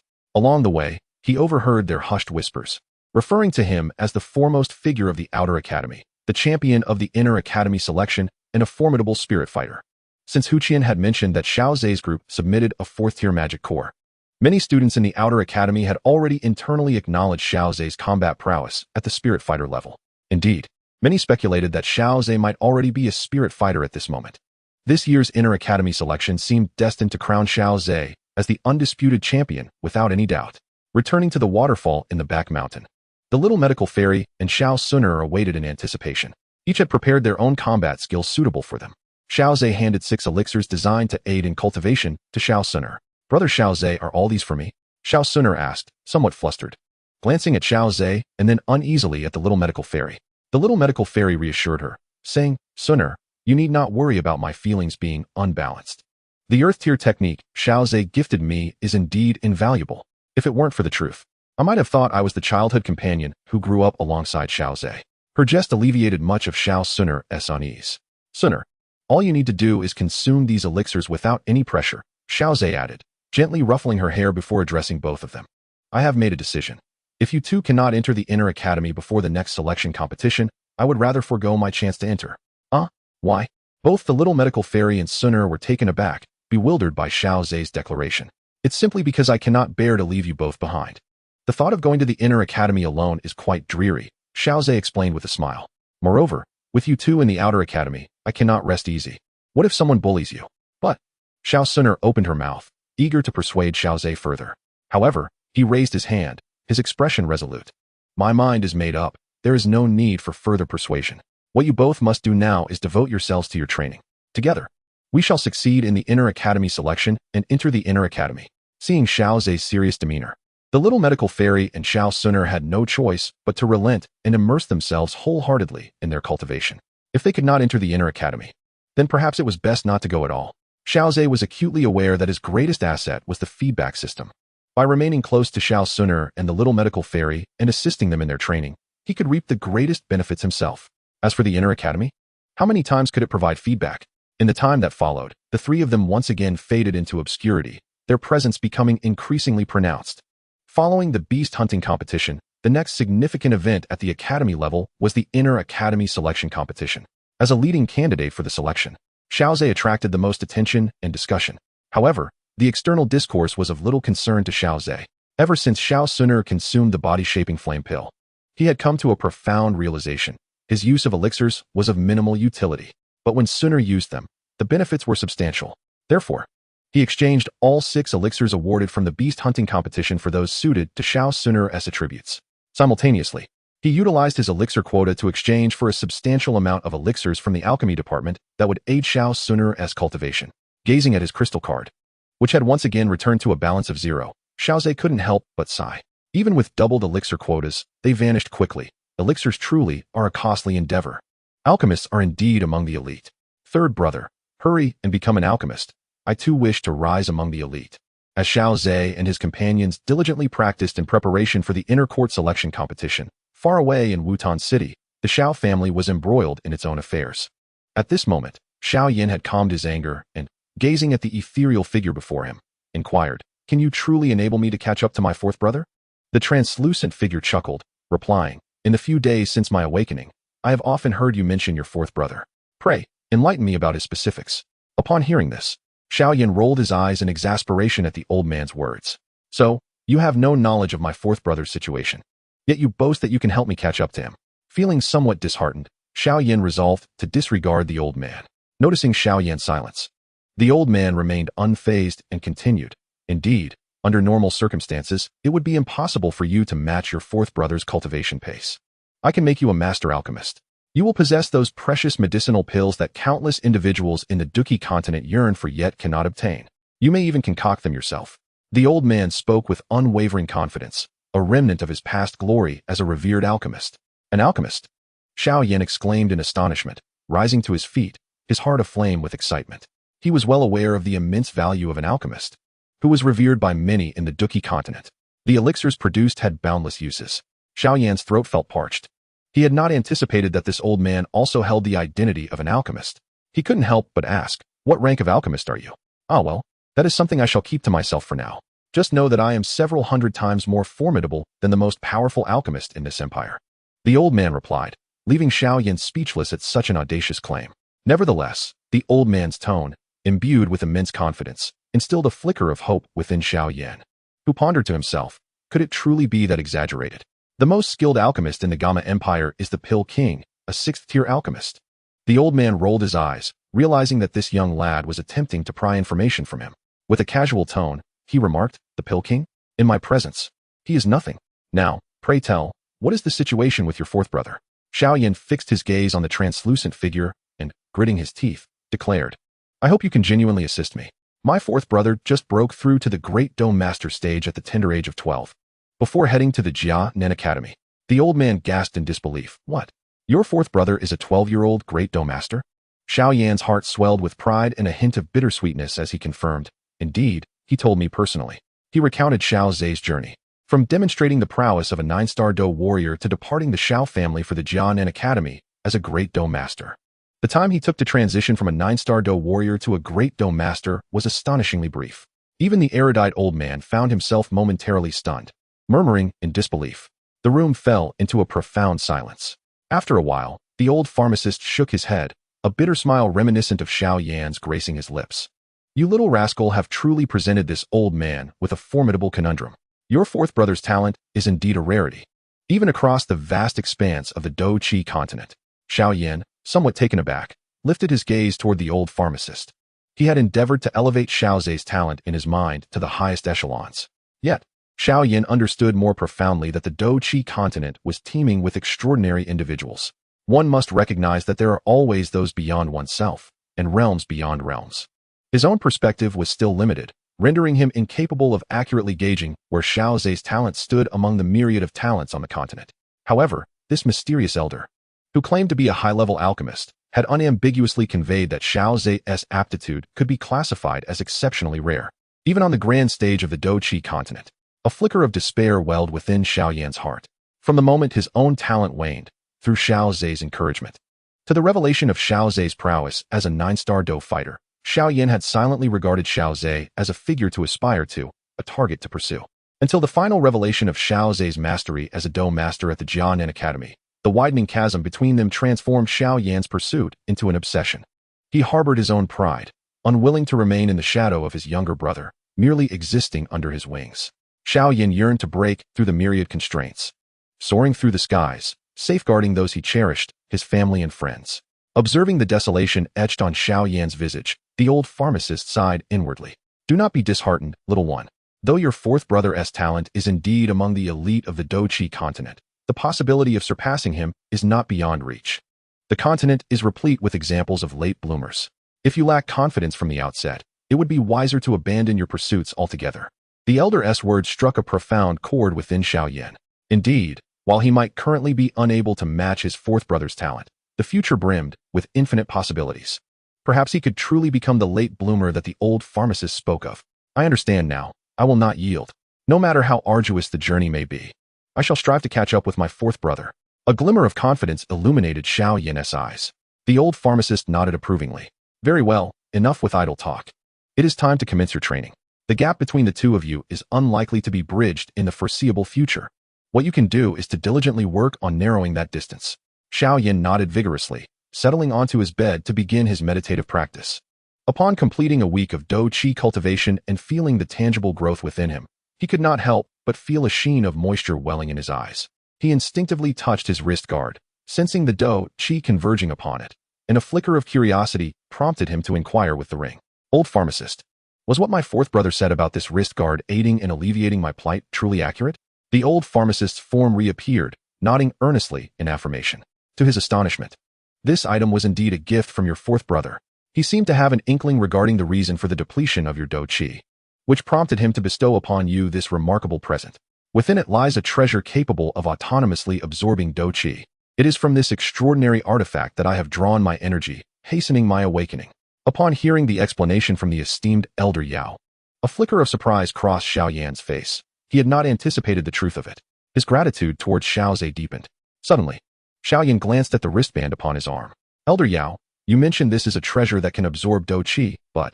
Elder Yao rolled his eyes, fully aware of the latter half of Xiao Yan's inquiry. Do not harbor such thoughts. While this treasure can indeed absorb Dou Qi, the difficulty for a cultivator to draw from it is immense. Were it not for my formidable soul power, extracting Dou Qi from this artifact would also pose considerable challenges. After contemplating Elder Yao's explanation, Xiao Yan relinquished his hopes. You should hasten your training. Once you reach the Dosher stage, you will be able to cultivate fire attribute techniques, at which point you can genuinely embark on alchemical endeavors. Moreover, in pursuit of your aspirations, be mentally prepared. If you wish to match your fourth brother's innate talent, you must engage in arduous training far beyond the ordinary, lest you indulge in futile dreams. Xiao Yan nodded. His determination was not merely a fleeting thought, but a profound conviction rooted deeply within his heart, a desire to exert every effort to achieve his goals. Fourth brother, wait for me. I shall certainly catch up. With this resolve in mind, Xiao Yan closed his eyes and commenced his training. Elder Yao observed Xiao Yan as he practiced the absorption technique, his expression tinged with seriousness. Even with his mastery of alchemy, he could not guarantee that Xiao Yan would be able to catch up to Xiao Zhe. After all, Xiao Zhe's innate talent was such that it would command respect even among the myriad prodigies of the Central Plains. Perhaps Xiao Zhe is already preparing to break through to the Douling stage? Yet, this too presents an opportunity. I wish to challenge myself and see if I can cultivate a genius that surpasses Xiao Zhe. As Elder Yao gazed at Xiao Yan, the young man's aspirations stirred a long-dormant ambition within him. Persevere, young one. As dusk fell, Xiao Yan emerged from his training. After such a prolonged period of seemingly fruitless effort, he could finally perceive the growth of his cultivation, leaving him invigorated and eager for further advancement. Xiao Yan, well-versed in matters of this nature, found himself somewhat perplexed. This may hold true for other alchemists, but for me, it is not necessarily the case. Elder Yao asserted with confidence. He then listed a series of materials that would undoubtedly cause Xiao Yan considerable distress. 3 purple leaf orchid herbs, 2 bone-cleansing flowers, and a first-tier wood element magic core. These would cost at least 1,000 gold coins. Where am I to procure such funds? Xiao Yan lamented. Ah, this is your predicament. Being an alchemist is not merely a lucrative profession, it is also an expensive one. Elder Yao's tone dripped with mockery. If a mere 1,000 coins makes you wince, wait until you encounter the costs of high-tier elixirs. Xiao Yan exclaimed in dismay. Ah, just as he exerted himself towards the Dosher stage, Xiao Zhe was already preparing to break through to the Douling stage. Chapter 59, Breaking Through to Douling. A Divergent Path. At Canaan Academy. By the waterfall on the back mountain, Xiao Zhe introspected within himself, feeling the surging fighting energy akin to a mighty river, continuously flowing into the vortex of fighting spirit through his meridians, as if the ocean embraced countless rivers. He had lingered at the 9th star Great Fighter level for quite some time, several months, perhaps. The breakthrough to Douling was a formidable challenge. Many required years of accumulation to even contemplate such a leap. In the original tale, Xiao Yan forcibly shattered the barrier of Douling thanks to the formidable energy contained within the earth heart body refining liquid. According to the elder medic, A single drop of that liquid held an energy equivalent to what an ordinary person could scarcely gather in 6 months of arduous training.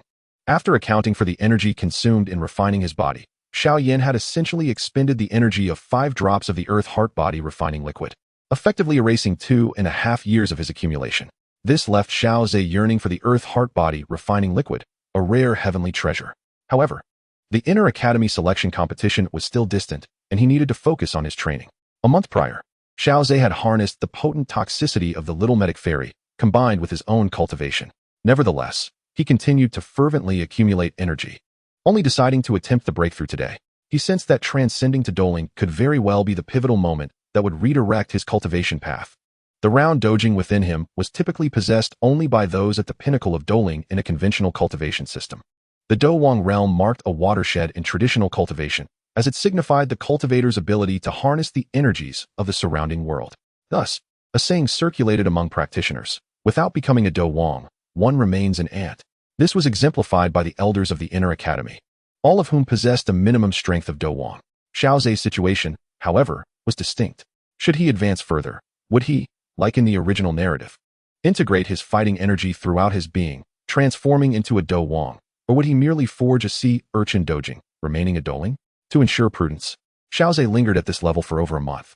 Sensing that his accumulation had reached an unshakable foundation, he finally chose to break through. With a steadying breath, he slowly opened his eyes to find Xiao Xun'er and the Little Medic Fairy waiting beside him. "I am ready to transcend to doling," Xiao Xun'er exclaimed, her sweet smile radiant as she raised her small fist and waved it energetically. "Brother Xiao Zhe, I believe you will succeed." The Little Medic Fairy nodded earnestly, adding, "Xiao Zhe, I have faith that no challenge will be insurmountable before you." Stepping closer, Xiao Zhe gently patted the heads of the two ladies, encouraged by their support. With renewed determination, he leaped into the center of the water pool beneath the waterfall. Here lay a stone, the top of which he had sculpted away to create a platform.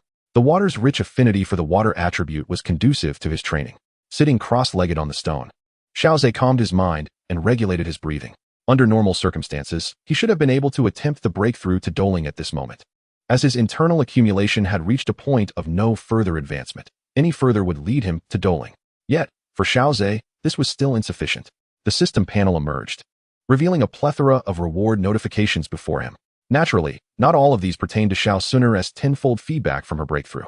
There were also rewards from Xiao Zhe redeeming elixirs for Xiao Xun'er, as well as the feedback from the elixirs she had consumed. Nearly 20 rewards had accumulated. If this still does not enable a breakthrough to the Do spirit level, then I would be utterly helpless. Upon uttering this thought, Xiao Zhe willed it, and in an instant, all rewards were claimed. A torrent of feedback energy merged with his being, igniting a chain reaction. The vast energy within him could no longer be contained, converging towards the Do Chi vortex. The breakthrough had commenced. Simultaneously, a terrifying vortex of celestial energy coalesced around Xiao Zhe's exterior. An immense surge of celestial energy began to flood into his body. The astonishing energy vortex stirred the waters of the pool, creating waves that crashed against the shore with a thunderous roar. Such commotion made Xiao Xun'er and the Little Medical Fairy clench their fists, casting worried glances towards Xiao Zhe at the center of the pool. The splashing waves seemed to echo their anxious hearts, intensifying their unease. Meanwhile, hidden in the shadows, Ling Ying gazed at the colossal vortex of celestial energy, towering several meters high around Xiao Zhe, her mouth agape. A vortex of this magnitude, even she had never witnessed during her own breakthrough to the Do Emperor level. Were an unsuspecting observer to behold this scene, they might believe that a peak Do Wang expert was undergoing a breakthrough to the Do Emperor realm. Contemplating this, Ling Ying felt tears welling up in her eyes. She could not compare, truly could not compare. In contrast to the external tumult, the commotion within Xiao Zhe felt even more monumental. The boundless energy surged through his meridians, producing a cacophony akin to crashing waves, deafening in its intensity. Even Xiao Zhe's meridian strength felt as though it might shatter, were it not for the feedback from Xiao Xun'er's elixirs. He feared his meridians might not withstand the onslaught. This is absurd. How could my body possibly accommodate such a magnitude of energy? Within his inner sight, the surging celestial energy flowed into the Do Chi vortex. The vortex welcomed the energy with abandon, spinning wildly as it extracted the essence and expelled the impurities. The refined Do Chi was fervently absorbed by the Do crystal at the center of the vortex. The Do crystal resembled an insatiable abyss, continuously devouring the Do Chi. Seeing this, Xiao Zhe felt a twinge of concern that the Do crystal might burst.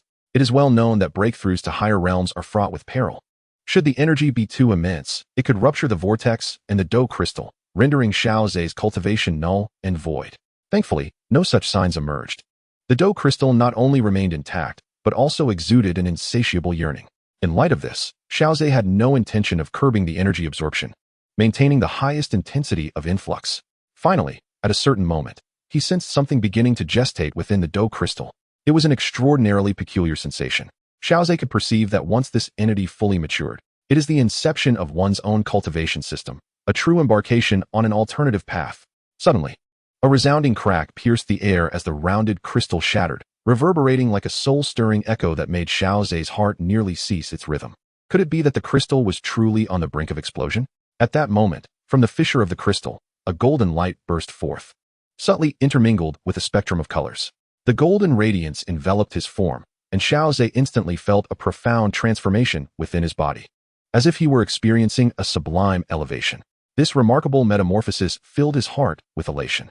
Indeed, the sound of shattering continued, and the crystal, no larger than an infant's fist, was completely obliterated. The fragments of the shattered crystal formed a unique void within him. Within this ethereal space resided the essence that the crystal had once nurtured. As Xiao Zhe's perception delved into that void, a dazzling golden light greeted his gaze. Before him stood a tree, rooted in the vast emptiness. Its trunk radiated a golden brilliance, stark and leafless, with only a singular, vibrant branch extending outward. With a mere glance, Xiao Zhe discerned that this was the source of his power. Chapter 60. The Tree of Origin. The selection competition approaches. This tree, with its golden trunk and multicolored branch, stood less than a meter tall within the void. However, as the essence of battle energy continuously surged in from the outside, this diminutive tree began to grow slowly, yet resolutely.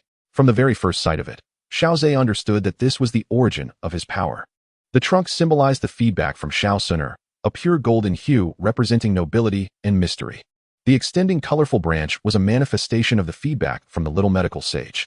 The hundredfold toxic body allowed the branch's length to surpass that of the trunk. As Xiao Zhe approached this tree of origin, illuminated by the golden light, he felt as if his soul were undergoing a sublime elevation. The intensity of his spirit surged dramatically. The enhancement bestowed by this golden radiance exceeded Xiao Zhe's wildest expectations. Simultaneously, the golden light emanated from the void, illuminating his entire being. His meridians, flesh, and bones underwent a metamorphosis under the golden glow. Under this radiant illumination, both his body and soul appeared to transcend. Every cell within him rejoiced in the embrace of the golden light. Even the meridians, which had once throbbed with pain due to the influx of battle energy, began to shine with a faint golden luster. As time passed, the golden sapling grew to over a meter in height, its resplendent glow gradually coalescing. What a remarkable enhancement indeed! Xiao Zhe contemplated the golden sapling within the void. He had previously harbored concerns that an excess of feedback power might engender conflict within him. Yet, the emergence of this golden sapling dispelled his apprehensions. With Xiao Xun'er's feedback power serving as the trunk and the other ancillary feedback powers manifesting as branches, it constituted the tree of origin that belonged solely to him. As long as this tree stood, his power remained harmoniously ordered. Gazing at the golden sapling, Xiao Zhe felt an immense satisfaction. The heightening of the golden sapling signified his advancement in cultivation. Prior to this, the classification of star levels was quite nebulous. Much like the traditional system of doling, which generates a sea urchin Do crystal within the body. Each retraction of its 9 spines signifies an elevation of 1 star in the doling tier.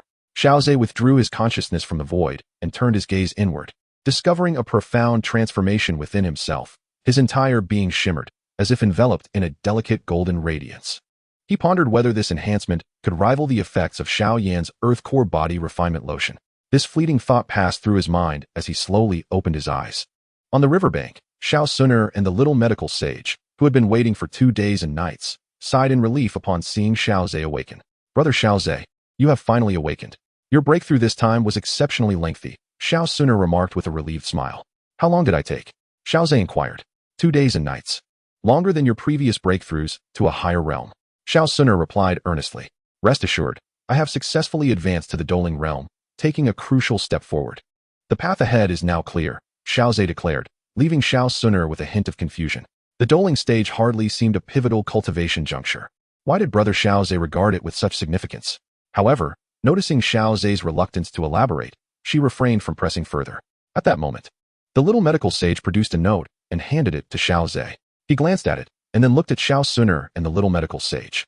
After months of cultivation, they had all reached the level of high-ranking Do masters, a commendable achievement. They were more than prepared to enter the Inner Academy, especially since not every participant in the top 50 of the Inner Academy selection could attain the rank of Great Do Master. Only the top-ranked students had a chance of achieving such a status. The caliber of students in Xiao Yan's cohort was notably high. Let us participate. Please have Teacher Rolin enroll all three of us. Xiao Zhe decisively clapped his hands, and both Xiao Xun'er and the little medical sage concurred. In the ensuing days, the two women continued their rigorous training, while Xiao Zhe focused on consolidating his doling realm and familiarizing himself with his newfound power. The atmosphere in the Outer Academy began to heat up, with students frequently discussing the upcoming Inner Academy selection. The Inner Academy was the very heart of the Jianan Academy, and countless Outer Academy students aspired to gain entry, despite their limited understanding of the inner workings. This only fueled their curiosity and desire to enter. Meanwhile, diligent students were eager to showcase their talents in the Inner Academy selection, a prestigious event where emerging talents would attract considerable attention. Amidst these discussions, three figures dominated the conversations: Xiao Zhe, Han Yu, and Bai Cheng, the top three from the previous beast hunting competition. Among them, Xiao Zhe was the most talked about. Although he had rarely appeared in public since the competition, the enthusiasm of his peers remained unabated. Numerous students regard him as their idol and object of admiration, even outside Canaan Academy. The city of Canaan is captivated by the grandeur of events hosted by the Academy, drawing many eager spectators. The excitement persisted until the day of the competition, when students from the Outer Academy began to converge upon a vast plaza. This immense circular arena was surrounded by tiered stone steps, ascending like a colossal coliseum. The throng of spectators seated around the plaza had a clear view of the battles unfolding within. Those from Canaan City came to witness the internal selection competition of the Academy. It soon became evident that one particular spot drew the attention of the majority of Canaan's students. This was a stronghold of a particular class, where three figures stood out remarkably. Two charming young ladies, each with her unique style, captivated the crowd. However, it was the young boy, clad in a loose-fitting white robe, who stood quietly at the center of their attention, seemingly oblivious to the multitude of gazes directed at him, engaged in light-hearted conversation with the two girls. Upon inquiring with the Canaan students, the visitors learned that he was none other than the Academy's prominent figure, Xiao Zhe, an individual of formidable prowess, regarded by many as the sole contender for the top position.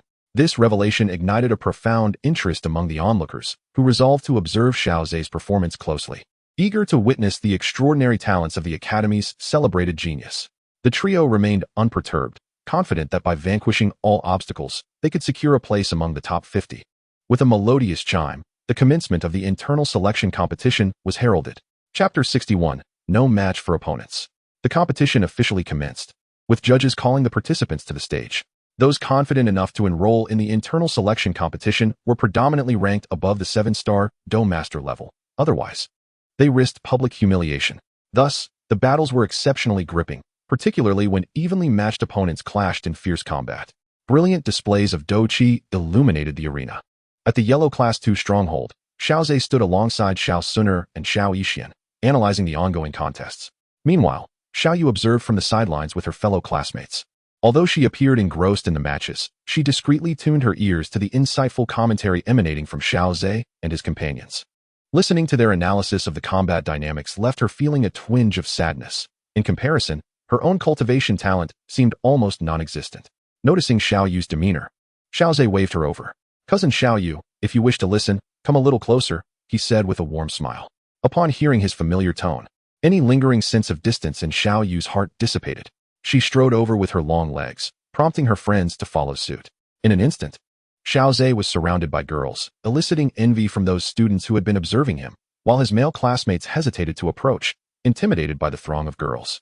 As Xiao Zhe inhaled the myriad of fragrances wafting through the air, he marveled at the heightened acuity of his senses. Although Xiao Yu and her companions approached, they remained outside the intimate circle formed by Xiao Zhe and his two companions, lacking even the opportunity to interject. Their analysis of the battle was far beyond what they could aspire to comprehend, leaving them to listen with insatiable eagerness. As they observed the combat in the plaza, expressions of satisfaction adorned their faces, realizing that there were so many intricacies to warfare. The wind attribute practitioner, failing to leverage their inherent advantages, recklessly advanced against the earth attribute practitioner, who seized the opportunity. Unless an unforeseen event occurred, victory would undoubtedly belong to the Earth attribute practitioner. Xiao Zhe, watching the unfolding battle, spoke aloud, eliciting nods of agreement from the other two, who had no objections to his insights. Xiao Yu and her companions gazed intently at the plaza, where a thick aura of Earth attribute fighting spirit coiled around a leg that struck the Wind attribute practitioner in the abdomen, decisively concluding the skirmish. The admiration in Xiao Yu's gaze towards Xiao Zhe was palpable. Shui and I couldn't help but inch closer to Xiao Zhe, yearning for proximity.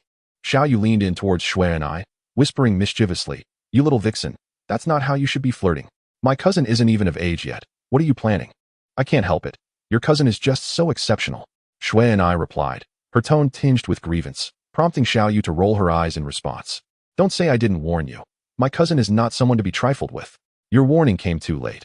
I have already witnessed her prowess," Shui and I said, a hint of trepidation in her voice. Upon overhearing the whispered exchange, Xiao Zhe and his companions couldn't suppress a light chuckle. Xiao Xun'er and the little medicine fairy smiled at Xiao Zhe, casting him a playful glare. Xiao Zhe shrugged lightly, signaling that he bore no responsibility for the matter. "The battle between Lin Kai of Class Xian and Xiao Zhe of Class Huang is about to commence," announced the referee. Xiao Xun'er, exasperated, remarked, "Now it concerns you." As Xiao Zhe approached the arena, he affectionately ruffled Xiao Xun'er's hair. His opponent had already taken the stage, wielding a deep blue spear embedded with a magical core. "Xiao Zhe, even if you are the Academy's illustrious figure, do not expect me to concede without a fight," Lin Kai declared, brimming with fighting spirit. Xiao Zhe nodded with a smile, responding, "I look forward to your performance." The audience collectively held their breath, their eyes brimming with anticipation for the legendary figure's display. A multitude of admirers spontaneously cheered for Xiao Zhe, their voices echoing into the heavens. "Let the match begin," the referee proclaimed, initiating the contest. "I wanna..." Lin Kai's words were abruptly cut short. With a resounding clang, the deep blue spear clattered to the ground, followed by the thud of his body collapsing. Lin Kai lay sprawled on the ground, while Xiao Zhe remained motionless. The plaza was engulfed in a profound silence, the onlookers gazing in astonishment, utterly bewildered by the turn of events. At that moment, those who were bewildered shared a common perplexity. What had transpired? Why had Xiao Zhe not yet made a move? Yet she had already collapsed? Xiao Zhe turned his gaze towards the referee, who, quick on his feet, hastened to Lin Kai's side. Upon examining Lin Kai's condition, he discovered that Lin Kai had succumbed to unconsciousness. The referee promptly raised his right hand to declare the outcome. In this match, Lin Kai had fainted, and the victor was Xiao Zhe. This briefest of battles sparked fervent discussions among all present. They certainly did not believe Lin Kai had fainted of his own accord. It was undoubtedly the doing of Xiao Zhe. Although the audience was somewhat disappointed by the lack of an exhilarating display of combat, their curiosity was piqued. Meanwhile, the participants of the Inner Academy selection were each wearing grave expressions. If they remained oblivious to their opponent's condition, how could they stand a chance when faced with him? However, the current Xiao Zhe exhibited a level of control far superior to before. The effects of the calamity poison were simply beyond what these students could withstand. Nonetheless, as this was a competition between academies, Xiao Zhe had significantly amplified the effects of the fainting spell without rendering it lethal. On the high platform opposite the square, the old man beside Hu Qian wore a stiff expression. "This little fellow has advanced further in strength. Such mastery over battle aura is something even the Do Ling has never possessed," Hu Qian remarked with a smile. The old man, Elder Hua of the alchemy department, renowned for his alchemical prowess, gazed intently at Xiao Zhe, suggesting that his peculiar battle aura was indeed extraordinary, seemingly unmatched even within the Academy's records. "This is his own fortuity. Let us refrain from delving too deeply," Hu Qian suggested discreetly, and Elder Hua merely acknowledged with a casual mention, not pursuing the matter further. Should he continue down this path, the selection match would likely lose its appeal. Hearing Elder Hua's words, Hu Qian's lips twitched. "Elder Hua, do not revel in the mischief. Perhaps you might assist me in devising a plan? This is your affair." After speaking, Elder Hua leisurely leaned back in his chair, appearing quite content. Hu Qian felt somewhat helpless. The alchemy department operated independently of both the inner and outer academies, leaving him unable to manage Elder Hua. "Very well. I shall contemplate this alone." As Hu Qian observed the battle between the two students, a thought quietly took root in his mind. Perhaps a free-for-all could be arranged? Chapter 62, Advancing in Succession. The second to take the stage from Xiao Zhe's trio was Xiao Xun'er. Her opponent was also a young maiden of striking beauty. From the audience, Xiao Zhe gazed at her face and felt a hint of familiarity. However, he soon shook his head, if he could not recall her. She was likely not of significant importance. As the referee declared the match to commence, a golden light enveloped Xiao Xun'er, transforming into a nimble butterfly with fluttering wings. In the blink of an eye, she had already reached her opponent, with her palm shimmering with golden brilliance before the maiden could react. She had already been sent flying out of the arena. The resplendent golden light indeed treated the spectators to a visual feast. Moreover, the spectacle of two beautiful young maidens engaging in battle, though brief, is exceptionally captivating. Following Xiao Xun'er, the next contestant is the little medical sage. Her opponent is a robust man, whose rugged visage belies his status as a student, resembling more a seasoned veteran from the ranks of an adventurous guild. I strongly advise you to surrender swiftly, or else, should the fight ensue, it may result in unforeseen consequences, the burly man implores the little medical sage. Yet, within his gaze lies not benevolence, but a flicker of trepidation, an apprehension directed towards the formidable figure standing behind her. Having grown up within an adventurous guild, he unexpectedly gained admission to Canaan Academy. He is acutely aware of the intricacies of human relationships. Eliminating this girl could very well provoke the ire of Xiao Zhe. The little medical sage, perceptive to the implications in the man's eyes, chuckles softly and shakes her head. You ought to be more concerned about yourself, my dear fellow. Once I engage, the distinction between light and heavy strikes may easily blur. Thus, I shall have to fight with all my might. Should I encounter Xiao Zhe in the subsequent elimination rounds, he shall have no one but himself to blame for his misfortune. The burly man tightened his grip on the heavy sword strapped to his back, drawing it forth with a sudden flourish, his arms swinging the massive blade with an awe-inspiring force. His form is enveloped by a thick layer of earthy-hued battle armor. Though he is adept in worldly matters, his prowess is equally formidable, having reached the level of a grand fighter. Even in the inner academy selection, such grand fighters are a rarity. His appearance instantly incites enthusiastic cheers from the audience, eager for a clash of titans. With a powerful stomp of his right foot, he lunges forward. Having been raised in an adventurous guild, he is well versed in the art of survival, understanding that even the seemingly delicate girl before him warrants his utmost effort in combat. Only upon her withdrawal from the competition can he truly relax. As the burly man charges toward her, the little medical sage's expression shifts to one of seriousness. Yet she displays little fear. The man's heavy sword swings horizontally, yet he restrains his strength, wary of severing the fragile maiden in two. However, he underestimates her. As she swiftly darts aside, her speed astonishing, causing his pupils to constrict in surprise. In an instant, the little medical sage closes the distance, compelling the man to relinquish one hand from his sword and strike downward with his elbow. She raises her hand to block, her delicate palm contrasting sharply against his robust elbow. Yet, instead of meeting his strength head-on, she deftly evades, redirecting the force to her advantage, and strikes at the armored ribs of the man. A chilling, corrosive sound echoes as a deep imprint emerges upon the protective armor, leaving the audience in awe. This is the battle armor of a defender renowned for its resilience, yet it was so easily breached. The burly man, sensing an unsettling shift, prepares to distance himself from her. Regrettably, he found himself ensnared by the enchanting figure of the young healer, making escape exceedingly difficult. The relentless sound of corrosion echoed, and the once formidable aura armor adorning the burly man now appeared riddled with countless wounds. With a clang, he relinquished his heavy sword, acutely aware that this delicate maiden possessed the lethal capability to end his life from the very first strike. The damaged armor could not withstand a second assault from her. Thus, the next encounter with her terrifyingly corrosive hand would undoubtedly be his own body. I concede. Thank you for your mercy, spare my life. The young healer waved her hand, wiping the cold sweat from her brow. In such close combat, a single lapse could lead to grievous injury. Her recent maneuvers were indeed akin to dancing upon the edge of a blade. The audience erupted into cheers, genuinely praising the splendid duel between the two. The burly man, with a wry smile, dispelled his aura armor, retrieved his fallen sword, and descended from the stage. Though he possessed the prowess of a grand fighter, fate had dealt him a cruel hand, mirroring the misfortune of Senior Hanyu, as he faced such a formidable opponent in the elimination rounds and was harshly ousted. Upon the high platform, Vice Dean Hu Qian exchanged glances with the aged alchemist, Old Fire, both expressing surprise. They had not anticipated the presence of that entity. Indeed, anyone capable of lingering beside that little fellow was undoubtedly a being of extraordinary prowess. Should that entity unleash its full power, controlling it within the academy would prove exceedingly challenging. Furrowing his brow in concern, Hu Qian remarked, that entity indeed poses a significant threat. Historical records indicate that its bearers have invariably met with dire fates, some even leading to widespread devastation. Casting a glance at Xiao Zhe and the two young women, he tightened his furrowed brow, sighing inwardly. Little one, you have entangled me in a considerable predicament. After several days of intense competition, the the top 50 were officially determined. All three of Xiao Zhe's companions secured their places within this elite group. None of the opponents Xiao Zhe faced could withstand his prowess, collapsing immediately once the competition commenced. Xiao Xun'er, similarly, sought to swiftly dispatch her adversaries. As for the young healer, her battles were marked by ferocity due to her cursed physique, with every movement threatening to inflict corrosion, instilling a sense of dread.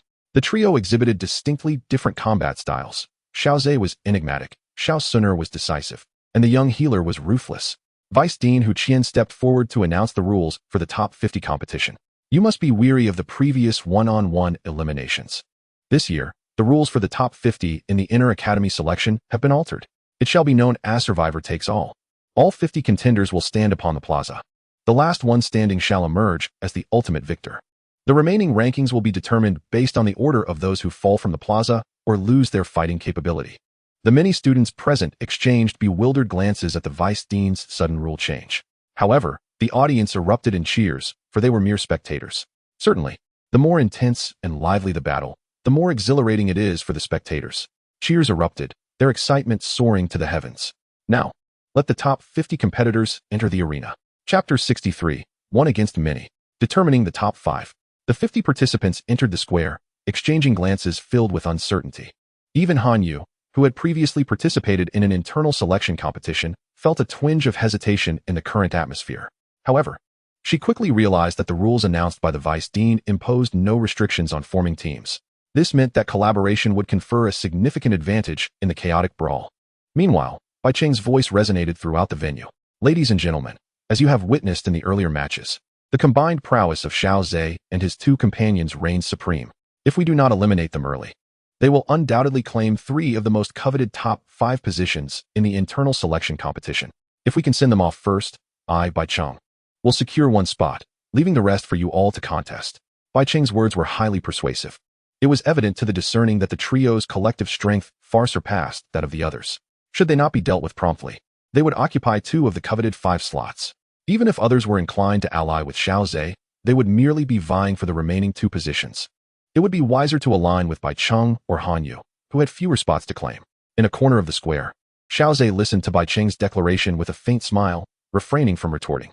He was well aware that with his stature, a mere call would rally the majority of the students around him, excluding the others. Yet, this did not alter the situation. The remaining participants would still contend for those 2 positions. The wavering students in the square glanced toward Xiao Zhe's group, eager to hear his response. To their disappointment, Xiao Zhe remained silent. Clearly, as Bai Cheng had asserted, the trio would seize 3 slots. Thus, it would be wiser to eliminate them first. Though their capabilities were indeed remarkable, the sheer number of opponents instilled a different sense of confidence among the other students. Soon, the majority rallied under Bai Cheng's banner, while a portion chose to follow Han Yu. Meanwhile, Xiao Zhe and his companions withdrew to a corner of the square, with a few proud individuals opting not to join any side. 8 stood at the intersection of the 3 factions, 4 Han Yu and Bai Cheng to confront Xiao Zhe. They would first need to contend with these 8. Additionally, they aimed to swiftly address the indecisive participants to prevent others from reaping the rewards. Thus, the 8 who remained unaligned were quickly eliminated, falling to the bottom ranks. Xiao Zhe observed the bruised competitors with a tinge of sympathy. Without sufficient strength, one should refrain from being too independent. Yet, once the mindset of a cultivator is set, it becomes challenging to alter. Xiao Zhe chose not to persuade them, quietly watching the unfolding events. Soon, a team led by Bai Cheng and Han Yu directed their military might straight toward Xiao Zhe and his companions. Xiao Zhe, shall we escort you down, or will you relinquish yourself? Bai Cheng confidently declared, clutching a pale yellow spear. The students following him were the source of his assurance. In battles among lower-tier practitioners, numbers indeed play a significant role. As long as it does not involve crossing tiers, the advantage of many over few often leads to victory. Although Xiao Zhe and his companions displayed formidable combat prowess, this was merely an internal selection competition. It was unlikely that formidable spirit warriors would emerge. Han Yu remained silent, merely presenting her weapon. In the current situation, eliminating Xiao Zhe first would yield the greatest benefit for her team. Most of her followers were female students, resulting in a smaller number. Notably, each of them was clad in faintly glowing battle attire, while the greater fighters donned heavy battle armor. They approached Xiao Zhe only after ensuring comprehensive protection. Their heightened vigilance evoked a smirk within Xiao Zhe. If the battle attire and armor could withstand his capabilities, would that not render his meticulously honed abilities rather futile? Observing the 2 advancing factions, Xiao Zhe disregarded Bai Cheng's previous remarks and retorted, "Why don't you see how long you can endure?" As his words fell, the sound of weapons clattering to the ground echoed. The students following Han Yu and Bai Cheng collapsed one by one, unconscious. According to the competition rules, this meant they had lost their combat effectiveness and automatically forfeited their qualifications. Impossible. Bai Cheng, one of the strongest on the battlefield, felt a wave of dizziness wash over him. The intense disorientation blurred his vision, and he barely managed to lean on his spear to remain standing. Han Yu was similarly affected. Through her battle armor, her eyes were filled with shock. Despite having taken every precaution, how could they still be harmed? As the cacophony of clattering ceased, only Bai Cheng, Han Yu, and Xiao Zhe's trio remained among the standing participants. Even the vice dean had not anticipated that the battle would culminate in such a manner. He looked at the old fire expert with a wry smile and said, "It seems we've somewhat outsmarted ourselves. This young one's abilities are truly unpredictable. The competition rules you devised have inadvertently provided Xiao Zhe with a tremendous advantage, leading to the most anticlimactic conclusion in history." The old fire expert observed the 5 remaining figures, revealing a grim smile. Hu Qian rolled his eyes. The audience was left astounded by this spectacular scene. One individual had single-handedly defeated numerous top students from the Canaan Academy's external division. This feat would surely stand out in the annals of past internal selection competitions. The spectators became increasingly curious about Xiao Zhe's capabilities. They were fortunate to witness this extraordinary moment. Indeed, the internal selection competition had not been in vain. After all, toppling dozens of Canaan Academy's prodigies single-handedly was worthy of being etched into the Academy's history. In the square, Xiao Zhe extended his arms, addressing Han Yu and Bai Cheng. "Ladies, shall I escort you down, or will you concede on your own?" Bai Cheng's countenance was exceptionally grim, engulfed by an overwhelming sense of humiliation and profound powerlessness. In the face of such an enigmatic ability, he found himself devoid of the means to compel Xiao Zhe to move. Han Yu was the first to shake her head, a bitter smile gracing her lips. "To have secured a place among the top 5 is already a source of great satisfaction for me. There is no need for your intervention, Xiao Zhe, I concede." She had not anticipated encountering such a formidable opponent this time around. Even the likes of Lin Xiaoya seemed less monstrous in comparison to Xiao Zhe. Bai Cheng, however, fixed his gaze intently on Xiao Zhe, gritting his teeth in silence. It appeared that Senior Bai Cheng was determined to fight until the last moment, a commendable trait, but it must be considered within the context of the situation. As Xiao Zhe spoke, his figure flickered and suddenly materialized before Bai Cheng, delivering a powerful strike. Affected deeply by the toxic force, Bai Cheng had no time to react before he was sent hurtling away, crashing heavily outside the square. With the Vice Dean's declaration, this year's internal selection competition concluded in an unexpected manner, leaving many in awe. Countless spectators buzzed with speculation about the nature of Xiao Zhe's abilities. His emergence was like a radiant moon, casting the other participants into the shadows of mere fireflies. People are often drawn to the allure of the moon, and this cohort of students found themselves overshadowed by Xiao Zhe's brilliance. Regardless of their accomplishments, they would invariably be measured against his luminescence, and realizing their achievements paled in comparison would diminish their significance. In the foreseeable future, subsequent cohorts would dwell in the shadow of Xiao Zhe. As one of the top 5 in the internal selection, he was once again granted access to the Library of Tomes. Xiao Zhe succinctly explained the library's regulations to Xiao Xun'er and the little doctor, as they too were to enter the library, which did not contravene any confidentiality agreements. However, this time, Xiao Zhe did not harbor any particular desires. He already possessed the combat techniques he sought, and it was unlikely that the library would yield high-grade elixirs. He approached this visit with a casual demeanor, considering it a bonus if he stumbled upon something valuable. 3 days later, Xiao Zhe, accompanied by Xiao Xun'er and the little doctor, arrived at the library where the vice dean resided. The delay was due to Bai Cheng's injuries inflicted by Xiao Zhe. Otherwise, they could have entered the library the very next day. Upon reaching the library's entrance, they fortuitously encountered Han Yu. Xiao Zhe greeted her with a friendly nod, to which Han Yu responded with a faint smile. "Xiao Zhe, I truly appreciate your mercy that day," Han Yu remarked, her words laden with meaning. Xiao Zhe shrugged, a hint of exasperation in his tone.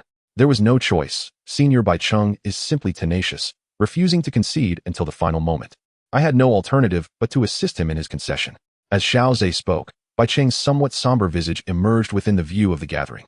Xiao Zhe awkwardly cleared his throat twice, for they were discussing him behind his back. Although they were merely stating facts, being caught in the act was undeniably awkward. Bai Cheng remained silent, seemingly indifferent to their presence, and proceeded directly into the library. Xiao Zhe felt little discomfort, considering he had recently injured Bai Cheng just 3 days prior. If Bai Cheng were to smile at him now, it would indeed be a ghostly occurrence. Let us not keep the Vice-Dean waiting, Xiao Zhe remarked, prompting Han Yu to follow suit into the building. Along the way, Han Yu engaged in light conversation with Xiao Xun'er and the little medical sage. Xiao Zhe refrained from interjecting, as their topics were primarily those of young women, and his participation would have felt somewhat out of place.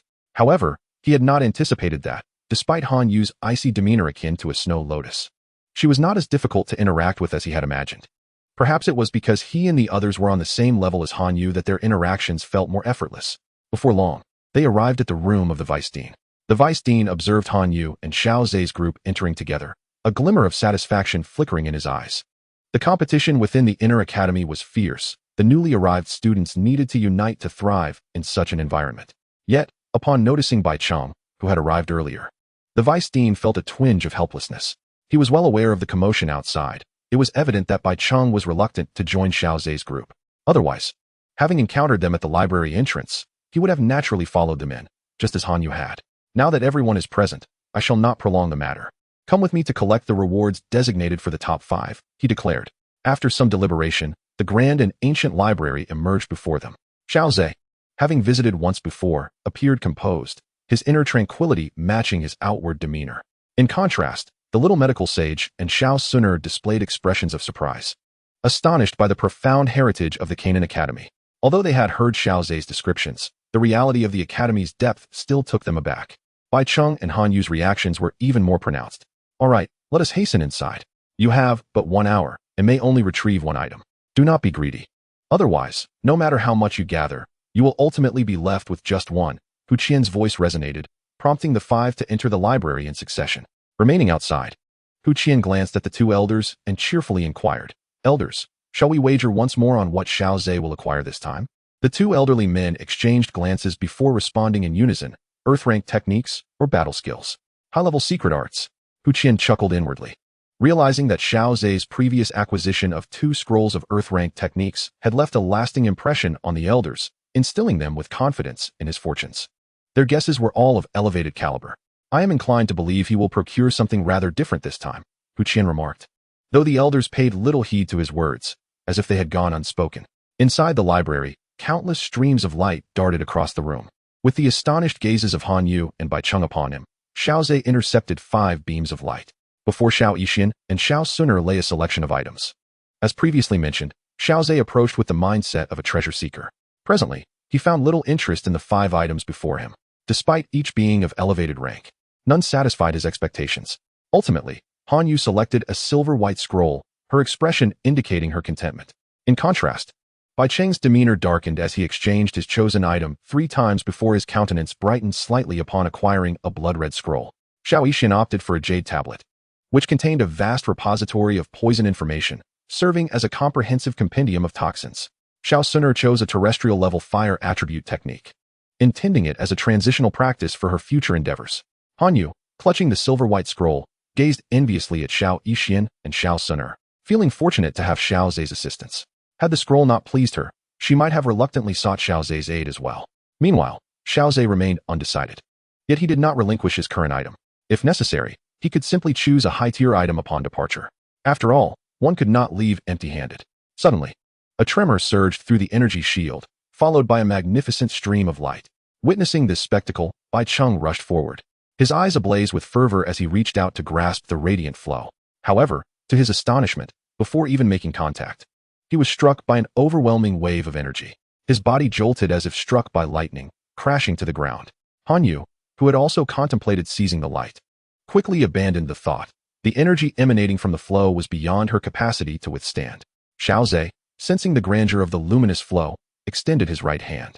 The powerful stream of light naturally settled into his palm, eliciting wide-eyed astonishment from the 4 onlookers. Bai Cheng, sprawled on the ground and coughing up blood, was particularly incredulous. He had assumed that the object should only be admired from a distance, yet Xiao Zhe had effortlessly summoned it forth. The stark disparity left Bai Cheng seething, causing him further injury. Chapter 65, The Indestructible Pill. Ancient Elixir. Within the library, others regarded the item in Xiao Zhe's possession with a mix of emotions. As the surrounding energy gradually dissipated, a spherical crystal emerged. Encased within, through a special technique, was a resplendent golden pill radiating brilliance. Xiao Zhe glanced at the information inscribed upon it, and softly intoned, Indestructible pill. Upon hearing the name, Xiao Xun'er remarked, "What a formidable name." Xiao Yixian, intrigued, inquired, "Xiaozhe, what grade is this pill?" After reviewing the details, Xiaozhe's eyes sparkled with fervor as he incredulously replied, "A 7th grade pill." Instantly, the others directed envious and astonished gazes toward him, particularly Bai Cheng, whose eyes burned with jealousy. Clearly, I was the first to step forward. Why then was it Xiaozhe who was chosen? Han Yu felt a profound envy within her, for the appearance of this elixir was nothing short of extraordinary. Little did she anticipate that it was, in fact, the legendary 7th grade elixir. Xiaozhe was also elated, realizing that he had truly stumbled upon a treasure during this expedition. Though the library contained various medicinal herbs, preserving elixirs was an arduous task. Xiaozhe initially held little hope of acquiring high-grade elixirs, as compared to combat skills and techniques, which could be stored in scrolls. Elixirs posed significant preservation challenges. To maintain an elixir for an extended period, one would require a secretive method of sealing. Particularly high-grade elixirs are typically of immense benefit. Even within the esteemed confines of the Jianan Academy, it is rare to see high-grade elixirs bestowed upon students. They are usually consumed internally.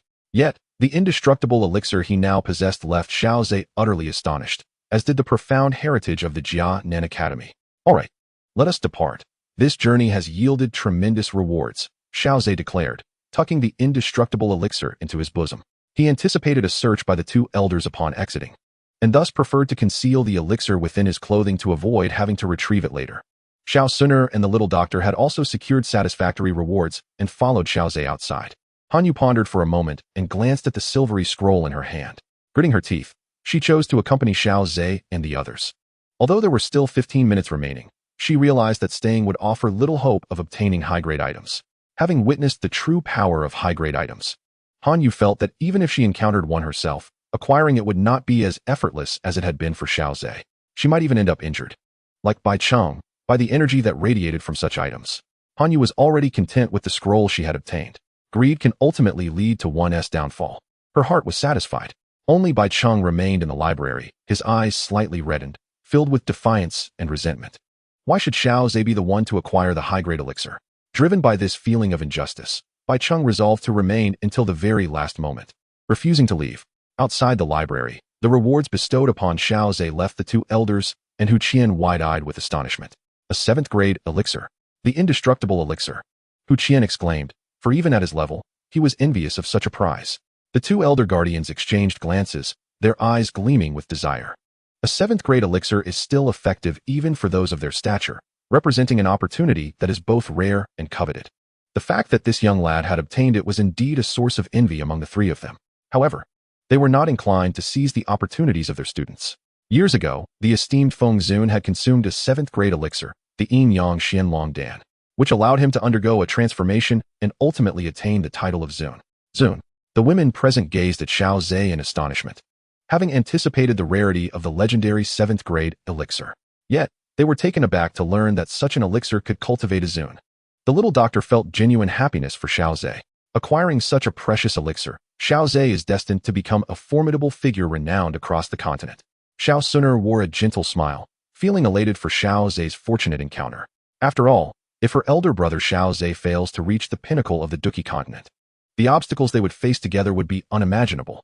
Convincing the ancient clan elders to permit Xiao Xun'er, the bearer of a divine bloodline for millennia, to marry outside the clan would be as challenging as a mortal attempting to ascend to the heavens. Fortunately, Xiaozhe's illustrious achievements thus far have instilled immense confidence in Xiao Xun'er. Even the rapid pace of Xiaozhe's cultivation has left her feeling somewhat apprehensive. Were it not for her own divine bloodline, she would worry that she might fall behind Xiaozhe's progress in the future. Meanwhile, Han Yu was filled with envy.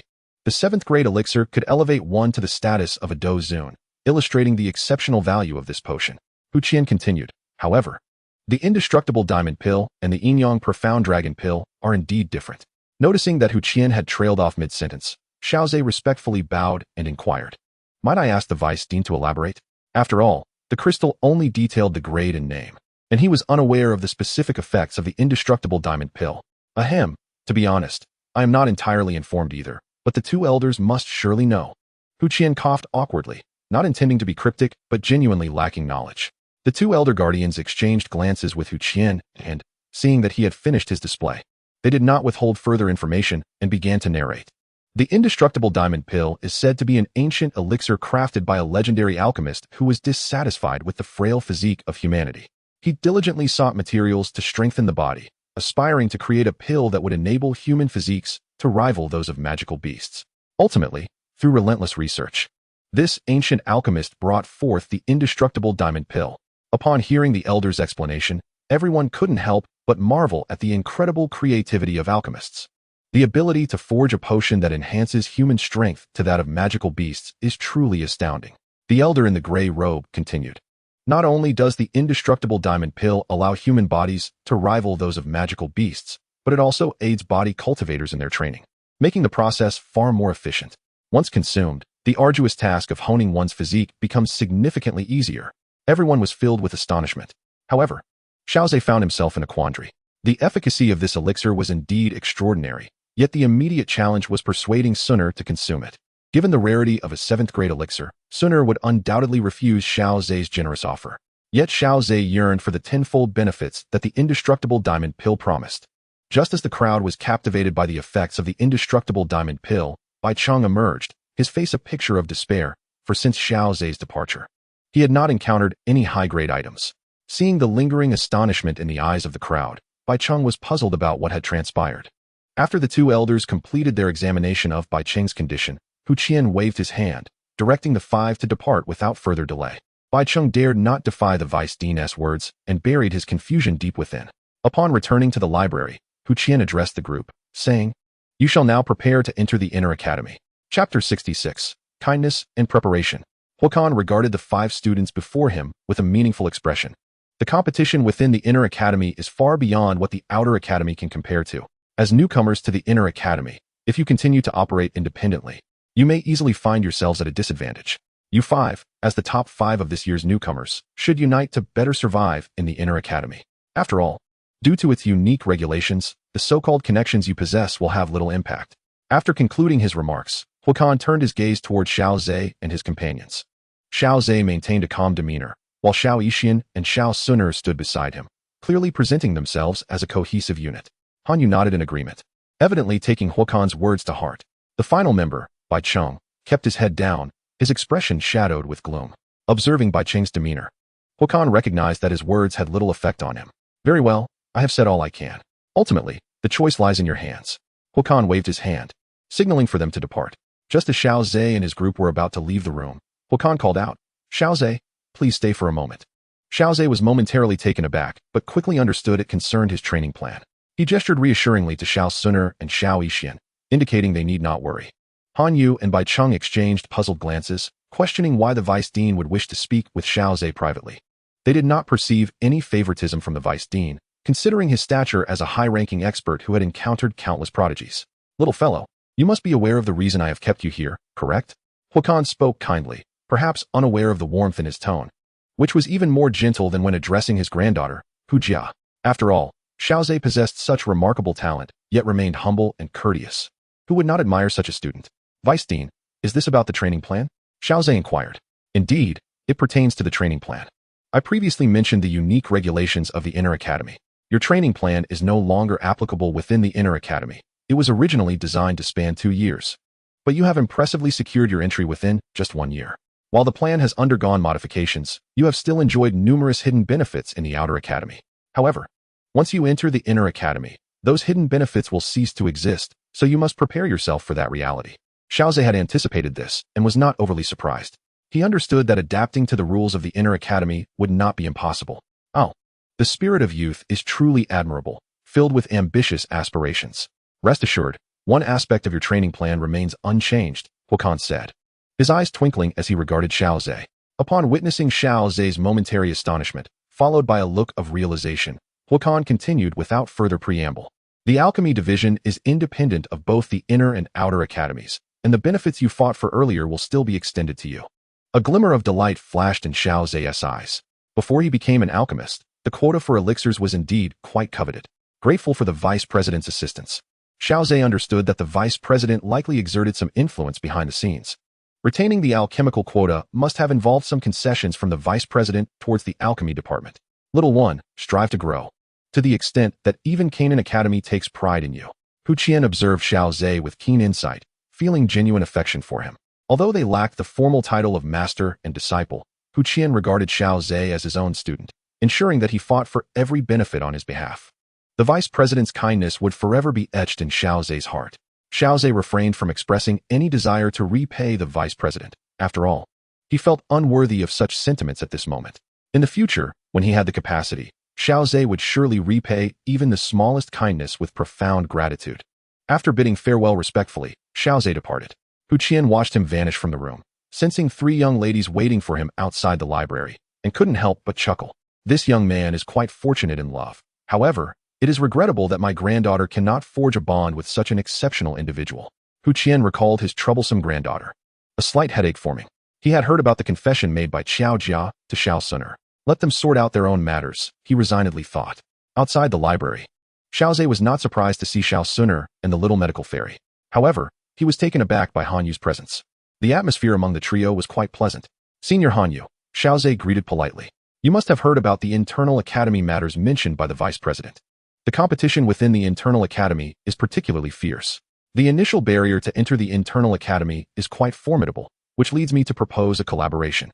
Han Yu stated her intentions clearly. Xiao Zhe hesitated for a moment, glancing at the little medical fairy and Xiao Xun'er, and seeing no objections from them, he smiled. It would be an immense honor to collaborate with Senior Han Yu. Han Yu immediately felt relieved. I have a relative within the internal academy who is familiar with its situation. This knowledge will be invaluable compared to recklessly charging in without any insight. After a further exchange with Han Yu, Xiao Zhe bid her farewell. He then left Canaan Academy with Xiao Xun'er and the little medical fairy, spending several enjoyable days in Canaan City. After all, once they entered the internal academy, exiting would be quite troublesome. They needed to procure some essentials in advance, such as new clothing, as they were still in their youth and growing rapidly. Sometimes, they would change significantly in just a day, making it prudent to prepare additional garments.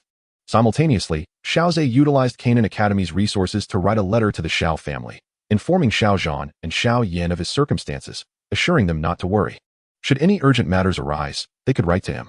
Xiao Xun'er and the little medical fairy unexpectedly made consecutive breakthroughs, drawing closer to the great fighter rank. Through his persuasion and some pressure, Xiao Xun'er accepted the indestructible elixir that Xiao Zhe had gifted her. Persuasion, indeed, is the art of earnestly elucidating reasons, while coercion is delivered with blunt finality, declaring an unwavering refusal to partake. The 2 elders of the library have also remarked that although this elixir is shrouded in ancient sealing techniques, it is ultimately a relic of a bygone era. Hence, once the sealing method is unraveled, immediate consumption is imperative, otherwise, its efficacy may dissipate entirely. Left with no alternative, Xun'er reluctantly acquiesces, resolving to ingest this indestructible pill upon her ascension to the grand fighter rank. As the time arrives for Xiao Zhe to bid farewell to his friends and mentors at Canaan Academy, he prepares to enter the inner court. Chapter 67, Bai Cheng's Nightmare. An unusual combat technique. In front of the vice president's library, a spacious area is teeming with students. Today marks the moment of entry into the inner court. The inner court, being the heart of Canaan Academy, is regarded as a prestigious honor to access, igniting a sense of longing among the outer court students who gather to bid farewell and observe, secretly yearning to join their ranks in the coming year. In hushed tones, the students murmur, while those fortunate enough to enter Canaan Academy stand tall, basking in the envious glances of their peers. Their diligent training is all for this moment of brilliance. Among the throng, 2 figures command particular attention. One stands tall, yet his expression starkly contrasts with the jubilance of his fellow students, betraying a shadow of gloom. The 7th grade elixir, the indestructible pill, has morphed into a veritable nightmare for him. Over the past few days, its visage has haunted his dreams, and every time he approaches it with fervent anticipation. The indestructible pill emits a surge of energy that sends him reeling.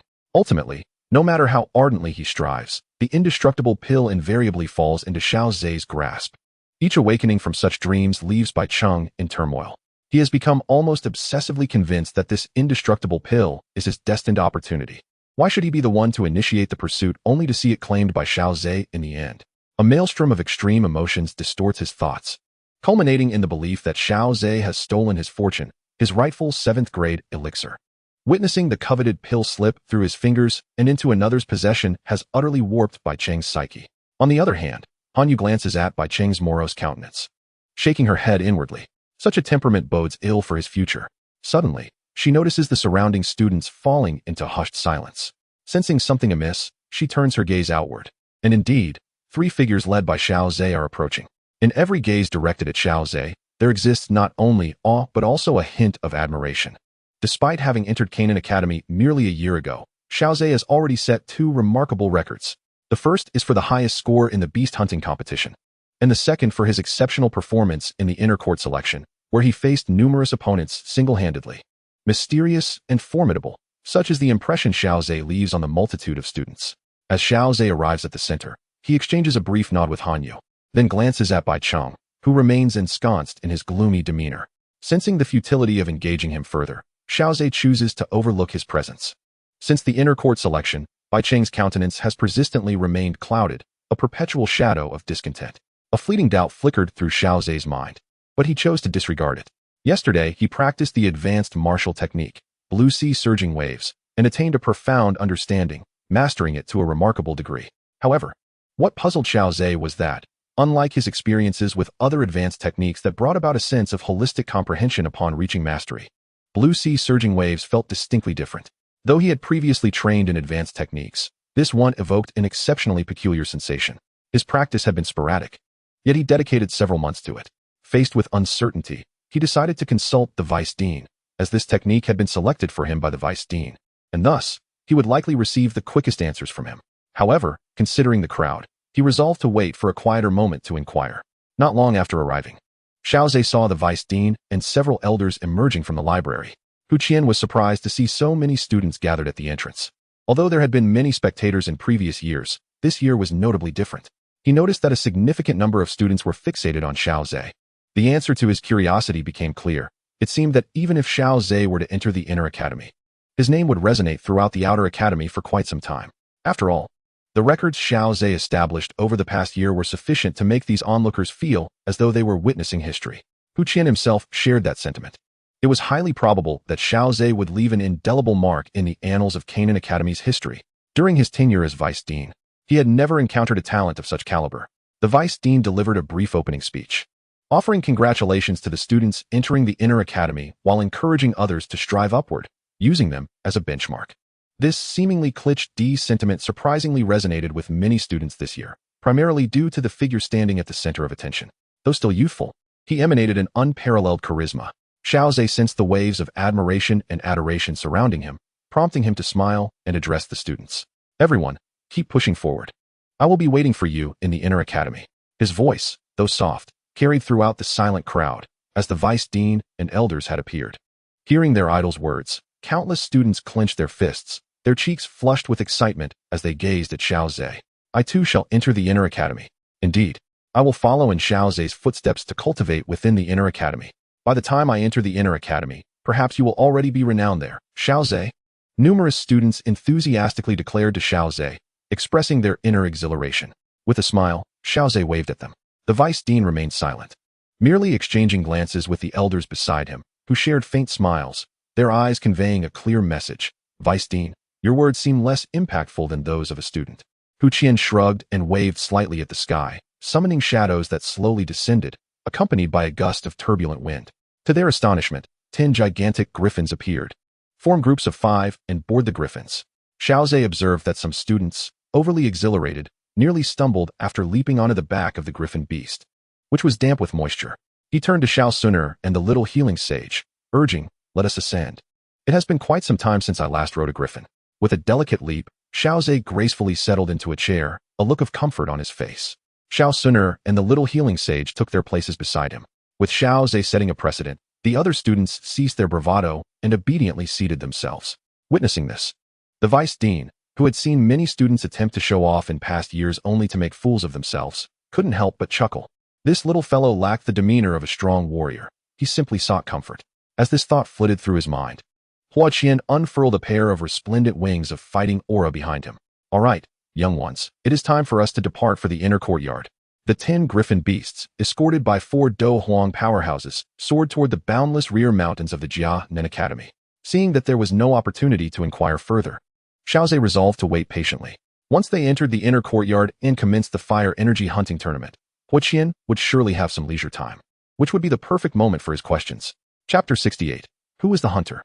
Low-level Earth class, Do techniques. The boundless rear mountains concealed a plethora of magical beasts. prompting the Jianan Academy to hold an annual magical beast hunting competition to prevent an overpopulation of these creatures, which could lead to a beast tide threatening the academy. Within this vast expanse of mountains, formidable magical beasts thrived. The flight of 10 griffin beasts was enough to attract the attention of many creatures. Numerous flying magical beasts ascended from the skies, targeting the new students' team. However, these lower-tier flying magical beasts possessed little intelligence, completely unaware of the terror that a team escorted by 4 Do Huang represented. Before even drawing near, these magical beasts were reduced to mere blood mist. Seated atop the back of a griffin beast, Xiao Zhe watched in awe as the Do Huang effortlessly manipulated the energies of the universe, unleashing earth-shattering power. A glimmer of envy flashed in his eyes. The Do Huang, having transcended to a higher level, wielded an unfathomable might. None of the magical beasts daring to assault the new students' team could venture within a 50-meter radius of the griffin beasts. Of course, high-tier magical beasts did exist in the endless mountains. However, at this level, they had developed intelligence. They recognized the danger posed by the 4 Do Huang and refrained from recklessly attacking the new students. After 2 hours of relatively uneventful flight, the griffin beast team gradually descended to a mountain gorge. Amidst the astonished gazes of numerous students, Hu Qian waved his hand, unleashing a surge of energy that penetrated a section of space, causing it to ripple like the surface of water. To their astonishment, a massive silver-hued door, 7 or 8 meters tall, eerily materialized. Xiao Zhe's eyes reflected his surprise. Although he was aware of such entities, his spiritual perception had not detected it. As the silver door slowly opened, the scene revealed a forest within. The griffin beasts streamed in one after another, disappearing without a trace, as if it were merely an illusion. Following the griffin beasts, Xiao Zhe stepped through the massive door, and once all had entered, the door gradually closed behind them. Amidst the swirling waves of spatial energy, the resplendent silver gate vanished once more. Beyond the threshold lay a forest, albeit altered. A group of individuals awaited in this locale, led by 2 venerable elders, flanked by a dozen robust middle-aged men and several somewhat younger disciples. Old Yen, Old Lin, it is your turn to oversee duties this cycle, is it not? Hu Qian initiated the greeting. The 2 elder figures exchanged jovial banter with Hu Qian, suggesting a camaraderie of long standing. How fares this new cohort of students? I have heard whispers of an extraordinary talent emerging, one that the outer academy cherishes like a precious gem? Hu Qian rolled his eyes, playfully reproaching, what nonsense is this? Who is hoarding anything? If I were truly concealing someone, would I send them to the inner academy? Upon Hu Qian's cue, the 2 elders turned their attention to Xiao Zhe. Noticing their gaze, Xiao Zhe raised a hand in respectful salutation. The elders responded with warm smiles and nods. A fleeting glance exchanged between them revealed a trace of incredulity, as they discerned a hint of Xiao Zhe's true potential. Suddenly, an older student standing behind the elders spoke up. This year's newcomers seemed to feature quite a number of young women, including 2 striking beauties. He concluded with a playful whistle. Instantly, Elder Lin pivoted towards the speaker, his expression stern as he admonished, silence. You only serve to bring shame upon us. In contrast to Xiao Zhe's modest demeanor, the inner academy students behind him appeared somewhat vexatious. As for the one who spoke earlier, 5 days of fire energy shall be deducted. What? The unfortunate fellow blanched, astonished that a mere casual remark would cost him so dearly. Yet, he dared not contest the decree, for the elders wielded immense power within the academy, easily capable of disciplining a student. Simultaneously, he felt a deep sense of regret for his lack of restraint. Xiao Zhe glanced at the student who had whistled, the direction of his whistle unmistakably aimed at him. It had been quite some time since he had engaged in a physical confrontation, and his fists itched with anticipation. Maintaining a facade of calm, his thoughts flickered. The elder's punishment was ultimately enacted through another's hand. His own retribution would require his direct involvement. As Xiao Zhe caressed the black card in his hand, a faint warmth radiated from it, revealing a crimson numeral 5. He cast a sidelong glance at the older student, whose eyes now glimmered with avarice. Fixated on the oblivious newcomers as if they were mere quarry. With a subtle flick of his wrist, Xiao Zhe stowed the black card within his spatial ring, contemplating. Who is the hunter, and who the prey, remains to be seen. Elder Lin succinctly outlined the rules, prompting the new students to surge into the forest. Xiao Xun'er, the little medical sage, and Han Yu exchanged glances, their expressions tinged with curiosity as they observed Xiao Zhe's lack of intent to depart. Xiao Zhe signaled them to remain patient. Approaching Vice Dean Hu Qian, the latter expressed intrigue at what Xiao Zhe might desire. Vice Dean, I seek your counsel regarding a matter. Earlier, you awarded me the advanced Xian-level combat technique, Azure Waves and Raging Tides, and I have some uncertainties about it. Hu Qian's eyes widened in surprise as Elder Lin turned his gaze towards him. Have you deemed the surging waves of the Azure Sea as a reward for this young lad? Elder Yin waved his hand, instructing the middle-aged men to arrange matters for the senior students. Hu Qian, intrigued, inquired about the specifics from Xiao Zhe. Present were only 3 elders and Xiao Zhe's trio of companions. Observing the vice dean's solemn demeanor, Xiao Zhe pondered and recounted the entire incident. After exerting himself fully, he sensed that there were subsequent transformations yet to be grasped. Hu Qian exchanged glances with the 2 elders, astonished that Xiao Zhe had indeed made the connection. Faced with this revelation, Hu Qian felt compelled to reveal the truth. In fact, the complete surging waves of the Azure Sea was a low-tier Earth-grade combat technique. Xiao Zhe was momentarily taken aback, while Han Yu and the others expressed disbelief. This technique originated from a relic. Initially intended as a reward for elders with notable contributions to the academy, its power was extraordinarily formidable, entirely unlike any water attribute technique. Subsequently, the dean personally intervened, dividing this technique into 2 segments. The first segment, Surging Waves of the Azure Sea, was quite safe to employ, exhibiting the might of a high-level mystic-grade technique. The second segment, however, was fraught with peril. Even an elder could find themselves drained of energy and suffer a regression in their cultivation due to a moment's carelessness. After practicing the first segment, you should realize that surging waves of the Azure Sea can unleash astonishing tsunamis to assault foes. The reason you feel at a standstill is that these tsunamis can be stacked. With each layer added, their power surges dramatically, yet the energy consumed is also alarmingly vast. Upon hearing the Vice Dean's elucidation, Xiao Zhe finally comprehended. So it was a low-tier Earth-grade combat technique. Having already begun training, perhaps he could endeavor to acquire the complete version.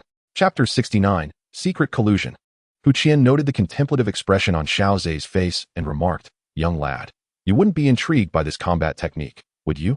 After a moment's hesitation, Xiao Zhe nodded. After all, Hu Qian, as the Vice Dean, was likely well informed about the whereabouts of the second segment of this technique. Hu Qian pondered for a brief moment, exchanging glances with the 2 elders, and eventually sighed before slowly speaking. Moreover, it would be permissible for you to attempt the training, as the second segment of this technique is in the possession of the Grand Elder. Should you encounter any mishaps in your practice, you may seek his assistance. Upon hearing this, Xiao Zhe expressed his gratitude to Hu Qian with a bow. He then realized that the Vice Dean had not mentioned how he should initiate contact with the Grand Elder. "Vice Dean, how should I reach out to the Grand Elder?" Hu Qian waved his hand, glanced at the time, and replied, "Through this fire energy capture competition, adapt to the living environment of the Inner Academy. But for someone like you, it should be akin to a fish in water, right? Students ought to strive to adapt." Xiao Zhe did not elaborate further. After bidding farewell to Hu Qian and the 2 elders, he led the 3 young women towards the forest. As Xiao Zhe and his companions departed, Elder Lin turned to Hu Qian and said, "Old fellow, shouldn't you hasten to the Inner Academy? It would be opportune to witness what astonishing feats that young lad will accomplish in the fire energy capture competition." The 2 elders exchanged glances, realizing that Hu Qian's regard for Xiao Zhe surpassed their expectations, which piqued their interest in him even further. After all, there must be something extraordinary that makes the old fellow, Hu Qian, take such great care. As we ventured into the forest, the new and senior teams had vanished without a trace. The purpose of the fire energy hunt is to temper the freshers' enthusiasm, allowing us to acclimatize to the competitive environment of the Inner Academy. As Han Yu elucidated, a glimmer of understanding flickered in the eyes of Xiao Xun'er and Xiao Xun'er. Xiao Zhe cast a glance at Han Yu. Indeed, having a teammate privy to information spared him the need for excessive elaboration, preventing him from appearing overly exceptional, as if he possessed foresight. Within the Inner Academy, fire energy is undoubtedly the most crucial resource. Some students, who struggle to acquire resources effectively within the Inner Academy, seize the opportunity presented by the annual fire energy hunt to extract fire energy from the freshers. Typically, these are students of lesser strength. For those of considerable power are not in want of fire energy. Upon hearing this, Xiao Xun'er remarked with some relief. Does that not imply that the fire energy hunt will be quite easy for us to navigate? However, Han Yu shook his head, his expression grave, and replied, "Not quite. This year's circumstances are somewhat unique." Noticing Xiao Zhe's gaze fixed upon him, Han Yu felt a surge of delight, gathering his thoughts before speaking. "You should be aware that I missed the previous Inner Academy selection due to an unexpected encounter with that anomaly, Lin Ziyai, right? Lin Ziyai and Yin Hao nearly dominated the last fire energy hunt. I've heard that this year, many formidable seniors are also interested in the fire energy hunt." Xiao Zhe furrowed his brow, looking intently at Han Yu, and inquired, "Is there a necessary connection between these 2 matters?" Clearing his throat, Han Yu realized his explanation lacked clarity. Some seniors harbor a peculiar fascination with defeating unseasoned geniuses. Xiaozhe scratched his head at this, finding the inclination rather unique. Just like the senior who defeated Lin Ziyai and Yin Hao last year, who constantly boasts about his exploits within the inner academy. It's worth noting that Lin Ziyai has now ascended the rankings of strength. Curiously, Xiaozhe asked, will Lin Ziyai not seek revenge upon him? I cannot say for certain, Han Yu replied, shaking his head. Enough gossip. Let us proceed and find a place to rest.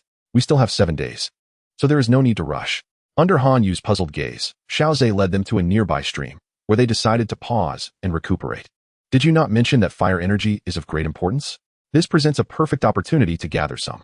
Upon hearing Xiaozhe's suggestion, Han Yu's eyes widened in astonishment. Even she found Xiaozhe's idea quite audacious. Nevertheless, considering Xiaozhe's capabilities, it did not seem entirely implausible. All right, although your notion is somewhat reckless. Who am I to deny you as your teammate? Thus, the quartet took a moment to rest by the stream. Meanwhile, Bai Cheng, who originally belonged to Xiaozhe's team, after overcoming numerous challenges, finally located the senior team clad in white garments. Cousin Bai Feng, you must lend me your assistance. Upon seeing Bai Cheng, the leading youth slightly furrowed his brow. You seek my aid upon our first encounter. You truly are a source of concern. Nevertheless, he is my cousin. I should lend an ear to his troubles. Bai Cheng, dear cousin, do not rush, speak at your own pace. I have been robbed of my opportunity, Bai Cheng lamented, his expression rife with bitterness, omitting crucial details and embellishing the narrative. He distorted the facts, claiming a precious, indestructible elixir, which was never rightfully his, had fallen into his possession, only to be seized by Xiaozhe. What? You mean to say you originally acquired a 7th grade elixir, only to have it snatched away by your teammate? Bai Feng exclaimed in disbelief. His companions, standing behind him, turned their gazes toward Bai Cheng, astonished. It is indeed the truth. You must advocate for me, cousin. If that is the case, I shall certainly champion your cause. When the time comes to reclaim the elixir, we shall have grounds to justify our actions before the elders. Bai Cheng nodded vigorously, well aware of his cousin's formidable prowess. 3-star doling. His team was the strongest in the fire energy hunting competition, known as the Bai Sha team. Bai Feng patted Bai Cheng on the shoulder, a glint of greed flickering in his eyes. A 7th grade elixir. Cousin, your cultivation is still in its infancy. You would be unable to withstand the potency of such a treasure. Allow me to endure that burden for you. Last year, he had triumphed over the prodigies Lin Ziyai and Yin Hao, earning himself a tale of glory. Little did he anticipate that this year, in addition to his achievements, he would also gain a coveted elixir. Ever since his victory over Lin Ziyai and Yin Hao, Bai Feng had grown increasingly enamored with the thrill of conquest. Defeating geniuses before they fully blossomed meant that when they eventually matured, he could boast of having bested them in their youth. Of course, such matters must be kept confidential. One must never boast in front of Lin Ziyai, lest he suffer a severe beating. Bai Feng eagerly anticipated the day he would vanquish the genius known as Xiaozhe and seize his 7th grade elixir. As for the prospect of Xiaozhe defeating him, that is utterly impossible. If he could overpower the prodigious Lin Ziyai, how could anyone surpass such a formidable opponent? Chapter 70. The hunt begins. The elder's misunderstanding. After resting for a day by the stream, Xiaozhe set forth with the 3 women. Although the fire energy hunting competition spans 7 days, it rarely extends the full duration. The previous session was prolonged because Xiao Yan sought to rally all the new students' strength against the upperclassmen. Typically, the competition concludes within 2 to 3 days. After all, even the new students from the inner academy need not traverse a forest for 7 days. Xiaozhe's deliberate day of rest was intended to allow the prey to grow plump, facilitating his harvest. As he traversed the woods, Xiaozhe expanded his spiritual awareness. With his current level of perception, no upperclassman could elude his senses. Found it, Xiaozhe whispered, beckoning to the 3 women before he surged ahead. By the time Han Yu and the others arrived, a scene of chaos awaited them. 5 figures lay sprawled before Xiaozhe, their faces etched with terror. In their hearts, a question lingered. What had transpired? The interval barely spanned a minute. Han Yu gazed at the 5 fallen seniors on the ground, internally lamenting the overwhelming dominance displayed. Gentlemen, kindly surrender your cards. Otherwise, you shall face a brutal beating. Your bodies will be injured, and I shall waste my energy, remarked Xiaozhe with a calm demeanor. The 5 seniors turned pale, utterly convinced of Xiaozhe's words, for he had incapacitated them in an instant. The moment Xiaozhe had appeared, they felt their bodies paralyzed, unable to stand steadily, restricted to minor movements. Do not strike, do not strike. I will comply. With their obedient cooperation, Xiaozhe successfully transferred the fire energy from the 5 crystalline cards onto his own. Regrettably, he could not seize all of it. He needed to leave them with 7 days' worth of fire energy.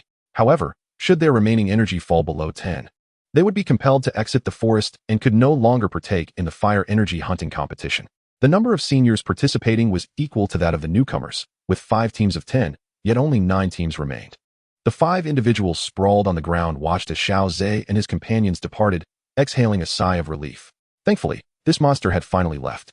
Upon reaching a secluded area, Xiao Zhe produced his black card. Well, we have a total of 120 fire energy. Let us divide it equally among us. Neither Xiao Xun'er nor Xiao Xun'er objected, but Han Yu hesitated before shaking her head. Xiao Zhe, if we divide it equally, am I not taking advantage of you? I have already informed you of the precious nature of this fire energy. Han Yu understood that the information she had provided could have easily been obtained by Xiao Zhe through questioning the seniors. Xiao Zhe glanced at Han Yu, nonchalantly responding, "Since you have joined my team, I must treat you all equally. Even if our time together is brief, we are teammates." Noticing that Han Yu was about to speak again, Xiao Xun'er gently grasped her hand and winked at her. "Senior Han Yu, let us adhere to the principle of the majority. All 3 of us have agreed to the equal division, and there is no need for you to feel distant." After contemplating, Han Yu ultimately nodded in agreement. She extracted a crystalline card from her spatial ring, along with a deep blue scroll. "Regardless, I have benefited greatly from you all. This is a treasure map I stumbled upon. Its value remains unknown, but I implore you to accept it." As Xiao Zhe gazed at the deep blue scroll, a sense of ancient mystery enveloped it. "In that case, I extend my gratitude to you, Senior Han Yu. The distribution of fire energy shall be settled thus." Xiao Zhe inscribed some fire energy onto each of their crystalline cards before stowing away the deep blue scroll. Relieved that Xiao Zhe had accepted the scroll, Han Yu exhaled. Despite being a treasure map, its uncertain value harbored too many unknowns. Ultimately, it was Han Yu who had gained the upper hand. Xiao Zhe's willingness to accept the treasure map likely provided her with some solace. Han Yu cast a grateful glance at Xiao Zhe's retreating figure. They then resumed their hunting journey, as senior teams were successively attacked. Soon, the topic of the new recruits hunting the seniors began to circulate throughout the forest. In a certain part of the woods, 3 elders sat cross-legged. "This little fellow has rested for an entire day, evidently to allow his prey to grow plump," chuckled Huqian, finding Xiao's actions inexplicably amusing. "This is the 6th team of seniors. With this little one's strength, even confronting the formidable Baisha team should pose no problem," Elder Lin remarked, somewhat astonished. "Is the training program of the outer courtyard genuinely that remarkable? It has enabled this young one to advance to the doling stage at such a tender age." Elder Yin inquired, his curiosity piqued as he had not previously focused on the training programs while in the inner courtyard. Huqian shook his head helplessly, responding with a hint of annoyance. "If the outer courtyard's training program were truly that effective, I would manage to secure 1 or 2 slots each year. Alas, it is merely this little one who is exceptional, and in reality, he has gained very little from the outer courtyard's program." Both Elder Yin and Elder Lin were taken aback by this assertion. Elder Lin, known for his frankness, elicited a roll of the eyes from Huqian, who jokingly retorted, "Oh please, you are aware of this little one's training program, which includes 2 opportunities at the library and an allotment of medicinal pills. On those 2 occasions, he acquired 2 volumes of Earth-tier techniques, one pertaining to water attributes for his personal use, and the other concerning poison attributes for that girl by his side." Upon hearing this, both Elder Lin and Elder Yin were left speechless. The young man's fortune was indeed remarkable. Obtaining 2 volumes of Earth-tier techniques with a single visit to the library. What was even more astonishing was that he seemed to regard these invaluable techniques as commonplace. So much so that he casually gifted one to the girl beside him. Furthermore, he utilized his allotment of medicinal pills to exchange for potions that would assist fire attribute cultivators in their training. Huqian added fuel to the fire, saying, Elder Lin was taken aback and instinctively murmured, "You didn't say he is of the water attribute. Could it be that he is giving them to another girl?" Seeing the shock on the faces of the 2 elders, Huqian proudly nodded. He managed to spend an entire year progressing from the Great Dome Master to the doling stage. The training program's contribution was merely 1 volume of Earth-tier technique, with the rest stemming from his own relentless efforts. Upon hearing this, Elder Yin expressed a hint of regret. If he had utilized all of it himself, he might have already reached the high tier of doling by now. Elder Lin nodded in agreement. This little fellow is practically using his own resources to propel those 2 girls forward. No wonder they can see no one but him, Elder Yin remarked, a touch of envy in his voice. If someone of the opposite sex were to invest such effort in me, I would surely be utterly devoted to her. Huqian, upon hearing this, shivered slightly and rubbed his arms. "Oh, don't say such things, old man. It's quite nauseating." Elder Yin rolled his eyes, disregarding Huqian, instead lost in his own reverie. The 3 elders bantered and jested, showcasing the depth of their camaraderie. Just as they were engaged in their discussion, Xiaoza and his companions unexpectedly encountered a new team of recruits. Chapter 71. A Toxic Beating. There is something happening ahead. As Xiao Zhe's voice resonated, the three women immediately became alert. There is no need for concern. It is merely a team of newcomers, Xiao Zhe clarified, prompting them to relax. They had encountered these fledgling teams recently, most of whom appeared despondent. The initial pride and vigor they harbored from successfully passing the inner academy selection had been extinguished by this minor fire energy hunting competition. However, within Xiao Zhe's soul perception, this particular group of newcomers seemed rather exceptional. Upon entering a clearing in the forest, 5 new students were miserably leaning against tree trunks, attempting to recover. Sensing the arrival of others, they hastily grasped their weapons, displaying a sense of paranoia. Upon recognizing a familiar face, one of the newcomers exclaimed, "Xiao Zhe, what has happened to you?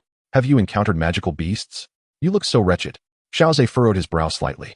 The fire energy hunting competition was fundamentally a trial among students, typically not involving such severe measures. Upon hearing Xiao Zhe's inquiry, the newcomer's face contorted with indignation. "Xiao Zhe, you must be cautious. That group of senior students ahead is laying an ambush for the newcomers." He appeared to be the one who had previously been penalized by the elder at the entrance, harboring resentment and deliberately targeting the newcomers at critical junctures. Not only do they strike with great ferocity, but they also insult us with their words. Another newcomer interjected, his eyes ablaze with anger. After listening, Xiao Zhe glanced at their grievous injuries. It seems that this senior is rather unsporting, treating us as if we are not from the same academy. In that case, I shall not hold back. Rest assured, I shall return the injuries he inflicted upon you with interest. Xiao Zhe leaned down, gently patting the agitated newcomer on the shoulder to soothe him. You all should recuperate here for the time being.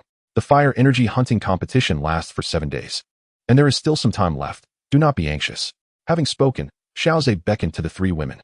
The 4 of them vanished into the forest amid the adoring and grateful gazes of the 5 newcomers. In another part of the woods, 5 senior students were gleefully counting the fire energy on their crystal cards. It seemed that their ambush had indeed been effective. The newcomers, already weak in strength, were no match for their surprise attack. Haha, this fire energy hunting competition has yielded substantial rewards. One of them laughed. However, Old May, you should perhaps temper your tongue. Your words are excessively vile, and I can hardly restrain myself from striking you, another commented. Those newcomers are not perpetually weak. Once they adapt to the inner academy, they may very well seek revenge. The young man, urged by his companions, shrugged nonchalantly, a boastful expression on his face. They are already 2 years behind me. The gap is not so easily bridged. Should they dare to trouble me again, I would not mind imparting another lesson, so they can understand the might of the seniors. Suddenly, the bushes rustled, and Old May turned his gaze toward the foliage, a glimmer of greed flashing in his eyes. Another prey approaches. Let 2 more teams come. It would help compensate for the 5 points of fire energy deducted by the elder. To be frank, the elder's deduction of your fire energy is truly well-deserved. A light and mocking voice floated through the forest. Lao Mei's eyes widened in surprise as he spotted a quartet emerging from the trees. A sinister smile creeping across his lips. So it is you lot who have caused me to lose 5 points of fire energy. At last, you have fallen into my grasp. With a dark expression, Lao Mei brandished his long whip. TSK, it's your own foul mouth that has brought this upon you. Xiao Zhe retorted, shaking his head in disdain. Few could evoke such revulsion in him. Not only were they lacking in strength, but their words were also reprehensible. Humph, little brat, soon you shall lie at my feet, savoring your own cries of despair, Lao Mei declared, his whip snapping through the air as the 4 senior students behind him stepped forward. This time, Xiao Zhe refrained from employing his toxic powers. Instead, he flickered forward, effortlessly bypassing the whip's defenses. Closing the distance to Lao Mei, he delivered a sharp slap across his cheek. The force of the blow caused several bloodied teeth to fly from Lao Mei's mouth. Before he could regain his composure, Xiao Zhe landed a kick to his abdomen, sending him crashing against a tree, blood gushing from his mouth. The exchange transpired in the blink of an eye. The 4 senior students watching in horror as Lao Mei met his dismal fate. When Xiao Zhe cast his gaze upon them, they trembled in unison. Junior brother, let us discuss this calmly. No need for violence. One of them stammered. Indeed, we are all students of the inner academy. Why resort to blows? Another pleaded. Is that so? I recall you behaving quite differently not long ago. Xiao Zhe replied with a light chuckle, his expression one of contempt for these opportunistic individuals. Hand over your fire energy cards if you wish to avoid a beating. Otherwise, I shall make an example of you, he stated coldly. The 4 exchanged hesitant glances, but Xiao Zhe offered them no choice. In an instant, he launched a kick at another senior, causing him to double over in pain and collapse to the ground. I have not afforded you any choices. You are to comply with my demands. Reluctantly, the remaining 3 senior students discarded their crystalline cards, scrambling towards Lao Mei. With his mouth swollen from the earlier blow, Lao Mei was rendered speechless. In his terrified gaze, the trio unleashed a flurry of punches and kicks upon him. Showing no mercy, the senior who had fallen to the ground, upon seeing Xiao Zhe's attention shift towards him, hastily tossed aside his own card and crawled over to Lao Mei, delivering a couple of kicks in a panic. He dared not hesitate. The earlier kick had left him questioning whether his insides were intact, as Lao Mei's cries of anguish echoed through the forest. Xiao Zhe methodically transferred the fire energy from the crystalline cards into his own. Don't forget to take that fellow's energy card as well after you're done, he called out to the chaotic battlefield. The other 4 senior students hurriedly echoed his command, fearing they might incur Xiao Zhe's wrath if they remained silent. It was only when Lao Mei's howl ceased that Xiao Zhe ordered them to halt their assault. As expected, he had already succumbed to unconsciousness. Upon receiving the bloodstained crystal card, Xiao Zhe hesitated not for a moment as he transferred the fiery energy onto his own card before returning it to them. Do not always think of bullying the newcomers. If you genuinely wish to intimidate them, I can certainly join in the game, for I too am a newcomer. Xiao Zhe spoke in a gentle tone. This prompted the 4 senior students to hastily shake their heads, exclaiming, "We dare not, we dare not." After Xiao Zhe and his companions departed, the previous group of newcomers appeared in the forest clearing. Upon witnessing Lao Mei in such a wretched state, far worse than their own, they could hardly believe that the pitiful figure sprawled on the ground was indeed Lao Mei. Had it not been for the revelation from the 4 senior students, the newcomers felt a surge of joy upon seeing the fear reflected in the eyes of the seniors. All thanks to Xiao Zhe. Observing their pitiful circumstances, the newcomers abandoned any thoughts of revenge and continued their journey towards the edge of the forest. Chapter 72. Renowned within the academy. On the heap of rubble outside the forest, numerous senior students gathered to watch the spectacle. These were the teams that had been eliminated by Xiao Zhe. Their glances exchanged conveyed a sense of mutual understanding and shared suffering. Sitting cross-legged on a stone platform, Bai Feng furrowed his brow slightly as he observed the 7th team emerge from the forest, further elevating his assessment of Xiao Zhe's capabilities. Yet for him, it made little difference. His own strength as a 3-star doling had already placed him at a fundamental disparity from the other senior teams. The more seniors Xiao Zhe defeated, the more illustrious his own reputation would become when he ultimately triumphed over him. Meanwhile, a commotion erupted from the senior team. Bai Feng instinctively turned his gaze in that direction, where 4 seniors were using a stretcher to carry a grotesquely disfigured figure emerging from the forest. Oh, is that not Lao Mei? Has he been trampled by a horde of magical beasts? How did he end up in such a state? Although the seniors found it difficult to recognize Lao Mei's features, his teammates could still discern his identity. They deduced that the unfortunate soul on the stretcher was indeed Lao Mei.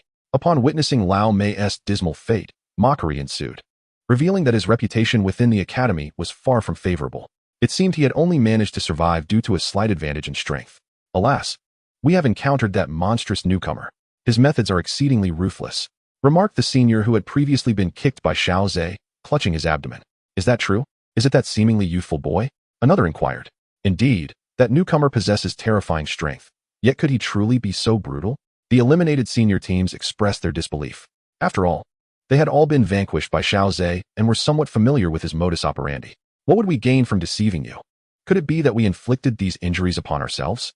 The senior teams remained skeptical, with one even rolling his eyes dismissively.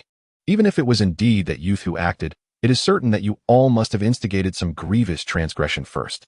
For your reputation and interpersonal relations within the inner court are far from commendable. Upon hearing these words, many senior students nodded in agreement. Lao Mei's companions had initially intended to incite the senior students and stir up animosity toward Xiao Zhe. However, they found themselves in a predicament, as their attempts backfired, resulting in their own group becoming the subject of ridicule. Consequently, they dared not utter another word, acutely aware of the overwhelming numbers against them. With heads hung low, they carried their stretcher to a secluded spot. They were entirely cognizant of Bai Feng's formidable prowess. Even that monstrous newcomer would surely be no match for Bai Feng. Since they could not provoke the senior students, they settled for watching Bai Feng teach that monstrous newcomer a lesson. Shortly thereafter, a team clad in sleek black attire emerged from the forest, prompting discussions among the senior students. Isn't that the Blackshaw team? Have they been defeated as well? Are you suggesting that one individual single-handedly conquered the fire energy capture competition? Quite possibly. I believe that even when facing Bai Feng, a 3-star combat spirit, that terrifying newcomer might just hold his own, or perhaps even triumph over Bai Feng. The senior students murmured among themselves. Meanwhile, A group of seniors who had caught wind of the commotion and rushed over to witness the spectacle were equally astonished by the Black Xia team's elimination. After all, the Black Xia and White Xia teams were regarded as the two most powerful factions in the fire energy capture competition. With the Black Xia team vanquished, could the White Xia team possibly defeat that formidable newcomer? News of the enigmatic newcomer had spread throughout the inner court over the past few days, shrouded in mystery. Hearing the seniors' discussions, Baifeng could not help but smirk inwardly, resolutely deciding to defeat this so-called formidable newcomer in the most decisive manner, shattering all doubts. Xiao glanced at the numbers on his fire energy card, a flicker of satisfaction passing through his mind. Close to 400 units of fire energy. This was the result after dividing among his peers. If he were to keep it all for himself, the sum would astonishingly exceed 1,500. Nonetheless, Xiao understood the immense costs of fire energy within the inner court. The more, the better. Once the Black Xia team was dealt with, it would be time to confront the White Xia team. He stepped out of the forest, the somewhat blinding sunlight causing him to squint slightly. Almost immediately, he felt countless gazes directed towards him. Accompanied by a cacophony of murmurs, Xiao turned his attention to the pile of rocks. There, some individuals were seated, while others stood, most gazes filled with awe. After all, none among them were not his vanquished foes. On the other side stood several unfamiliar faces, clad in various uniforms, likely representatives of the factions within the inner court. Had these factions arrived early to scout the newcomers for future recruitment? A fleeting thought crossed Xiao mind. Just as his thoughts swirled, Baifeng, perched upon the stone platform, drew forth a pale yellow spear. You are Xiao? Xiao calmly met his gaze and nodded slowly. As Xiao braced himself for a confrontation, believing silence would be his ally, Baifeng unexpectedly uttered, "That individual who usurped my cousin Bai Cheng's fortune?" Baifeng's words sent ripples through the crowd, drawing the attention of both seasoned students and onlookers alike, all intrigued by the mention of fortune and the brewing conflict. I took away Bai Cheng's fortune? What a ridiculous notion. We have no connection, Xiao mused, shaking his head in bewilderment. His gaze swept the area, searching for the focal point of this drama, Bai Cheng, as Baifeng rushed toward him with remarkable speed. Xiao couldn't help but press his forehead in exasperation. You would be better off remaining silent and simply engaging in combat. You're more cryptic than a riddle. Noticing the faint yellow aura of energy surrounding Baifeng, it became evident that he was an earth element practitioner, presenting an opportunity to test the advanced technique. Azure waves and raging tides.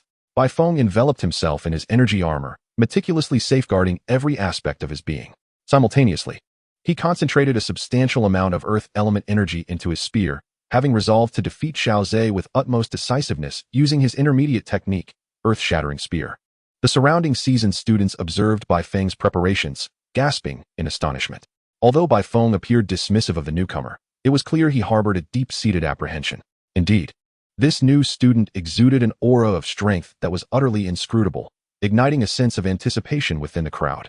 Chapter 73. The Might of Earth-Level Techniques? Little brat, this technique of mine, honed over a decade alongside my elemental energy, possesses extraordinary power. I advise you to surrender promptly, Baifeng remarked with a cold smirk. Unable to discern Xiao's hidden capabilities, Xiao chuckled softly, his slender fingers deftly forming seals. As he moved, the energies of the world surged wildly around him. Why has the water element become so turbulent all of a sudden? He pondered, noting the drastic shift from the calm demeanor he associated with water. The elemental energy seemed incited, spiraling into a frenzy. Following the disturbance, his gaze fell upon the source of this chaotic energy, Xiao. To his astonishment, ethereal strands of translucent blue energy began to manifest around him, creating an illusion of being submerged in the ocean. Some students with considerable background and insight gasped in revelation. To provoke the energies of the heavens and earth, this must be an earth-level technique. Upon hearing the term earth-level technique, the crowd collectively shuddered as they turned their attention to Xiao. Although earth-level techniques and their advanced counterparts were merely one tier apart, the chasm between them was monumental. Advanced techniques primarily relied on the practitioner's innate strength, while earth-level techniques harnessed the energies of the cosmos, yielding astonishing power. The contrast between personal strength and the energy of the universe was akin to comparing dust to the heavens. Although rare, those who are admitted into the inner sanctum of the Canaan Academy are undoubtedly prodigious individuals, each possessing formidable backgrounds. Some may effortlessly master a single technique of the Xian-level combat arts. However, the situation is markedly different with the earth-level techniques. Among the students, none have ever been witnessed executing an earth-level technique. Thus, the sight of this new student unleashing such a skill left them utterly astounded and horrified. At a higher vantage point, three elders exchanged glances, with two of them gazing in astonishment at Huqian. Did you truly not bestow upon him the complete Earth-level technique? One inquired. Of course not. How could I possibly make such an egregious error? Huqian replied promptly. Yet, he refrained from further debate with the elders. Instead, his eyes widened in amazement as he observed Xiao below. He murmured to himself, no wonder this young lad sensed the anomaly in the combat technique. He has already demonstrated the prowess of an Earth-level skill. The techniques personally allocated by the Academy head are undoubtedly flawless. After all, even the esteemed elders practicing the Azure Sea's tumultuous waves in the Inner Academy cannot unleash the might of an Earth-level technique using merely an advanced Xian-level skill. The innate talent of this young man is truly terrifying. Huqian was profoundly shaken by Xiao Zhe's extraordinary aptitude. As the energies of heaven and earth surged violently, Bai Feng's countenance shifted dramatically, and he felt an undeniable urge to retreat. His movements became less decisive, and even his spear technique appeared somewhat sluggish. Suddenly, a roar reminiscent of a raging ocean filled everyone's ears, followed by the emergence of a colossal wave that surged toward Bai Feng. Witnessing this formidable force, Bai Feng found it increasingly difficult to maintain his grip on the spear, his form appearing diminutive in comparison to the approaching tidal wave. Alas, this young one has wielded his power with little restraint. The force of an Earth-level technique, even in its residual impact, is beyond the capacity of these novice combat masters to withstand, Huqian remarked, signaling the two elders to act swiftly. He then unfurled a pair of resplendent wings of combat energy and dove toward the ground. The two elders conjured a barrier of energy to shield the onlooking students, while Huqian swiftly reached Bai Feng's side, grasping the back of his collar and soaring upward just in time to evade the devastating attack. The crashing tidal wave collided with the jagged rocks, which, in the face of such overwhelming force, appeared fragile and were effortlessly shattered. As the wave descended fully, countless students felt the ground tremble beneath their feet, as if a dragon stirred from its slumber. A torrent of water, laden with mud and debris, surged toward the forest below, uprooting trees in its wake. Observing this scene, reminiscent of a natural disaster, the students swallowed hard, casting grateful glances at the two elders who shielded them, while also gazing in awe at Xiao Zhe. Is this the true might of an Earth-level technique? Is this the power derived from the energies of heaven and earth? The long spear in Bai Feng's hand slipped from his grasp, crashing onto the pile of rubble below with a crisp sound. His face was awash with shock as he gazed at Xiao Zhe, realizing that had he not evaded the strike, he might have been reduced to mere fragments at this moment. Huqian descended slowly, feigning anger as he remarked, "You little rascal, you must learn to temper your strength. What if someone else were to be injured?" Xiao Zhe clasped his hands in apology, saying, "I acknowledge my mistake." "Very well, let this be a lesson," Huqian conceded, recognizing that in battle, unforeseen circumstances are inevitable. He gently set Bai Feng down, treating Xiao Zhe's actions with leniency. "Bai Feng, do you have any objections?" Huqian inquired, belatedly aware of the situation. Bai Feng's face turned pale as he hastily shook his head. He dared not voice any dissent. Had it not been for the vice principal's intervention today, he would have long met his demise at Xiao Zhe's hands. Internally, he cursed Bai Cheng vehemently, questioning why he would provoke such a formidable adversary. "Hold on, Senior Bai Feng. You have yet to enlighten me about the nature of this opportunity," Xiao Zhe interjected with a smile, prompting Bai Feng to recount the details. "My cousin Bai Cheng claims that you seized his opportunity, a 7th-grade elixir, the indestructible pill." Xiao Zhe was taken aback, pondering when the indestructible pill had become Bai Cheng's fortune. The surrounding students gasped in astonishment. A 7th-grade elixir? Who could have anticipated that attending the fire energy capture competition today would yield such remarkable revelations? They had just witnessed the terrifying prowess of Earth-ranked combat skills and now heard of an opportunity involving a 7th-grade elixir. Xiao Zhe glanced at the vice principal and, seeing a slight nod of approval, began to elucidate. After all, the matters concerning the library pavilion were confidential to the Academy. It was utterly ludicrous. Bai Cheng must have lost his senses.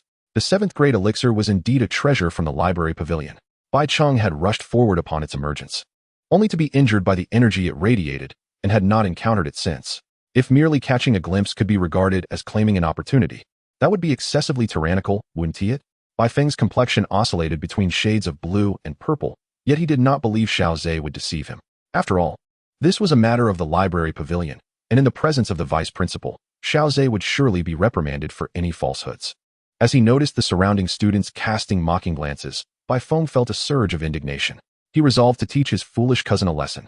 At that moment, two elders approached Xiao Zhe, chuckling as they remarked, "The younger generation is indeed formidable." Chapter 74, Do Not Rush. Retain the fire energy. So this is the method of seizing opportunities? How comical. A mere glance transforms it into Bai Cheng's fortune? His arrogance knows no bounds. They laughed heartily, realizing that although the inner academy often jested about the madness of others, they had not anticipated the arrival of a true lunatic. Yet, as Xiao Zhe stated, the treasures within the library pavilion were indeed tantalizing, with even 7th-grade elixirs in the mix. Indeed, had I known earlier, I would have exerted every effort to secure a top 5 position. The students around engaged in lively discussions, finding amusement in Bai Cheng's behavior. Simultaneously, one cannot help but be astounded by the profound heritage of Canaan Academy. The library astonishingly houses even 7th-grade elixirs. Some former students, upon hearing this, were filled with regret. It seems they were once very close to securing a place among the top 5, but missed this extraordinary opportunity. Countless students turned their gazes toward Xiao Zhe. This seemingly youthful freshman possesses both Earth-level combat techniques and 7th-grade elixirs. Furthermore, having just entered the inner academy, he already wields such terrifying power, effortlessly defeating Bai Feng, a 3-star combat spirit. If given a year, he is bound to become a prominent figure among the elite. They could already envision the tremendous upheaval Xiao Zhe would create upon entering the inner academy. A single phrase surfaced in everyone's minds. Truly, as the elder remarked, the youth are formidable. Elder Lin, chuckling, remarked, even the Bai Sha team has fallen to your hands, young lad. You have set a new record for the inner academy, becoming the first to single-handedly break through the entire fire energy capture competition. Thus, this year's fire energy capture competition came to a close. At that moment, Xiao Zhe suddenly clasped his hands and said, "Please wait a moment. Elder." Youngster, is there something else on your mind?" Elder Lin responded kindly. "I would like to request that Senior Bai Feng and his team hand over their fire energy cards." Elder Lin was taken aback, glancing at the elder beside him and Hu Qian, unable to suppress a chuckle. Bai Feng, pale and visibly reluctant, along with the other 4 team members, wore expressions of discontent. However, even if their faces were bruised, they dared not utter that they had not lost. After all, the power of that Earth-level combat technique was deeply etched in their minds. Losing means you must acknowledge it. What? Are you only permitted to seize the fire energy cards from the freshmen while they cannot take yours? Elder Lin snorted coldly, clearly displeased with Bai Feng's hesitation. Upon hearing the elder's cold snort, Bai Feng trembled slightly, his fingers trembling as he produced a blue crystal card. The number on it elicited a wave of fervor among the onlooking students, an astonishing 136. With a pained expression, Bai Feng reluctantly handed over the fire energy card, which he had fought hard to acquire in the arena. Xiao Zhe cheerfully accepted the fire energy card and vigorously rubbed it against his black card. Instantly, the number on the blue fire energy card transformed into 7. As Bai Feng received the blue fire energy card, his heart bled. Had he known that the fire energy capture competition would encounter such a monster, he would never have hoarded so much fire energy, but would have exchanged it for other elixirs or combat techniques long ago. Now, months of accumulation were entirely wiped out. This was beyond mere heartache. It felt as though his heart was bleeding. Xiao Zhe then took the fire energy cards from the other 4, methodically wiping away their fire energy. Observing the sudden addition of over 400 fire energy, Xiao Zhe's heart soared with joy. Even if divided among the 4 team members, each would still receive over 100 fire energy. Coupled with their earlier accumulation, the 4 of them would likely be free from worries about fire energy for the coming months. You have successfully obtained the fire energy, my little friend. Are you satisfied now? Elder Lin remarked with a smile, to which Xiao Zhe responded with a respectful gesture of gratitude. After all, even if Elder Lin chose to disregard him and abruptly declared the end of the fire energy hunting competition, Xiao Zhe would have been powerless to object. Very well. Let your teammates come forth and claim their rewards as well. Upon the appearance of Xiao Xun'er and the enchanting healer Han Yu, a sensation rippled through the crowd. The gaze of numerous students converged upon them, and soon after, upon Xiao Zhe. Observing Xiao Zhe's figure, one could not help but feel envious. Possessing Earth-grade combat skills, 7th-tier elixirs, and accompanied by 3 extraordinary beauties, what a sight to behold. The quartet of Xiao Zhe's team each received a green fire energy card. Elder Lin kindly elucidated the significance of these cards. The fire energy cards are categorized into 5 levels: black, blue, green, red, and purple, each representing the number of tiers one can access in the Celestial Flame Refinement Tower. The black card grants access to the 1st and 2nd tiers, the blue card to the 3rd and 4th, and so forth. Transitioning from a black card to a blue card requires 100 units of fire energy, while ascending from blue to green necessitates 200 units, and so on, effectively saving you 300 units of fire energy. Within the crowd, envy and jealousy flickered in the eyes of the onlookers, as the vast majority had not managed to acquire a green fire energy card. Yet here stood four newcomers to the inner academy, possessing what they themselves could not attain. How could this not incite feelings of envy and even resentment? Additionally, each member received 100 days' worth of fire energy, and Xiao Zhe was granted an extra 100 days. Elder Lin slowly articulated words that drew gasps of astonishment from all present. Each of you is awarded 100 days of fire energy. Thus, Xiao Zhe directly received 200 days' worth, when accounting for the fire energy previously seized from the senior students. The worth of these four newly admitted students had already soared to an unattainable height in comparison to their peers. With a wave of his hand, Elder Lin summoned four green fire energy cards to hover before Xiao Zhe and his companions. The card before Xiao Zhe displayed 200 fire energy units. Now, transfer the fire energy from your black cards to the green cards, and then return the black cards to me. Xiao Zhe and the others promptly complied. Once the rewards were dispensed, Elder Lin addressed the assembly. The current fire energy hunting competition concludes here. The ultimate victors are Xiao Zhe's team. Come with me, little ones. I shall ensure your accommodations and explain the regulations of the inner academy. Elder Lin instructed the quartet, while Elder Yin remained to await the arrival of other new students. As Xiao Zhe and his companions received Elder Lin's guidance, a monumental wave swept through the inner academy, with the tales shared by the observing senior students. The name of Xiao Zhe resonated throughout the inner sanctum. Earth-grade combat skills, 7th tier elixirs, one individual dominating the fire energy hunting competition. Each topic had the potential to ignite fervor within the academy, all converging upon a single individual. Thus, the name Xiao Zhe became a resounding echo among both new and returning students. Apart from those in seclusion, not a soul within the inner academy was unaware of Xiao Zhe's name. Even students ranked among the elite began to take an interest in him, while others eagerly anticipated the prospect of battling with Xiao Zhe. After all, how could such a formidable being lack interest in the rankings? With the discussions surrounding Xiao Zhe igniting fervor within the inner courtyard, those associated with him, such as the Bai brothers, Bai Feng and Bai Cheng, found themselves in the limelight as well. However, while the discourse regarding Xiao Zhe was largely filled with admiration, the remarks directed at the brothers were tinged with ridicule and satire. Chapter 75, Forming a Faction? Future Aspirations. Creak. A wooden door was gently pushed open, and Elder Lin introduced the four individuals. This loft shall serve as your residence within the inner courtyard, equipped with private chambers, a training room, and all other necessary amenities. The competition here is far more intense than that of the outer courtyard. Being weak and isolated will be detrimental to you. Since you four have already formed a bond through the fire energy hunting competition, it would be prudent to meld together and establish a small group. Elder Lin elaborated on the rules of the inner courtyard and offered his earnest advice. Thank you, Elder Lin, for your guidance and enlightenment. Xiao Zhe responded with a respectful gesture. Haha, with your training speed, young one, it won't be long, perhaps a year or two, before you ascend to the rank of elder. At that point, we shall be equals, Elder Lin chuckled, expressing his strong belief in Xiao Zhe's potential. Even before Xiao Zhe had truly become an elder, Elder Lin already regarded him as a peer. With no outsiders present, he spoke candidly. Xiao Xun'er and the little medical sage remained composed, possessing unwavering confidence in Xiao Zhe. In contrast, Han Yu regarded Xiao Zhe with a hint of astonishment, having grown closer to him only after the inner courtyard selection competition. She was not entirely familiar with him. However, with Elder Lin's endorsement, she gained a clearer understanding of Xiao Zhe's promising future, recognizing him as a being of at least elder caliber.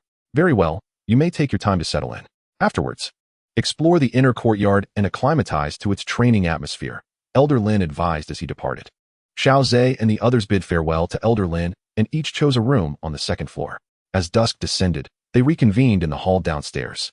With the insights gained from Elder Lin and senior sister Han Yu, their understanding of the inner courtyard now rivaled that of seasoned students. It was time to make a decision. Xiao Xun'er smiled and proposed, should we consider establishing a faction? The little medical sage pursed her lips, her brow furrowed.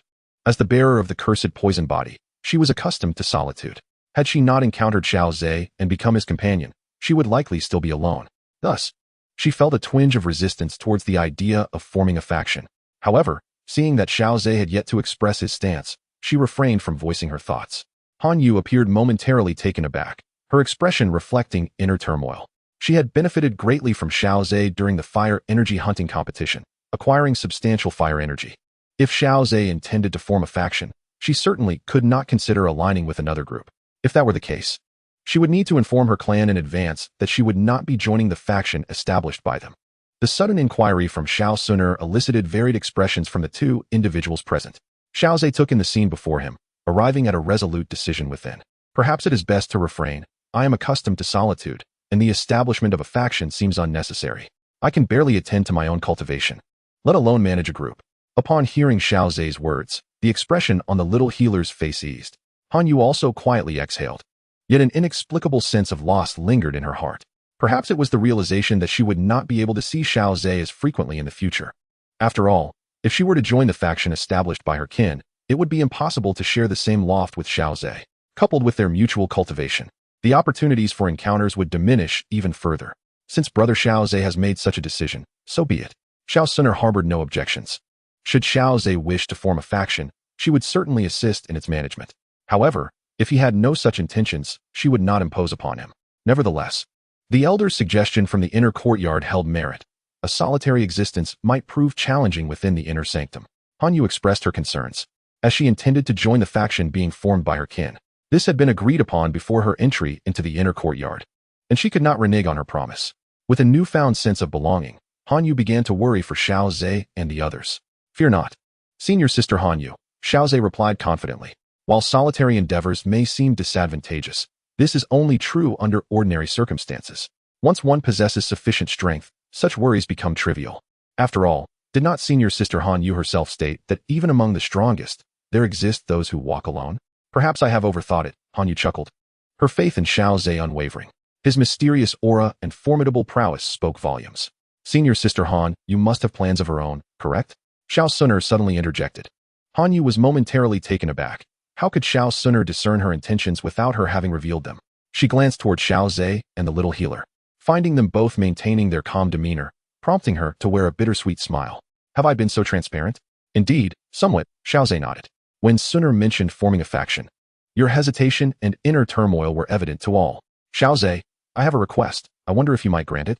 Han Yu, realizing that the three had already perceived her feelings, hesitated before speaking. Please, senior sister Han Yu, go ahead. The faction I wish to join is being established by my kin, and I have previously pledged my allegiance, making it difficult to withdraw. However, could I continue residing in this loft? Of course. This loft does not belong solely to me, Xiao Zhe. Stay for as long as you wish, senior sister Han Yu. He replied with a smile, bringing relief to Han Yu and allowing her to express a contented smile. In the evening, the four of them gathered in the dining hall established within the inner courtyard, indulging in a hearty meal to celebrate the victory in the fire energy hunting competition. On their way back, Xiao Zhe gazed at the numbers on the blue fire energy card, unable to suppress a sense of wonder. Within this inner courtyard, the necessity for fire energy is indeed omnipresent. Previously, they indulged in a hearty feast, consuming several days' worth of fire energy. The inner courtyard does not lack methods to acquire fire energy. For instance, with your formidable strength, Xiao Zhe, you might consider trying your hand in the arena, suggested Han Yu upon hearing Xiao Zhe's musings. Let us not rush. Tomorrow, we shall first visit the Heavenly Flame Refining Tower. That is the very foundation upon which the inner courtyard cultivates such a multitude of powerful individuals, and I am indeed quite curious, Xiao Zhe remarked with underlying intent. He brimmed with anticipation regarding the potential gains he might achieve within the Heavenly Flame Refining Tower. Upon returning to their modest loft, Xiao Zhe ascended to the rooftop. Reclining upon the structure, he gazed at the inner courtyard enveloped in the night's embrace. Apart from a few areas still radiating warmth, the rest fell into a tranquil silence. Nestled within a basin, the inner courtyard was surrounded by towering edges of the landscape. As Xiao Zhe observed the scene before him, he realized that the next 1 to 2 years would be spent here. His aspirations within the inner courtyard were few. Primarily, he aimed to cultivate his strength to the Do Huang realm. Secondly, he sought to determine whether he could obtain the earth core tempering liquid. Achieving the Do Huang realm was fundamental to resolving the Xiao family's peril, thus it must be attained. Subsequent goals would also necessitate that Xiao Zhe possess sufficient strength to act freely. Otherwise, even the Queen Medusa would be a formidable challenge. Chapter 76. Intimate Encounters. Am I arriving at an inopportune moment? Many of the endeavors he wished to pursue required robust strength as support. Whether it was severing the Soul Palace's covetous gaze upon the Xiao family or delving deeper into the development of the feedback system, substantial capital was essential. His set objective over the next 1 to 2 years was to reach the Do Huang level. Xiao Zhe contemplated the void within him. A golden sapling was thriving, now exceeding 3 meters in height, drawing near to 4. At that moment, a faint sound reached his ears, and upon turning, he found a graceful figure lying beside him. In the dim night, the girl's pupils emitted a subtle golden gleam. Xiao Zhe Gij, Why have you come to the rooftop alone? She inquired, her voice tinged with innocence. I was pondering the future and setting a goal for myself, Xiao replied, gently running his fingers through the girl's soft hair. And what is your future goal? Xiao Gij. Xiao Xun'er playfully prodded, her curiosity piqued. Upon hearing this, Xiao Xun'er tilted her head slightly, her delicate brows furrowing. If memory serves, the inner courtyard operates on a 5-year system. Achieving the Do Huang level within 5 years seems utterly unattainable for the average person, perhaps even a lifelong endeavor. Yet for you, Xiao Gij, it does not appear particularly daunting, does it? Haha, you little rascal certainly possesses unwavering confidence in me, Xiao chuckled. However, I do not wish to linger in the inner courtyard for a full 5 years. Within 3 years at most, I shall undoubtedly reach the Do Huang realm. After all, if I truly wish to walk hand in hand with you into old age, lacking sufficient strength would render my aspirations merely fanciful, would it not? Upon hearing these words, Xun'er's gaze gradually softened like water.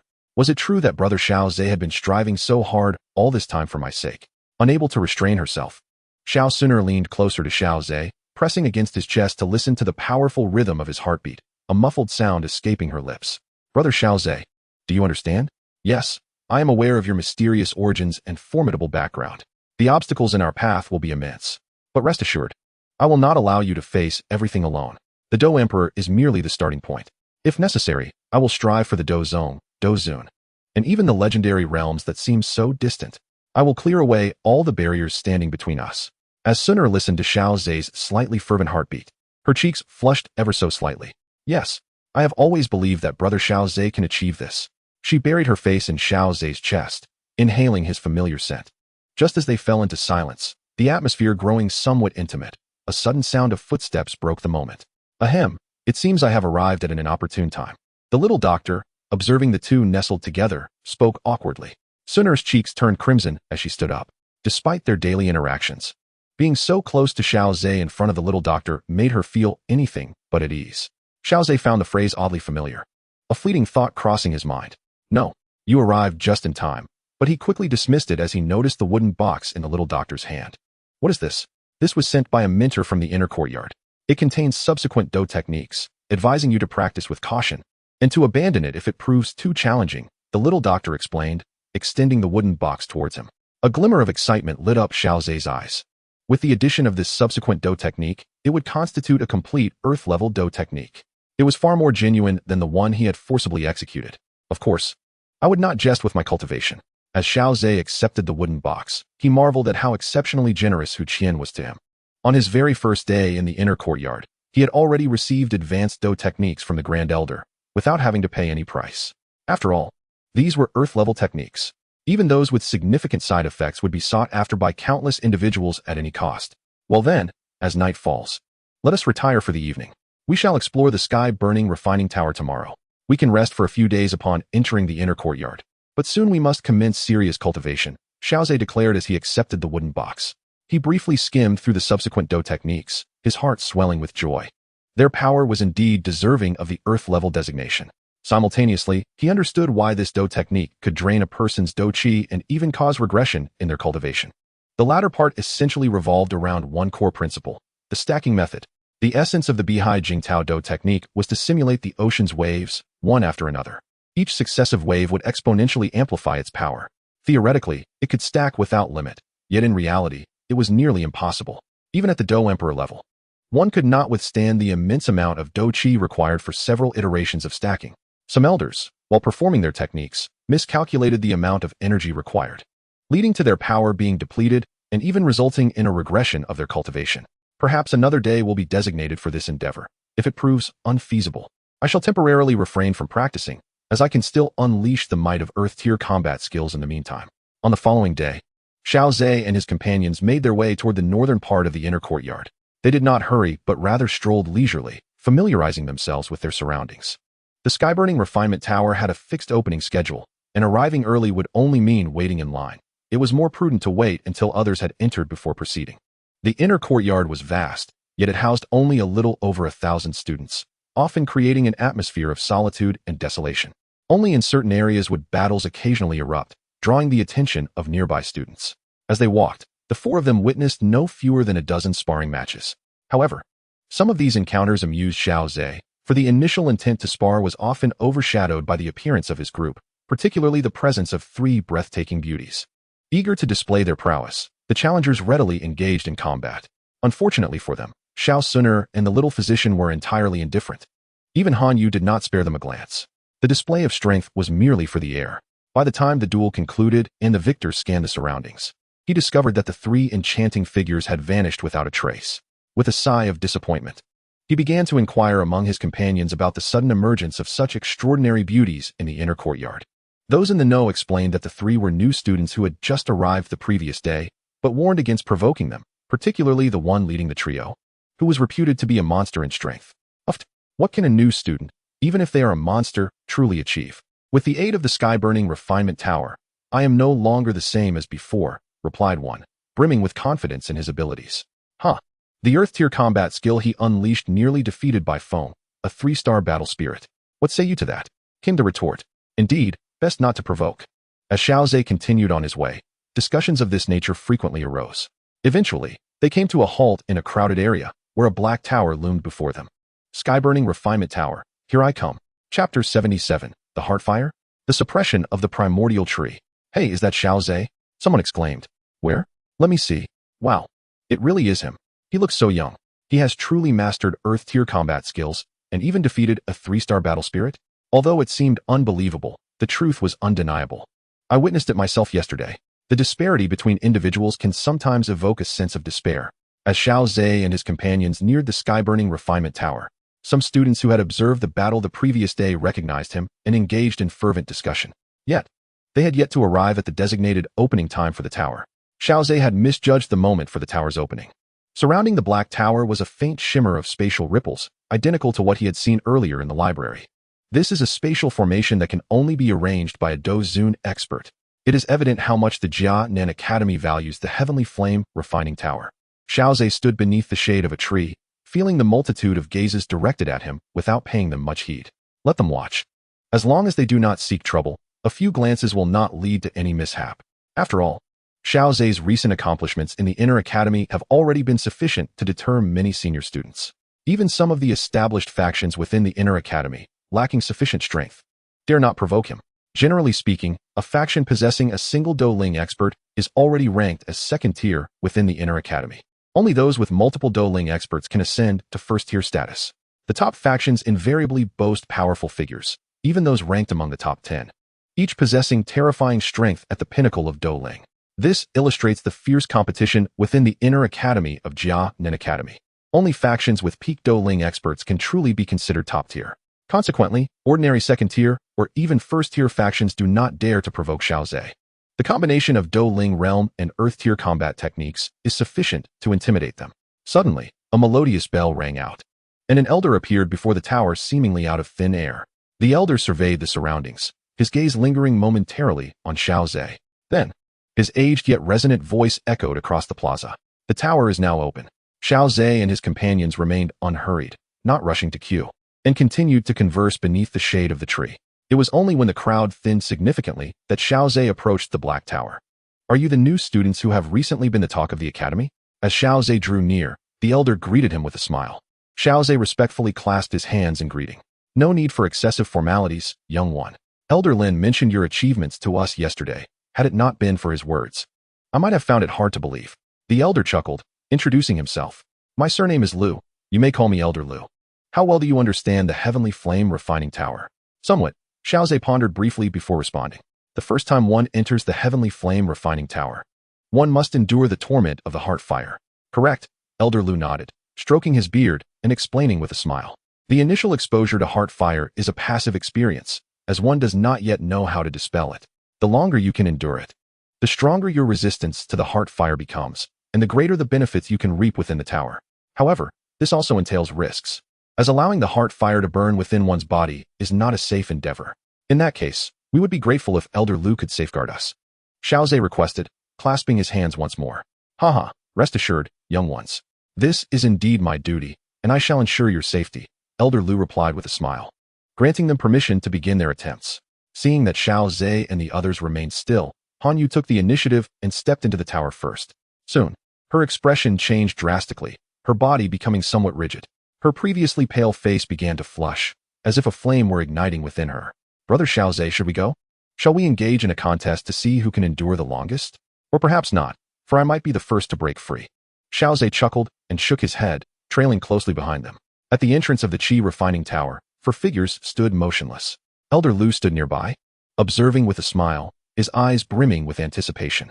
His gaze was predominantly focused on Xiaoze. What kind of miracle could this little fellow, who bore the hopes of the outer court, create within the inner court? Surrounding them were several senior students, eager to witness the feats of this new student, renowned for his extraordinary talents.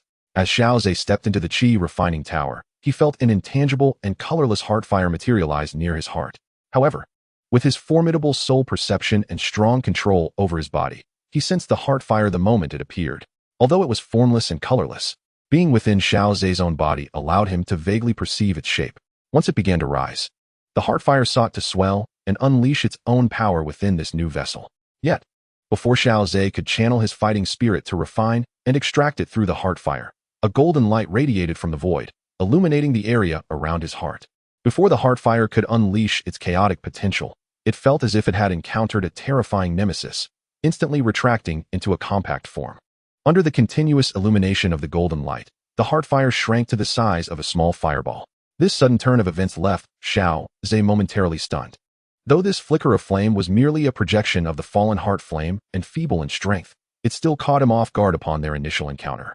To his astonishment, it had been directly subdued by the tree of origin. After all, weakness and strength are always relative. This flicker of flame, when compared to the true fallen heart flame, was pitifully weak. Yet, to the new students who had just entered the inner court and were still at the Dome Master and Great Dome Master levels, it posed a terrifying threat capable of causing permanent harm. The ease with which it was subdued left Xiaoze somewhat astonished. Consequently, he abandoned the idea of intervening personally, eager to observe how the tree of origin would handle this fireball. Soon, drawn by the golden light, the fireball was swallowed into the void. Once inside this space, the fireball lost all capacity for resistance. 2 golden roots pierced through the void, directly entering either side of the fireball. The fighting spirit from the tree of origin surged through one of the roots, flooding into the fireball. The fireball, initially the size of a fingertip, instantly expanded to that of a soccer ball. Fortunately, this void space was independent of his body. Otherwise, the sudden enlargement of the heart fire could have inflicted harm upon him. As the heart fire transformed into a soccer ball-sized fireball, its once formless and colorless flames were rendered a deep blue, with flashes of brilliance. The heart fire diligently refined the fighting spirit infused into it. It frantically compressed its form, acutely aware of the formidable adversary it faced, and dared not expand its size. Chapter 78. The attention of Lu Qing as the heart fire was freshly tempered into essence, returning to the size of a thumb. It was once again infused with an overwhelming force of Do Qi, expanding to the size of a ball. Xiaoze, observing this spectacle, could not suppress a chuckle. It was usually the heart fire that scorched others, when had it ever been subjected to such humiliation. It could only passively endure the infusion of Do Qi from the roots of the origin tree, striving to accommodate this vast energy while silently refining itself. The 2 roots of the tree had distinct roles. One infused mighty Do Qi, while the other absorbed the refined essence thereafter. After the heart fire expanded and contracted for the 3rd time, the energy contained within it was utterly consumed, vanishing into thin air. The 2 golden roots, still yearning for more, waved in the void, reluctant to return to their original state until they confirmed the disappearance of the heart fire. At that moment, as Xiaoze observed the ethereal space, the surrounding students instinctively parted to form a pathway, their gazes drawn to an imposing figure. "Lu Qing, did you not immerse yourself in the arena?" Elder Lu remarked upon noticing Lu Qing's arrival. He was indeed a student who had garnered significant attention the previous year. "Elder Lu, I was fortunate to achieve 10 consecutive victories in the arena and felt compelled to seek enlightenment through seclusion in the refinement tower," Lu Qing replied graciously. The burgeoning aura of dominance about him captivated the attention of those around him. Another breakthrough? If memory serves, Lu Qing was already a 3-star Doling, was he not? It was truly astonishing, his rapid cultivation progress in just 1 year. Lu Qing paid no heed to the murmurs of the surrounding students, instead focusing his gaze on Xiaoze and his companions. "So, these are the new students basking in the limelight of the inner courtyard over the past few days?" "Indeed," came the reply. Among the 4, only Han Yu appeared relatively normal, her body stiff, face flushed, a familiar sight of pain akin to the others enduring the heart fire's torment. Yet, the other 3 exhibited peculiarities. The girl clad in white exhibited a complexion shifting from green to purple, though Elder Lu discerned that this was not merely a result of the heart fire, but rather indicative of severe poisoning. Conversely, the girl in a pale blue dress radiated a faint glimmer. However, the most inscrutable of all was Xiao Zhe. He bore no signs of distress, as if the heart fire had never ignited within him. Had it not been for Xiao Zhe's steady aura, Elder Lu might have suspected an unforeseen anomaly beyond his control. At this juncture, Lu Qing also observed the peculiar state of the four. He regarded Xiao Zhe's calm demeanor with a hint of astonishment. Having once endured the heart fire's trials himself, he understood how exceedingly difficult it was to maintain composure in the face of such an inferno. Even the girl in pale blue exhibited a more typical response than Xiao Zhe. Just as Lu Qing was about to inquire, he noticed Elder Lu's expression of uncertainty. It was evident that even the elder had not encountered such a scenario before. Meanwhile, some astute students in the vicinity had begun to whisper among themselves, recognizing Xiao Zhe's unusual condition. As Xiao Zhe observed the complete consumption of the heart fire, he promptly assessed his gains. The essence of the energy within the origin tree had been somewhat refined. Simultaneously, the origin tree had grown slightly taller. After all, the heart fire was merely a feeble flicker, containing only a limited amount of energy. For someone like Xiao Zhe, who had already attained the spirit realm, its benefits were minimal. The absence of residual violent energy indicated that he could engage in prolonged cultivation within the Qi refinement tower without fearing adverse effects. By directly channeling the heart fire into the void space, he eliminated the risk of inadvertently injuring his internal organs. Moreover, with the roots of the origin tree immersed in the heart fire, the efficiency of refining his fighting spirit increased significantly. Xiao Zhe swiftly synthesized his findings and concluded that training within the Qi refinement tower was indeed advantageous. He then withdrew his consciousness from the void space and slowly opened his eyes. Glancing around, he confirmed that he was the first to escape the searing effects of the heart fire. "You little fellow, you are always so exceptional," Elder Lu remarked upon seeing Xiao Zhe awake, a smile gracing his lips. "You have experienced the benefits of the heart fire, have you not?" Elder Lu was aware that Xiao Zhe's rapid escape was indicative of his understanding of how to utilize the heart fire. Truly, the inner courtyard was a remarkable place. The benefits of training within the Qi refinement tower were evident, and students had begun to savor its advantages. While conversing with Elder Lu, Xiao Zhe kept an eye on the situation of Xiao Xun'er and the others. He quickly recognized Lu Qing, whose burgeoning aura was unmistakable. In the inner courtyard, it was likely that only he possessed such a presence. After a moment, Xiao Xun'er's body shuddered slightly as she opened her eyes, a fleeting golden glow shimmering within her gaze. Upon meeting Xiao Zhe's cheerful expression, she remarked, "Indeed, this heart fire's trial is no challenge for my brother Xiao Zhe." Xiao Xun'er approached, her charming smile captivating the attention of the onlooking students. Even Lu Qing, who stood behind Elder Lu, found his gaze lingering on her for a moment. Alas, in Xiao Xun'er's eyes, there was only room for Xiao Zhe. She naturally drew closer to him, standing at his side. "When do you think the little healer will finish?" she inquired. "The little healer? She should conclude within 5 minutes." Xiao Zhe replied, observing her assessment of the healer's condition with certainty. Elder Lu, overhearing Xiao Xun'er's words, couldn't he help but admire her keen insight. As anticipated, within 5 minutes, the little healer's body trembled gently before she exhaled a thin mist. Upon seeing Xiao Zhe and Xiao Xun'er together, she wore a bittersweet smile. "You two are rather quick, aren't you?" Xiao Zhe shrugged, mimicking Xiao Xun'er's earlier mannerisms, prompting the little healer to roll her eyes in exasperation. She too naturally moved closer, positioning herself on Xiao Zhe's other side. In an instant, Xiao Zhe sensed a shift in the nearby gazes, their scrutiny turning hostile, as if he were pricked by unseen needles. Nevertheless, he chose to disregard the unfriendly stares surrounding him. After all, both Su Er and Xiao Yixian possess exceptionally striking appearances. It is only natural for Xiao Zhe to receive such treatment, especially when they drew near after awakening. After nearly 10 minutes of waiting, Han Yu finally emerged from the torment of the heart fire with the assistance of Elder Lu. 17 minutes of endurance. "You little girl have adapted quite well to the sky-burning Qi Tower," Elder Lu remarked with a smile. However, he refrained from comparing Han Yu to Xiao Zhe and the others, as it was evident that there was something amiss with the three of them. "Come, I shall introduce you to the conditions within the sky-burning Qi Tower," Elder Lu said, noticing that all four had awakened. The surrounding students dispersed in a flurry. Lu Qing cast a deep glance at Xiao Zhe before descending to the next level. Chapter 79. Dozens of times the cultivation efficiency. Taking pills. Within the same level of the tower, there exist various grades of cultivation rooms. Generally, higher-grade cultivation rooms yield results several times better than those of lower grades.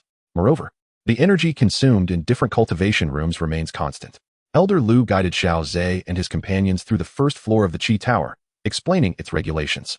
Upon hearing this, Han Yu could not help but exclaim, "Wouldn't this lead to the strong becoming stronger and the weak becoming weaker?" Haha. Indeed, however, it is often in adversity that individuals unleash remarkable drive and potential. Each year, the Inner Academy witnesses some dark horses rising against the odds, growing stronger through challenges. Furthermore, this aligns with the Academy's cultivation philosophy. It is not about nurturing docile students, but rather about cultivating warriors who dare to fight. Elder Lu elaborated, prompting Han Yu to nod in agreement. Indeed, under the pressure of adversity, one either succumbs to mediocrity or strives upward to become a true powerhouse. Though you little ones are newcomers, your potential is commendable. Begin your training on the first floor to acclimate, should you wish to proceed to the second floor. That decision lies with you. Elder Lu led them to the center of the first floor, where a dark void awaited. Xiao Zhe glanced into the void but noticed nothing unusual, having no affinity for the extraordinary fire of the heavens and earth. This area primarily consists of high-level cultivation rooms. Given your abilities, securing a suitable room should be effortless, Elder Lu assured them. As an elder, he encouraged competition among students. Thank you, Elder Lu, for clarifying our doubts. Xiao Zhe expressed with a respectful gesture, choosing a small cultivation room sufficient for 4 individuals. Let us select this one. Xiao Zhe placed the Qinghua energy card at the entrance to notify those within. Before long, the door to the cultivation room swung open abruptly, revealing a rather displeased individual. Being interrupted during cultivation was understandably disheartening. However, upon seeing Elder Lu, the person's expression quickly transformed into a smile. Elder Lu, what brings you here? It is not I, but they who seek you. Elder Lu gestured, allowing the individual to finally notice Xiao Zhe. You are Xiao Zhe, the monster newcomer? The expressions of the students behind him swiftly shifted. Indeed, Xiao Zhe's remarkable achievements within the Inner Academy are well known to all. A few senior students exchanged glances, and one of them resolutely declared, "Though you are strong, it is utterly impossible for us to relinquish this advanced training room without a fight. Let us engage." "Very well," Xiao Zhe replied calmly. After a moment, he respectfully addressed Elder Lu, saying, "I appreciate your assistance, Elder Lu." "Haha, no problem at all. Please, go ahead and experience the delights of the advanced training room." Elder Lu responded with a smile. With that, Xiao Zhe closed the door behind him, while 4 battered students leaned against the wall, nursing their bruises. Regretting their decision to provoke him, they lamented, "Why did we stir up trouble? We tried to save face, but now our faces are genuinely swollen." Onlookers witnessed this scene and felt a twinge of fear upon seeing the 4's battered appearances. Elder Lu chuckled softly, shaking his head as he walked away. Inside the training room, Xiao Zhe and his companions eagerly commenced their cultivation. The heart fire within the advanced training room was far more potent than that at the entrance. Yet, it remained under the suppression of the primordial tree within Xiao Zhe's body. He soon observed a fascinating phenomenon. While ordinary cultivators had to continuously channel their fighting energy through the heart fire until it was fully consumed before a new flame could emerge, Xiao Zhe's experience was markedly different. Once the heart fire was drawn into the void, a new flame would swiftly ignite within him. Even with the enhanced refining efficiency of the primordial tree, it could not immediately deplete a heart fire. This resulted in a continual influx of heart fire being drawn into the void. Roots of the primordial tree eagerly penetrated the heart fire, refining the fighting energy. As Xiao Zhe gazed into the void, he noticed dozens of heart fires being simultaneously intertwined. The influx and consumption of heart fire ultimately reached a harmonious equilibrium. Once one heart fire was consumed, another would immediately replenish it. With the aid of the heart fire, Xiao Zhe effortlessly broke through to the 4-star doling stage. What began as a basic training room now yielded the efficiency of a 3 or even 4-star training room. After achieving this breakthrough, Xiao Zhe did not pause in his efforts. Thanks to the suppression of the primordial tree, he remained unaffected by any side effects of fire poison. The first to withdraw from their prolonged cultivation was unexpectedly Han Yu. Slowly opening her eyes and exhaling a breath of fiery energy, she observed the 3 remaining. Steadfast as mountains. Unable to suppress a sigh, she muttered to herself, "Truly, they are 3 extraordinary beings." When a melodious bell chimed, the 3 finally opened their eyes, a glimmer of surprise shining within them.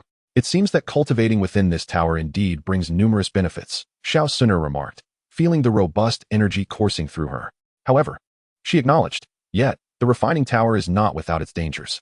Han Yu cast a nervous glance at the trio, explaining, "Extended cultivation can lead to the accumulation of violent energy within the body, resulting in fire poison that induces extreme agitation." Xiao Zhe maintained a calm demeanor. reassuring them that there was no need for concern regarding Xun'er.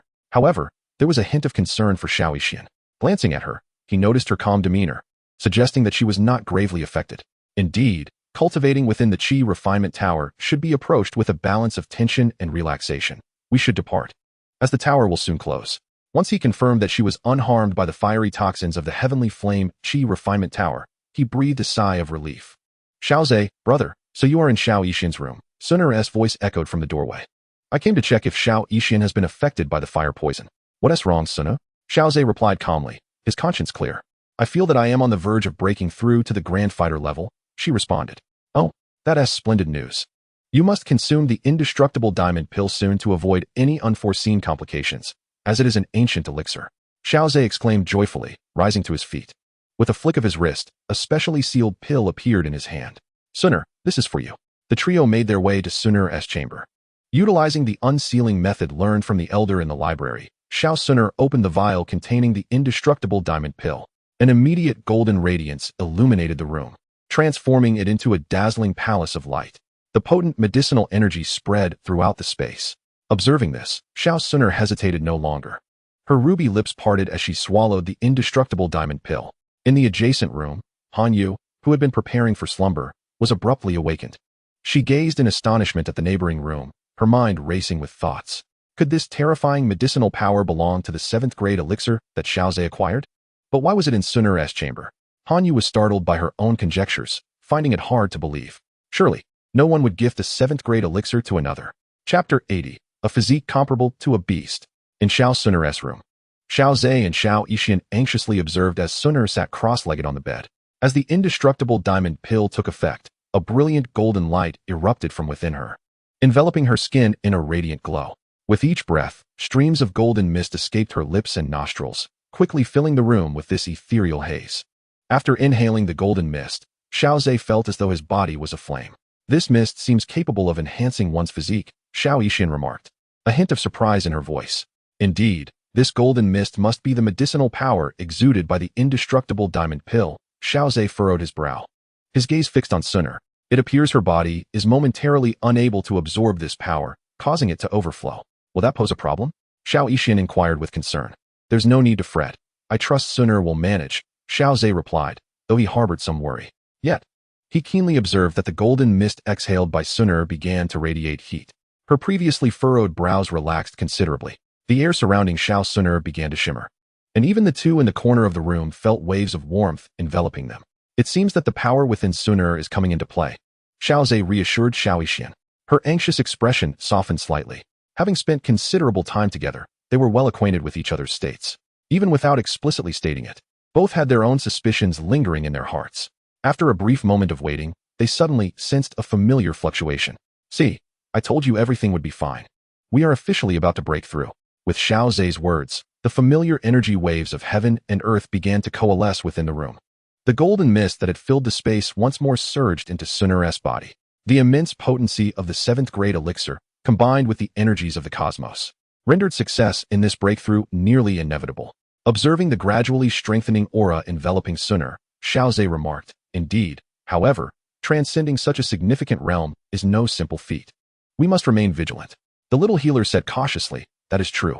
Judging by this trend, it will likely take a day or two to complete. You should rest for now. I will keep watch, and you can take over in the morning. After contemplating for a moment, Xiaoze addressed the little healer. Seeing that Xun'er's situation had stabilized, she nodded in agreement, returning to her own room to rest before coming back to safeguard her. Xiaoze then took a seat at the table, propping his chin on one hand, his eyes fixed intently on Xun'er lying on the bed. Under the golden radiance, the girl's already striking features appeared even more divine. The power of the 7th grade elixir was likely instigating a profound transformation within Xun'er, akin to a rebirth. A fleeting thought crossed Xiaoze's mind as he continued to quietly observe the girl. The following morning, the little healer arrived to relieve Xiaoze. Just as he descended the stairs to grab a bite to eat, Han Yu's door creaked open. Watching Xiaoze's retreating figure, her gaze held a tinge of complexity. He truly bestowed the exceedingly precious 7th grade elixir upon Xun'er. Han Yu's voice was filled with astonishment. Stealing a glance at Xun'er's door, envy filled her eyes. If a boy were willing to treat her in such a manner, she would undoubtedly be utterly smitten, she mused with a bittersweet smile. Perhaps it was precisely because Xun'er's gaze was so filled with Xiao Zhe that he chose to gift her such a rare treasure. To Xiao Zhe's astonishment, this breakthrough and transformation persisted for a full 10 days. After this period, he and the little healer stood anxiously within the room, watching Xun'er. At this moment, the golden light surrounding her had completely receded. However, Xun'er now exuded an aura that made the little healer feel as though she were facing a formidable beast. Moreover, it was the kind that possessed immense strength among its peers. Xun'er slowly opened her eyes, a dazzling light bursting forth from within them. Xiao Zhe could faintly perceive golden flames flickering and dancing in her gaze. Xiao Zhe Gij, it's been so long, Xun'er exclaimed eagerly, rising to embrace him. Unbeknownst to her, the floor beneath her had cracked underfoot. As he watched Xun'er rush towards him, Xiao Zhe's pupils constricted slightly, yet he still opened his arms to receive her leap. Bang! Even with Xiao Zhe's current physical prowess, he couldn't help but gasp for breath. The force of her impact was something he had never experienced even in close combat with a third-tier beast. Xiao Zhe Gij, are you alright? Xiao Xun'er's expression subtly shifted, surprised by the astonishing transformation of her physique. Fortunately, the impact she exerted was unparalleled, even surpassing that of a third-tier magical beast. Xiao Zhe gently lowered Xun'er to the ground. It was hard to fathom that within her seemingly delicate form lay an extraordinary power that eclipsed that of a third-tier beast. Xun'er nodded obediently, relieved that her earlier charge had not been directed at the little physician, otherwise it could have led to dire consequences. Thus, specialized training was indeed essential. They decided to venture into the deep mountains, a place teeming with magical beasts, where her strength could be fully unleashed. Soon, the three were prepared to embark on their journey to the mountains. The day after Xiao Xun'er entered her transformative state, Han Yu joined the faction established by her kin. Not everyone could afford to be a hands-off leader. There were numerous trustworthy individuals to manage. Han Yu was being groomed as the next leader, and there was much to learn. Xiao Zhe left a note to inform Han Yu that the three of them would be training in the mountains. In the depths of the mountains, by a waterfall, Xiao Xun'er struck a third-tier magical beast, renowned for its strength and physique, with her fair palm, sending it reeling and causing it to spit blood. Xiao Zhe and the little physician, observing the one-sided battle, nodded in satisfaction. Indeed, Xiao Xun'er's talent was extraordinary. This was only the second day of her training in the mountains. After countless skirmishes with magical beasts, she had begun to master her strength with precision. The indestructible golden elixir truly deserved its reputation as a 7th-tier potion. I still possess a significant amount of its medicinal power within me. As my strength increases, I shall gradually absorb this power, leading to a remarkable enhancement of my physique. With a gentle fist wave, a gust of wind swept across their faces. It was undeniably impressive. Merely the portion of medicinal power she had absorbed had elevated her prowess to that of a 3-star battle master. Xiao Zhe, sensing the force contained within her punch, nodded in agreement. The next step was to diligently enhance their strength and see if they could elevate it to the battle spirit level before the internal academy competition.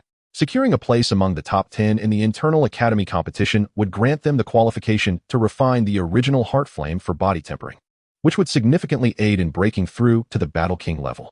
Upon hearing Xiao Zhe's words, Xiao Xun'er and the little physician, brimming with determination, declared, "Then our next objective is the internal academy competition, right, brother Xiao Zhe? With nearly a year to prepare, that should be ample time." Hearing the confidence in the voices of the two young women, Xiao Zhe smiled. Chapter 81. The Recruitment of Top Forces. At that moment, the number of new students in the designated area had dwindled, as most had been recruited by various factions. This was the primary source of fresh blood for those factions within the internal academy. The remaining few either lacked sufficient strength, deterring factions from accepting them, or were strong individuals who, confident in their abilities, were unwilling to submit to weaker forces. However, none of this concerned Xiao Zhe. After all, his reputation, earned through the fire capture competition, deterred any factions interested in recruiting newcomers from approaching him. After all, the formidable strength of Xiao Zhe was such that their factions could hardly accommodate him. Should they dare to recruit him, they would likely have to relinquish their leadership positions. If the leader's prowess is inferior to that of Xiao Zhe, what grounds do they have to maintain their authority? In the inner courtyard, the distinction between strength and weakness is held in the highest regard. Upon returning to their modest loft, they found Han Yu already present, and the four engaged in a lengthy conversation. Han Yu perceived the subtle aura emanating from Xiao Xun'er and inwardly marveled at the extraordinary effects of the 7th-grade pill. While feeling a sense of envy, her gaze toward Xiao Zhe was tinged with astonishment. Such a precious elixir was so freely given. By the way, a group sought to recruit you yesterday, Han Yu recalled, addressing Xiao Zhe. Even after learning of my achievements, they still dare to approach me? They must possess considerable strength within the inner courtyard, Xiao Zhe remarked with surprise, pondering whether a top-tier faction had taken notice of him. Indeed, this faction was anchored by a formidable presence ranked 5th on the leaderboard, known as the Rising Sun Gang, with a leader named Lin Luyang. Lin Luyang. What a commanding name, Xiao Zhe mused, recognizing from the name alone that the individual likely had a domineering disposition. Indeed, the Rising Sun Gang is known for its tyrannical methods, yet they also possess the strength to back it up, Han Yu explained kindly. The Rising Sun Gang employs an elite management system, recruiting only the most powerful individuals. While their numbers may be few, each member is a spirit fighter. It is worth noting that spirit fighters are not commonly found within the inner courtyard. Upon hearing Han Yu's explanation, Xiao Zhe raised an eyebrow. It appeared that his display of spirit fighter prowess during the fire energy capture competition had drawn the attention of the so-called Rising Sun Gang. What if I do not wish to join this Rising Sun Gang? He inquired. At Xiao Zhe's question, Han Yu offered a light laugh. It is said that many within the Rising Sun Gang were once rebellious spirits, yet they were all eventually subdued by Lin Luyang. Subdued? That sounds rather flattering. More likely, they were forcibly subdued. Xiao Zhe chuckled in response. Han Yu shrugged playfully, acknowledging, perhaps so. After all, only a power even more formidable than theirs could bring those rebellious souls to heel. Never mind them. Even if we encounter them, I will not join. To convince me? Perhaps in another lifetime, Xiao Zhe declared, shaking his head as he prepared to head to the celestial refining tower for cultivation. Thanks to the existence of the primordial tree within the void space, his efficiency in training at the celestial refining tower was notably faster than that of others. By tenfold or more. With such a valuable training resource at his disposal, failing to utilize it would be a grave waste. Han Yu nodded in agreement. Xiao Zhe's demonstrated combat prowess suggested that even against peak spirit fighters, he was not without the ability to contend. For Lin Luyang to subdue Xiao Zhe through sheer strength would indeed pose a significant challenge. After all, Earth-level combat techniques are decisive even among high-ranking practitioners. In the realm of spirit fighters, they are nothing short of devastating weapons. As she watched the retreating figures of Xiao Zhe and the others, Han Yu couldn't help but reflect on the situation. Although the Earth-level combat techniques possess formidable power, the difficulty of mastering them is commensurate with their might. For an ordinary individual, even upon acquiring such techniques, the path to mastery remains exceedingly arduous. Yet, the anomaly known as Xiao Zhe has managed to grasp these techniques at the Spirit Master level. His presence is sure to render the inner academy remarkably vibrant. Han Yu expressed her eager anticipation. Though she cannot draw near Xiao Zhe, witnessing his journey of growth seems to be a fortune in itself. Shortly thereafter, as Han Yu prepared to head towards her affiliated faction, she encountered 3 individuals whose powerful presence and grave expressions commanded attention. Upon seeing Han Yu, the leader among them revealed a slight smile. She gently shook her head and spoke softly. Xiao Zhe is not in the pavilion. He seldom lingers there. Like a dragon that is seen, but not caught. Han Yu's words caused Lin Hao to furrow his brow slightly. Still no luck finding Xiao Zhe. What a pity. Does Miss Han Yu happen to know where he might be? Han Yu casually offered her speculation. Is that so? I appreciate it, Miss Han Yu. After expressing his gratitude, Lin Hao and his companions made their way directly to the dining hall. Watching the 3 depart, a faint smile graced Han Yu's lips. I apologize. But despite your eagerness to recruit him, Xiao Zhe does not wish to see you. With a light step, she proceeded in another direction, feeling quite pleased to alleviate a minor inconvenience for Xiao Zhe. Meanwhile, Xiao Zhe, accompanied by Xiao Xun'er and the little medical sage, found Elder Lu and engaged in a brief discussion. They successfully acquired a pass to the 3rd level. Xiao Zhe's strength was undoubtedly sufficient. Yet for the little medical sage and Xiao Xun'er, there was a slight complication. While they were undeterred by heartfire, their raw power fell short of the requirements. To enter the 3rd level, one must possess at least the strength of a 5-star great fighter. To avoid being halted at the entrance by the instructors, it was prudent to seek the Elder's assistance. Before long, armed with the Elder's pass and the Qing Huanneng card, the trio smoothly entered the 3rd level. They located a small, advanced training room, and Xiao Zhe politely requested the current occupants to vacate, allowing the 3 to enter. All right, you 2 practice here for now. I shall attempt the heartfire of the 4th and 5th levels, Xiao Zhe instructed, settling them in before departing the room. As they watched Xiao Zhe's retreating figure, the little medical sage exchanged glances with Xiao Xun'er. Sister, it seems we've been left quite far behind. Indeed, it is challenging to even train together. Then let us strive to catch up. They nodded resolutely and seated themselves on the platform to begin their training. Utilizing his 4-star Spirit Master strength, Xiao Zhe effortlessly ascended to the 5th level, seeking a solitary training room. His intent to train alone stemmed from his desire to receive the tenfold reward for the indestructible diamond pill. The overwhelming aura generated by Xiao Xun'er upon consuming the pill dissuaded him from claiming his reward in their presence. Xiao Xun'er consumed the 7-star indestructible diamond pill, significantly enhancing her physique and elevating her strength to that of a 3-star great fighter. Congratulations to the host for receiving a tenfold reward, significantly enhancing physical prowess. Acquired talent, natural body cultivation.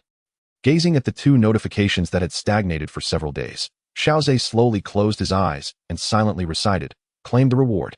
Chapter 82, Natural Body Cultivation, Uniquely Favored by the Heavens. Within the confines of the secluded training chamber, the once gentle illumination was now shrouded. The room gleamed with resplendent gold, suffused with dazzling radiance. The source of this golden light was Xiao, who was perched upon a platform. It was as though a sun had been birthed within him, releasing boundless golden brilliance that surged freely from his being. Simultaneously, a more intense metamorphosis was unfolding within Xiao. An immense flow of feedback energy coursed throughout his body, revitalizing every inch it touched with an exuberance for life. His body craved this feedback energy, voraciously devouring it, transforming it into sustenance for his enhancement. Xiao maintained a serene control over the situation. However, he soon realized that the feedback energy was rather gentle, requiring neither guidance nor organization from him. He calmed himself, observing the changes within his physique. The fortification and transformation of his body were anticipated by Xiao. Yet, the alterations occurring within the void space surprised him. The primordial tree within the void was also fervently absorbing the feedback energy. The golden sapling began to thrive, not only in height, but also in the robustness of its trunk. An inexplicable force surged into the void, as the golden roots anchored themselves in the emptiness, commencing the extraction of fighting spirit from the void. This transformation quickened Xiao's heartbeat. It appeared to be a unique reward for Xun'er's breakthrough into the great fighter realm. While the golden roots anchoring in the void seemed impressive, their actual effect was minimal. The true exceptional reward lay in the ability to draw fighting spirit from the void. Xiao murmured to himself, deeply satisfied with the system's extraordinary reward. The current void space and the primordial tree were immensely beneficial to him. Such extraordinary rewards could only be attained when Xun'er transcended to a higher realm. Each acquisition diminished the opportunity for future gains. Cherish it while you can. Time during cultivation passed swiftly, akin to a fleeting horse, and 2 days had elapsed in an instant. Xiao gradually opened his eyes within the training chamber, his gaze now imbued with a pure and contained golden light. Under the radiance of this golden glow, the iridescent sheen in his eyes, symbolizing the cursed body, appeared remarkably sacred. Completing his metamorphosis in 2 days was quite efficient. Xiao clenched his fist, feeling the overwhelming power coursing through it. He gently swung his fist into the air. In the next moment, a fierce gust of wind tore through the atmosphere, leaving a deep imprint in the wall. Incredible! Achieving such a feat without employing an ounce of fighting spirit, solely relying on the strength of his physique. Could he rival Xian, the brute force queen? Rising to his feet, Xiao moved about the training chamber, fully mastering the terrifying power he now possessed. Compared to Xiao Xun'er, his grasp of strength had developed at a swifter pace. In addition to possessing tenfold feedback talent akin to that of Xiao Xun'er, another crucial factor lies in the innate physique cultivation talent, an extraordinary endowment.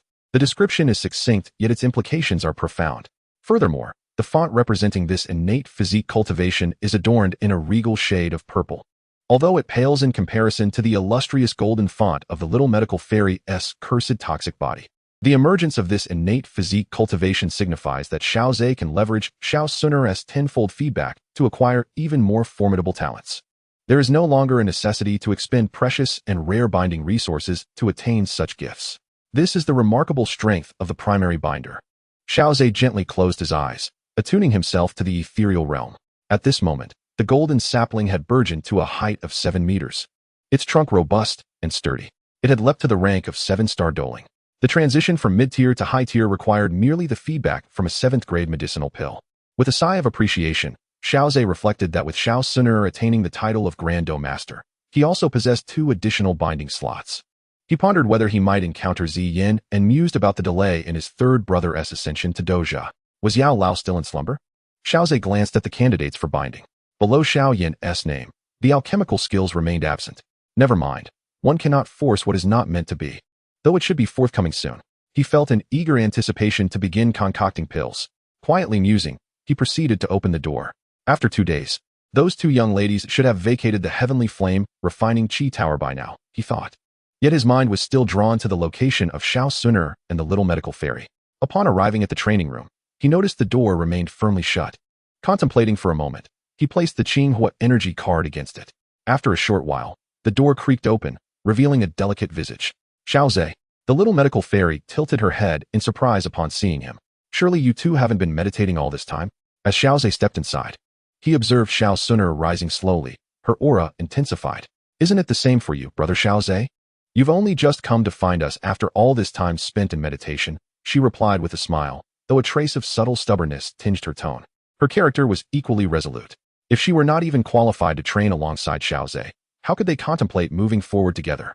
Oh, I sought a more potent training chamber to facilitate my breakthrough, Xiao Zhe sighed, moving closer to ruffle Xiao Xun'er's hair. Let us depart. We have lingered here for 2 days. Prolonged stays in this tower may lead to psychological issues. While cultivation is beneficial, balance is paramount. His tone brooked no argument as he guided the two towards the exit of the heavenly flame refining Qi Tower.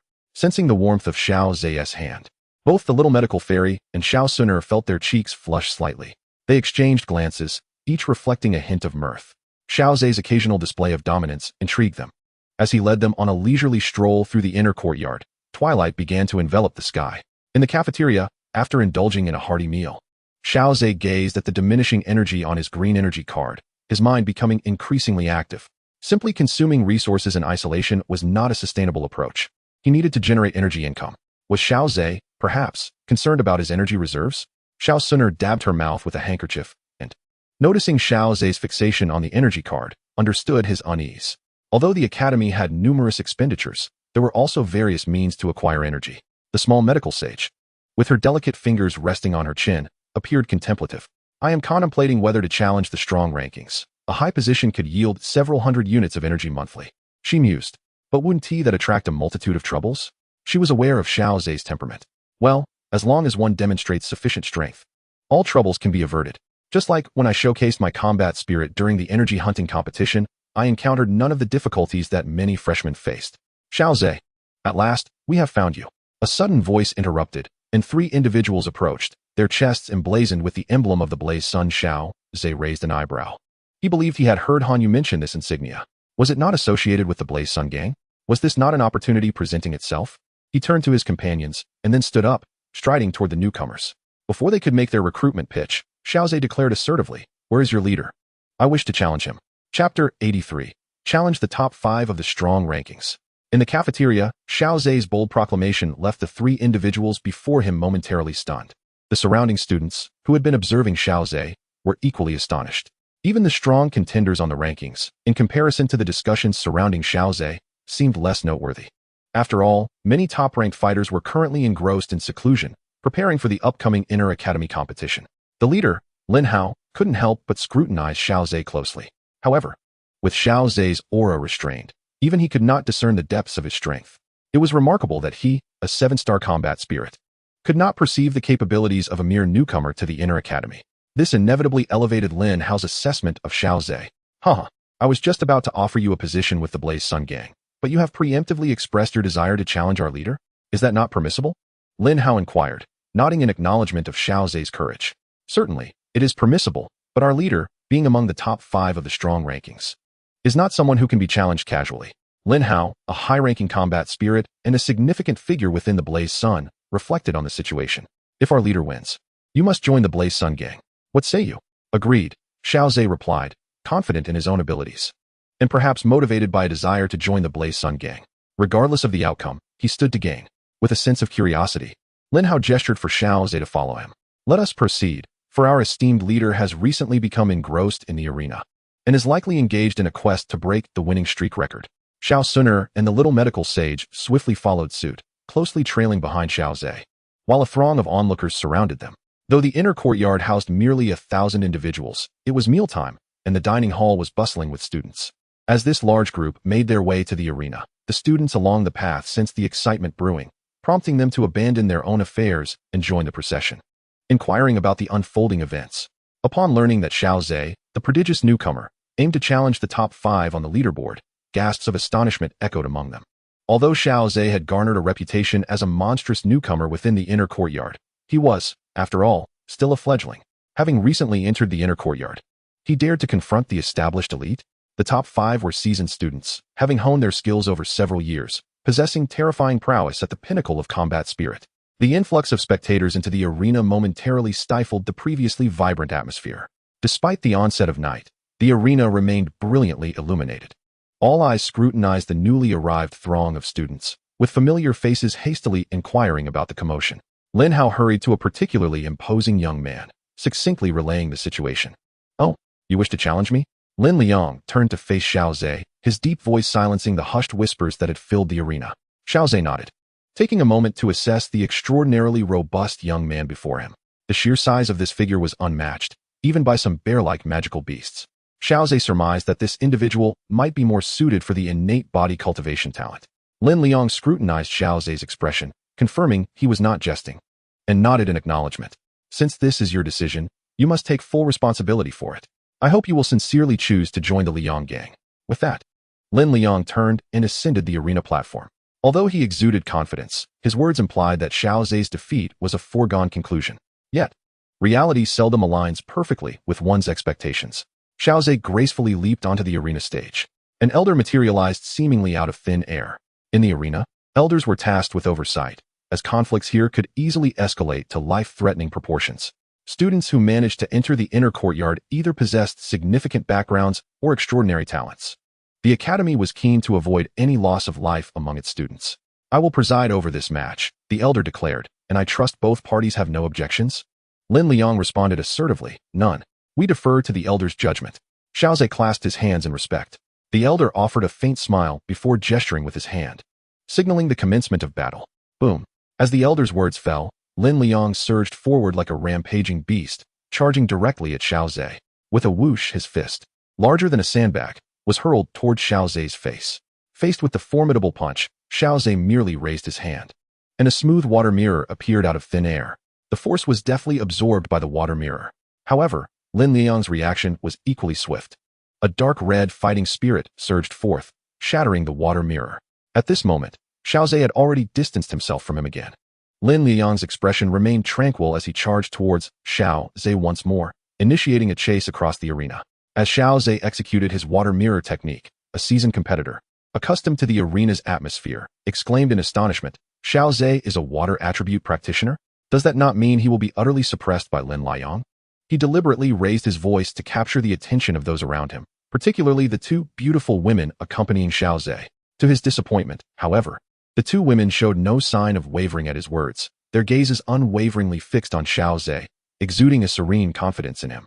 Some bystanders, bewildered, urged him to explain further. Ahem, Lin Liang actually possesses a mutated attribute, fire attribute. It combines the earth attribute's solidity with the fire attribute's ferocity. He holds an unparalleled advantage over water attribute practitioners. Upon hearing his explanation, the crowd began to comprehend the gravity of the situation, casting sympathetic glances at Xiao Zhe. Not only was he at a disadvantage in strength compared to Lin Liang, but his attributes were also severely countered. If he were to face a different opponent, perhaps the tide would turn in his favor. "Let us see how much fighting spirit you have left to maintain the water mirror." Lin Liang expressed a hint of annoyance at the prolonged pursuit. Fret not. When it comes to the volume of fighting spirit, I remain quite confident." Xiao Zhe halted, and the movements of his hands finally changed. Azure Sea Vortex. Drawing upon the residual water from the previous water mirror, he swiftly conjured a swirling vortex that enveloped Lin Liang. Sensing the hidden peril of the water blades within the vortex, Lin Liang wasted no time in summoning his fighting spirit armor. With a blend of the earth attribute's durability and the fire attribute's ferocity, his defenses were formidable. However, Lin Liang's expression shifted slightly. He had somewhat underestimated the water blade's power. A series of water blade strikes unexpectedly pierced through his armor. The situation took a dramatic turn. Chapter 84. The Inferno Fist versus the Azure Sea's Turmoil. Eagle-eyed competitors below the arena had already noticed the damage to Lin Liang's fighting spirit armor, which genuinely astonished them. As a peak fighting spirit master, Lin Liang had mastered the art of materializing fighting spirit, and the armor he formed was even more resilient than genuine armor. In such circumstances, to be breached by Xiao Zhe's technique was a revelation that heightened the awareness of those in attendance, indicating that Xiao Zhe's prowess was perhaps even more extraordinary than rumored. Lin Liang had not anticipated that confronting a mere freshman would lead to such a rapid downturn in his fortunes. Shouldn't this be a straightforward domination, successfully subduing him? Yet the current predicament necessitated that Lin Liang regain his composure, realizing that Xiao Zhe was not an ordinary newcomer, but rather a formidable contender of his own caliber. Although difficult to believe, this was indeed the truth. A fresh entrant into the inner academy, comparable to him. An experienced student who had been immersed in its depths for several years. It is essential to understand that the accelerated training within the heavenly burning Qi Tower is not something an ordinary person could easily compensate for. Years of cultivation under the influence of the heavenly burning Qi Tower can create an insurmountable gap. Yet, he had encountered such a monster. A fleeting thought crossed Lin Liang's mind. Drawing upon his extensive combat experience, he recognized that while the Baihai Vortex possessed formidable binding power, the hidden water blades within were equally extraordinary. However, being a vortex, if he could not break through horizontally, he would ascend. He was not one of those mindless beasts that charged recklessly. A vast amount of battle energy gathered beneath his feet, erupting violently, infused with a unique and ferocious fire attribute. Under the explosive surge of this tempestuous energy, Lin Liang indeed broke free from the constraints of the Baihai Vortex, soaring into the air as if flying. Boom. I admit I underestimated you. I should not have regarded you as merely a newcomer, but as a true challenger. A peer of mine, and I shall give my all, Lin Liang declared solemnly. His figure surged forward, his fists coalescing with a deep crimson energy, the searing aura palpable. Xiao Zhe hesitated for a moment, but ultimately decided against employing the power of calamity.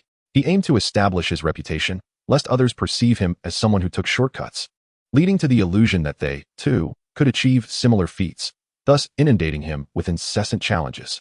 Xiao Zhe did not retreat. His fists also radiated a robust water attribute energy.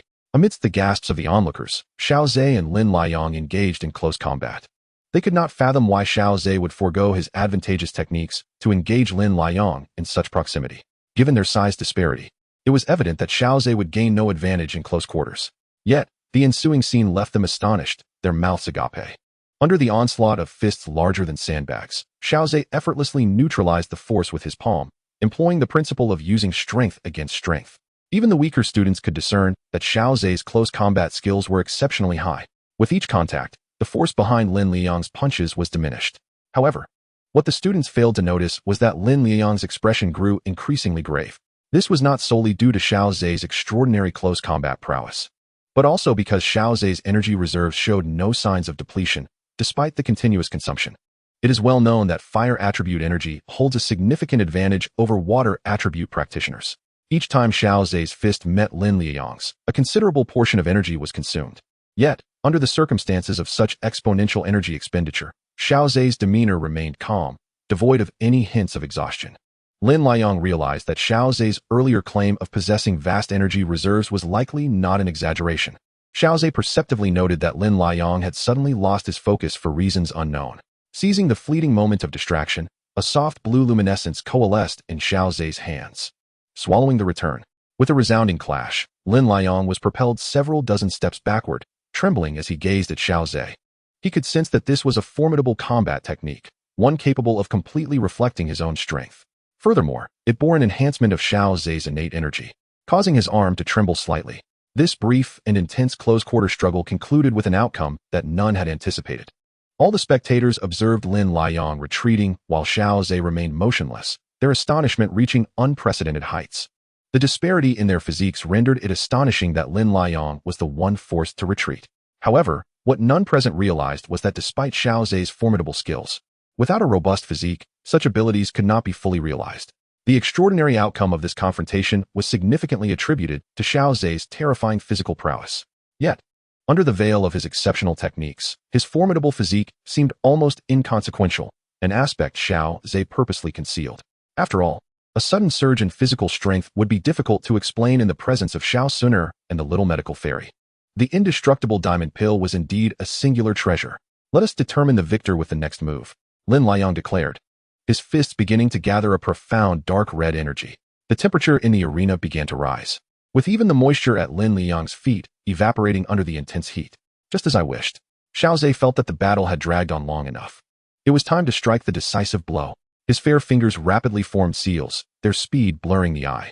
As Xiao Zhe moved, the elemental energies within the arena began to stir violently. Lin Liang's expression turned grave. He had heard of Xiao Zhe's earth-tier combat technique, but witnessing it firsthand was profoundly shocking. Yet, with the moment at hand, retreat was not an option. He concentrated all his energy and launched a powerful punch. A massive dark red energy fist, infused with searing heat, hurtled toward Xiao Zhe. Flame Sun Fist. Raging waves. Accompanied by the simultaneous shouts, the crashing waves collided with the blazing Sun Fist. After a brief stalemate, the overwhelming force of the waves surged forth, overpowering the fiery assault. Even with the protective barrier of his energy armor, Lin Liang was slammed against the wall, unable to suppress a spurt of blood. The elder, having dispersed the students prior to the initiation of the techniques, regarded Xiao Zhe with astonishment. The power of this strike was not to be underestimated, even by himself. The battle concluded with Xiao Zhe's victory. Moreover, he had usurped Lin Liang's position, claiming the 5th place on the strength leaderboard. As the elder announced the outcome, the still shocked students turned their gazes toward Xiao Zhe, the newly established 5th on the strength leaderboard. Their eyes reflected disbelief and a sense of surrealism. It was noteworthy that this was a newcomer who had just entered the inner courtyard, yet had already ascended to the top 5. What significance do the training endeavors of these seasoned students hold? Chapter 85. Ascension to the 5th. Individual cultivation. Standing upon the arena, Xiao Zhe, feeling the abundant energy of his internal combat aura, spoke up. Is there anyone who wishes to impart their wisdom? Please, feel free to ascend the stage. Today, having ascended to the top 5, some may perceive my status as a newcomer as a mere stroke of fortune, believing my strength to be lacking.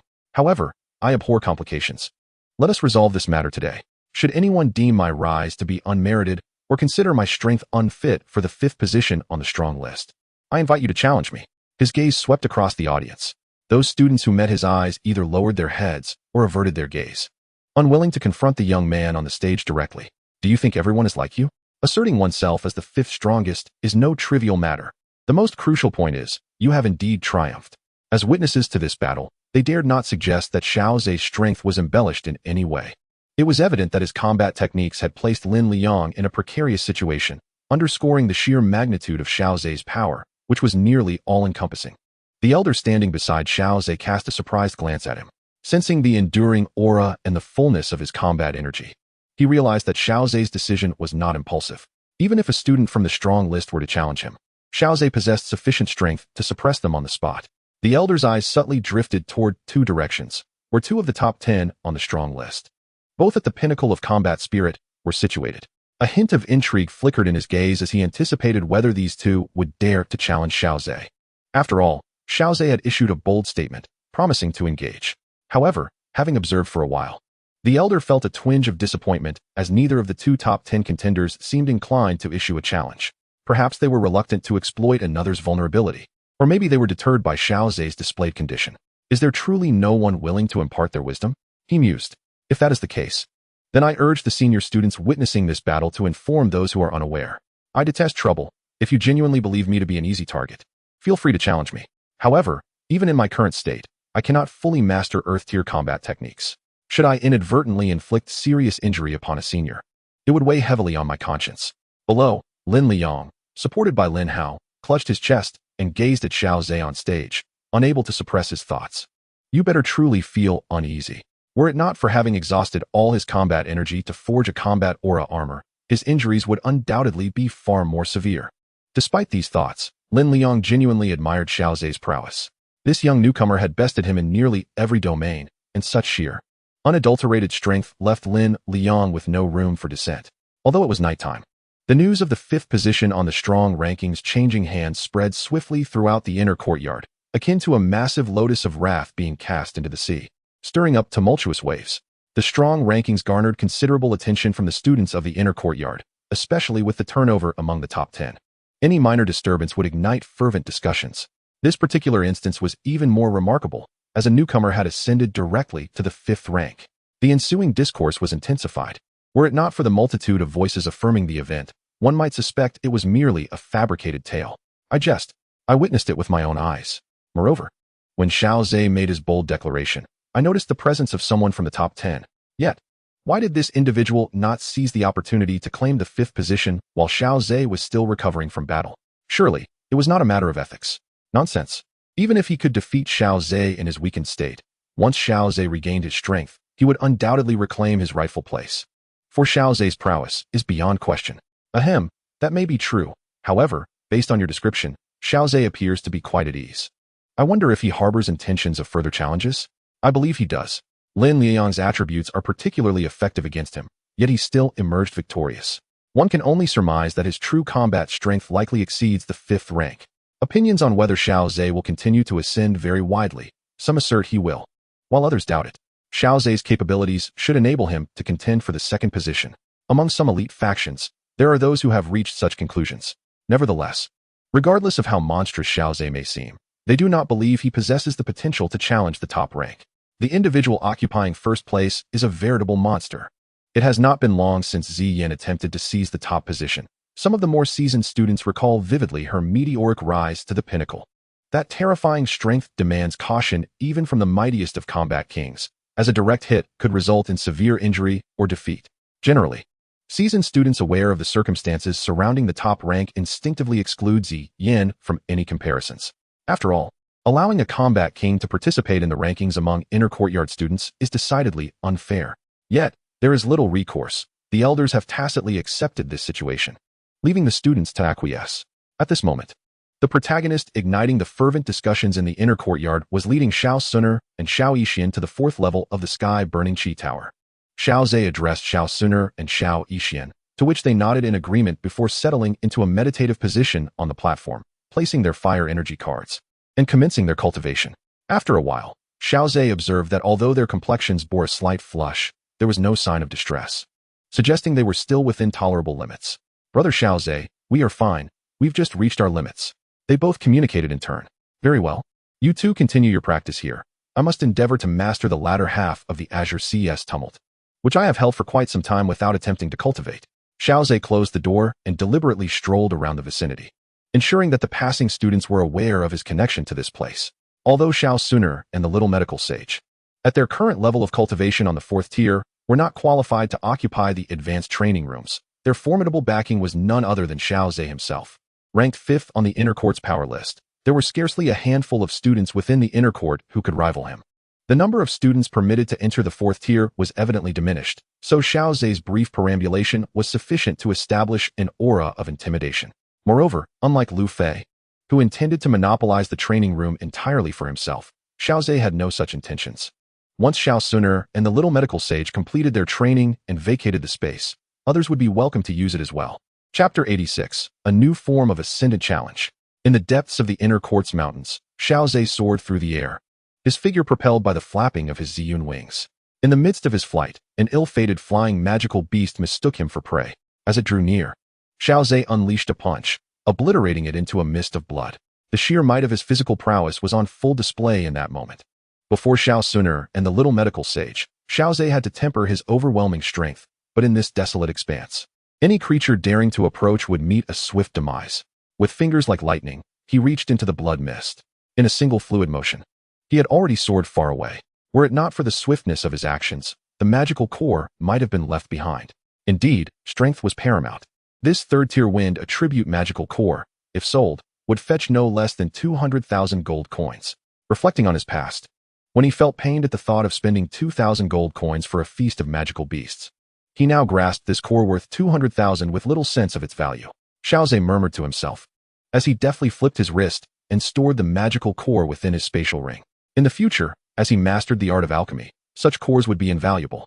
After all, most precious elixirs required magical cores as primary materials. The persistent demand from alchemists for these cores had kept their prices perpetually high. Although he had yet to become an alchemist, it was prudent to gather some magical cores in advance. As this thought flickered through his mind, Xiao Zhe's gaze brightened upon spotting a magnificent waterfall. The thunderous roar of the cascading water was audible even amidst the aerial heights. This place was an ideal location for cultivation. Slowly, he descended towards the river flowing above the waterfall. The best site for cultivation amidst the tumultuous azure seas would undoubtedly be the vast ocean itself. However, the ocean lay several thousand miles away, and even flying there would consume many years. Nonetheless, this colossal waterfall served as an excellent training ground.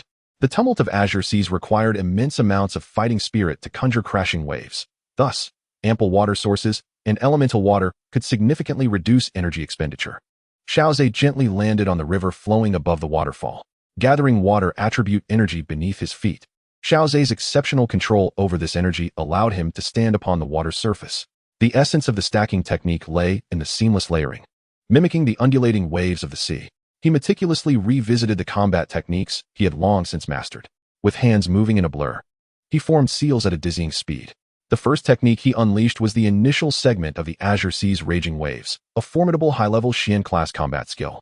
A colossal surge erupted upon the river, creating tumultuous waves. With no adversaries in sight, Xiao drew upon the river's might, unleashing the crashing waves upon its surface. The sound of the water's impact reverberated, powerful yet insufficient. Xiao contemplated this, his hands continuing their intricate movements. He had previously perfected the seal formation. Yet this was his first attempt at harmonizing it with his energy flow, so he opted for a cautious approach. The core of the stacking technique involved harnessing the residual power from his last attack and augmenting it with several times the energy, creating a formidable accumulation. Boom! A massive wave surged forth, its power reaching the peak of high-level Xian class, nearly rivaling the might of Earth-class techniques. Such a level of enhancement achieved with just one stacking. Xiao eyes narrowed as his hands pressed on with the intricate gestures. What followed would undoubtedly be the true prowess of an Earth-class technique. As anticipated, the surrounding elemental energies began to writhe uncontrollably. The Earth-class technique he was forcibly conjuring was merely a diluted version. At this moment, the Azure Sea's Raging Waves possessed the genuine terrifying power of an Earth-class technique. The consecutive stacking of the Azure Sea's Raging Waves left Xiao awestruck.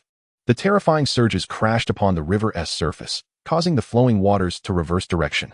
The relentless waves spread outward, exposing a significant portion of the riverbed. Behind him, the waterfall ceased its flow, cut off from its source. Witnessing this, Xiao could not help but continue forming seals. Vast amounts of energy surged through his body. He was preparing for a third stacking, eager to discover the extent of its power. Rumbling, a torrent of debris was swept downward by the rushing waters. A glimmer of surprise flickered in Xiao's eyes. This power could obliterate even a Do Wang-level warrior upon direct confrontation. Just as he contemplated a fourth stacking, the golden sapling within the void trembled slightly, severing the flow of energy. Without the energy to sustain it, a fourth stacking was rendered an impossibility.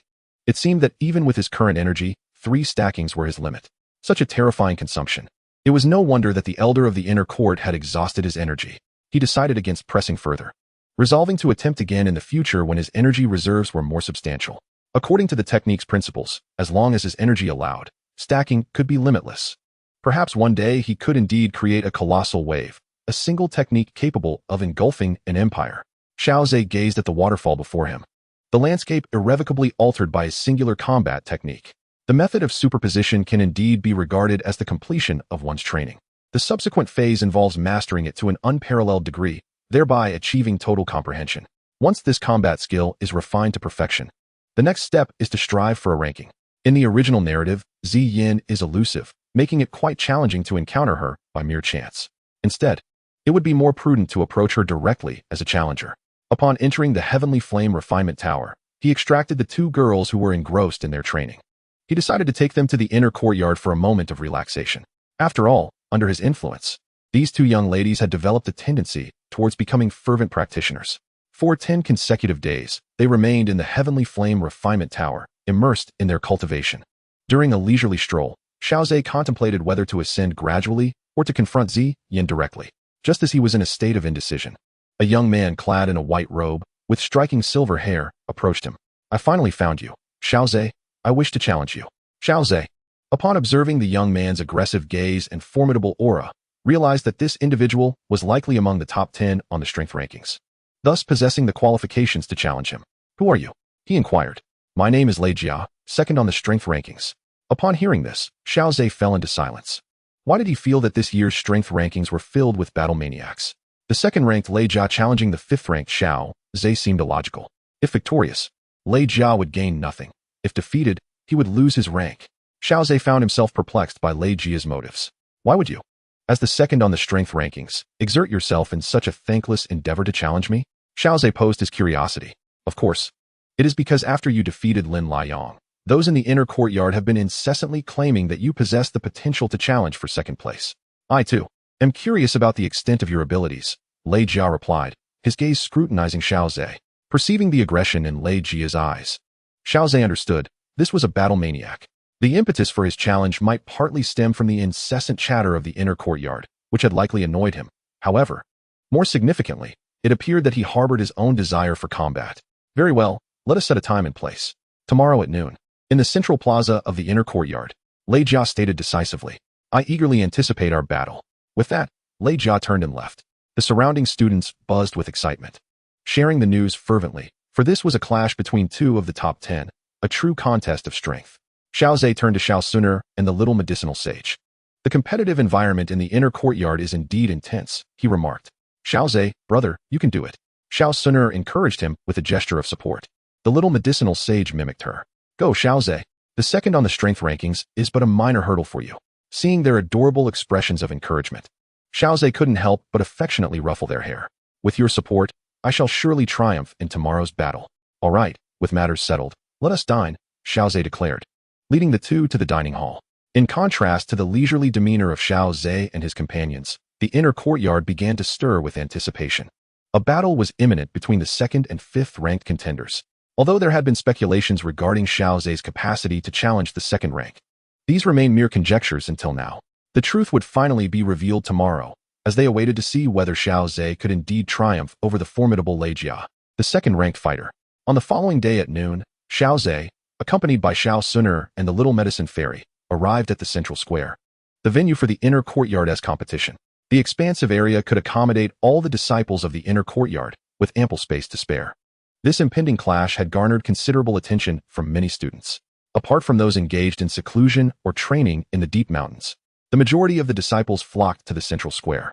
In such a fiercely competitive environment, any mention of combat ignited enthusiasm among the students, whether as participants or spectators. As one of the protagonists of today's battle, Xiao Zhe attracted a significant amount of attention. He was not affiliated with any particular faction, however. His striking appearance and formidable prowess inspired a spontaneous assembly of supporters within the academy, creating a tremendous show of solidarity. "Go Xiao Zhe, ascend to second place," and Xiao Zhe once more conquer the battle of contrasting attributes, echoed through the crowd. Amidst the resounding cheers, Xiao Zhe stepped onto the arena. Lei Jia had long been prepared, embodying the epitome of a battle enthusiast. As a practitioner of lightning attributes, he exuded a striking presence during combat, naturally drawing a considerable number of supporters.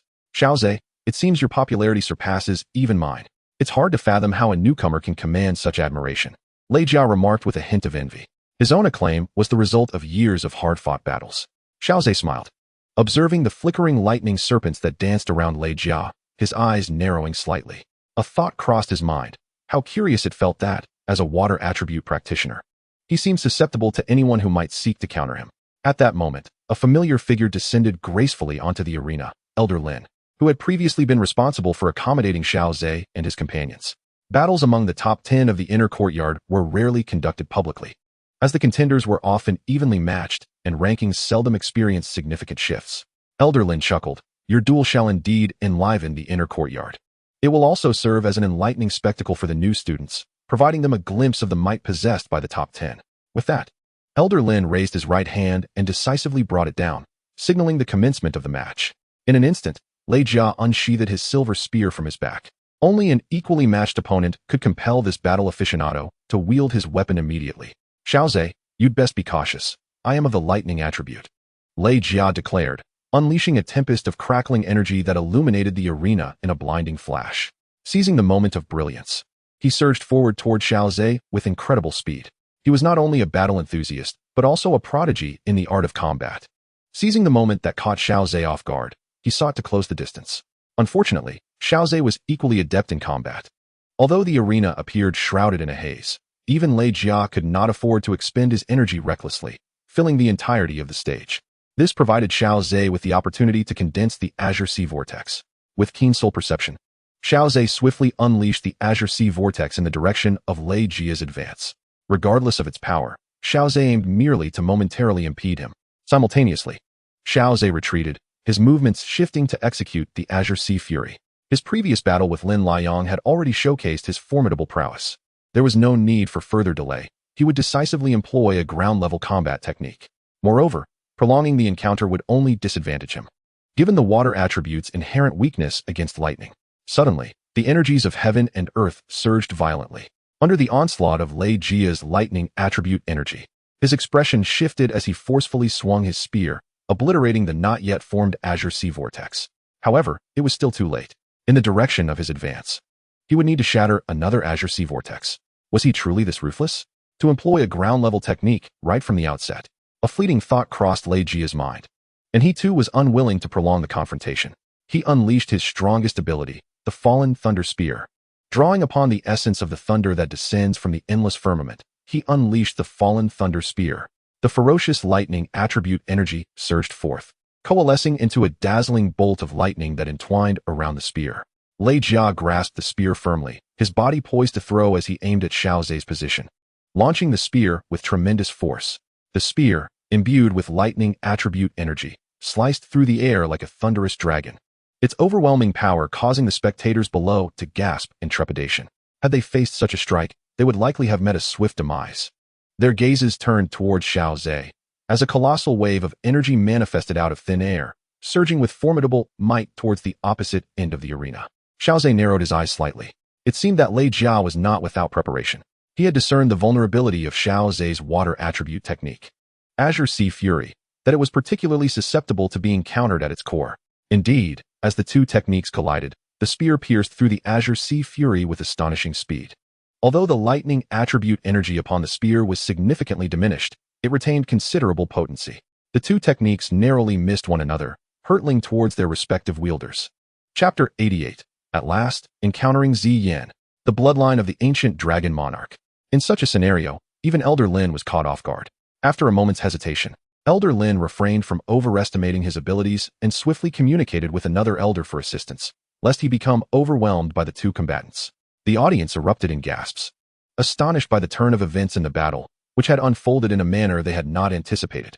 Supporters of both fighters found themselves sweating in anxiety. Xiao Zhe's condition was relatively stable. He had not, as many had envisioned, depleted his energy reserves by resorting to ground-level techniques. In stark contrast to his current state, he could engage in yet another intense battle. As the silvery spear hurtled towards him, Xiao Zhe summoned a deep blue aura armor, unwilling to be struck by the thunderous force. With a sharp crack, he enveloped his hand in the impenetrable armor, swiftly grasping the spear's shaft. Taking several steps back, he dissipated the spear's momentum. Though the thunder raged, leaving numerous scars upon the armor, it could not shatter it entirely. While Xiao Zhe effortlessly neutralized the fallen thunder spear, his counterpart, Lei Jia, was far less fortunate. The Azure Sea's wrath, despite being somewhat diminished, still bore the formidable power of Earth-tier combat techniques. The fallen thunder spear pierced through the Azure Sea's wrath, depleting much of its energy. Yet, the Azure Sea's wrath remained largely intact, hurtling towards Lei Jia. With a grave expression, Lei Jia sensed that all avenues of retreat had been sealed off. The vulnerability of the Azure Sea's wrath lay in its susceptibility to pinpoint attacks. Yet its advantage was unmistakable. Its attack range was absurdly vast. Lei Jia felt as though escape was impossible. He had no choice but to gather all his aura, forming it into armor while simultaneously unleashing a torrent of thunderous energy. With his palms converged, the ferocious thunder surged forth like a towering lightning pillar, striking fiercely against the Azure Sea's wrath. Unfortunately, this endeavor merely served to slightly diminish the might of the Azure Sea's wrath. With a thunderous crash, the armor shattered, and Lei Jia was flung off the arena, unable to suppress a cough of blood that mingled with the seawater, tainting the pale blue liquid with a hint of crimson. However, it was not yet a life-threatening situation, so there was no need for him to intervene.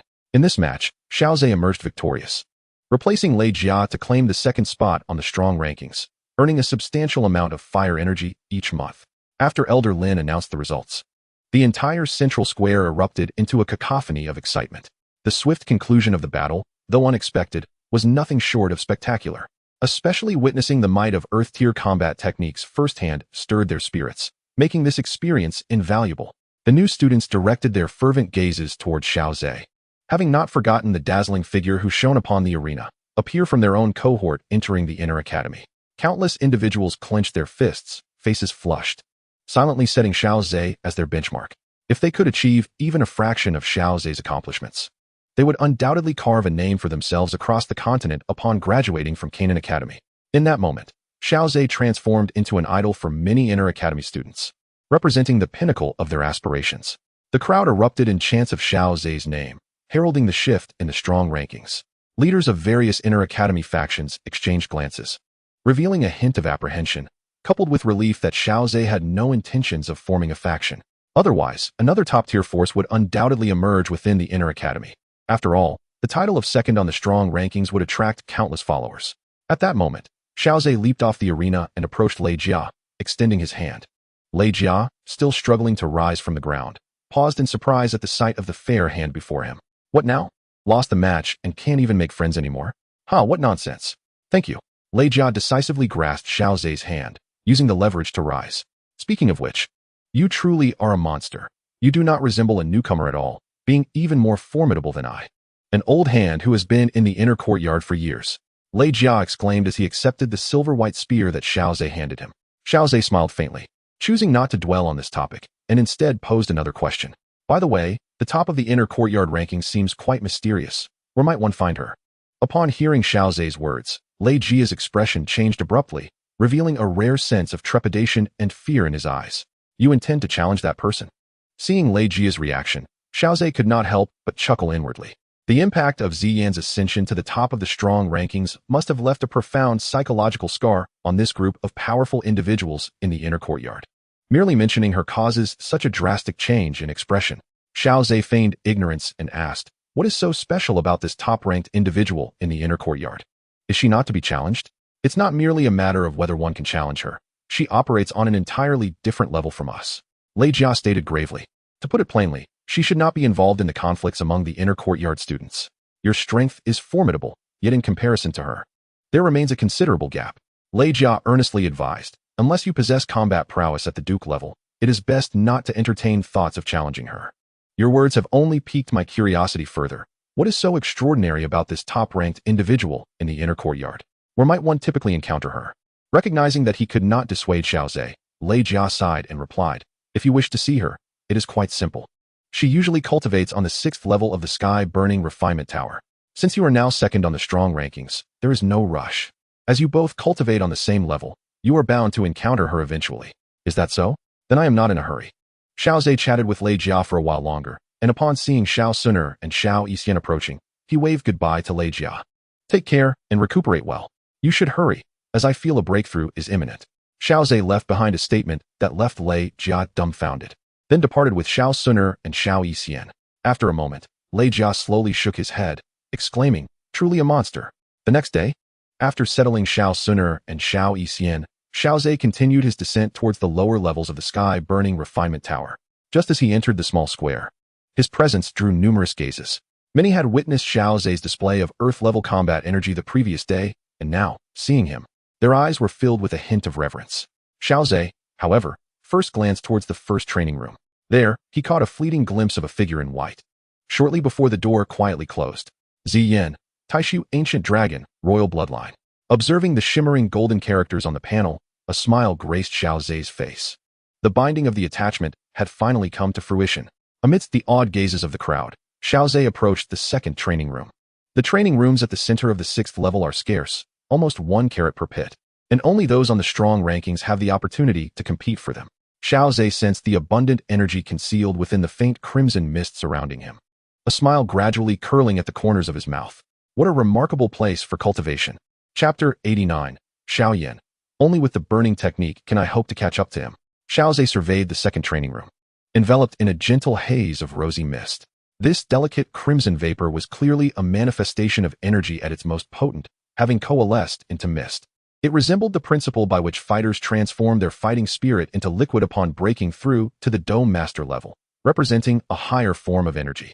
Xiao inhaled deeply, feeling the golden sapling within his void space stir with vitality. In such an energy-rich sanctuary, it would not be long before he reached the pinnacle of Do Spirit. This would effectively bridge the gap between him and the top 10 on the strength leaderboard, placing them all on the same level, though, of course, excluding Ziyan. Seated cross-legged upon the platform, Xiao refrained from hastily activating the Qing Hua energy card. He silently recited the binding of Ziyan's ancient dragon bloodline. Congratulations to the host for successfully binding Ziyan's ancient dragon bloodline. The bloodline has been enhanced, and the host will receive multiplied feedback. Xiao glanced at the system notification, feeling a wave of relief wash over him. However, he remained uncertain whether the bloodline power of magical beasts would increase with their strength. To his recollection, the only confirmed enhancement of Ziyan's bloodline in the original narrative occurred upon obtaining the Dragon Phoenix origin fruit. If Ziyan's ancient dragon bloodline did not escalate alongside her strength, it would significantly diminish the frequency of feedback Xiao could receive. Nonetheless, he felt no trepidation. The enhancement Xian experienced from the Dragon Phoenix Origin Fruit would be transformative. The Dragon Phoenix Origin Fruit, imbued with the powers of the Ancient Dragon and the Primordial Phoenix, would elevate Xian to the status of a supreme magical beast. As long as Xiao Zhe could obtain that singular feedback, the binding would be entirely worthwhile. Should he trigger tenfold or even hundredfold feedback, the enhancement to his capabilities would be unparalleled. At this moment, Xian was likely engrossed in her own training, yet the system had not provided any feedback. Could it be that, for magical beasts, normal increases in strength do not affect their bloodline power, and only breakthroughs to significant realms would awaken such power? With no feedback yet received, Xiao Zhe could only speculate. He had even begun to place his hopes on the Dragon Phoenix Origin Fruit. The fact that Xian could evolve her bloodline power through the consumption of the fruit was a certainty. As for whether her advancement would trigger an enhancement in bloodline power, that remained uncertain. After all, he was of the human race and not privy to the mysteries of magical beasts. In the original narrative, magical beasts enhanced their bloodline power by absorbing the essence of even more formidable beasts. Xiao Zhe presently lacked the means to acquire the essence of the ancient dragon. It seemed that the feedback from Xian would remain a distant prospect for now. Thus, he resolved to prioritize enhancing his own strength. Xiao Zhe placed the Qinghua energy card into the slot, which promptly deducted 25 points of fire energy. Ouch! How costly! With that thought, he entered a state of cultivation. Not long ago, in the city of Wutan, at the Xiao residence. Master, I have finally ascended to the level of a fighter. A chuckle followed. Ah, this is merely the first step. The elder Yao's words served to temper Xiao Yan's burgeoning pride. Nevertheless, it is a remarkable feat for Xiao Yan to attain such a level in such a brief span of time. Beyond mere talent, Elder Yao has keenly observed Xiao Yan's relentless dedication. Since the restoration of his cultivation abilities, Xiao Yan has transformed into a fervent devotee of martial arts.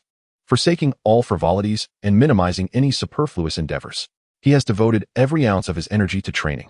Were it not for Elder Yao's occasional reminders about the perils of excess, Xiao Yan might have overexerted himself by now. The arduous effort culminated in his promotion to fighter, a source of immense satisfaction for a youth. Well then, as I previously hinted, it is now time for a definitive choice. As Elder Yao's words settled, Xiao Yan's expression swiftly transformed to one of calm. Master, could you elaborate on the cultivation method you mentioned that holds potential for growth? The burning technique, which I obtained by chance, possesses a level of difficulty commensurate with its extraordinary nature. Indeed, the burning technique can evolve, specifically by devouring exotic flames. As I have previously stated, exotic flames are among the most ferocious and destructive forces in existence, exceedingly rare, and may not be encountered for centuries. Choosing the burning technique entails challenges that extend beyond the anguish of refining exotic flames. The rarity of these flames may render you devoid of any opportunity for evolution. Elder Yao's candid words left Xiao Yan in profound contemplation, his brow furrowed. The extraordinary aspect of the burning technique lies in its capacity for evolution. If one were to absorb sufficient exotic flames, even reaching the pinnacle of heavenly rank could become a possibility. Yet, as Elder Yao elucidated, one must confront not only the hardships and agonies of the absorption process, but also the extreme scarcity of the exotic flames. Should fortune not favor him, he might spend his entire life without the chance to evolve the burning technique. Xiao Yan, if you genuinely regard surpassing Xiao Zhe as your unwavering resolve, then you must embark on a path fraught with impossibility. A wry smile graced Xiao Yan's face. Indeed, the burning technique is currently his sole avenue to transcend his fourth brother. Master, did you not say I should make my own decision? Why do you persist in extolling the virtues of the burning technique? Xiao Yan complained with some vexation. Were it not for Elder Yao's insistence, his internal balance would have already swung entirely in favor of the burning technique. Truth be told, I harbor my own selfish motives. Oh, Master, might you share them? A glimmer of curiosity sparkled in Xiao Yan's eyes. Could there be more secrets to the burning technique? Within its text lies a subtle suggestion. Should one successfully master several exotic flames, one could forge a vessel capable of housing the soul through a unique method. Possessing such a vessel would be akin to an unconventional rebirth. There exists a matter of great importance that cannot be accomplished in a spiritual state. Thus I require a truly corporeal form. Elder Yao spoke, his gaze revealing a complex array of emotions. Upon hearing this, Xiao Yan displayed an expression of astonishment. Realizing that the burning technique indeed possessed a method of resurrection, he held great respect for Yao Lao. Despite the initial siphoning of his do qi, which Xiao Yan was keenly aware of, his heart was not made of stone. Well, one grows old, and words become plentiful. Here lies a fire attribute low-level earth rank skill, alongside the burning technique. Whichever you choose, my dear student, I shall support you, Yao Lao stated. setting 2 scrolls before Xiao Yan. Gazing at the black scroll, a radiant smile spread across Xiao Yan's face. Master, you speak true. To chase an unattainable goal, one must tread an impossible path. As he uttered these words, he placed a hand upon the black scroll. An influx of information surged into his mind. Only the burning technique can possibly allow me to catch up. Xiao Yan silently professed, then sat cross-legged to begin converting his Do Qi. Chapter 90. A Hundredfold Return on Alchemy. Within a secluded cave on the back mountain of the Xiao clan, Xiao Yan slowly opened his eyes, extending his palm to admire the faint yellow glow of Do Qi within it, unable to suppress his exhilaration. Is this what it means to master the burning technique? He pondered. Indeed, it was only a low-level yellow rank, and the quantity of Do Qi was minimal. Thus, swift victories in combat were imperative. Yao Lao spoke again. You have officially advanced to a doja. It is time to formally learn the art of alchemy. At those words, yearning flickered in Xiao Yan's eyes. He had personally taken these elixirs to the auction house, where their value multiplied dozens, even hundreds of times in the ebb and flow of trade. This realization profoundly impressed upon him the esteemed status of alchemists in the Do Qi continent. Now that he possessed the aptitude of an alchemist, he was determined not to squander this gift. Rest assured, I have meticulously prepared as per your instructions, Xiao Yan declared, swiping his finger across the spatial ring. Summoning a 2-hued cauldron into the cave. Place your palm upon the cauldron's opening and channel your Do Qi, following Yao Lao's directives with precision. Xiao Yan observed the flames roaring within the cauldron, his eyes sparkling with excitement. Next, seek the wood attribute within your body and draw it in through the other opening.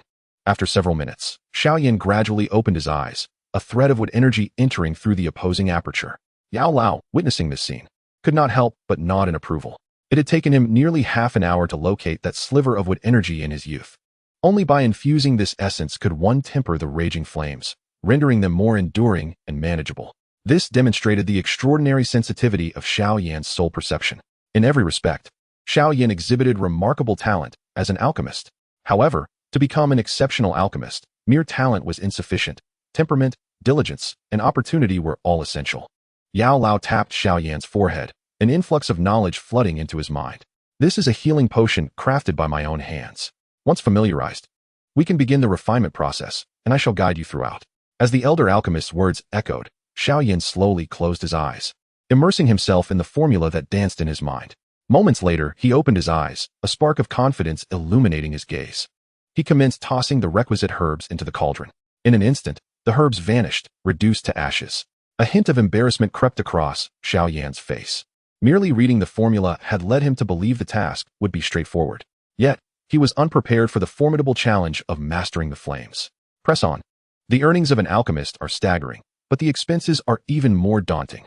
Nurturing an alchemist is no simple feat. The elder's words jolted Xiao Yan back to reality. He steadied his breath, resumed his work, and repeated the extraction process. After several hours of toil, interspersed with brief respites to regain his energy, he gazed upon his refined results, taking a deep breath. The upcoming fusion would be the true trial. Time is a mere illusion in the realm of cultivation. On the 6th level of the sky-burning refinement tower, Xiao Zhe gradually opened his eyes, feeling the vibrant energy of Do Qi surging within him. Exhaling slowly, he removed the fire energy card from its slot, reflecting inwardly.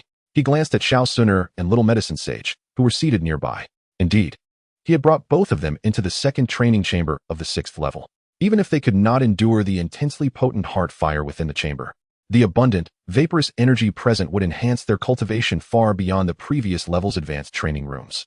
However, they would miss out on the heart fire's unique ability to refine Do Qi.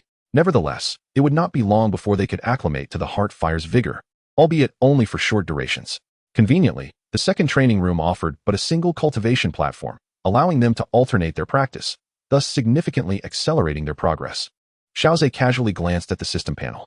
Suddenly, his eyes widened in astonishment as he noticed the alchemical skill indicators beneath Xiao Yan flickering into view.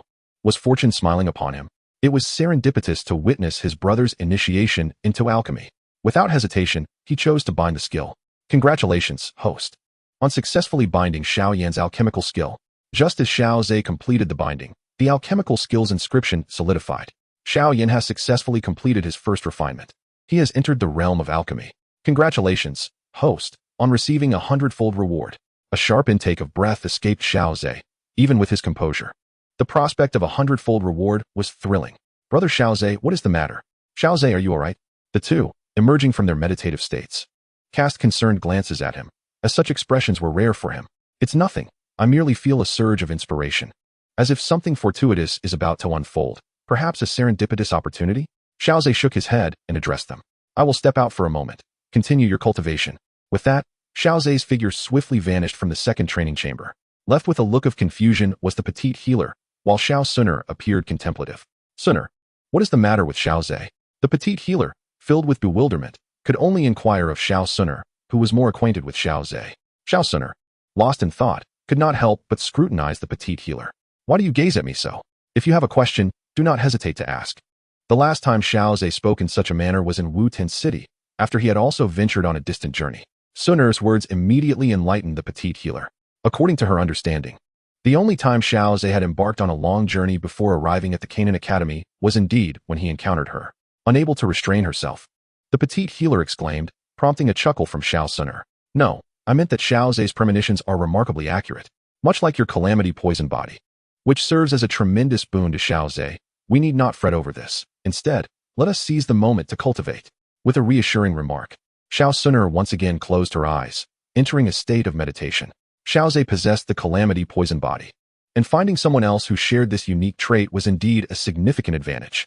However, it was not merely beneficial to Xiao. Rather, it was advantageous to both parties involved. This implied that Xiao might gain substantial benefits this time, necessitating a fervent dedication to his cultivation. As he was falling further behind, before long, the second cultivation chamber once again fell into silence. Meanwhile, Xiao hastily made his way to a secluded spot in the deep mountains. After ensuring the area was secure, he opted to accept the 100-fold reward for his alchemical skills. Chapter 91, Fire Control Ability. Alchemist Ruins. Boom. This marked Xiao's second acceptance of the 100-fold reward. Much like the previous reward for his calamity poison body, this too transpired in an instant. Xiao felt as though he had transcended years in a mere moment, tirelessly honing his alchemical techniques day and night. A torrent of information surged into his mind, causing a dull ache in his temples. The next moment, Xiao opened his eyes. In stark contrast to the feedback reward from the calamity poison body, the 100-fold alchemical reward was entirely focused on the refinement of skills. Stretching out his hands, which had merely been an instant's work, he felt as though he had concocted countless elixirs. It was a truly wondrous sensation. He pondered what level he could currently reach in alchemy. Although Xiao yearned to immediately attempt concocting elixirs, the three essential components of alchemy, materials, fire source, and spiritual perception, presented a dilemma. It is said that a skilled artisan cannot work without raw materials. Without ingredients and a cauldron, what could he possibly achieve in alchemy? He delved into the void within his body, where the golden sapling had undergone a remarkable transformation. A brand new branch had extended from the golden trunk, shimmering with an even more resplendent hue than the colorful luster of the calamity poison body. It seemed as though all the essence of the heavens and earth was condensed within this single branch. Focusing his mind upon the branch, Xiao glimpsed an endless array of spiritual herbs flashing before him. This brought to mind the elders' descriptions of alchemical practices. The alchemist is adept at concocting celestial elixirs. If one were to consider an ordinary alchemist as a creator of spiritual medicines, then the imperial-grade pills are akin to the fusion of heaven and earth, the amalgamation of mountains and seas. Presently, this represents the branches of alchemical arts, manifesting boundless celestial elixirs. As Xiao's alchemical prowess advances, will he eventually unveil a panorama reminiscent of heaven and earth, mountains and seas? Perhaps when these branches reveal such a grand spectacle, it will signify that Xiao possesses the formidable skills to forge imperial-grade pills. He yearns to discern how the system would enhance his fire and wood attributes. With that thought, he extends his palm, commencing the gathering of battle energy. As an apex battle spirit, conjuring tangible flames is indeed effortless for him. With a mere flicker of his will, the golden sapling within the void space trembles slightly. An overwhelming surge of battle energy flows through the branch of alchemical arts, transforming into fire attribute battle energy. This energy courses through his meridians, ultimately materializing in the palm of Xiao. With a sudden pop, substantial flames erupted from his palm, radiating an immense heat. Xiao's soul perception expands, endeavoring to manipulate this flame. Upon contact, he distinctly perceives that this flame is unlike any ordinary fire. It seems that due to his primary water attribute, this flame possesses a hint of liquid quality. Under his control, the flames in his palm flow as if they were liquid, enveloping his forearm. He clenches his fist tightly, forming a fiery armor. Is this what is deemed the flame armor? Alas, my flames are not of the extraordinary kind, failing to match the intensity of the azure fire armor from the inner academy competition of Xiao Yan. This quality bears some resemblance to the sea heart flame. Regrettably, I have yet to master the burning technique, and my current cultivation is still insufficient. At most, I can only subdue one type of extraordinary flame. Otherwise, I would certainly strive to tame the sea heart flame. For now, however, it is best to wait for Xun'er to successfully conquer the Golden Emperor's burning heaven flame, which would naturally grant me access to an extraordinary flame. To forsake the 4th-ranked Golden Emperor's burning heaven flame for the 15th-ranked sea heart flame seems a folly of prioritizing the trivial over the essential. A fleeting thought crossed Xiao Zhe's mind. With a sudden motion, he disperses the fiery armor into a swirling mass, commencing an experiment of his flame control abilities. The flames dance within the valley. Under the guidance of his soul perception, this mass of fire behaves like clay, allowing Xiao Zhe to mold it into various forms. Under his command, the bright yellow flames transform into a majestic fire dragon, soaring freely through the valley. It twists and leaps, scattering the thin mist that veils the valley, and then suddenly dives down to the valley floor. With a thud, the fire dragon is instantly extinguished. The valley's humidity is excessive. Additionally, the distance proves too great for Xiao Zhe to maintain complete control over the fire dragon. Although the fire dragon has been snuffed out, the mist at the valley's base has dissipated somewhat. Upon probing with his soul perception, Xiao Zhe discovers the valley floor littered with the corpses of magical beasts. What piqued Xiao Zhe's interest even more was the sight of a ceiling array below. He never anticipated that one day fortune would smile upon him. As he spoke, ethereal violet wings manifested behind him, and with a slight flutter, he plunged down to the valley floor.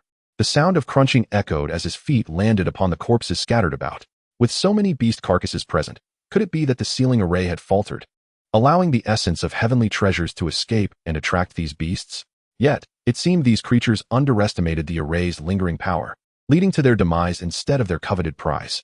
After casting a cursory glance at his surroundings, Xiao Zhe could only arrive at this conclusion. Otherwise, it remained a mystery why such a multitude of beasts lay lifeless here. Once assured that no other threats loomed nearby, Xiao Zhe turned his attention to the ceiling array. To his astonishment, it was shrouded in a veil that obstructed his soul perception. Earlier, while surveying the area from above, he had completely overlooked the existence of this array. Had it not been for the fire dragon fortuitously dispersing the mist, revealing the array to his naked eye, he might have missed this opportunity entirely. This phenomenon of cloaking soul perception surely hinted at the handiwork of an alchemist. For only one well-versed in their craft would possess the foresight to safeguard against potential thievery from kin. Contemplating this, Xiao Zhe summoned a fireball in the palm of his hand. With a flick of his wrist, the fireball rocketed forth, striking the ceiling array with considerable force. Witnessing this, his eyes widened in alarm, and he instinctively shifted his position. The fireball narrowly grazed him, a mere hair's breadth away. Observing the array's damage, it was evident that it had reached its limits, yet it still managed to deflect his fireball, a testament to its formidable strength.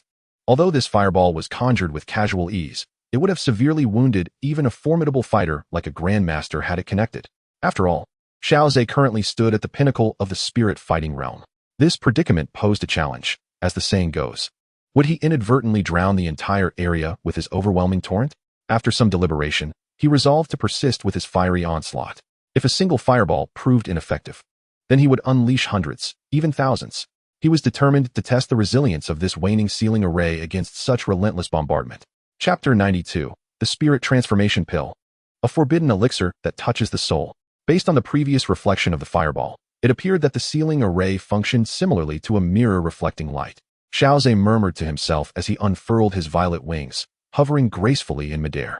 Surrounding him, flames blazed fiercely, shaped by his soul perception into numerous fiery spears. With a downward thrust, the array of flame spears shot forth at the ceiling array. Faced with such a furious and concentrated barrage, the faint glow of the ceiling array flickered incessantly, reflecting the fiery spears back into the valley. Xiao Zhe meticulously selected his angle, ensuring that the spears would strike the valley floor precisely, avoiding any ricochet towards himself. Thus, he no longer needed to frequently evade reflective attacks. The resounding roar of the exploding flame spear echoed throughout the valley, yet Xiao Zhe remained undeterred, continuously conjuring the flame spear and launching it towards the ceiling formation. He could not believe that such a feeble ceiling formation could defy the heavens. The might of the flame spear was not formidable. Indeed, it could only be deemed effective against low-tier cultivators. However, Xiao Zhe's intention was to deplete the energy of the ceiling formation. He could summon the flame spear tirelessly for 3 days and nights without rest. The consumption of his fighting spirit was less than that required for utilizing the flying technique. Xian wings.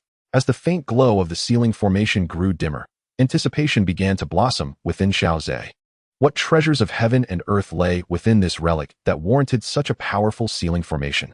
Surely, it could not be that such a formidable barrier was erected merely to guard a trivial note that read, "Just kidding." Crack. Amidst the violent explosion, a crisp sound emerged, though it was barely discernible. Yet, Xiao Zhe, ever perceptive, immediately ceased his assault with the flame spear. Sure enough, the ceiling formation shattered, revealing an entrance. After a moment's contemplation, Xiao Zhe disintegrated the flame spear beside him, transforming it into a fire dragon that surged into the opening. He followed closely behind, the fire dragon illuminating the surroundings, allowing a clear view of the relic's interior. After delving 100 or 200 meters into the relic, Xiao Zhe finally beheld the main attraction. It was a grand palace, entirely forged from bronze, seamlessly crafted as if directly shaped by a powerful being rather than constructed gradually. This was intriguing. It appeared to be the handiwork of an alchemist.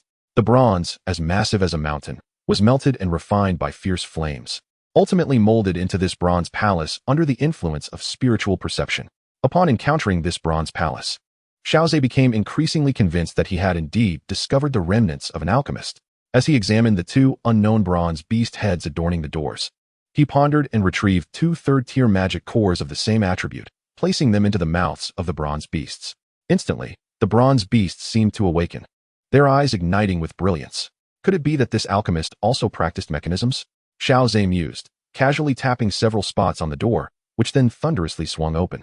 Fortunately, he possessed some knowledge of mechanisms as well. Just as the bronze door revealed a narrow gap, a wave of putrid air assailed his senses, compelling him to retreat several dozen meters.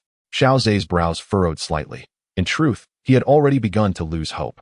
The rancid aura indicated that this was likely a relic preserved since ancient times. Even if there were valuable items within, they would probably have succumbed to the ravages of time.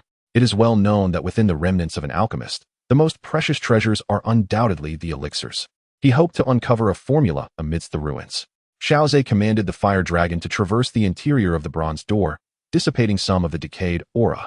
As his soul perception penetrated the space, he shook his head after a while, realizing there was little hope to be had.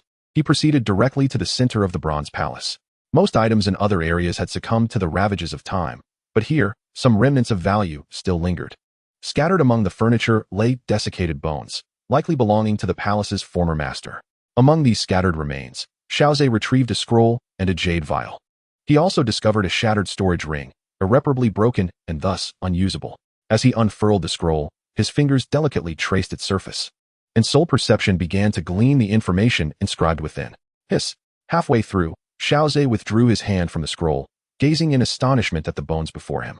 As he had surmised, the former occupant was indeed an alchemist from ancient times.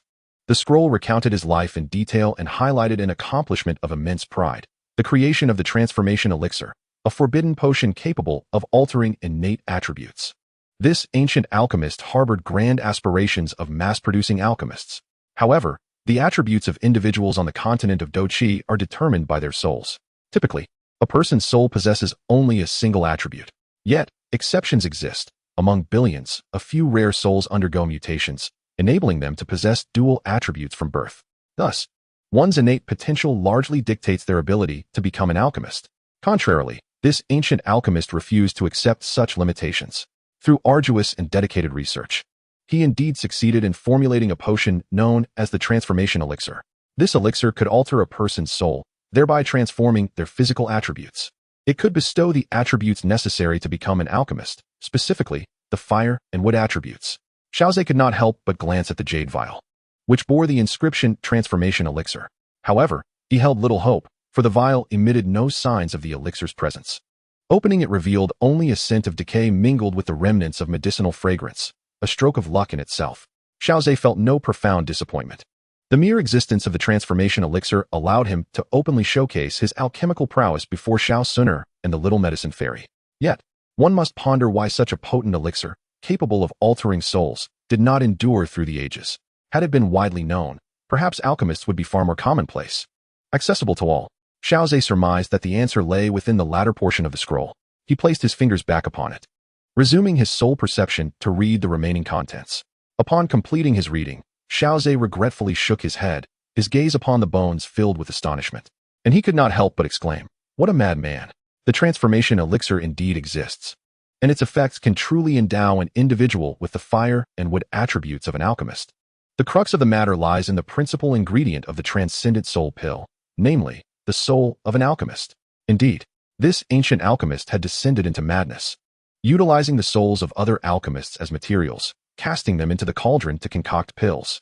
It is precisely due to this utterly deranged conduct that he succeeded in creating the forbidden elixir, the transcendent soul pill, capable of altering souls. However, what astonished Xiao Zhe was that this alchemist did not perish at the hands of a collective assault by other practitioners. Rather, he succumbed to his own hand. Chapter 93. The Pinnacle Cauldron. The Spirit-Infusing Cauldron. The information recorded by this ancient alchemist at the conclusion of the scroll appeared rather disordered. Clearly, his mental state had deteriorated significantly. Nonetheless, Xiao Zhe managed to discern the reasons behind his suicide. The successful formulation of the transcendent soul pill had filled the ancient alchemist with overwhelming joy. Aware that utilizing the souls of alchemists as ingredients was a taboo in the alchemical realm, he conducted his soul-collecting endeavors in secrecy. Until the completion of the transcendent soul pill, the alchemical community remained oblivious to its existence. Prior to the successful creation of the pill, he had consumed many innocent alchemist souls. In the eyes of the ancient alchemist, he had committed no wrongdoing. The alchemical realm required a greater number of exceptional alchemical prodigies. He believed that some individuals, inherently endowed with the talent for alchemy, ultimately failed to even achieve the rank of an alchemist. Such a waste of the divine gift bestowed upon them. With his transcendent soul pill, these seemingly useless alchemists could be repurposed, granting those with powerful souls yet lacking the firewood affinity the opportunity to qualify as alchemists. Perhaps, this could even foster a new generation of prodigious alchemists. He bestowed the first 2 transcendent soul pills upon his servants. Upon confirming that his servants possessed the firewood affinity, he was finally at ease. He then began to procure the finest materials to concoct the transcendent soul pill for his son. This was his only son, born with an exceptionally potent soul perception. Yet, fate played a cruel trick. His son did not inherit the firewood affinity. The fact that his son could not follow in his footsteps as an alchemist was one of the reasons for his pursuit of the transcendent soul pill. The turning point arrived after his son ingested the transcendent soul pill. The ancient alchemist was horrified to discover that while his son had indeed acquired the firewood affinity, his soul perception had significantly diminished. Upon careful examination, he found that his son's soul had sustained damage. The deterioration of the soul and the weakening of soul perception were already grave matters. In severe cases, they could even lead to instantaneous death. This revelation prompted him to immediately examine the soul conditions of the 2 servants. The results shattered his beliefs and plunged him into despair.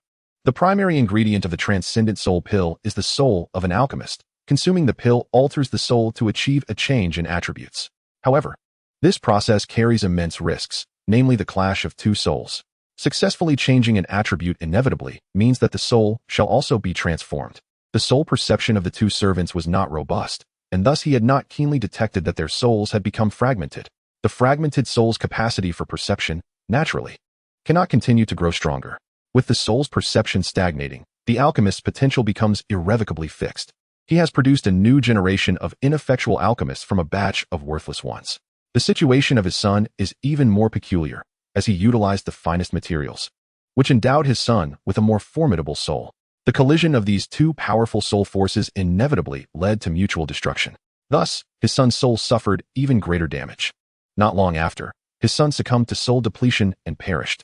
Upon witnessing this, Xiao Zhe could not help but shake his head. Those who toy with the essence of the soul ultimately find themselves ensnared by it. Following his son's demise, 2 servants also perished in succession due to soul damage, conclusively declaring his failure in concocting the soul transformation pill.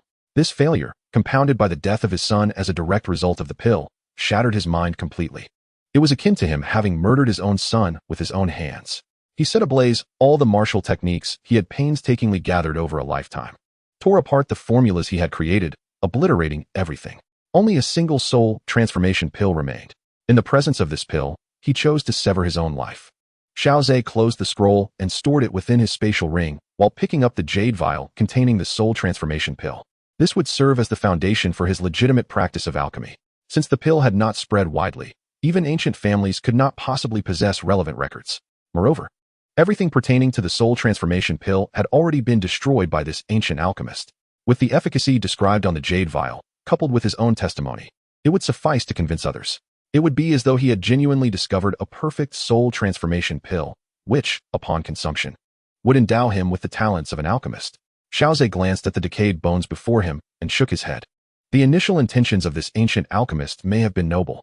He aimed to bestow his son with the gifts of an alchemist, to grant everyone the possibility of becoming one. His relentless endeavor to create the soul transformation pill, however, after years, even decades, of setbacks, ultimately drove him to madness. The moment he began to use the souls of alchemists as ingredients for the pill, he had irrevocably embarked on a path of corruption. From that moment forth, his fate was sealed as a consequence of his own actions. The flawed soul transformation pill ended his son's life.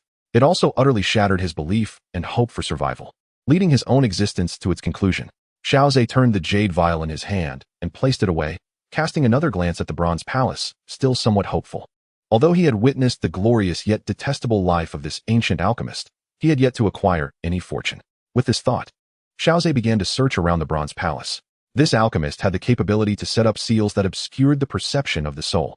Perhaps his earlier exploration with soul perception had indeed overlooked something. True treasures would undoubtedly be impervious to the ravages of fire. Before long, Xiao Xun'er truly stumbled upon a delightful surprise. In the rear hall of the bronze palace, after clearing away a considerable amount of debris, Xiao Xun'er was confronted by an incredibly obscure ceiling formation. Indeed, even his soul perception could not detect it. Xiao Xun'er resorted to his previous tactics to dismantle this ceiling array. Subsequently, under his manipulation, a fire dragon flowed across the ground like liquid. Under the searing heat, the bronze surface seemed to be invigorated, slowly sinking until it finally unfolded downwards like two grand doors. What caught his eye was a massive medicinal cauldron. Upon observing the top of the cauldron, Xiao Xun'er noticed a jade slip resting above it. With a swift motion of his hand, he drew the slip into his grasp. After absorbing the information contained within, he felt a sense of relief. Yet, when faced with the cauldron that had accompanied him for decades, he found himself unable to part with it. The alchemist's cauldron was not merely a tool, but a steadfast companion, a cherished friend through countless days and nights. Throughout his decades of crafting the transformation elixir, the cauldron known as the spirit-nurturing cauldron had been his most loyal ally. Thus, he ultimately could not bring himself to relinquish it. According to the description in the jade slip, alchemist cauldrons were categorized from 1 to 8 tiers, ascending from lower to higher. Beyond that lay the celestial cauldron rankings. Each cauldron listed on the celestial cauldron rankings was coveted by countless alchemists. Although the spirit-nurturing cauldron had not ascended to the celestial rankings, it was by no means inferior to those that had. Chapter 94. The exchange of elixir quotas for medicinal materials, revealing its utility. The spirit-nurturing cauldron, while not gracing the celestial rankings, could nonetheless compete with those that did. Xiao Xun'er held no doubts about the descriptions within the jade slip. The ancient alchemist's ability to formulate the transformation elixir was indeed attributable to the prowess of the spirit-nurturing cauldron. The benefits of the spirit-nurturing cauldron were manifold, yet the one that incited envy and fervor among alchemists was its capacity to enhance the spiritual essence of elixirs. It is well known that only high-tier elixirs possess the privilege of spiritual attributes. Moreover, the higher the tier, the more arduous the crafting process, making the enhancement of spiritual essence increasingly challenging.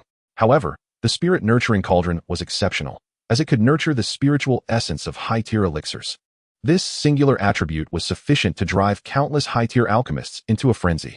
Xiao Xun'er reached out to caress the spirit-nurturing cauldron, its body gleaming a dark silver, exuding an aura of latent potential. Nevertheless, Xiao Zhe's formidable soul perception allowed him to detect a faint spiritual essence within the cauldron. This aligned with the elder alchemist's assertion that the cauldrons on the celestial rankings possessed spiritual attributes. Thus, it was evident that the ancient alchemist's appraisal of the spirit-nurturing cauldron was not exaggerated. Indeed, the mere fact that the spirit-nurturing cauldron possessed the terrifying ability to nurture the spiritual essence of high-tier elixirs could propel it to the forefront of the celestial rankings. As Xiao Xun'er engaged his soul perception to connect with the cauldron's spiritual essence, he discovered that it did not reject him. With a sigh of relief, he stored the cauldron within his spatial ring. Acquiring a cauldron that could rival those at the forefront of the celestial rankings felt akin to stumbling upon a rare earth-tier martial technique. Xiao Xun'er continued his exploration within the bronze palace. After a fruitless search, he was compelled to concede defeat. Returning to the entrance of the bronze palace, he closed the grand bronze doors and retrieved the third-tier magic core from the mouth of the bronze beast. Sensing a slight depletion of energy within the magic core, Xiao Zhe remained unfazed, choosing to store it within his spatial ring. In comparison to the bountiful gains he had achieved here, the energy consumed was but a trifling matter. Upon returning to the valley, Xiao Zhe transported the carcasses of several large magical beasts to conceal the cave entrance. Coupled with the valley's mist, it would be nearly impossible for anyone to discover this hidden entrance unless they happened to fall into the valley. With a gentle flutter of his Ziyun wings, Xiao Zhe soared into the sky. During his journey back, he took a moment to glance at the crystal card that indicated his alchemical quota. Noting that he had yet to utilize any of its capacity, it seemed rather unwise to exchange directly for pills from the alchemy department, especially now that he had acquired the skill of alchemy himself. It would be far more prudent to exchange for raw materials and concoct the pills personally. However, he would need to communicate with the elder overseeing the exchange. Such minor requests were generally met with approval. With this thought in mind, Xiao Zhe set his course for the internal alchemy department. Upon checking the system panel, he found, as expected, that the subsequent feedback from Xiao Yan's alchemy efforts was indeed several times greater, with the maximum being tenfold. It appeared that the initial feedback from the first subsidiary was likely guaranteed at 100-fold. Whether it was the feedback from the Little Medicine Saint's cursed toxic body or Xiao Yan's alchemy, both were blessed with this 100-fold return during their initial attempts. However, subsequent enhancements saw the feedback ratios dwindle significantly, with occasional high multiples only reaching into the dozens, far from the initial feedback's magnitude. Thus, Xiao Zhe found himself hoping that the power of Ziyang's bloodline would not increase alongside his cultivation. Ideally, he wished to reserve the first subsidiary feedback for the Dragon Phoenix source fruit. Imagine the terror of a 100-fold return from such a treasure. A fleeting thought crossed his mind as he collected the alchemical feedback from Xiao Yan displayed on the panel. Compared to the feedback from the Little Medicine Saint, Xiao Yan's alchemical returns were notably more frequent. This meant that with each successful concoction, Xiao Yan would provide Xiao Zhe with yet another opportunity for feedback. As the knowledge of alchemy blossomed in his mind, a radiant smile graced Xiao Zhe's face. Oh, dear third brother, you must strive to enhance your alchemical skills. Given Xiao Yan's diligent approach to alchemy, Xiao Zhe could already envision the potential. Since the probability of achieving high multiplicity feedback was low, he resolved to amass quantity instead. Xiao Zhe was determined. With so many alchemical feedbacks, he would surely obtain at least one new 100-fold return. Upon formally entering the internal courtyard, Xiao Zhe made a beeline for the alchemy department. Elder Xue, it has been too long. What brings you to the internal courtyard?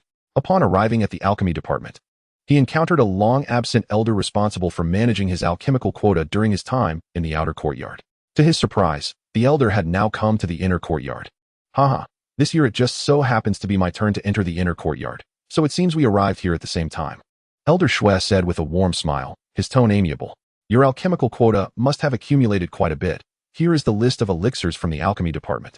Xiao Zhe gently shook his head, declining the list of elixirs presented by Elder Xue. Recently, I stumbled upon an extraordinary opportunity, and by a stroke of luck, I have acquired the talent of an alchemist. Thus, I wish to exchange these elixirs for medicinal herbs, in an attempt to hone my skills as an apothecary. Surely, it would be a waste otherwise. Upon hearing this, Elder Xue's mouth fell agape. Had it been anyone else but Xiao Zhe making such a claim, he would have likely expelled them outright. To acquire the talent of an apothecary in just 2 days seemed utterly preposterous. Observing Elder Xue's disbelief, Xiao Zhe felt compelled to present the vial of transformation pills for his inspection. Indeed, the continent of Duqi is remarkably enigmatic, possessing even such extraordinary elixirs. Elder Xue remarked, hesitating momentarily before shaking his head. He instructed Xiao Zhe to select the herbs from the apothecary's repository and return to him to offset the cost with his potion credits. Xiao Zhe, unreserved, entered the herb management chamber, his eyes gleaming at the sight of the abundant piles of medicinal materials before him. This particular repository was evidently not the advanced management vault that Xiao Yan had accessed. The herbs here, while not exceedingly rare or precious, were plentifully stored. Yet for Xiao Zhe, they sufficed. Among the myriad of alchemical knowledge he had acquired, there were, of course, formulas for potions. Are you truly intent on exchanging for so many? Elder Xue inquired with a gasp. Indeed, Xiao Zhe affirmed with a nod. With a sigh, Elder Xue proceeded to assist him. Aware that such a prodigy must have his own aspirations, he resolved to let Xiao Zhe experiment first, should he encounter difficulties. Elder Xue would be there to offer his assistance. After expressing his gratitude to Elder Xue, Xiao Zhe clasped his hands in thanks, accepted the crystal card for the potion credits, and subsequently stored the herbs within his spatial ring. The elders he encountered at the Jian Academy were, to be frank, genuinely kind towards him. Xiao Zhe held a deep-seated respect for them. After once again conveying his thanks, he took his leave of Elder Xue.